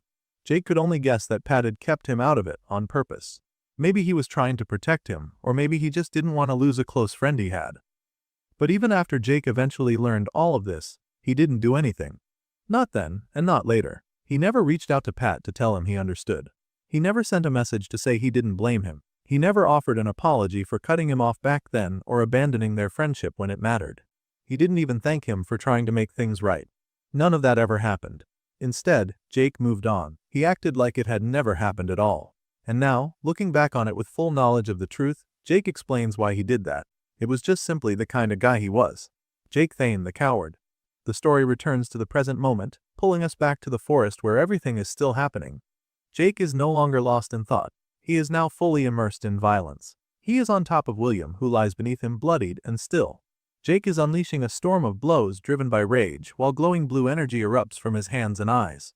The power around him pulses with each strike. A short distance away, Cecil watches. He has taken a step back to a safer position, far enough to avoid the chaos but close enough to see what's happening. His hand is stretched out in Jake's direction. He calls Jake's name, but there is no sign that Jake hears him. Jake is lost in his anger. His mind is consumed. He continues cursing at William, telling him to die, and hammering his head into the earth again and again. The blue energy doesn't stop. It pours from Jake with no sign of slowing down. Cecil watches in stunned silence. He can't believe what he's seeing. Jake's strength, the energy radiating from him, the way he's fighting, it's all on a level Cecil can't even understand. He starts to wonder what kind of power this is. And between Jake and William, there isn't really a fight happening anymore. It ended before it even began. William is just taking the full force of Jake's outburst, unable to fight back. As Jake continues his assault, Cecil comes to a realization. It feels like something inside of Jake finally gave out. Whatever Jake had been holding in, whatever pressure had been building over time, had now broken wide open. Cecil imagines it like a sealed container that couldn't handle the strain anymore. And when it broke, the force of everything inside came spilling out all at once. Jake draws back his fist again. He is still furious, still driven by instinct. His eyes remain glowing, his body still pulsing with energy. And Cecil, watching this moment, thinks to himself that Jake has surpassed his own limits. That whatever was holding him back is now gone. Jake has pushed past it all, and William is suffering the full weight of the consequences. Each blow that Jake lands shakes the forest. The sound echoes far out into the trees, startling birds and animals hidden in the brush. Even the ground itself trembles under the intensity of what is happening. It no longer feels like just a fight. It feels like destruction. As Jake winds up to deliver one final blow, this one clearly meant to end it completely, Cecil reacts. He shouts out that William is already dead. Without hesitation, he runs forward and places himself directly in Jake's path. His arms are raised high, his body positioned to intercept Jake's next strike. It's an act of desperation, but it works. Jake freezes. His fist is still held in the air, still surrounded by the glowing blue light, still caked with blood. But it doesn't fall. He looks up and sees Cecil standing in front of him. Jake's eyes widen. He seems startled. Jake lowers his hands slowly. The glow around him begins to dim. He looks down at William's body and then at his own hands, still soaked in blood. He finally speaks in a quieter tone, asking what he's done. His voice is filled with confusion and regret. Trying to comfort him, Cecil tells Jake that it's going to be okay. That he's okay now. But Jake doesn't seem to believe that. He doesn't move right away. Then, after a moment, he lowers himself to the ground. He sits there, slumped and silent. All the energy that had been overflowing from him seems to be gone. Jake begins to talk again. This time, it's not about power or fighting. He talks about his friends. One by one, he says they're all dead. His voice is filled with pain, and his eyes look hollow. Then he buries his hand in his hair, pulling at it in frustration. He repeats the words louder this time. Everyone is dead. He starts naming them. Adam, Casper, Caroline, and not just them but others too. Bertram, Joanna. As he lists each name, images of those people begin to flash in his mind. Friends he lost. People he couldn't protect. Finally, the realization hits him in full. Jake sits there, hands gripping his head, eyes filled with tears. He breaks down and says the words out loud as if he has only just understood the full weight of them. I'm alone. His voice cracks as the words leave his mouth. And with that, he begins to cry. 10 minutes had passed since Jake had killed William. After crying uncontrollably over the loss of everyone, he now sat motionless, his body slouched against the ground. He remained a short distance from the large crater he had created with the force of his strikes. At the center of the crater, William's lifeless body still sat, completely unmoving, its position untouched since the moment of death. Jake hadn't left that spot. The devastation of what had happened weighed too heavily on him to even stand. Eventually, Cecil, who had been nearby, cautiously suggested that it might be time for them to leave. He spoke carefully, saying that staying there any longer wouldn't do Jake any good. But Jake remained seated on the ground. His posture had not changed. He was slightly curled up, barely moving, and he quietly responded that he didn't feel like going anywhere. Cecil tried again. He reminded Jake that he couldn't just stay like this forever. He asked what exactly Jake expected to happen if he kept sitting there in the ruins of what had just happened. But before he could finish his thought, something strange occurred. Without warning, everything around them stopped. It was not just a stillness in the air or a quiet moment. Time itself came to a halt. Jake, Cecil, and everything in the surrounding area became completely frozen. Nothing moved. It was as if reality had been paused altogether. In that unnatural silence, a figure suddenly appeared next to William's corpse. The voice that followed expressed disapproval, calling the entire situation a mess. This was the same man who had previously brought William back from death after his fight with Richard. His appearance remained unchanged. A pale, sickly white complexion, scattered white hair, and a hollow smile that never quite disappeared. He wore black from head to toe and carried a sleek black candlestick. Looking down at William's damaged body, the man said he was disappointed. Then he mentioned that they would simply have to try again. He extended one hand, placing it gently over William's crushed face. A bright light began to glow from his palm as he seemed to start repairing the damage, healing what had been destroyed. But before he could finish, another voice interrupted him. It was the voice of the malefic viper. He said someone needed to stop the pale man from interfering and trying to take William's body so casually. As he said this, the viper stood with his arms folded, keeping a steady gaze on the scene before him. In response, the pale man tried to dismiss the concern. He claimed it shouldn't matter, that it was of no real consequence. Then he turned the discussion back around, asking if the viper wasn't the one who had started all this to begin with. He reminded him that he had told him to leave Jake, his chosen, untouched. Yet now the viper was interfering with the pale man's own choice, which he implied was William. The viper didn't deny the accusation, but he corrected the pale man. He stated that taking the mortal's body was, in fact, a significant matter. It wasn't something he could let pass. The pale man, confused by this level of resistance, asked why that would be. Why, he asked, would the viper care so much about the body of a dead mortal? The viper smiled in response and told him it was none of his business. What mattered, he said, was that the body belonged to Jake's chosen status, and since Jake was his chosen, it meant the body belonged to him as well. Now growing impatient, the pale man closed his mouth tightly, though somehow still managing to sigh. Then he asked what it was that the viper wanted. He clearly just wanted to end the argument quickly. The viper explained his demand in simple terms. If the pale man took the body, he would owe the viper a favor. That was all. The pale man stepped closer, placed a hand firmly against the viper's chest, and stated that they both understood that a favor between them was never simple. It carried far more weight than the words suggested. Trying another approach, the pale man offered to compensate Jake instead, who still sat frozen nearby, locked in time. But the viper immediately rejected that idea. He said there was no way he would allow the pale man near Jake, not under any circumstances. Velastromas then shrugged, wearing a coy smile. He repeated the two options. Either the pale man could leave the body here and walk away, or he could take it and owe him the favor. There would be no other arrangement. Now visibly frustrated, the pale man asked if the viper had not already done enough. He brought up the damage that Jake and the viper had caused, stating that it had thrown everything into chaos. In his view, the entire tutorial had been ruined by their interference. But the viper's demeanor changed. He stopped smiling and spoke more firmly. He warned the pale man that this would be his last time repeating the condition. If he tried to take the body, he would be in debt to him. There would be no more discussion after that. Realizing that the viper had no intention of backing down, the pale man hesitated. Then, without arguing further, he turned away from the conversation and walked back toward William's body. Accepting the outcome, he finally agreed to the viper's demand. He said that he would owe him and seemed to understand that pushing the issue any further would not end well. He returned to William's body and once again placed his hand over it. The same bright light as before began to shine from his palm. In an instant, both the pale man and William's body vanished from the spot. The moment they disappeared, time resumed. Everything that had been frozen suddenly continued moving as if nothing had happened. The malefic god who had remained where he was, let out a sigh, his tone one of mild irritation, and crossed his arms. He muttered to himself about how troublesome the other gods had always been. Apparently, this pale figure, just like him, was also a god. And it seemed even among divine beings, ever small was considered a problem. Then, from some distance away, Jake called out. His voice was clear and demanding. He asked the viper who that pale man had been. The question hung in the air, sharp and urgent. The viper turned his head slightly. Visibly surprised that Jake had seen anything, he pointed out that time had been frozen. Jake wasn't supposed to have witnessed any of it. That entire confrontation was meant to occur outside the awareness of mortals. But Jake quickly answered. He said his bloodline ability had remained active throughout the whole event. Because of that, he had been able to sense everything, even the presence of the pale man. Hearing this, the viper's expression shifted slightly. He no longer looked annoyed, but rather a bit more cautious. He told Jake to be careful with that kind of information. He warned him not to share such things so freely. He explained that not only were bloodlines extremely rare, but Jake's specific bloodline appeared to be unusually powerful. Letting others know about it so casually could invite trouble. But Jake had no interest in that kind of advice right now.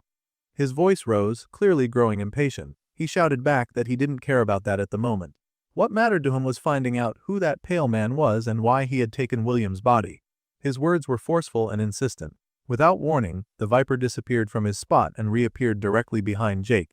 The sudden movement startled Jake, who spun around quickly with wide eyes. The Viper then answered his question. He said that the pale man was a god known as Eversmile. He described him as sickly, pale, and always wearing a smile that felt more deranged than friendly. According to the Viper, Eversmile was a maniac, someone to be cautious of. But, he added with a calm tone, now that Eversmile owed him a favor, it was acceptable. The situation was under control, at least from his perspective. Jake wasn't convinced. In fact, he seemed furious. He shouted again, now even more upset. He asked the Viper if he was seriously telling him that he had just let Eversmile leave with the body of the man who had killed all of his friends, and all for some favor. The Viper replied calmly, trying to make Jake understand. He told him that a favor from a god was not a trivial thing. It carried weight far beyond what Jake was imagining. It wasn't something given lightly or wasted on minor matters. Then, as if trying to shift the tone, the Viper offered a piece of information. He told Jake that if it helped, he should know that his friends weren't exactly dead. This made Jake pause, and his expression shifted.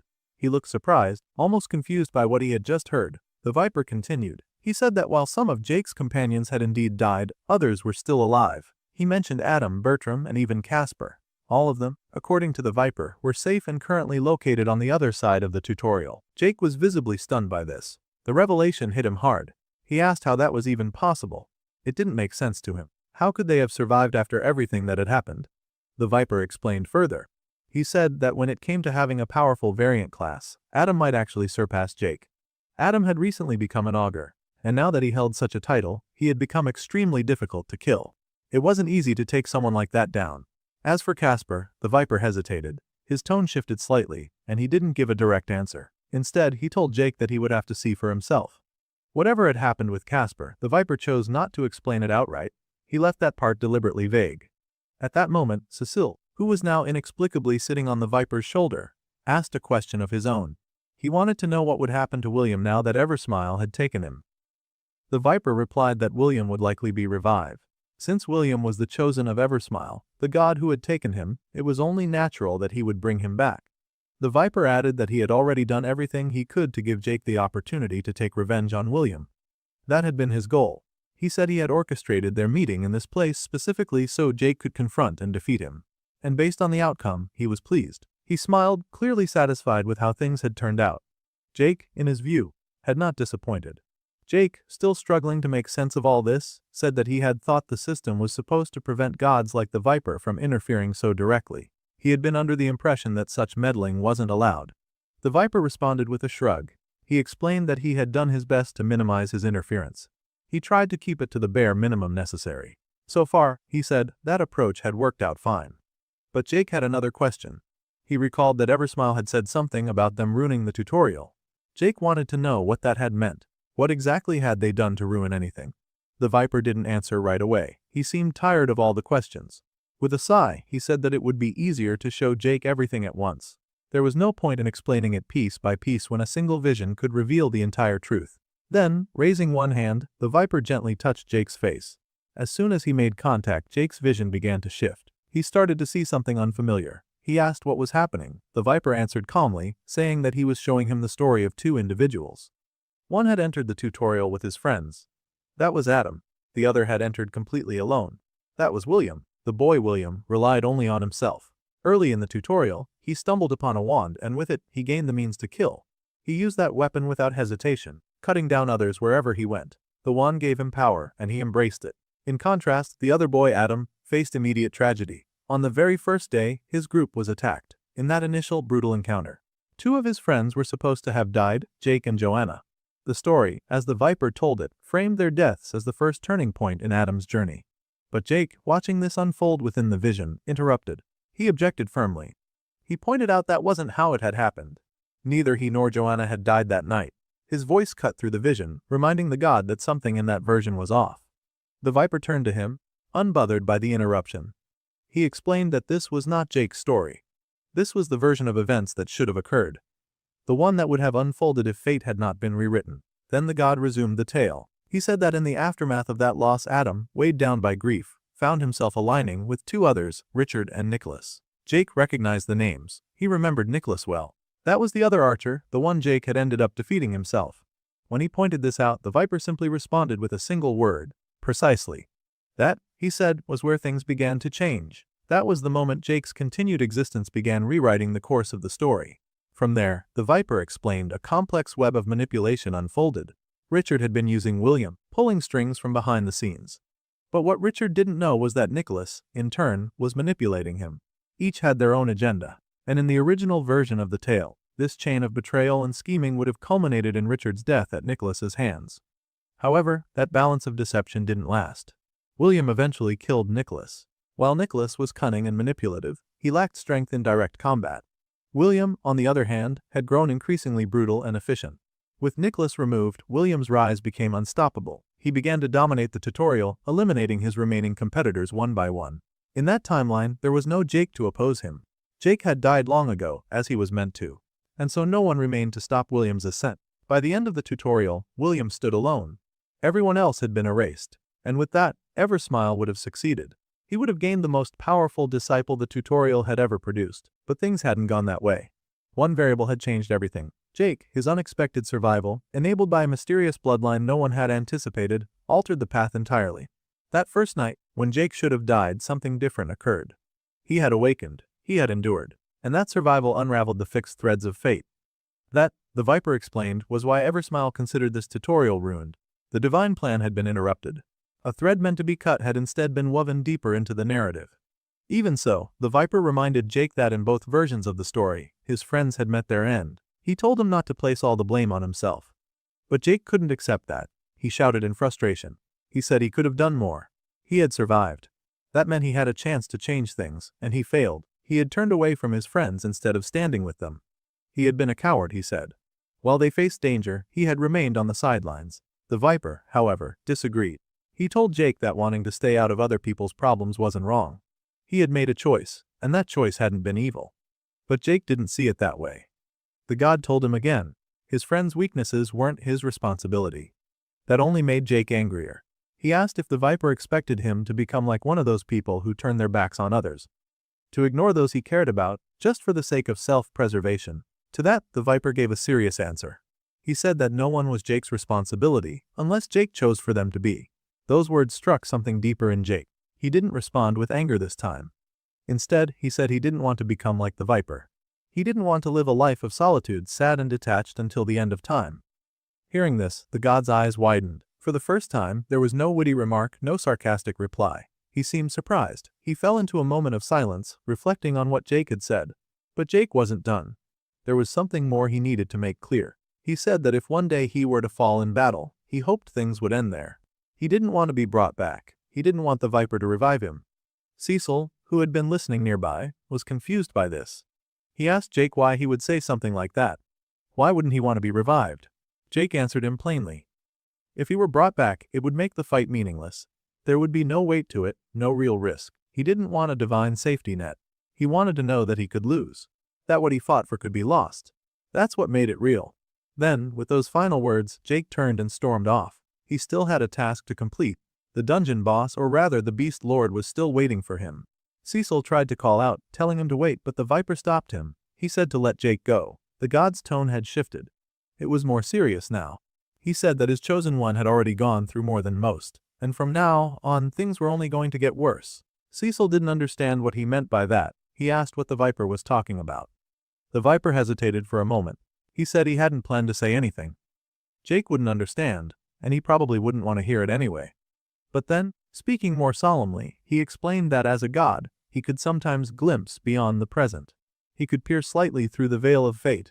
He couldn't see everything, but he could catch glimpses of what lay ahead. He said that when he orchestrated the meeting between Jake and William, he already knew what the outcome would be. That part was inevitable. But he had seen just a little further beyond that moment. And what he saw, he said, was enough to tell him one thing. Jake would fight the king of the forest before the tutorial ended. But he was destined to lose that battle. The scene opens in the malefic Viper's lair, where he watches his crystal ball with quiet focus. The Hall Master enters, curious about how his chosen one, Jake, is handling things now that the tutorial is nearing its end. The Viper explains that Jake is doing well in some ways but not so well in others, which leaves the Hall Master puzzled until he goes on to clarify. Ever since Jake defeated Eversmile's chosen one, he hasn't been quite the same. He has spent days wandering the forest, speaking far less than usual while hunting down more creatures than ever, their bodies left scattered behind him. With each hunt, his growth has accelerated, levels and stats increasing at a steady pace. Eventually, his power reached a point where he felt ready to face the final Beast Lord. He attacked without hesitation, landing a decisive shot that took down the beast as it charged at him. The malefic Viper can't deny that Jake's focus has served him well in gaining strength, yet there's no ignoring the coldness that has settled over him. His eyes have grown dim, as if the drive for power has stripped away something vital. He moves like a machine now, pushing forward with only one goal: to crush every obstacle in his way and take on the final test, defeating the King of the Forest. As night falls, about 15 hours before the tutorial will end, Jake sits by a campfire with Cecil. The flames crackle while Jake methodically sharpens his weapon, making it clear that he's ready for what comes next. Cecil, still unsure about him, asks about their plan for the morning. Jake simply repeats what's always been true: they will face the King of the Forest head on. That is all that's left. The tension between them lingers as Cecil tries to check on Jake, asking if he isn't worried at all. Jake doesn't give a clear answer, but the concern on his face says enough. Cecil pushes a little more, hoping Jake might open up, but Jake's response stays cold and distant, insisting he's fine. A frustrated sigh escapes Jake. Winning this final fight is all that matters to him now. He believes that if he comes out on top, everything he's suffered will have been worth it. Cecil's worry grows stronger, and he asks what Jake will do if he loses, but Jake snaps at the thought, driving his knife into the ground to shut it down. Cecil is left with nothing more to say. With the conversation going nowhere, Jake decides to rest, lying down to get whatever sleep he can before the coming fight. But Cecil isn't ready to let it go just yet. He calls out to Jake, wanting him to know what he really feels. He thanks Jake sincerely, remembering how things went back in the dungeon. Without Jake, Cecil knows he would still be trapped, or worse, already dead from one of the traps. More than that, he knows that if not for Jake, he would still be alone. In this harsh place, he's found a friend, and even with all the struggles, he understands just how much he owes him. It's awkward to admit, but he's grateful for everything Jake has done. Embarrassed by his own words, Cecil urges Jake again to get some rest. Jake, half trying to lighten the mood and half showing his gratitude, tells Cecil he's thankful too, thankful that Cecil has stuck with him all this time. He offers him a small fist bump to show it. Even as their hands meet, Cecil can't shake off the words of the malefic Viper echoing in his mind. Jake wasn't meant to win against the King of the Forest. That thought leaves Cecil uneasy, and with a heavy sigh, he can only hope that the Viper's prediction is wrong. Morning arrived, and with it came trouble. A loud boom echoed through the forest, followed by a tremor that shook the ground beneath Jake's feet. The sudden shock left him tense, wondering what could have caused it. Beside him, Cecil tried to make sense of it too, thinking it might be an earthquake, but neither of them could say for sure. Not wanting to stand around, Jake decided he had to find out for himself. He dashed off toward the source of the noise, leaving Cecil behind calling after him, confused about where he was going. Jake didn't explain much, he just knew he needed to see it with his own eyes. As he moved closer, the sound grew clearer, each step confirming that whatever caused it was massive. When Jake finally saw it, he froze in shock. Standing before him was the King of the Forest, a towering figure with a giant wooden frame that loomed above everything else. The beast's gaze fixed on Jake, acknowledging him in a voice that rumbled through the trees. It spoke of Jake's progress, saying he had come farther than expected, but the words of praise quickly turned into a threat. The king intended to end him right here. Jake tensed as a large notification window appeared before him. It laid out a clear choice, forcing him to decide how his story here would end. The first option was safe: he could leave the tutorial immediately, keep all the rewards he'd earned, and even gain a bonus of 50 million points, plus everything that came with finishing the tutorial normally. The second option was far more dangerous: he could stay and fight, facing the King of the Forest head-on. If he succeeded and killed the king, he would earn 300 million points and all the rewards for clearing the tutorial by force. The choices played over in Jake's mind. He could walk away, alive and already rewarded, or he could risk everything for a chance at an even greater prize. Normally, there wouldn't be any hesitation. Backing down wasn't in Jake's nature. But standing there, looking at the sheer size and power of the King of the Forest, a flicker of fear ran through him. The beast's presence alone made the risk clear enough. For a moment, uncertainty dug in, but Jake pushed it aside, grinding his teeth as he remembered what he'd said the night before. He had promised he wouldn't lose to the King of the Forest no matter what. That reminder settled everything in his mind. A grin broke across his face. There was only one choice for him. He would stay and fight. Decision made, Jake stepped forward and spoke to the king of the forest, asking for something before they truly began. He pulled his bow from the holding necklace and requested that the king take one of his shots. He claimed he just wanted to see how big the gap was between them. Amused by Jake's boldness, the king agreed, curious to witness Jake's power for himself. This response pleased Jake more than anything. This wasn't some trick or sneak attack. Jake genuinely wanted to measure himself. He needed to see exactly what he was capable of. He took his time, preparing his strongest move. His bow and arrow drawn with a fully charged power shot, infused with his deadliest poison. Everything he had learned up to this point was poured into this single shot. He believed that this attack, if anything could, might bring down even a beast like the king of the forest. With one last breath, he let it fly. The arrow tore through the air with force, heading straight for the king, who continued to watch with interest. When the arrow hit, it exploded violently, sending wind and debris flying in every direction. Even Jake had to brace himself as the shockwave rattled the clearing. As the dust swirled and the wind howled, Jake waited, hoping to see what his strongest shot had done. But when the debris cleared, the truth was clear. The king of the forest still stood, completely unharmed. The massive beast casually held the arrow Jake had fired, pinched between its fingers like it was nothing. Jake could hardly believe it. The king looked at him, calling the attempt impressive but ultimately pointless. With that, the king crushed the arrow in his hand and made it clear that Jake's best effort wouldn't be enough to bring him down. After Jake's strongest attack failed to harm the king, the giant beast mocked him in a taunting way. It claimed it almost admired someone as weak as Jake for even managing to touch him at all. But the king reminded Jake that he had promised only one free shot, and now that chance was wasted. Taking a dramatic stance, the king aimed at Jake and fired a sharp projectile that grew straight out of its wooden fingers. It told Jake he should have surrendered when he could, because now he would suffer instead. As the deadly attack flew toward him, Jake's instincts kicked in, his bloodline ability activated on its own, catching him by surprise. The fact that it triggered so soon showed him just how dangerous his opponent truly was. Jake dodged to the side just in time, the projectile tearing through the air where he had just stood. He grabbed an arrow, ready to counter. But before he could aim, the king vanished and reappeared behind him. Jake barely had time to react before the king struck him with a powerful blow. The force sent Jake crashing into a nearby tree so hard that blood burst from his mouth. Lying on the ground, stunned by the impact, Jake struggled to breathe. The king called him pathetic and stepped closer, taunting him again. The beast asked if Jake really thought he was as foolish as the weaker beast lords he had defeated before. Each word felt like a slap, but Jake forced himself to stand, ignoring the pain. He told the king to shut up, anger burning through him.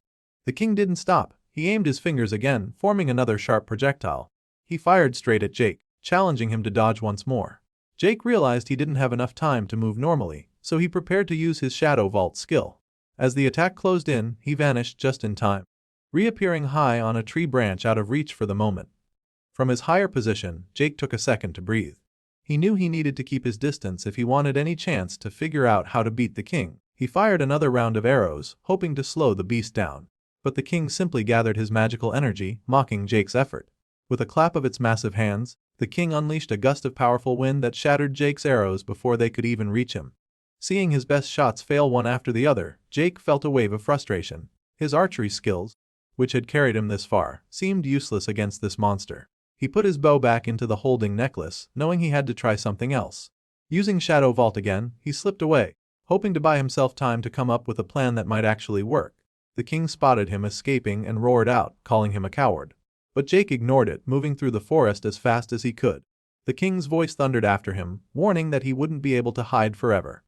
In the next moment, the beast began unleashing waves of explosive magical attacks all through the forest, trying to flush Jake out no matter where he ran. Far away from the chaos, Cecil tried to keep himself safe. He had climbed to one of the highest points within 5 miles, hoping the king's attacks wouldn't reach him there. But even that didn't guarantee safety. A sudden explosion burst nearby, shaking the branches around him and making it clear that nowhere was truly safe from the king's power. Cecil's heart pounded as he watched the forest rumble with destruction. Seeing the king's relentless power, he couldn't help but wonder if Jake really stood a chance in this fight. Back on the battlefield, the king of the forest kept searching for Jake while Jake hid behind a large rock, trying to catch his breath and come up with a real plan. He thought back to his earlier attack and realized that the king must have some sort of armor strong enough to block even his strongest shot. If he wanted any chance at winning, he had to find a way to break through that defense. Just then, the king's deep voice echoed through the trees, speaking directly to Jake as if he were standing right in front of him. The king told Jake he already knew where he was hiding and mocked him for clinging to false hope. He told Jake that resisting was pointless because the outcome was inevitable. The king could not be defeated. But while the king spoke, Jake's eyes lit up with a sudden idea. He remembered something that might finally work. Even as the king continued taunting him, Jake stayed hidden, focusing on his plan. Meanwhile, the king caught some rustling behind the boulder. The same one Jake crouched behind. He narrowed his eyes, believing he had finally cornered Jake for good. Taking aim with his massive hand, the king sneered a final goodbye before unleashing a powerful blast. The attack struck with a deafening roar, tearing through the forest and completely destroying the spot he targeted. Watching the devastation, the king laughed to himself, sure that even Jake could not have dodged that in time. He stepped closer to the smoldering crater, praising himself and calling himself the true king of this forest. But as he looked down, something caught his eye. A small, cracked black ball lay in the dirt, leaking strange energy as the cracks spread. Curious, the king crouched down, wondering what this thing was. In his mind, the fight was already over, so he didn't see it as any threat. But then the black sphere broke open completely, and waves of dark energy poured out, curling around the king like smoke. It was the tiny black ball Jake had gotten from the rat, the nest watcher, the vengeful beast who had once been defeated by the king but now wanted revenge. The nest watcher had created the curse specifically to harm the king of the forest and had given it to Jake for this moment. The dark energy clung to the king's massive wooden body, burning into him. He roared in pain as the vengeful spirit of the rat formed within the shadows, wrapping itself around the king and declaring that he would be king no more. Furious, the king cursed the nest watcher for daring to betray him like this. Hidden at a distance, Jake saw the king's armor, like shell, begin to melt under the curse's attack. He knew this was his chance. Gripping the corrupted mooncore shard he had gotten from the white stag, Jake burst from his hiding spot and charged straight at the weakened king. Seeing him coming, the king gathered his strength and fired a barrage of sharp projectiles to stop him. Jake's bloodline instinct kicked in again, letting him see every move the king made. But this time, he felt slower than before, the earlier hits and exhaustion wearing on him. Still, he refused to stop. He dodged the attacks, weaving through them with each step. He realized now he could see the king's every move clearly, a chance he could not waste. Gathering all his remaining strength, Jake used the crystal's power to launch himself high into the air, aiming straight for the king's heart. Holding the shard tight, he stabbed it deep into the king's massive wooden chest. He pushed with everything he had left as the dark energy from the curse and the crystal's power collided. The king could only glare at Jake in disbelief as the magic began to explode from within. A huge blast of light erupted, shaking the entire forest. Even Sissel, far away, had to cover his eyes from the blinding flash as the shockwave rolled over him. Smoke and debris filled the clearing, making it impossible to see what had happened. When the dust finally began to settle, Jake stared through the haze, expecting to see the king defeated. But to his shock, the king of the forest was still standing. Though damaged, the giant beast glared at Jake with hatred burning in its eyes. It growled that he had had enough. The king cursed the other beast lords, spitting out their names with disgust. He hated that even in death they dared to strike at him through Jake and the rat's curse. His rage only made him stronger. Seeing the king's anger swell, Jake took an uneasy step back, clenching his teeth as fear ran through him. The king raised his voice and declared that this would go on no longer. He would end Jake right now, once and for all. After the king of the forest declared he would end Jake's life once and for all, he paused to wonder how he could even be feeling pain. How could a mere human like Jake damage him this much? He was the king who had crushed and killed countless beasts, proving he was born superior to them all. Long ago the system had brought him into this forest to battle the other beast lords. One by one, he had hunted them down and defeated them without effort. That was how he had become the crowned king, the final boss of the tutorial. And yet, now this single, weak human standing before him had thrown all that into question. The king reached up and gripped his wooden mask.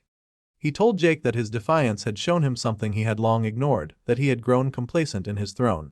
Strangely enough, the menacing king actually thanked Jake for pushing him this far, for forcing him to use his trump card. Jake's eyes narrowed with unease, realizing something bad was coming. The king said that Jake should consider this an achievement worth being proud of. Then, with one final warning, the king cracked his mask apart. Jake braced himself, shielding his face with his arm, unsure if the mask itself was some kind of weapon. As the mask split open and fell away, the king muttered that he had hoped he would never need to reveal his true form, for it was not something easy to unleash.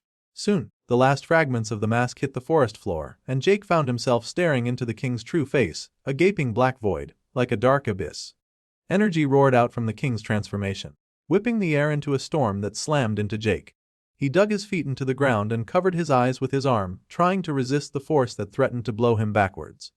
But suddenly, Jake felt a sharp, crushing pain inside his skull, an attack that struck his mind instead of his body. He realized with horror that just looking into the king's void-like face was hitting him with a psychic assault unlike anything he had faced before. He collapsed to the ground, blood gushing from his mouth as the attack tore through not just his mind but his very soul. It wasn't just him, either. Birds dropped out of the sky, crashing to the forest floor as the king's mental power killed every living thing nearby. Even Sissel, who had hidden himself far away, felt a sliver of the king's terrible power. He trembled as he wondered how long Jake could possibly endure this. All around, the oppressive energy pulsed through the forest like a suffocating wave. Jake clutched his head, screaming as the psychic force ripped through his mind. Blood leaked from his eyes, streaking down his face in crimson trails as he let out a ragged, animalistic growl of pure agony. Standing tall in the chaos, the king of the forest looked down on Jake, his void-like face unmoving. He commended Jake for the last time, telling him he should feel honored to have come this far, but this would be his end.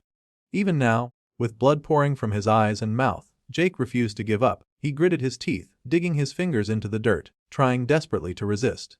He fought to move, to breathe, to stand, anything to keep fighting. But another crushing wave of mental pain slammed into him, and he vomited blood once more. His body convulsed, then finally collapsed to the forest floor with a heavy thud, unmoving and half buried in his own blood. The king of the forest, seeing this, gave Jake one final farewell. To him the hunter had been impressive but foolish. And now, lying broken and silent, it seemed the viper's prophecy had come true. Jake had faced the king and lost. But just then, a faint flicker appeared in the corner of Jake's vision. A system notification lit up, showing a slow percentage increase in his hidden ability. Flashes of his memories played. Every fight, every scar, every brutal lesson were all building up to this moment. Something inside Jake was changing, whether the king realized it or not. As Jake's body lay on the ground, in that moment, flashes of Jake's past battles filled the void. What had happened between him and William, how that pain and rage had forced something deep inside him to snap. Every moment of struggle had pushed him far beyond any limit he ever knew. His percentage continued to rise slowly but steadily, pushing his hidden ability higher and higher until it finally overflowed. Back in the present, Jake's body began to twitch. His fingers moved first, then his arms. It was like his body was trying to come back to life, refusing to stay down even when there seemed to be no strength left. But the king of the forest, still convinced Jake was dead, turned his back and started to walk away from the battlefield, believing the fight was over. As the king stepped through the ruined clearing, he suddenly felt something strange. A chill ran down his wooden frame. He looked back to where Jake's broken body should have been, but the spot was empty. Confusion crossed his mind as he tried to sense where the hunter had gone. He did not know that Jake, driven by a newly awakened skill, was already right behind him. Jake's eyes were wide open, but there was no human emotion in them. There was only a cold, raw bloodlust that seemed almost animal. He had unlocked something new, something that broke past everything that had held him back. His new skill, Limit Break, pushed his dead body to keep fighting like a beast that refused to stop hunting. Without any warning, Jake slammed a devastating blow into the king's back. The king stumbled forward, thrown by the sudden impact. It was the first time he had felt a strike like that from Jake. But before he could recover, Jake was already there again, his body moving so fast that even the king's mind struggled to keep up.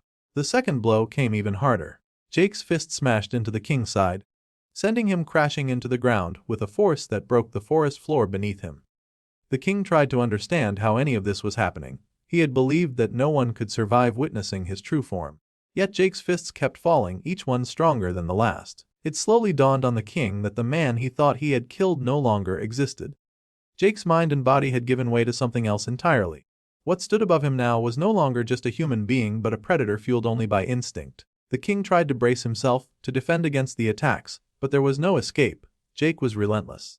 With a final roar of power that seemed to come from deep within his broken frame, Jake delivered one last crushing blow. The king's wooden body splintered under the impact, shards breaking apart and scattering across the battlefield. The king's final thought as his core shattered was that Jake had become the true monster in this forest. When it was over, Jake stood on top of what remained of the king's carcass. His eyes were empty, lost in the haze of primal instinct. His hands dripped with blood and splinters. The strength that had carried him this far slowly faded, and his body collapsed to the ground. The forest fell silent again. The tutorial was finally over. Far away in distant realms, the gods who had watched every moment through their crystal spheres were left in stunned silence. The Holy Mother, peering into her own sphere, could hardly believe what Jake had done. He had somehow changed the fate written for him. He had done the impossible. In another realm, the malefic Viper and Viridia watched Jake's final moments together. The Viper could not hide his satisfaction as he watched Jake's broken but victorious form. He had doubted his chosen one would succeed, but Jake had proved him wrong by defeating the king. Viridia asked if Jake was still alive, but the Viper knew the truth. Jake's body had already died back on the battlefield. The only reason he kept fighting was because limit break forced his lifeless body to finish what his spirit could not. Viridia wondered if it had all been for nothing, but the Viper did not agree. For him, this was everything. Jake had proven himself not just to the beasts but to every god and creature watching across the multiverse. It did sting the Viper to even imagine Jake would get no reward for his impossible feat. He thought about using his own power to bring Jake back, but he knew Jake had refused such a gift. Jake had never wanted to be revived. Even so, a crooked smile crept across the Viper's face. He knew the system might have its own plans for Jake. Back on the battlefield, Jake's body lay still among the shattered remains of the king. His eyes were shut, his chest unmoving, but as the view came closer, a faint twitch could be seen at the corner of his eyes. Somewhere in the darkness, Jake's mind drifted to another realm. When his eyes opened again, he found himself sitting on a simple chair, just like the first time he had entered the tutorial. He looked around, not quite believing that he was still alive. It felt impossible, but somehow he had survived. A faint smile tugged at his lips as the weight of what he had done finally settled in. He had left the game behind him. He had beaten the king.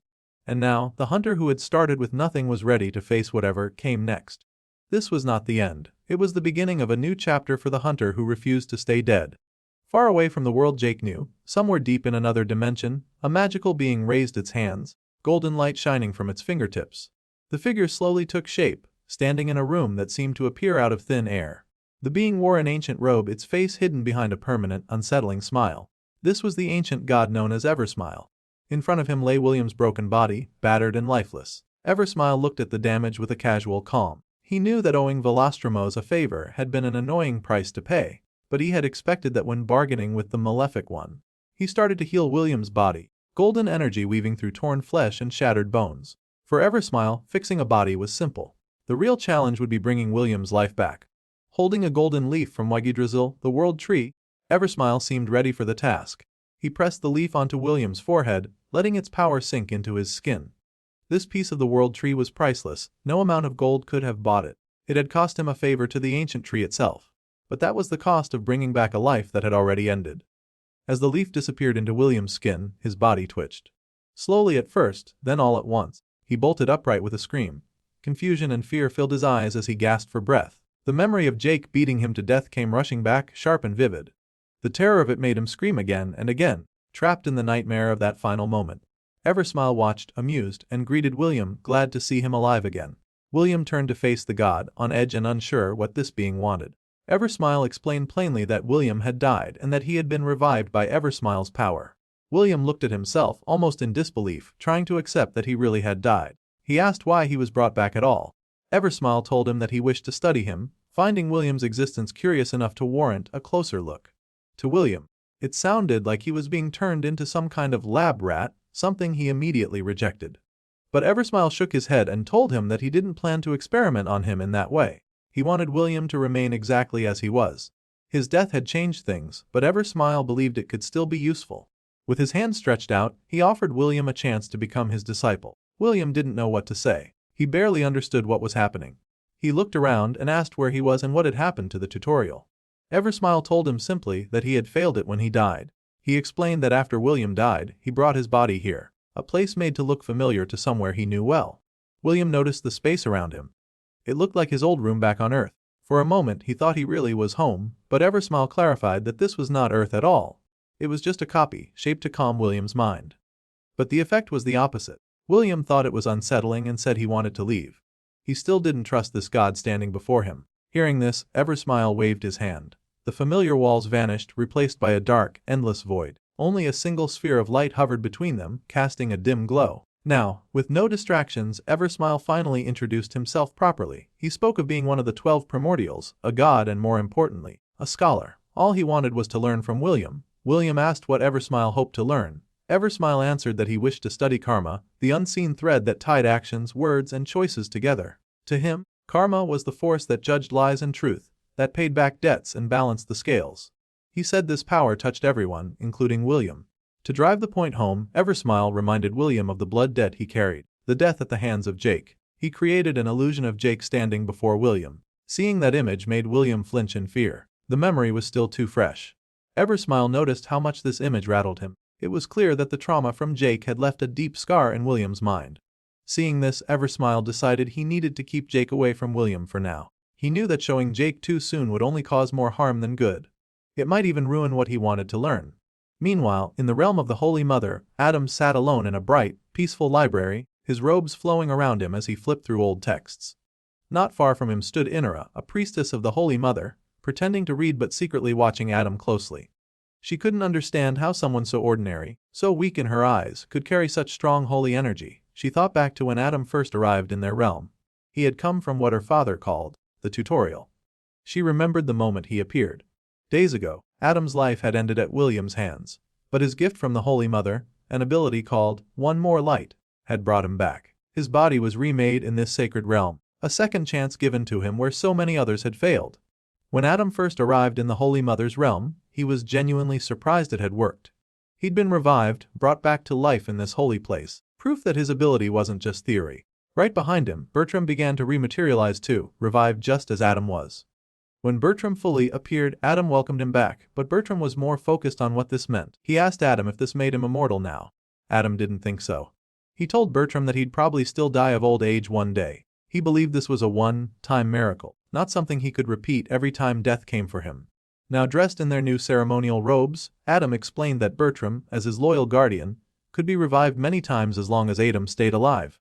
But Bertram didn't look too excited about the idea of dying over and over for Adam's sake. They both turned their attention to a thin thread of light that now visibly tied them together. Adam asked if Bertram regretted becoming his guardian, since it meant their fates were permanently connected. If Adam died, Bertram would too. As they walked through the hall, Adam pointed out that this link meant they'd be together, whether they liked it or not.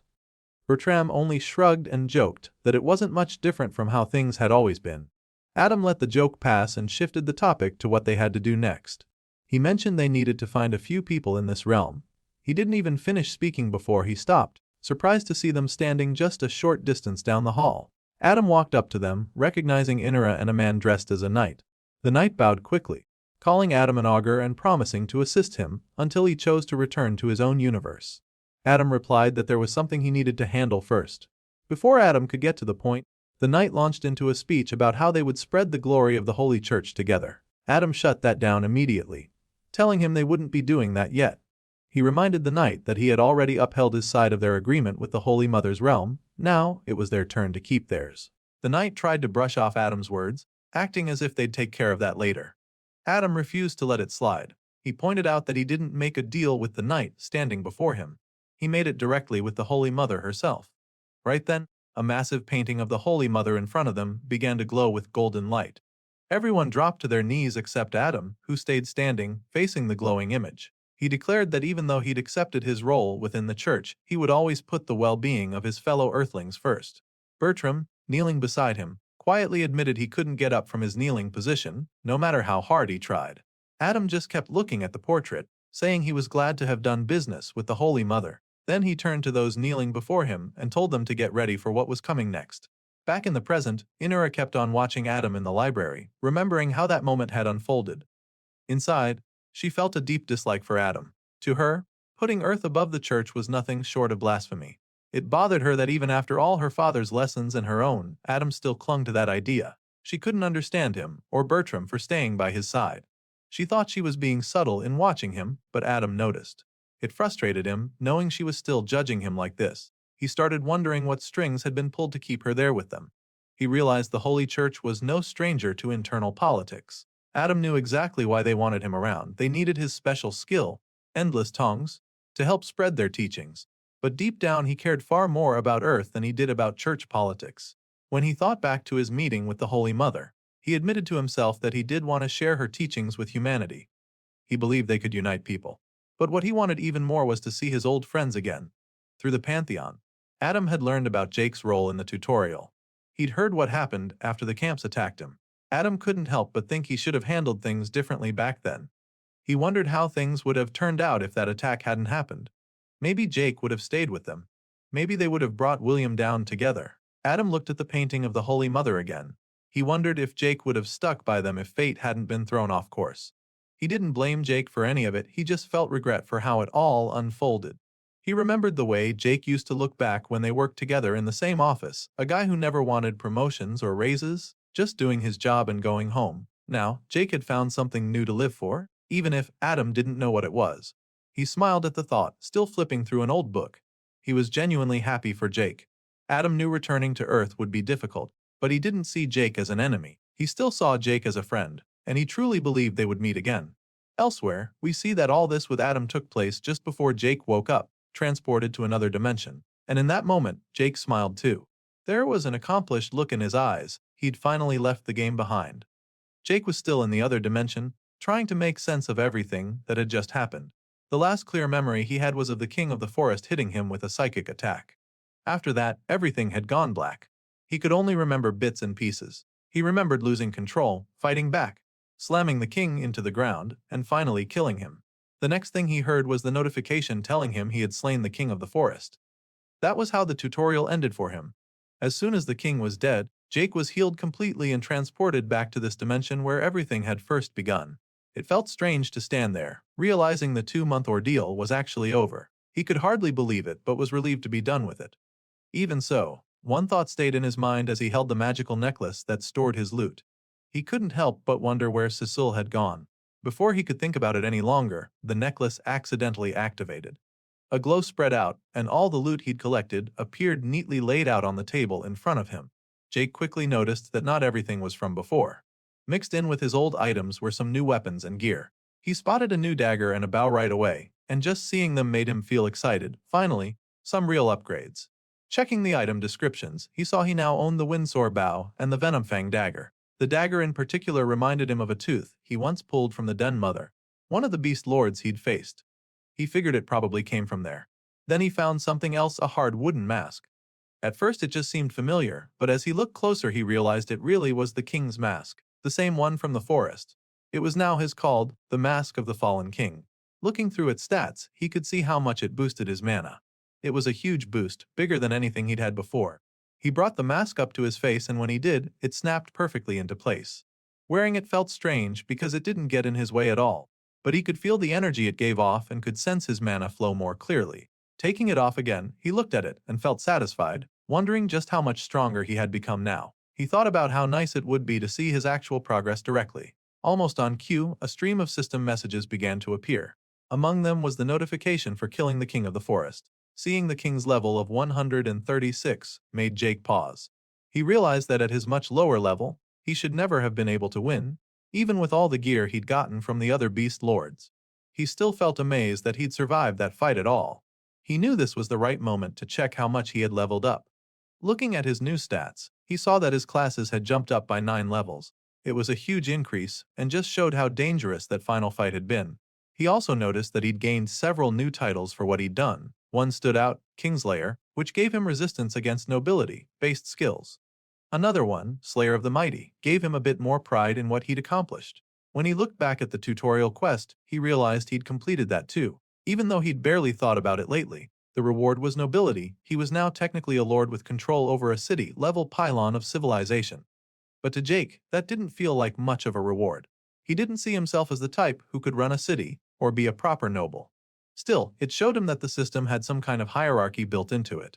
After that, he turned his focus to the new skills he'd picked up. There were so many system messages that it hit him. He really needed to keep better track of these things. Going through them, he saw one called Big Game Hunter. It boosted his power and resistance when facing stronger enemies. He wondered if that skill had been helping him all along during the fight with the king. Then he found an upgrade to his old power shot ability. Now he could infuse mana into it and charge it faster. Something that would definitely come in handy. Another new skill was Mark of the Ambitious Hunter, which would help him lock onto targets more effectively. But the one that really got his attention was the skill that had saved him against the king, Limit Break. Limit Break was the reason he'd been able to keep fighting even when he should have been dead. Remembering how it made him feel unstoppable back then, he now saw its drawback: overusing it could hurt the user. He thought about what might have happened if he hadn't been restored before being brought here. He knew he'd have to pay more attention to that skill in the future, but pushed the thought aside for now. While he was still looking over the last of his notifications, the same alien-like creature that had appeared the first time he entered the tutorial showed up again. It greeted him just as it had before. Jake responded out of habit, but in his mind he wondered if this was really the exact same creature or just another copy of the same type.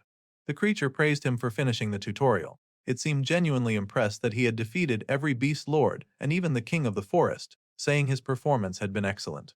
After praising Jake, the creature informed him that he had earned the title of progenitor of his universe, specifically the 93rd universe. Along with that, he received extra bonus points as part of his reward. Hearing this, Jake couldn't help but notice how grand these titles sounded compared to what he expected. He then asked if he would be sent back to Earth now that everything was over. The creature explained that Earth was still going through some changes and he wouldn't be able to return for another 3.5 days. Until then, he would have to stay here or find somewhere else to go. Jake asked where else he could go, but the creature only told him that he could go anywhere he had the power to reach by himself. This made Jake realize he didn't really have any other option for now, so he would just have to stay put and wait.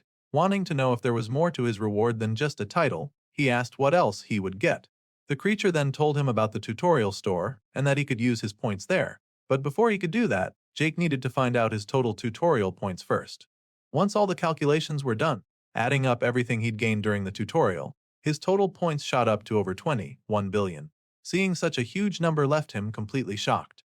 He asked what he could actually get with so many points, and the creature explained that he could buy items, skills, or other kinds of rewards. But there was a limit. He could only make 5 main purchases, while any leftover points would be saved as credits. When Jake opened the store, he didn't expect much at first. He doubted there would be anything truly valuable. But as he scrolled through and saw legendary rarity items on display, he realized how wrong he was. The only problem was that he didn't meet the requirements for most of them. He could still buy those items and hold onto them for later, but it wasn't what he really wanted. Then he noticed a custom option in the store and asked the creature what that could do. The creature told him it could give him almost anything he wanted, as long as he had enough points to pay for it. That made Jake start asking more questions. When he asked if he could bring back fallen friends, the creature said it was possible, but that it wouldn't be a true resurrection. Then he asked if he could be made into a god, but the creature explained that while he could raise his levels, doing so could have negative side effects later. Jake then asked about enhancing his bloodline ability, but the creature stayed silent at first, which made Jake wonder what had happened to it. Finally, the creature answered, saying it didn't have enough data to give him a clear answer. He moved on and asked if he could buy information instead. The creature confirmed that he could, but the cost would depend on the value of the information. Some information, though, would always be off limits. Before Jake could think any further about what to buy, a voice reached him from beyond, warning him not to waste points on something he could get for free. Jake looked around, wondering if it was his old ally, the malefic Viper. The voice confirmed it was a divine message. The Viper told him to focus on skills and items that would actually help him instead of buying information. The Viper also advised him to skip weapons and armor for now, and instead consider getting a cauldron or useful skills. Before the message could continue, it was cut off, but Jake got the hint. He turned his attention to the cauldrons available in the store. There were 2 that caught his eye. The cauldron of myriad essences would let him switch mana affinities whenever he needed to, while the Altmar cauldron was well suited for his growing alchemy skills. He decided both would be good picks. Next, he browsed through the skills. It wasn't easy to choose since there were so many tempting options, but he narrowed it down to 2 that seemed worth it. The first was the 1-step mile skill, which would let him cover huge distances in a single step, a massive advantage. The second was Gaze of the Apex Predator, which could immobilize or even kill a target through eye contact by striking at their soul. He couldn't help but think about how the King of the Forest had used a similar psychic attack on him, so having a move like this could be a game changer. Still, he wondered how it might interact with his perception abilities. Once he made up his mind, he decided to confirm his picks now and worry about his 5th choice later. As he confirmed the purchases, pain shot through him, but he could feel the changes working. The new skills settled into place, and just keeping his eyes open made him feel like he was releasing a wave of power. Right away, 2 of his skills merged into one that passively enhanced his eyes, sharpening his perception even more. He also got the 2 cauldrons he had chosen. Finally, it was time to make his last pick. As he looked through the options, something caught his attention that shocked him. After thinking it through, he realized it was exactly what he needed to make things more interesting, so he quickly used his final choice to buy it. With that done, the store window disappeared. He had gotten everything he wanted for now. Jake settled into a comfortable spot, ready to wait here until Earth finished its transformation. But his thoughts drifted back to what the Viper had said. Not all his friends had died during the tutorial. He started to wonder who might have survived and what they had been doing all this time just to stay alive. While Jake was lost in those thoughts, the scene shifted somewhere else. In a dark room lit only by flickering candles, a cloaked figure stepped up to a mirror. In the reflection, it was clear that it was Casper. His eyes looked cold and empty, his skin pale and almost lifeless. He had survived, but he was no longer quite alive in the usual sense. Something had changed him completely, hinting that his story was far from over. Casper stood in front of the mirror, staring at the strange reflection that looked back at him. Even he didn't seem comfortable with what he had become, thinking of his body as numb and unfamiliar. A system notification confirmed what he already knew. He had turned into a risen human, an undead version of his old self. He spent a moment thinking about the drawbacks. He could no longer feel his muscles moving, his heartbeat was gone, and all his normal senses had dulled down so much that he felt cut off from the world. But soon enough he had realized that what he'd lost had only been replaced with something different. He noticed the odd blackened realm around him in a new way, as if the darkness itself gave out a kind of life. Breathing in the thick manna in the air, he remarked that he could smell it now, feel it brushing against him. He could sense warmth, but it was never his own, it was always outside himself. That brought his attention to the locket around his neck. Even if his body was cold and lifeless, he felt like he still carried a bit of warmth with him through the soul trapped inside that locket. He kept hoping that one day the woman he loved would return, though deep down he wasn't sure how true that hope really was. After taking a final look at himself, he left the dark space and made his way to a different place. He arrived in a large grand hall with a round table at its center. There were others there, figures cloaked and gathered for a meeting. One of them, a tall woman named Priscilla, spotted him first. She didn't expect to see him today, but Casper only gave her a cold glance that made it clear she should have expected him anyway. Priscilla stepped up to stand beside him, speaking in a calm tone, while the other cloaked figures whispered quietly among themselves. She reminded him that when they returned to Earth they would have to handle things carefully. Casper agreed, showing that he was prepared for whatever came next. Above them, a floating skeletal figure wrapped in long white garments hovered in the air. This creature announced that the final preparations for their return to Earth were almost done, but it also warned that their old planet wouldn't be welcoming for beings like them. The living would always fear the undead, and the Holy Church especially would have an even stronger hatred for their kind. As the skeletal being spoke about the importance of diplomacy, Casper's thoughts drifted. He knew well that it wouldn't take much for the living to launch a crusade to wipe out the undead entirely. He reflected on how the undead empire had grown stronger by pulling in people from the tutorial, giving thousands of humans a second chance at life, if one could even call it that. Them being undead and all.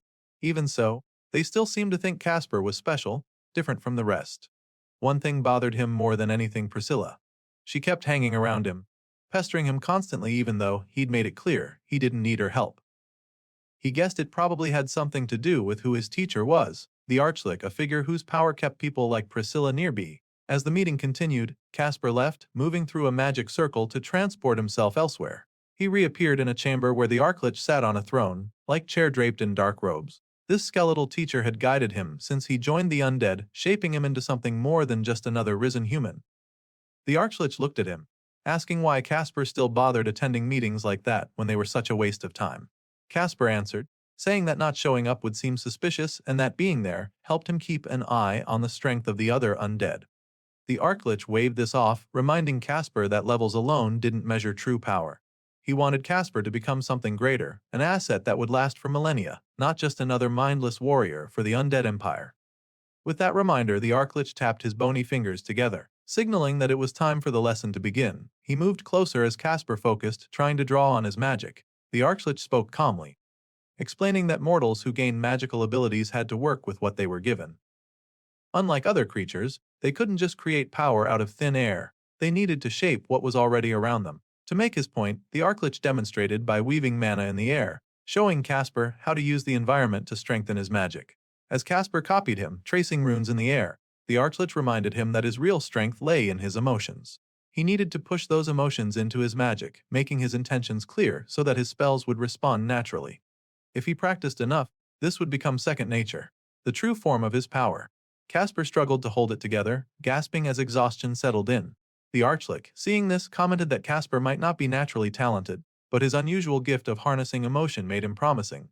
The Archlich admitted, though, that this style of magic, while powerful, could be unstable and unpredictable. He was about to give more advice, but suddenly something strange happened. The Archlich froze in place mid-sentence, as if time had simply stopped. Casper looked around in confusion, calling out to his teacher, but no response came. An energy started to swirl around him, closing in until it completely surrounded his body. Before he could react, Casper was pulled out of the room entirely and thrown into a new realm. He hit the floor hard, feeling a sharp pain as he realized he couldn't move. A voice echoed around him, mentioning how messy this situation had become. The next moment, a powerful force pinned him down even more, making him bow involuntarily at the feet of whoever owned that voice. The figure spoke about a request for an experiment that had turned into a complete mess, but Casper barely heard it. He was more focused on why he couldn't lift himself back up. With no other choice, he agreed to whatever was being asked of him. The force around him lifted just enough for him to raise his head. He saw an unfamiliar figure. An elf, like being with white hair wearing purple robes. In the elf's hand was Casper's locket, the same locket he had always worn around his neck. The elf studied it, seeing it for what it was, the source of Casper's pact with the undead empire and a symbol of his foolish attempt to cheat death. The elf understood exactly what Casper was hoping for, calling out the truth that he had accepted only a shadow of what he was promised. The broken soul inside the locket, the soul of the woman Casper loved, was unlikely to ever awaken again.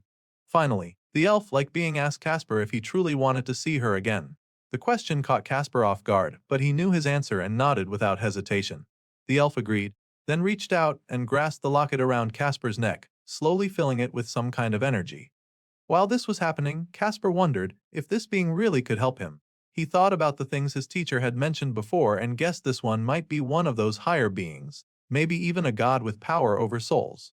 When the elf finished, the locket returned to its place on Casper's chest.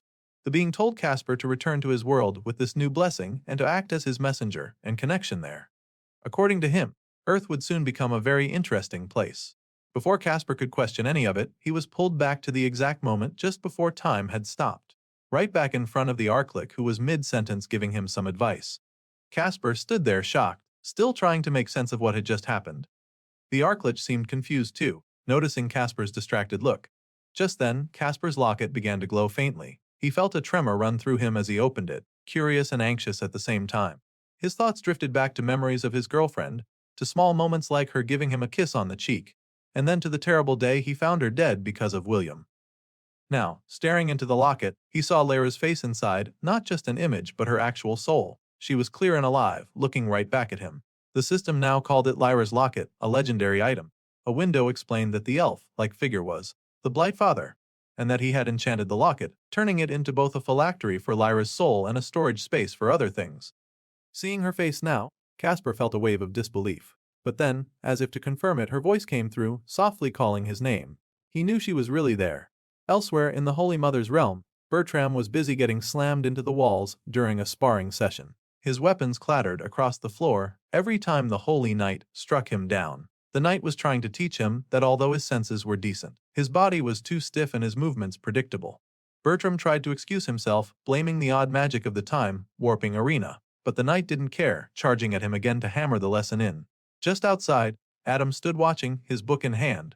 He told Bertram to hang on while flipping through the pages. Adam wasn't worried about this kind of training. As an augur, he didn't need to fight to level up. Knowledge alone was enough for him, though he knew it was a slow path. Killing someone would actually hurt him more than help, since losing his given class was always a risk. His thoughts drifted to how the system worked. He reflected on how training or studying could slowly raise levels, but that alone wasn't enough to build up records. These records summed up a person's entire being, covering all they'd achieved so far and hinting at what they might become. Without enough records, real progress couldn't happen. He compared it to a basin. The more records one had, the bigger the basin to hold experience. Adam thought about how the hardest part was always the rank evolutions. Each one demanded a certain amount of records to break through. He knew that titles could help, adding new records and giving certain benefits. All of this fed into unlocking new skills for a person's class, profession, or other paths they chose. His thoughts then shifted to concepts. These were about understanding things that were usually impossible to grasp, with skills built into them, like his own divination. His one more light skill after William killed him was tied to this. The deeper the understanding of a concept, the stronger it became. While Bertram kept getting knocked down, Adam kept thinking about how records covered all of these. Be it skills, titles, concepts, and even one's hidden potential. He reminded himself that blessings from gods worked through this too. People blessed by God sent some of their records up to their patrons and got some back in return. On paper, it was supposed to benefit both sides, but Adam suspected the gods kept a few secrets for themselves. Looking at the Holy Mother's painting, he wondered if even the gods fully understood the system, or if it was something everyone just had to figure out for themselves. Meanwhile, back with Jake, the weight had finally worn him out. He asked the alien-like creature again if there was anywhere else he could go. The creature told him he had 4 invitations from different gods and could choose where to spend his remaining time. The first invite was from Karok, the main contributor to the tutorial, offering his blessing and guidance. The second came from Umbra, who invited Jake to join her court to learn how to use his affinity for dark mana, something Jake didn't even know he had until now, but it made sense, explaining his Shadow Vault ability. The third was from Gwynder, who offered his blessings and legacy. And then there was the last one, from the Malefic Viper, which caught Jake off guard because it looked like nothing special, just a crumpled piece of dirty paper with a kid's drawing on it. This one promised him a cool-ass time, warp training in alchemy, with vodka included. Of course, that was the one Jake went for without hesitation. Once he made his choice, a magical door appeared in the room, ready to take him to the Malefic Viper. Jake turned to the creature, saying his goodbyes. Before stepping through, he paused for a moment to think. Just 2 months ago, he'd been sitting in that same chair in formal clothes, having no idea what he'd be thrown into. In that time, he'd faced constant danger and heard about countless deaths. He'd spent every day pushing himself to get stronger because he had to. Yet despite it all, he found himself admitting that the whole experience had been fun in its own strange way. He wondered what would come next as he dashed for the door. On the other side of the door, Jake found himself showered in an unexpected burst of confetti. He looked around, confused, only to see the Malefic Viper and one of his followers standing there wearing bright birthday hats. They congratulated Jake on making it through, which left him feeling both awkward and oddly welcomed. Seeing how different the Viper looked now, Jake wondered about it, but the Viper acted clueless and his follower played along.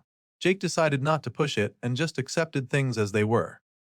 The Viper patted Jake's shoulder, clearly pleased, and spoke highly of Jake's fight against the King of the Forest back in the tutorial. After that, the Viper introduced his follower, Duskleaf, explaining that he'd taught this man alchemy since he was young and that Duskleaf had even managed to ascend to godhood himself.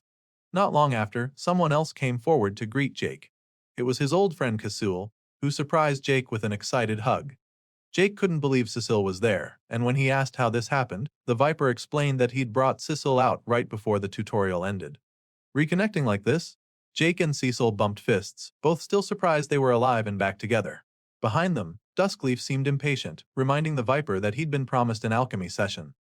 The Viper brushed it off lightly, saying they'd get to it and that Jake would be joining them too. Jake wondered if he was interrupting something, and Duskleaf didn't hide his annoyance. Still, the Viper insisted it was fine, but pushed Jake to get moving so they could stay on schedule. He then told everyone they'd head to the lab now, which got Jake and Cecile excited, but Duskleaf didn't look too impressed. As they moved along, Jake brought up what had been on his mind for a while. He reminded the Viper that he'd promised to share information about Jake's family and what happened to them during the tutorial. The Viper turned to Jake, telling him that they'd get to that soon enough, and reassured him they had more time than Jake realized before he'd need to return to Earth. Cecil backed the Viper up, telling Jake to trust him, so Jake dropped the topic for now. While they walked, Jake mentioned the invitations he'd gotten from 3 other gods. The Viper was surprised and asked how that was possible, since Jake shouldn't even be on their radar because of something called the Shroud. Hearing this, Jake asked what the Shroud was, and the Viper explained it was tied to a true blessing and suggested Jake check his titles to confirm. Jake did just that, pulling up the list of his titles. It clearly showed he held the Viper's blessing, and the Shroud was indeed mentioned in the title's description. That left the Viper more confused than before since the Shroud was supposed to make Jake undetectable to most beings. Still, he brushed it off and asked who'd invited Jake. Jake listed them off, including Karok, Umbra, and Gwynder. The Viper said he wasn't surprised by Umbra's and Gwynder's invitations, but admitted he didn't know who Karok was. Duskleaf then spoke up, describing Karok as a rogue god who wasn't really impressive. He added that Gwynder was an old, powerful god who led the Crimson Flame. The Viper added that Umbra was an old acquaintance of his, strong in dark mana and shadows, and she ran an impressive court of shadows and assassins who could accomplish a lot with the right support. Hearing that, Jake couldn't help but feel impressed. Even with that explanation, Jake still wondered how they determined which gods were strong and which weren't. The Viper answered, saying it worked much like it did for humans but on a bigger scale, since God was really just a broad word for immortal beings with a lot of differences between them. Wanting to understand better, Jake asked how the Viper stacked up compared to Umbra and Gwynder. The Viper thought about it and said he'd probably beat both, though he figured Umbra was stronger than Gwynder. Still, He explained that the real strength of a god depended on where they fought. Any god was almost unbeatable in their own realm, and that there was a difference between beating a god and being able to kill one. One thing still bothered Jake, so he asked what exactly a primordial was, since the Viper's notification had described him as one. The Viper explained that primordial was a name given to those who'd reached godhood back in the first era. He said he was one of the 12 who had done so back then. The Viper then got a bit nostalgic, telling Jake about how brutal it was to become a god in that era, and that it was a miracle any of them had survived. Duskleaf scoffed at the Viper's bragging, while Jake found himself fascinated, feeling like he'd really gotten lucky meeting someone like this. The Viper pointed out that being one of the first didn't automatically make him stronger, and nowadays there were so many gods he'd lost count. Still, he admitted that while the general quality of gods seemed lower now, there were still exceptional ones, mentioning Yip of yore as an example, someone from the dimension before Jake's who had killed gods. With all that said, the Viper announced that they'd finally arrived at the lab. Jake looked up and saw a huge gate covered in glowing runes, which made him a bit uneasy. He asked about it, and the Viper explained that because they were short on time, they'd be entering a place where time moved slower, something like the movie Interstellar. The Viper warned Jake that they could only slow time as much as Jake could handle. Too much distortion could mess with him and even block his records. Because of this, the Viper said that Cecil, the imp, would have to stay behind this time. Cecil looked a bit sad but understood what it meant. Jake would have to go on alone once they stepped through the gate. Now standing there, Jake and Cecil faced each other, both realizing this was their goodbye for now. Jake started to say something but Cecil stopped him, telling him it was fine and that he'd be busy anyway. Trying to lighten the mood, Cecil playfully hit Jake on the arm and explained that he'd be on official duty now in Jake's universe, serving as an official imp under the Viper's order. They bumped fists one last time, and Cecil told Jake they'd catch up again soon.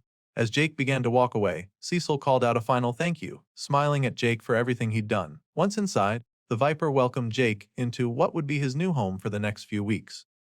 Right away, Jake could sense with his perception that this place held a powerful alchemy lab somewhere within it. The Viper warned him that the process ahead would be unusual. Placing his hand on a red crystal, the Viper asked Jake to speak up if it ever felt like too much. Almost immediately, swirling strings of colorful energy formed around Jake, leaving him disoriented. The sensation reminded him of how his moment of the primal hunter skill felt, only this lasted much longer and came with a sharper edge. Jake told the Viper it felt like tiny needles pricking him all over, which made the others wonder why. The Viper explained that this meant Jake had already hit his limit with the time distortion. He asked Jake if he had ever gained any skill connected to time manipulation or distortion that might explain it. Realizing Duskleaf was there and didn't need to hear the details, Jake answered in a coded way, saying he'd experienced a different kind of distortion tied to a skill he didn't name. The Viper understood what he meant, but Duskleaf was left confused before the Viper quickly moved on. Without wasting more time, the Viper put on loud music, surprising Jake. The Viper called it a training montage, and before Jake could question it, they jumped straight into the lessons. The next few days became a blur of intense learning. Jake and Duskleaf worked together, brewing all kinds of potions and poisons, including the Malefic Viper's signature poison. They went through different processes so Jake could understand the sense behind the Malefic Viper's skill. Some parts were unusual, like when they joined fingertips, an action that helped Jake gain the touch of the Malefic Viper skill, even though he didn't quite understand how it worked. The training didn't stop there. Jake unlocked the scales of the Malefic Viper skill, allowing him to temporarily turn parts of his skin into scales for better protection.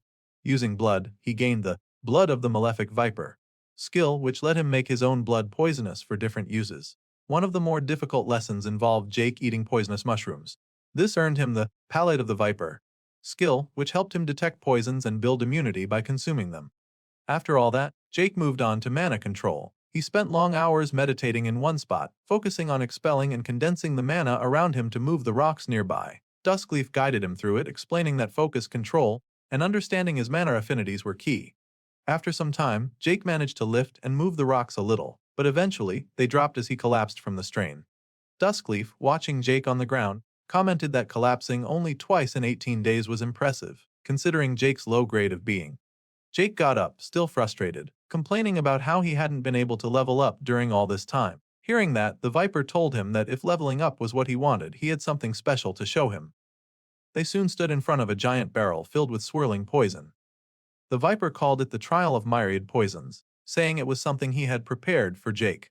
Duskleaf immediately questioned this, worried about Jake's safety. But the Viper insisted he was simply delivering a reward he'd promised Jake. Trying to make it seem less intimidating, the Viper poured vodka into the barrel, joking that he'd promised Jake alcohol too. Jake looked at the bubbling mix and joked back that he wasn't sure he wanted to taste this experimental cocktail. The Viper explained why this trial mattered. He told Jake that his class was top tier for alchemists because of skills like the palate, which required consuming huge amounts of toxins to evolve. This was exactly why the trial existed, to help Jake push his limits and level up faster. Duskleaf, still worried, pointed out the real danger: most people died trying to complete this trial. Looking at the barrel, Jake asked how long it would take. The Viper said it depended on how quickly Jake could absorb the toxins. He briefly mentioned how painful it would be, then told Jake to strip down and get ready to jump in. Before doing it, Jake took a moment to pause. He turned to the Viper and held out his hand, like he was meeting him properly for the first time. Jake said that while he'd heard the Viper's real name from Eversmile, he'd never heard it directly from the Viper himself. He wanted to hear it now because he was tired of calling him Viper or Malefic One. Treating it like a fresh start, Jake introduced himself again as Jake Thane. The Viper took Jake's hand and introduced himself by his true name, Velastramaz. Jake, half joking, called him Villy, which made Velastramaz laugh and joke that his religious followers would probably want to kill him for that. Jake joked right back, and Duskleaf, watching the whole exchange, was already done with their banter. With that out of the way, they both turned back to the bubbling poison barrel. Velastramaz gave Jake one last push, urging him to dive in and face the trial head-on. Standing at the edge of the barrel, Jake took a moment to steady himself before facing what lay inside. The toxic sludge below him bubbled slightly, making the entire thing look even more unwelcoming. Duskleaf, watching from the side, reminded Jake that what he was about to do would take real willpower. Hearing that, Jake considered shifting some of his points into willpower, hoping that would help him push through. But the Viper explained that this wasn't about stat points. This was about grit. Jake simply needed to brace himself and be stubborn enough to face what was coming. Not wanting to stand around thinking too much, Jake dipped his foot into the bubbling mix. Feeling the cold, corrosive liquid around his leg only made him more certain he needed to get it over with. Without wasting more time, he stepped forward and dropped himself fully into the barrel. The toxic sludge splashed around him before swallowing him up entirely. Once fully submerged, Jake noticed how the space inside felt larger than it should have. It was like being suspended in a vast ocean of poison instead of just a barrel. His sphere of perception helped him stay aware of what was happening both inside and outside the barrel, giving him some sense of control despite being surrounded by danger. Outside the barrel, Velastramaz peered into the bubbling mix with a look that showed he was enjoying every second of this. But even then, he hadn't fully activated the real trial yet. He lifted his hand, and with a simple motion, he released the full wave of harmful toxins into the liquid. Slowly, the sludge around Jake shifted in color, turning a deep green as the toxins awakened. Inside, Jake immediately felt the shift. His perception helped him sense the change, and he tried to count the different toxins around him. But when he focused, his eyes went wide. There weren't just a few poisons. There were millions of separate toxins, each trying to push their way into him all at once. The pain came in a rush. Jake felt as if countless needles were stabbing him all over. His muscles tensed, and he clenched his fists while his whole body trembled under the wave of agony. He couldn't even scream as the poisons paralyzed him, leaving him floating helplessly in that ocean of sludge. Outside, Duskleaf checked the time, seeing they were getting close to the 1-hour mark. This was when most people usually failed the trial. He asked for Velastramaz's thoughts, but the Viper just kept his eyes locked on the barrel, offering no words, only a look that said he was eager to see what would happen next. Inside the toxic ocean, Jake's body showed the toll it was taking on him. Blood seeped out from the corner of his mouth, drifting through the green liquid. But instead of letting the poison win, Jake forced himself to stay conscious. Somewhere inside, he told himself that this trial wouldn't consume him, he would be the one to devour it instead. Focusing through the pain, Jake used every bit of his perception to sense the poisons and herbs within the sludge. If he could track their energies, he could pull them in and absorb them. But this was far from simple. For every toxin he absorbed, more came to take its place. The flow felt endless, making it feel like he was making no progress at all. Despite that, Jake noticed something else happening. Even as his health dropped and his body felt close to breaking, each toxin that his palate skill absorbed gave him a little boost in health, stamina, and mana. It wasn't much, but it was enough for him to see that if he just kept going, he could survive this. He simply needed to endure, one breath at a time. Watching him from outside the barrel, the Viper actually seemed pleased. Velastramaz noted that Jake was holding on well. Duskleaf agreed, seeing that Jake had passed through the first checkpoint of the trial without giving in. If he could keep this up, he might actually succeed. But just as Duskleaf said this, something strange caught his attention inside the bubbling mix. Deep within the toxic ocean, something shone with an unnatural green light. Duskleaf turned to his master, suspecting that something new had been added. Velastroma's grin made it clear he had done exactly that. Seeing the reaction on Duskleaf's face, it was obvious he knew how dangerous this was. But the Viper didn't hide it. He confirmed without hesitation that he'd added something extra into the barrel. Whatever it was, Jake, still floating inside, would soon find out for himself as the trial grew even more dangerous than before. Seeing what Velastromas had added, Duskleaf grew frantic. He knew exactly how dangerous the malefic Viper's blood was. He tried to convince his master to stop the trial immediately and even made a move to halt it himself. In his mind, there was no way Jake could handle the soul strain that came with it. The blood would rip Jake's soul apart if he made a single mistake. Velastromas didn't let Duskleaf interfere. He grabbed his hand and held him back, calmly telling him that Jake's soul was much stronger than Duskleaf gave him credit for. Even when Duskleaf argued that the slightest misstep could finish Jake off for good, Velastromas wouldn't budge. He believed Jake wouldn't back down, no matter what got thrown at him. Duskleaf finally gave up trying to change his master's mind. He sighed, hoping Velastromas was right. The Viper reminded him that the blood's real effect wouldn't even kick in yet. They still had time. Inside the barrel, Jake floated on while Duskleaf worried. Duskleaf didn't fully understand why his master trusted Jake so much, but deep down he hoped that if Jake did fail, it would happen before that dangerous point was reached. Meanwhile, Jake's thoughts drifted. He wasn't even sure how long he'd been inside this poisonous ocean. One thing he did notice was how his palate skill seemed stronger now. He felt like he could handle more poison than before. To test himself, he opened his mouth and drew in even more of the toxic sludge, forcing it into his body. Duskleaf, peering in, was surprised to see Jake do this on purpose. Velastromas, on the other hand, looked entertained. He understood exactly why Jake did it. Jake wanted to push ahead faster. He wasn't satisfied with the pace of the trial. Inside, the feeling was harsh. It felt like thousands of worms squirmed around in Jake's gut as he took in the poisons. But with each wave of poison he absorbed, he could tell his palate skill was getting stronger. He even noticed that he could move his hand again, meaning the paralysis was starting to fade. Out of nowhere, Jake heard an ominous voice speak inside the toxic ocean. It was Velastromas, reaching him from the outside. He congratulated Jake for making it through the first phase and asked if he was ready for the next. Jake felt a flash of confusion, realizing there was another stage he hadn't been told about, but he knew he wouldn't back away from it. He gave a short nod, accepting whatever came next.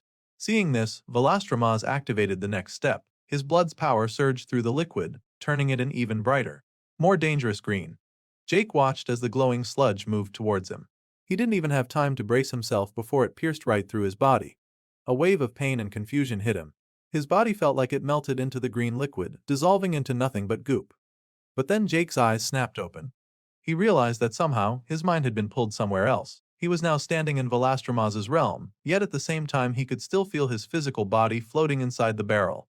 His awareness was split in two. Turning around, Jake saw something massive in the distance. A huge dragon-like creature was there, its wings spread wide as it lifted off the ground and came toward him. When it landed nearby, the force shattered the ground, sending dust and debris into the air.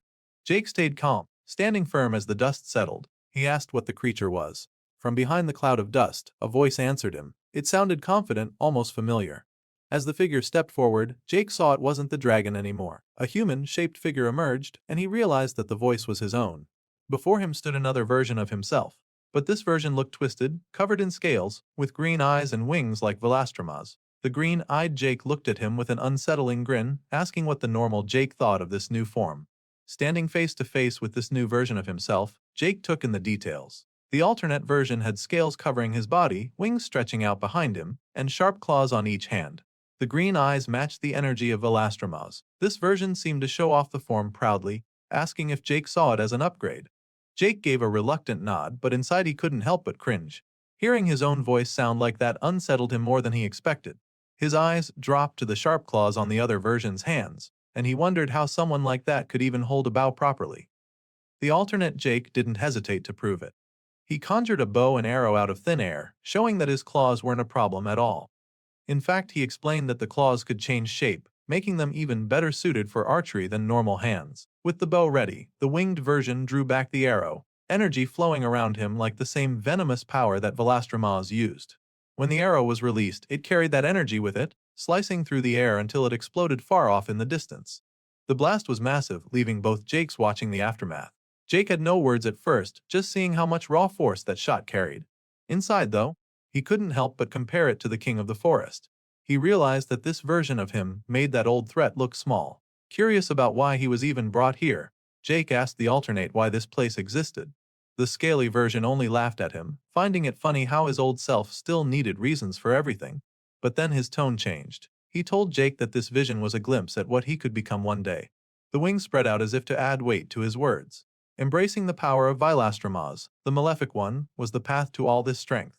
But Jake didn't feel right about any of it. He noticed how the alternate called Vilastramas the malefic one in a way that felt obsessive. Something about it was off. Jake called him out on it, saying he sounded like a fanatic. The alternate didn't deny it and didn't see any problem with it either. He spoke firmly about Vilastramas's power, saying it was foolish not to accept it. In his eyes, the Viper was the highest example of what they could be. Jake stayed cautious, knowing that nothing ever came free. He asked what the real price was behind all this power. The alternate explained that the cost was simple. Choosing this path meant cutting away every other possibility. He didn't see it as a loss. He had made a choice and stuck with it, accepting that there would always be beings above him for now. He believed the results spoke for themselves. He had gained a unique class, a new race, and skills that were stronger than any human could normally have. While he lifted chunks of the realm's floor around him with just his energy, he declared that reaching the level of a god was only a matter of time with this power. For him, that was worth any sacrifice. Then he looked at Jake, wanting to hear what he thought now. Jake stayed unimpressed. He didn't believe that following a preset path was the only way. He made it clear that he wanted to carve his own way forward, even if it was harder. The alternate shook his head, calling it a waste of talent to stumble around blindly when they could just walk the Viper's road. Jake could see his point. There was comfort in following a clear plan, and the promise of power was real. But it wasn't for him. He rejected it outright, saying he'd rather trust his own instincts than surrender himself to someone else's plan. Hearing this, the alternate grew annoyed. He thought Jake's decision was foolish, throwing away guaranteed strength for the uncertainty of doing it alone. Jake shot back that they'd always done things their own way. That made the winged version of Jake angry. To him, Jake was throwing away everything. He demanded to know if Jake really believed he could reach godhood by himself, without help. After hearing the winged alternate's question, Jake just shrugged. He admitted he didn't know for sure, but he'd give it his best shot. He made it clear that while he'd learned from Vilastramas, he wouldn't become a copy of him. He wasn't interested in being anyone's second-rate version. Seeing that words wouldn't work, the winged Jake decided to force the choice instead. He raised his bow again, energy swirling around the arrow, aiming straight at Jake. This was meant to be the final chance. Our protagonist was to choose the Viper's path or be taken by force. Jake didn't flinch. He just told his other self to hurry up and get on with it. He wanted to return to his real body already. The casual response only fueled the alternate's rage. Gritting his teeth, the winged version let the arrow fly. It shot forward, carrying its deadly energy until it collided with a thunderous blast. But when the dust settled, the alternate was shocked to see Jake still standing. He'd stopped the arrow before it reached him, snapped it like it was nothing, and reminded the alternate that although they came from the same root, they'd become different long ago. Jake brought up the memory of the Viper's painting. Back then, he'd dreamed of fighting the dragon and winning, not following it like a loyal pet. He told the alternate version straight that he'd never settle for being anyone's imitation. Before the winged Jake could react, Jake appeared right behind him and struck him in the back of the head, pointing out that if his other self hadn't strayed so far from who he used to be, he'd have seen that attack coming. The alternate tried to run, but Jake didn't let him. He leaped ahead and smashed him down into the ground with a solid hit, pinning him there.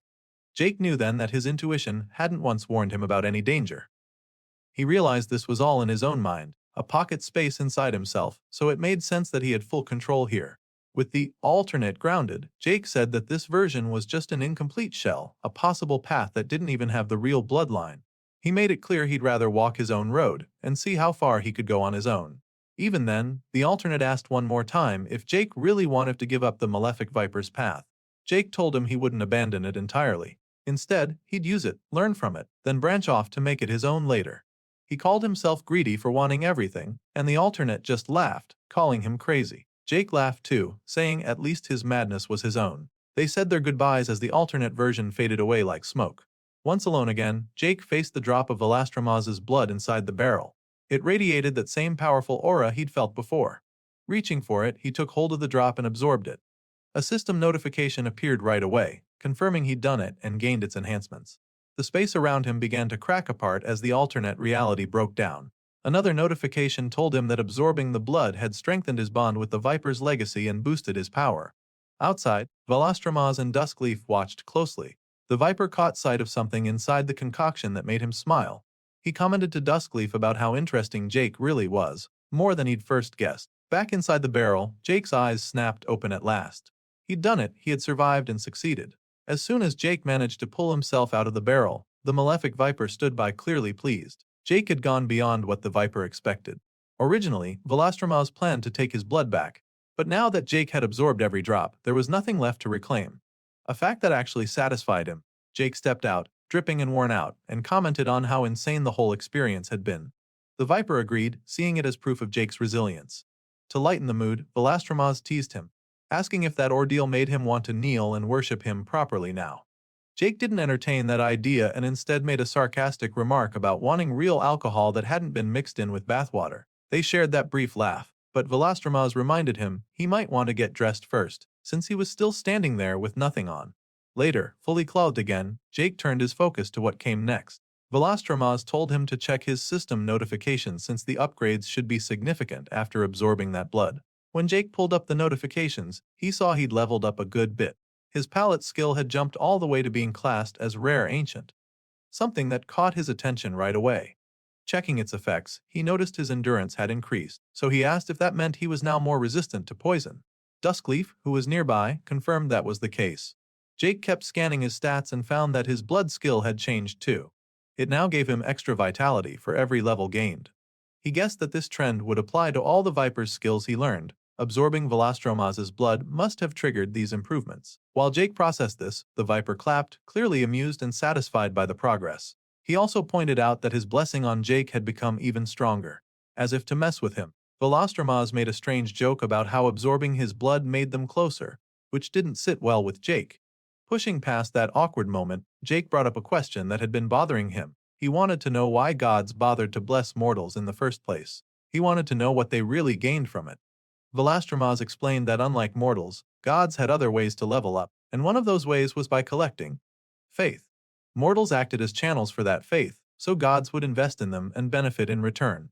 But he made it clear he hadn't blessed Jake for that reason. It just worked out nicely for both of them.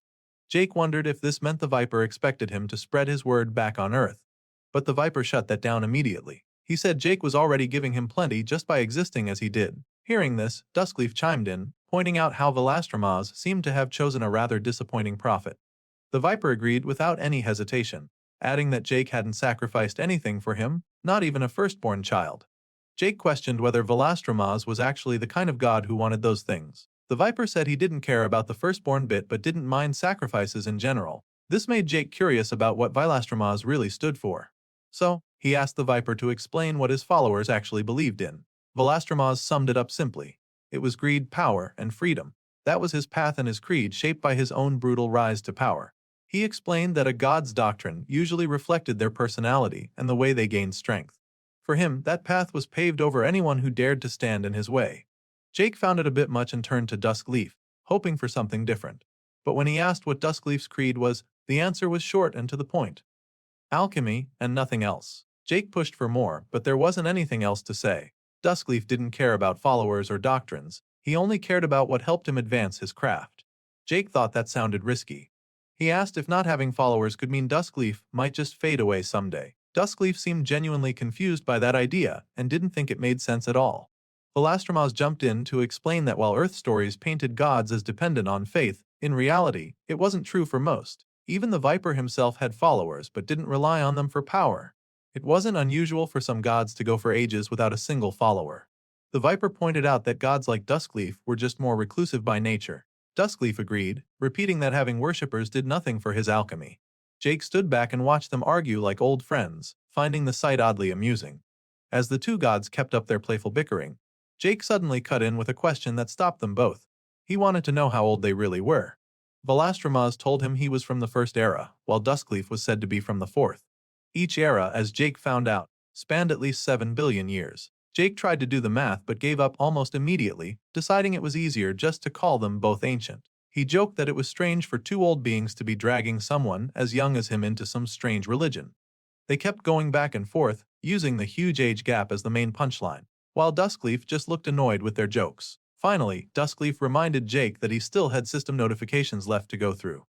So Jake focused on that, scanning the new skills and information popping up. As he looked, Jake noticed one skill that came from Duskleaf, but Duskleaf seemed unwilling to share it. Jake respected that and turned the offer down, which brought clear relief to the giant god. Velastramaz, on the other hand, thought it was a wasted chance for Duskleaf to get someone as devoted as Jake. Then Jake found another skill in the list, called Dark Beacon of the Viper. He didn't hesitate to decline that one right away. From the name, he figured it would make him more like the twisted version of himself he'd come across before, something he wanted no part of. Seeing how the options leaned in that direction, Jake couldn't help but think the system had a way of pushing him toward some cult-like path. But then his attention was caught by something else, a skill called Sagacity of the Malefic Viper. This one would allow him to tap into Velastramaz's records, boosting his knowledge and wisdom. Jake liked the idea of that. He noticed a pattern in the Viper's skills too. Each seemed to push up a different stat. He figured this one was tied to absorbing the Viper's blood earlier and felt it was worth it, so he picked it without hesitation. Almost immediately, pain hit him like a hammer. Jake fell to the floor, the flood of knowledge slamming into his mind. He could feel bits of information swirling, mostly hints about mana control, but the full scope stayed locked for now. It was clear there was more he'd get to access later. Through gritted teeth, he tried to make sense of it, but the pain made it nearly impossible. Once the worst of it passed, Jake dragged himself upright, still reeling from the experience. Velastramaz asked how it went, and Jake explained about the sagacity skill. The Viper couldn't resist joking about how wise he was, calling himself a sage, acting like he was a great philosopher or something. Jake brushed that off and decided to check his status screen properly. He hadn't really looked since the tutorial, so seeing how much stronger he'd become now made him feel good for a moment. But that moment faded fast when he asked the gods if they thought he could take down the king of the forest now. Both of them shot him down without hesitation. Velastramaz laid it out plainly. Even with Jake's progress, the king of the forest was no ordinary creature. It was a unique life form with powers that would have overwhelmed Jake in seconds if not for its arrogance and distraction. The truth was that Jake only won because he'd managed to twist the situation in his favor. If he'd been weaker, he would have died. Hearing that, Jake felt a bit crushed, wondering if his victory had only been pure luck. The Viper saw how down he looked and gave him a playful thump on the shoulder, telling him not to undervalue what he'd achieved. No matter the circumstances, he had beaten a monster that was meant to be nearly impossible. Velastramaz explained further that the system designed tutorials to be beatable in theory, but it adjusted their difficulty based on who was involved. Once the system detected all the divine help Jake would get, it increased the challenge to match. In the end, facing the king of the forest made Jake's tutorial one of the toughest. Winning it was still something to be proud of. Once that topic settled, all three of them took their seats around a table. Jake asked what came next, since he knew he'd be leaving soon. Velastramaz told him they only had a few hours left before he'd return to Earth, so it was time to talk about what was coming. The tone shifted as Velastramaz warned him that the Earth Jake remembered no longer existed. It had become something entirely different, something unrecognizable. Before Velastramaz could continue explaining what had become of Earth, he decided to lighten the mood a bit. He brought out a bottle of liquor, joking about it not being poisoned, and poured out a drink for Jake. As they settled in with their cups, Velastramaz warned Jake that there were some things he couldn't share. Whether it was because the system wouldn't allow it, or because it would be better for Jake not to know, some answers would have to remain hidden. With that out of the way, Jake asked his first question. He wanted to know how Velastramaz knew so much about Earth when Duskleaf clearly didn't. Duskleaf, meanwhile, seemed unimpressed with the drink and quietly mixed something alchemical into his cup to fix the taste. Velastramaz explained that unlike Duskleaf, he had a special skill that let him gain information almost effortlessly, like having an endless source of knowledge in his mind. Hearing this, Jake was fascinated and wanted to know if he could get that skill too. Velastramaz made it clear that it wasn't something Jake could just learn. That level of partial omniscience was something only a god could handle. He added that other gods had similar abilities, but he doubted any of theirs were as good as his. He went on to give Jake more details about how the skill worked for him. Jake, still curious, asked how it felt to take in so much information at once, since he knew firsthand how painful it could be. Velastramaz reminded him that as a god, his wisdom stat was so high that what hurt Jake didn't even register as a problem for him. Finishing the last drop of his drink, Velastramaz decided it was time to return to the topic of Earth. Jake wanted to know exactly what he should expect when he got back. Velastramaz explained that when the system takes over a universe, it transforms everything, especially planets that have life. Earth had been completely reshaped to handle the power its people would now have. He reminded Jake that the old Earth would never have been able to support the magic and energy that humans now possessed. So the planet itself had been made bigger and more suited for its new reality. Oceans were deeper, landmasses spread far wider, and mountains now reached higher than ever before. The world would stretch on endlessly in every direction. That wasn't the only change. The wildlife left behind during the transformation had also changed. While the enlightened humans went to their tutorials, the creatures that stayed behind adapted and evolved. On top of that, the system added new creatures to the world. Velastramaz warned Jake not to underestimate them, saying there would be D-grade beasts scattered around valuable areas, guarding treasures or rare spots. They would be dangerous if Jake wasn't careful. But there was something worse than the new wildlife. Velastramaz asked Jake to think about what would have happened if he hadn't killed the king of the forest. Jake understood immediately what that meant. Velastramaz explained that the powerful beast lords Jake defeated would have been sent to Earth too. Because they were taken care of, Jake had removed some serious threats before they could appear there.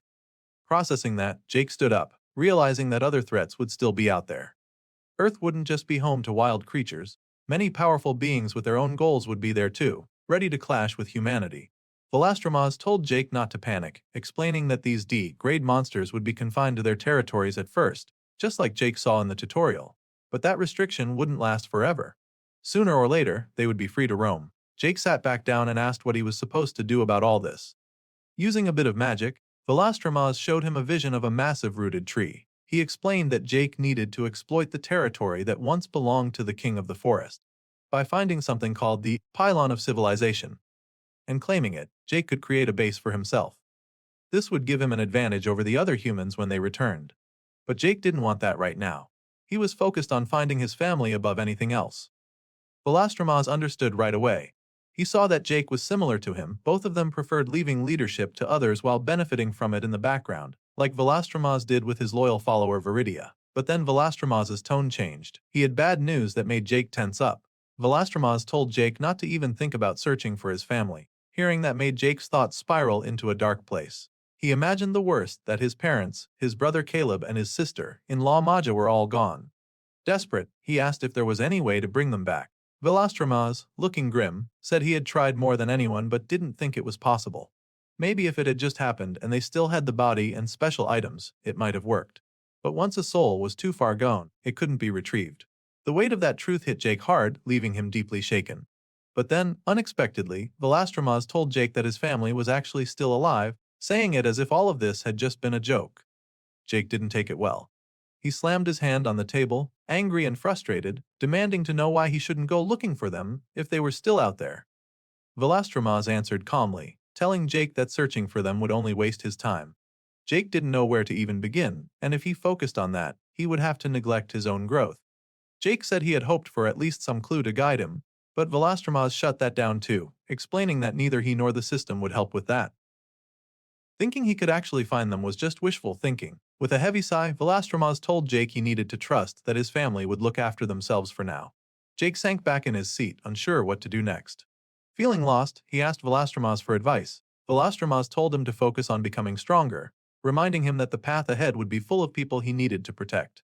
At the very least, Velastramaz pointed out, Jake still had two gods on his side, himself and Duskleaf, who would stick with him until the end. Jake thought about what that really meant. He remembered that he'd be returning to Earth alone. Most of his old friends and colleagues were either dead or had drifted away from him.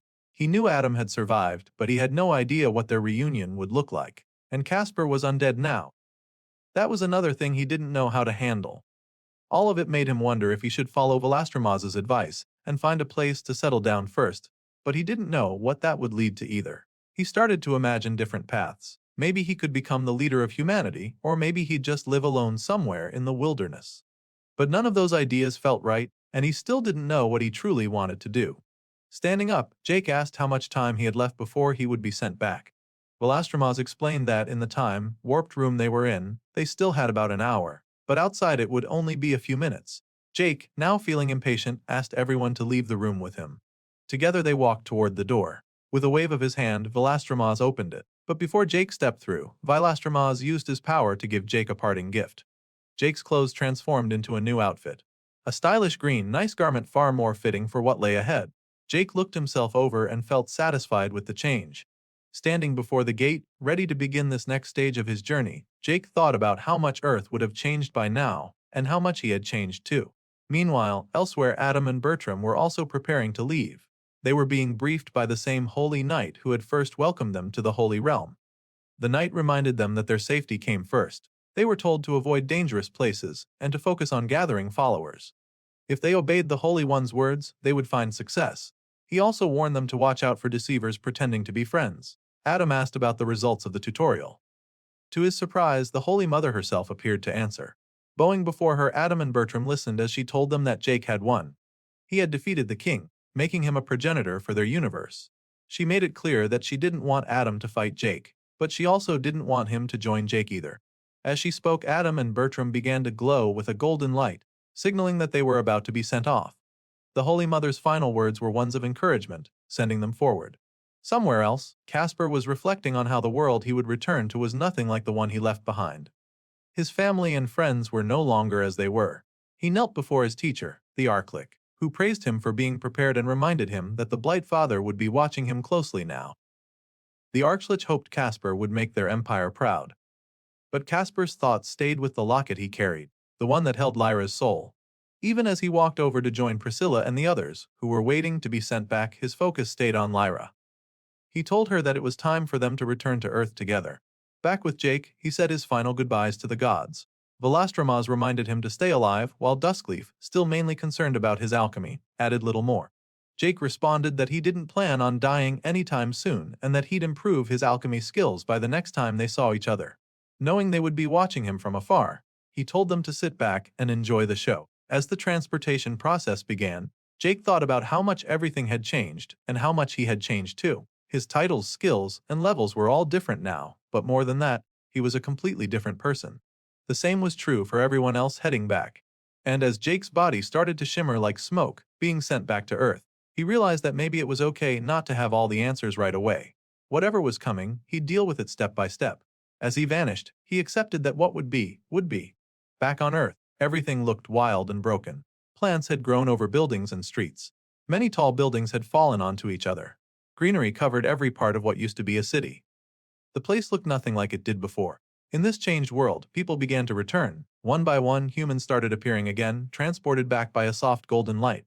Some rematerialized outside among the overgrown streets, while others found themselves inside crumbling buildings. Among those who appeared, Bertram and Adam stood together. They realized right away that they were back at their old office. Looking around at the familiar setting now overtaken by nature, Adam noticed how many survivors there were. Unlike their own brutal tutorial, other tutorials must have had a higher survival rate. Seeing so many familiar faces around him confirmed it. Focusing now, Adam used a skill that let him sense the feelings of everyone nearby. The skill, which worked like a beacon, made him feel the mixture of fear, confusion, and relief flowing through the crowd. Everyone was talking quietly among themselves, but Adam could sense one presence he couldn't read at all. Jake. He stood off to the side, leaning against a wall. He was fully geared up, wearing his new outfit and a mask that hid his face. Even with the mask, Adam knew it was him. And seeing Jake's distant, unreadable posture made Adam uneasy. He could tell right away that Jake had changed even more than before, and that he had probably gained new abilities that made him even more of an unknown. While Adam worked to calm the crowd down, using his voice to pull their attention, Jake stayed where he was, watching everything in silence. The people gathered around Adam, listening, but they kept whispering to each other and glancing at Jake from time to time.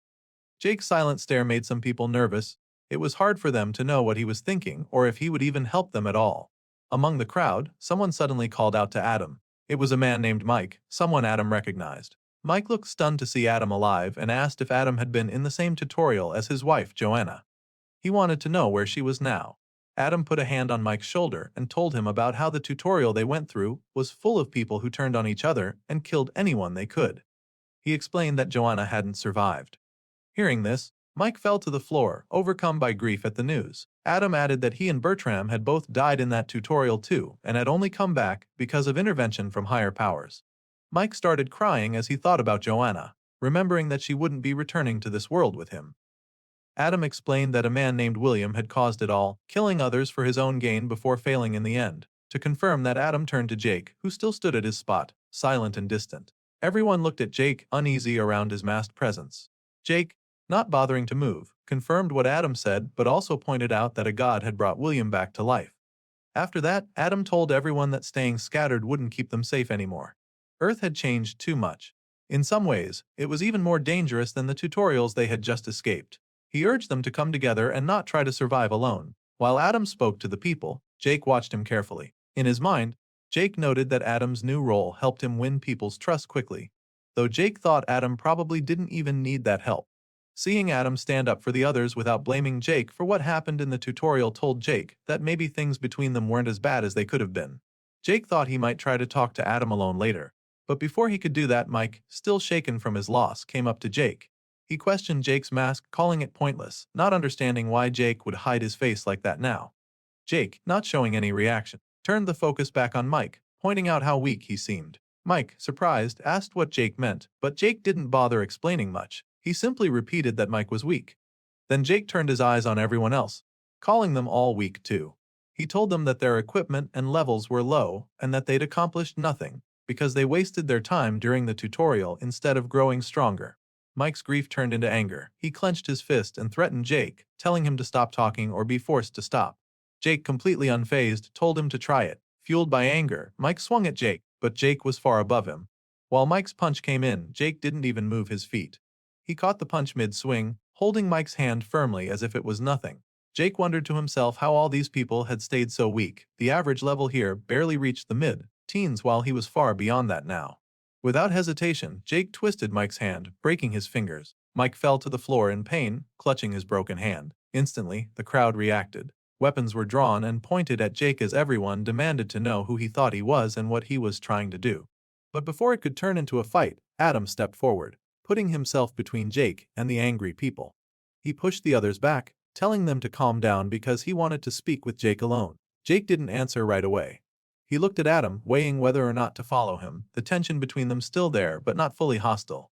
After a moment of silence, Jake agreed to talk with Adam. Before stepping away, he tossed a healing potion to Mike, who was still on the floor, holding his injured hand and sobbing from the pain. With the others watching from a distance, Jake and Adam moved away from the crowd so they could talk more privately. Adam began by acknowledging what Jake had done. He told Jake he was glad he hadn't gone as far as killing Mike and said it was clear Jake had grown even stronger. Jake, thinking about Mike's weakness, said that someone like Mike wouldn't survive long out here anyway. But Adam disagreed. He explained that he was trying to prevent that kind of pointless death and that there was still a lot of work to do if he wanted to keep people alive. Adam then asked Jake if he planned to stay. Jake confirmed he was leaving. He said he didn't really fit in with the others, and it was better for him to go his own way. Hearing this, Adam surprised Jake by bowing his head. Adam apologized for everything that had happened and told Jake he was genuinely happy that Jake had managed to finish his tutorial and survive. He said he hoped Jake would find what he was looking for out there. Adam even brought up how the camp's actions had almost gotten Jake killed before. Despite that, Adam said he still saw Jake as a friend and always would, which left Jake without words for a moment. To show he meant it, Jake handed over a bag of supplies. He told Adam it would be useful, especially since healers were so rare and potions were hard to come by. Adam accepted the bag with thanks, but couldn't help thinking how Jake had just pulled it out of some kind of spatial storage, a rare skill that made him stand out even more from everyone else. Wanting to give something back, Adam offered Jake some of his research notes. He felt they might help Jake, though he wished he had something better to give in return. Just as they were about to say their goodbyes, a loud noise echoed through the building. Cracks spread across one of the walls as something huge pushed against it. Suddenly, the wall crumbled and a massive creature burst through. It looked like a giant dinosaur with rough, rocky scales, a Rocketer towering over everyone and roaring so loud the walls shook. Its level was 51, which made the people nearby freeze in fear. But before the beast could even attack, it suddenly stopped moving. It was trembling as if something stronger had scared it. The reason became clear right away. Jake had activated his Apex Predator gaze skill. The creature, sensing Jake's oppressive stare and strength, froze on the spot. Before anyone could react, Jake released an arrow charged with power. It struck the creature in a single, massive explosion. The Rocketer fell dead instantly, its blood splattering across the broken walls and floor. Jake had brought it down alone with one shot. Without paying much attention to the corpse, Jake turned back to Adam, ready to pick up where they'd left off. He said his goodbye, then without another word, he stepped away, making his exit just like that. As Jake disappeared from sight, someone from the crowd ran up to Adam, frustrated. He demanded to know why Adam was letting someone as strong as Jake leave. He asked why Adam didn't make Jake promise to protect them. Adam shut that down quickly. He told the man that Jake had his own path and his own burdens, and that they shouldn't expect protection they hadn't earned. He made it clear to everyone that Jake owed them nothing. If they wanted someone that's strong to stand with them in the future, they needed to become strong enough and useful enough to deserve it.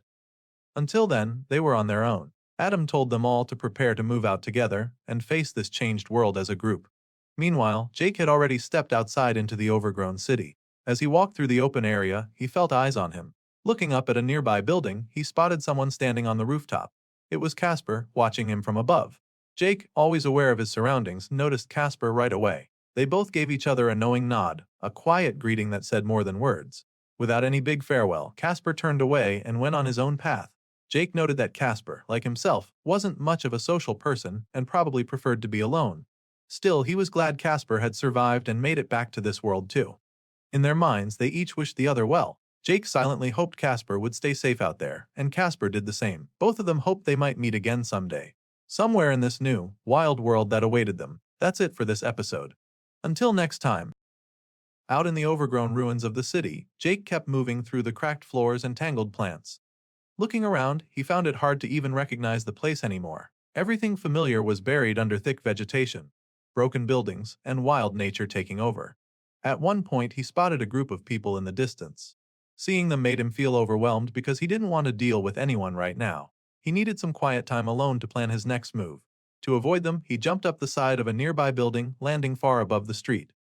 The people below could only stare at how easily he got away. Finding a good place to stay hidden and focus was important now.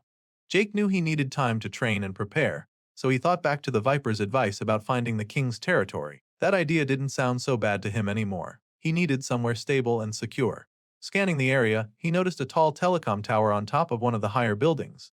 He figured it would make a good spot to get a better look at the surroundings and figure out where to go next. So he climbed all the way up until he was standing at the very top, using it like a lookout. From up there, he finally got a clear view of what the world looked like now. In one direction, what used to be a normal lake had turned into a huge body of water that looked more like an ocean. Wide plains stretched far into the distance, reaching the horizon. He could also make out mountain ranges far, far away. Seeing all of it made him realize just how much the world had changed. He was glad there were no cars or signs of civilization nearby. He liked having this wide, open view to himself. Using his keen sight, Jake realized he could see nearly 1,000 kilometers into the distance from this spot. But he wasn't looking for pretty views. He needed to find his pylon of civilization before the deadline ran out. If he didn't claim it within a few days, anyone else could take it instead. Looking across the landscape, he noticed a large forest about 50 kilometers away. He didn't know for sure if the pylon was there, but something told him it was worth checking. He trusted his instincts and decided that was the direction he'd go next. Once he had a target, Jake didn't waste any time. Like a bird taking flight, he jumped straight off the top of the tall tower, falling all the way down. When he hit the ground, the impact shook the area and startled everyone around him. Before they could even react, he dashed off at high speed, moving like a blur in the direction of the forest.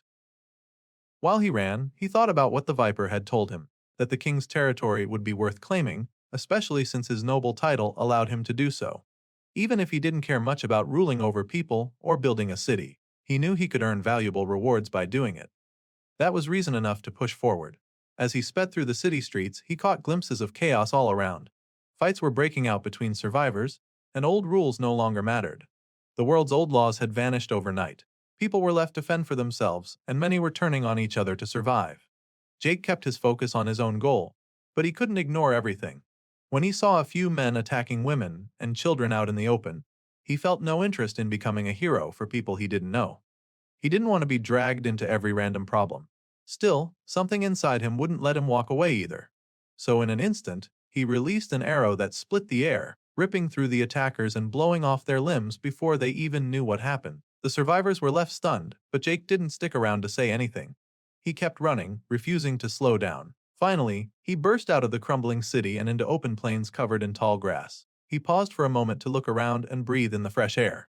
Out here, there were no crimes, no buildings, and no humans.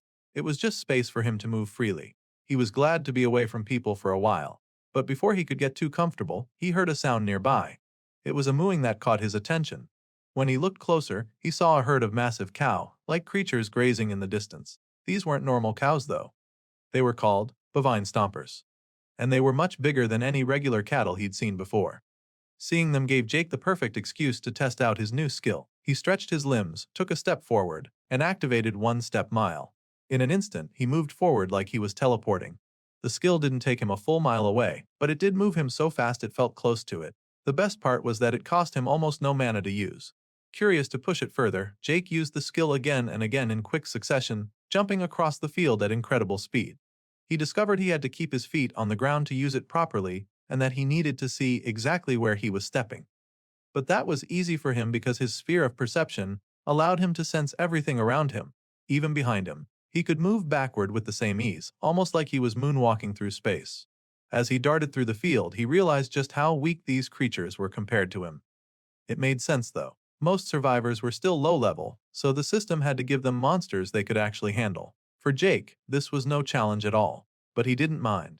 He was happy to get some practice and reminded himself that there were still danger zones ahead, with tougher D-grade beasts waiting for him. There would be plenty to test his limits soon enough, and that was exactly what he wanted. Jake kept moving forward and soon stepped under the thick canopy of trees at the forest's edge. The way the shadows fell around him reminded him of the tutorial zone he had gone through before. It felt like stepping back into the start of it all. As he walked deeper in, he spotted a flock of birds overhead. They were called Luminous. Low-level creatures, but still strong enough to kill any normal human from before the system had changed the world. He watched them for a moment but kept walking, not feeling threatened at all. He also noticed that none of the other beasts in the area seemed interested in bothering him.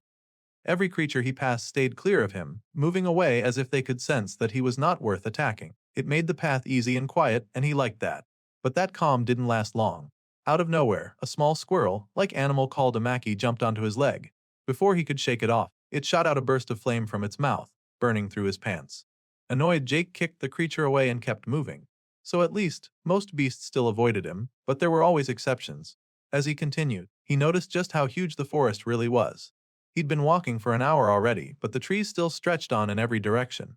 Luckily, his sagacity skill let him sense that he was getting closer to what he was looking for. Before long, something unusual caught his attention. Up ahead, he could tell there was a clearing. He focused and picked up on the faint energy of the pylon hidden there. But he also sensed something else nearby, something large circling around it. When he stepped into the clearing, he saw exactly what it was, a giant mole-like monster pacing around the glowing blue crystal structure. This creature was known as the Savage Mole Lord, and seeing the word Lord attached to its title surprised Jake. It seemed this beast was trying to claim the pylon for itself. The monster noticed Jake coming closer and turned to face him. But Jake wasn't bothered. He activated his gaze of the Apex Hunter skill, and the mole froze up immediately when their eyes met. It stumbled backward, clearly wanting to escape, but Jake wasn't about to let that happen. With one step mile, he moved in a blink, cutting off the mole's retreat by appearing right in front of it. The sudden move startled the beast, and it reacted on instinct, swinging its massive claws at him. Jake blocked the attack with his daggers, the sound of claws scraping against metal echoing through the clearing. He wasn't about to let the creature slip away. He used his other blade to stab deep into the mole's side.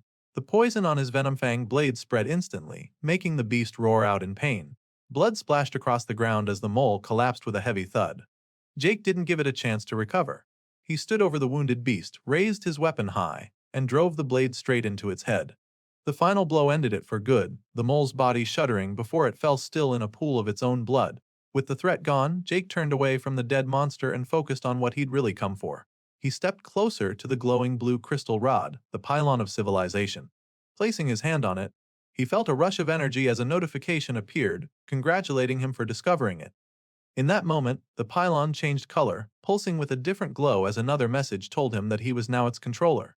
That meant he officially owned the surrounding area, and his mana would flow out into the land, marking it as his domain. He could feel it happening, his mana spreading through the ground and weaving into the territory around him. A new notification let him know that his mana would now regenerate faster inside his domain, making it easier to recover his strength. It also wished him luck in leading his domain and guiding the people within it through this new age. Another message appeared, explaining that all citizens living in his domain would gain a slight bonus to the experience they earned. Seeing this, Jake finally understood why Velastramaz had been so insistent about him claiming the pylon. Now it made sense. The pylon was tied directly to him. As he stood there, still touching the crystal, he thought about how the mana regeneration would come in handy when he practiced his alchemy. It was one less thing to worry about. Then another notification popped up. It congratulated him again and informed him that he was the first human to claim a pylon. Because of that, his rank had been upgraded from a lord to an earl. That title gave him access to noble, exclusive opportunities and special events that would help him get even stronger. Jake realized this was probably the real reason Velastramaz had pushed him to do this. The pylon was a shortcut to power. Now, as the system gave him one final congratulation and wished for him to lead his world to glory, Jake stood there taking it all in. He knew he had the strength, the skills, and the will to make that happen. And if there was one thing certain about Jake, it was that he'd use everything he had to see it through. Jake remained in front of the pylon, silently appreciating his new title. Becoming an earl had a nice ring to it, and it made him wonder if he had somehow skipped a few ranks by being the first human to reach the pylon of civilization. It felt like a fast promotion, but he didn't dwell on it too long. Another notification appeared, offering him a profession change to Principal City Lord of Earth. But he ignored it. He wasn't interested in a title that tied him to responsibilities he didn't care for. Turning away from the glowing structure, he looked out across the domain he had just claimed. Shockingly, it didn't impress him. The land was full of animal remains, and the air was thick with an unpleasant stench. There wasn't much to see, and nothing to admire as well.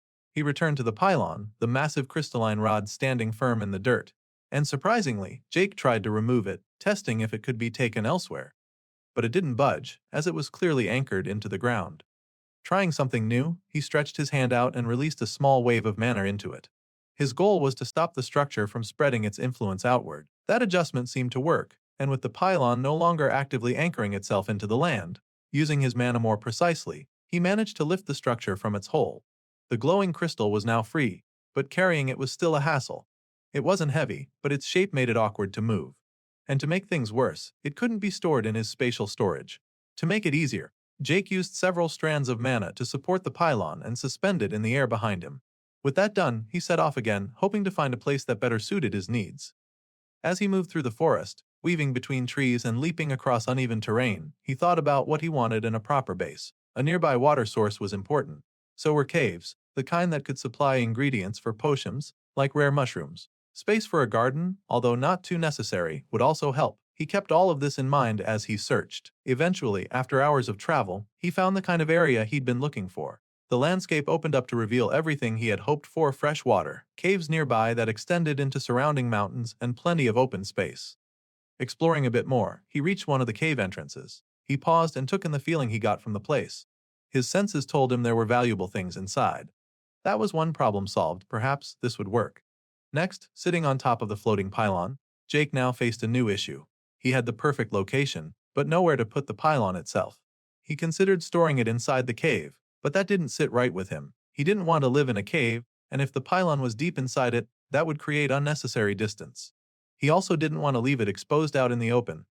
That would make it a target for anyone or anything passing by. While thinking it through, a better idea came to him. He could bury it. That way, it would be close but hidden.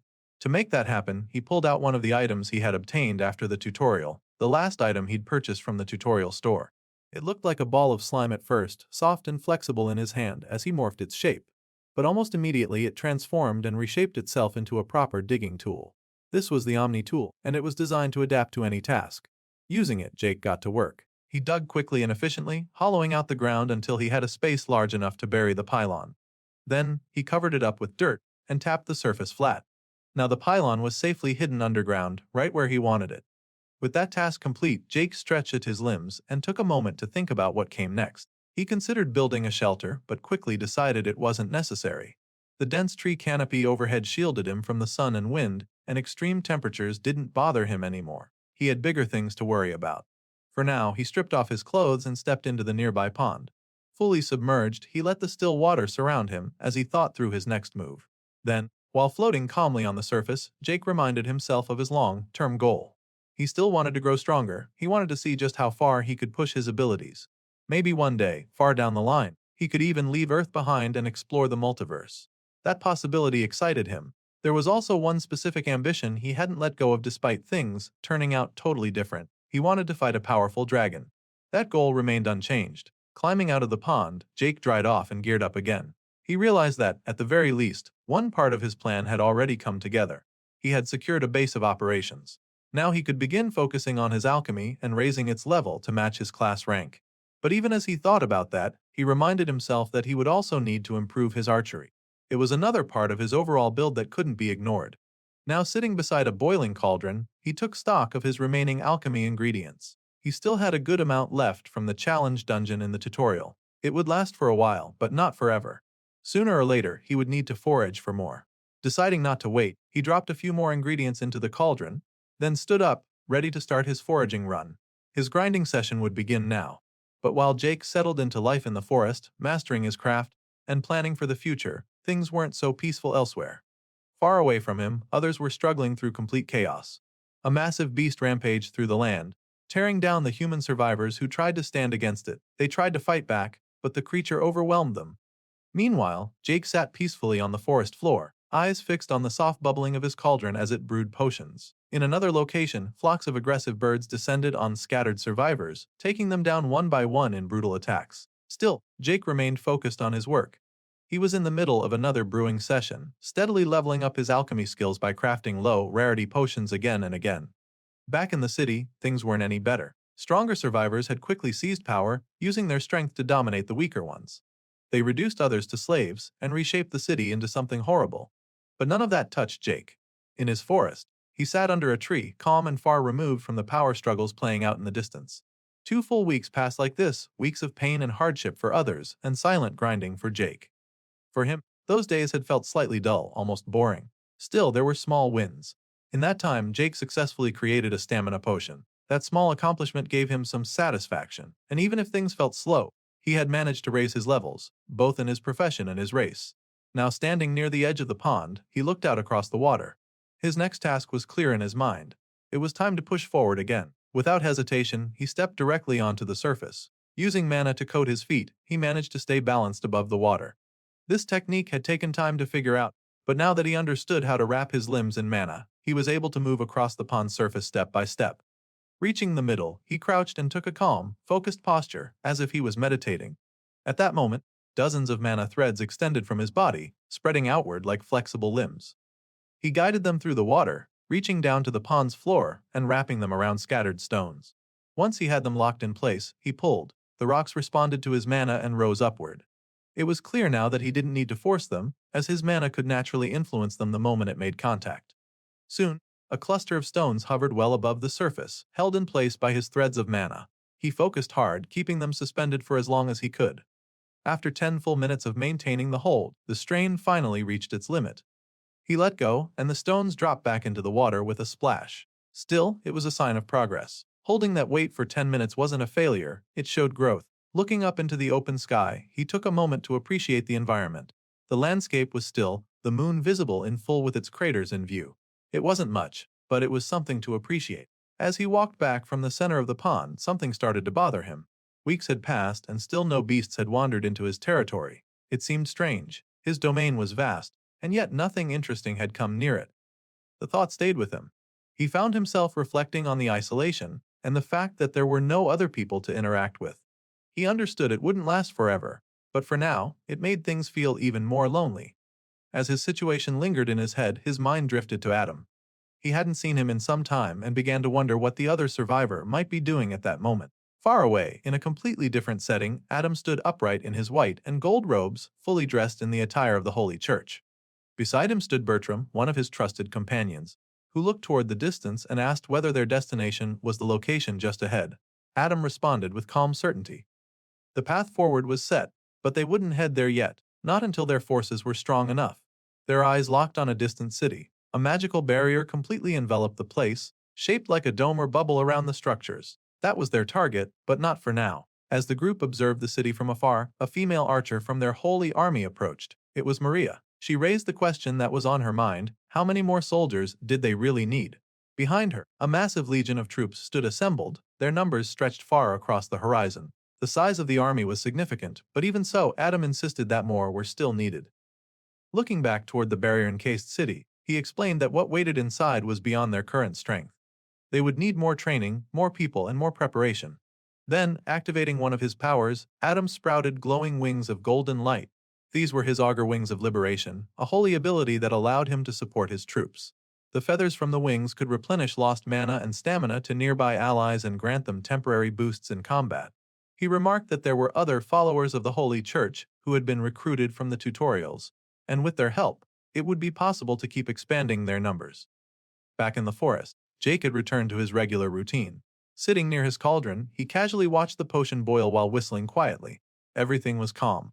But then something shifted. A sudden feeling swept over him, a disturbance in the air. He stood up immediately, sensing that the flow of mana around him had changed. Something wasn't quite right. It became clear something had entered his domain. Then, in the distance, a massive flock of birds suddenly took off from the trees, flying wildly in all directions, as though something had scared them. Jake's eyes narrowed. There was no longer any doubt something or someone had arrived in his forest. In the forest, a loud roar filled the entire place. As a bearded man came running through, holding an axe in his hand, he looked afraid and tired, panting profusely, but he kept running anyway, not even stopping to catch a breath. Behind him, 3 people followed closely. One was a red-haired woman, another had blue hair, and the third was a younger man with brown hair. As they ran, the blue-haired girl, who seemed to be the man's daughter, shouted that the beast chasing them was right behind. Hearing this, the man stopped and turned around. He gripped his weapon tightly as the others also stopped and got ready. They all seemed to understand that they couldn't run anymore. The bearded man, clearly frustrated, braced himself as he wondered why this beast kept coming after them. They had already escaped from so many other creatures, but this one still found them. Then the sound of branches breaking underfoot rang out. Soon the creature appeared. It was a giant, oakwood tiger, with glowing green stripes and bright orange eyes. It growled low, showing it was ready to strike. Facing the beast, the bearded man thought about how it kept finding them no matter where they went. Even though one of his companions, Miranda, had used her intuition skill to lead them here, he still wasn't sure if this was a safe place. He also realized something strange: the beast hadn't killed them yet, even though it had the chance. It felt like the tiger was toying with them, waiting for the right moment. Suddenly, there was a crackling sound. The glowing lines on the beast's back changed shape and turned into long vine-like whips. The vines shot forward, heading straight for the bearded man. He quickly raised his axe, trying to block them. The force of the hit knocked him down. As he hit the ground, the beast lunged at him, seemingly going for the final strike. Knowing he had no other choice, the man got up and ran at the beast, swinging his weapon. He knew if he didn't fight back now, he'd die. But the beast was too fast. It struck first, slashing him with its sharp green vines. His weapon flew out of his hands and he was thrown backward. Blood spilled as he crashed into a tree and slid down, too hurt to get up. The blue-haired girl and the younger man shouted out to him, calling him Dad. They looked scared and worried. Now bleeding badly, the man coughed as he lay against the tree. But as his vision grew blurry, he thought about his promise to his wife, his promise to protect their children, and as the beast sent its vines again for a final strike, he closed his eyes. He accepted that if dying meant his children could survive, then so be it. But right before the attack landed, something unexpected happened. The beast came to a halt. The man opened his eyes. The vines were still in the air, trembling just inches from his face. Then he noticed the beast wasn't looking at him anymore. Its attention had shifted, and it seemed nervous. Looking in the same direction, the man saw someone standing nearby. It was a masked figure, and the beast wasn't just nervous. It was scared. That figure was Jake. He stood quietly, watching the beast. Then Jake raised his dagger and stepped forward, threatening to end the fall beast. Seeing this, the beast roared and sent its vines at him, but Jake moved quickly. He dodged the attacks, cut the vines swiftly, and closed the distance. Without wasting time, Jake stabbed the beast. Green blood burst out of the wound as the creature pulled back in pain, roaring as it did. The injured man watched in disbelief as the beast finally dropped to the ground with a loud thud. He hadn't expected this outcome. The fact that Jake had taken down the creature so quickly left him both shocked and confused. As the beast lay motionless, Jake walked over to the injured man and calmly held out a potion, telling him to drink it. The bearded man looked even more confused, unsure of what was happening. Before he could respond, the red-haired girl stepped forward. She walked over, took the potion from Jake, and thanked him for what he had done. She helped the wounded man drink it while Jake, still watching her, asked who she was and why they were here. She explained that her name was Miranda, and that she was a close friend of Hank, the injured man lying on the ground. Before she could say more, the blue-haired girl and the younger man ran toward them, calling out to their father. They reached him quickly and tried to comfort him while checking to make sure he was relatively okay. As this happened, Miranda introduced them to Jake. The girl was Louise and the boy was Mark. They were Hank's children. She explained that they had been trying to survive and ended up being chased into this forest by that same beast. She apologized for crossing into Jake's land without permission, as it seemed like they were trespassing. Jake, still seeming a bit awkward, scratched the back of his head as he listened. After a moment, he accepted her explanation and the apology. Miranda then asked him if he had been able to see the power level of the beast they encountered, because none of them had. Jake replied that the beast was only level 59. He admitted that it was a little difficult to deal with but still called it just a level 59. This surprised Miranda. The way Jake casually said that made it seem like level 59 wasn't much to him. She thanked him again and asked if he had fought stronger monsters during his tutorial. Jake confirmed that he had, although not out in the open like this. Hearing that, Miranda started to understand a bit more about him. At the very least, she could now believe that he was human like the rest of them. Then she asked if it would be possible for her group to stay in his territory for a while. They needed to rest and heal before they could keep going, so they'd at least have a fighting chance out there. As she asked, all three of her companions went quiet and looked toward Jake. It was clear they were tense, waiting for his answer. Jake didn't respond right away. He stared at them for a few moments. With his mask on, he looked cold and unapproachable, scary even. But finally, he let out a sigh and agreed. He said they could stay as long as they didn't bother him when he was working or practicing. Later on, Jake was sitting near his cauldron again, brewing more potions. Even though he had asked to be left alone, Miranda kept watching him from a short distance. Her eyes followed everything he did, which made Jake feel uncomfortable. He didn't say anything, but inside he was screaming. As he pulled out herbs from his spatial storage to drop into the cauldron, he thought to himself that he would rather fight another tiger than deal with this awkward situation. Jake didn't enjoy talking to people, and he wasn't comfortable with this kind of attention. But even so, he knew he couldn't turn them away earlier. If he had refused, they might have died. He kept tossing herbs into the bubbling mix, trying to ignore the awkwardness. Still, he found Miranda's constant attention quite off-putting. Something about her gave the impression that she was good at dealing with people. Our protagonist could tell that she had a skill for it. Meanwhile, Miranda continued to observe Jake closely. She wasn't sure what exactly he was doing. When she saw him pull ingredients from his storage, it looked like he was pulling them out of thin air. She noticed that Jake had been working non-stop for hours. She was surprised by how focused and serious he was about it. When she realized he could even make stamina potions, it started to make sense to her. That explained why Hank had been healing so fast after drinking the potion. As she continued watching, she began to wonder if Jake had a class or profession that made him this good at potion making. But despite her curiosity, she didn't ask. She still felt too scared of him to question anything he did.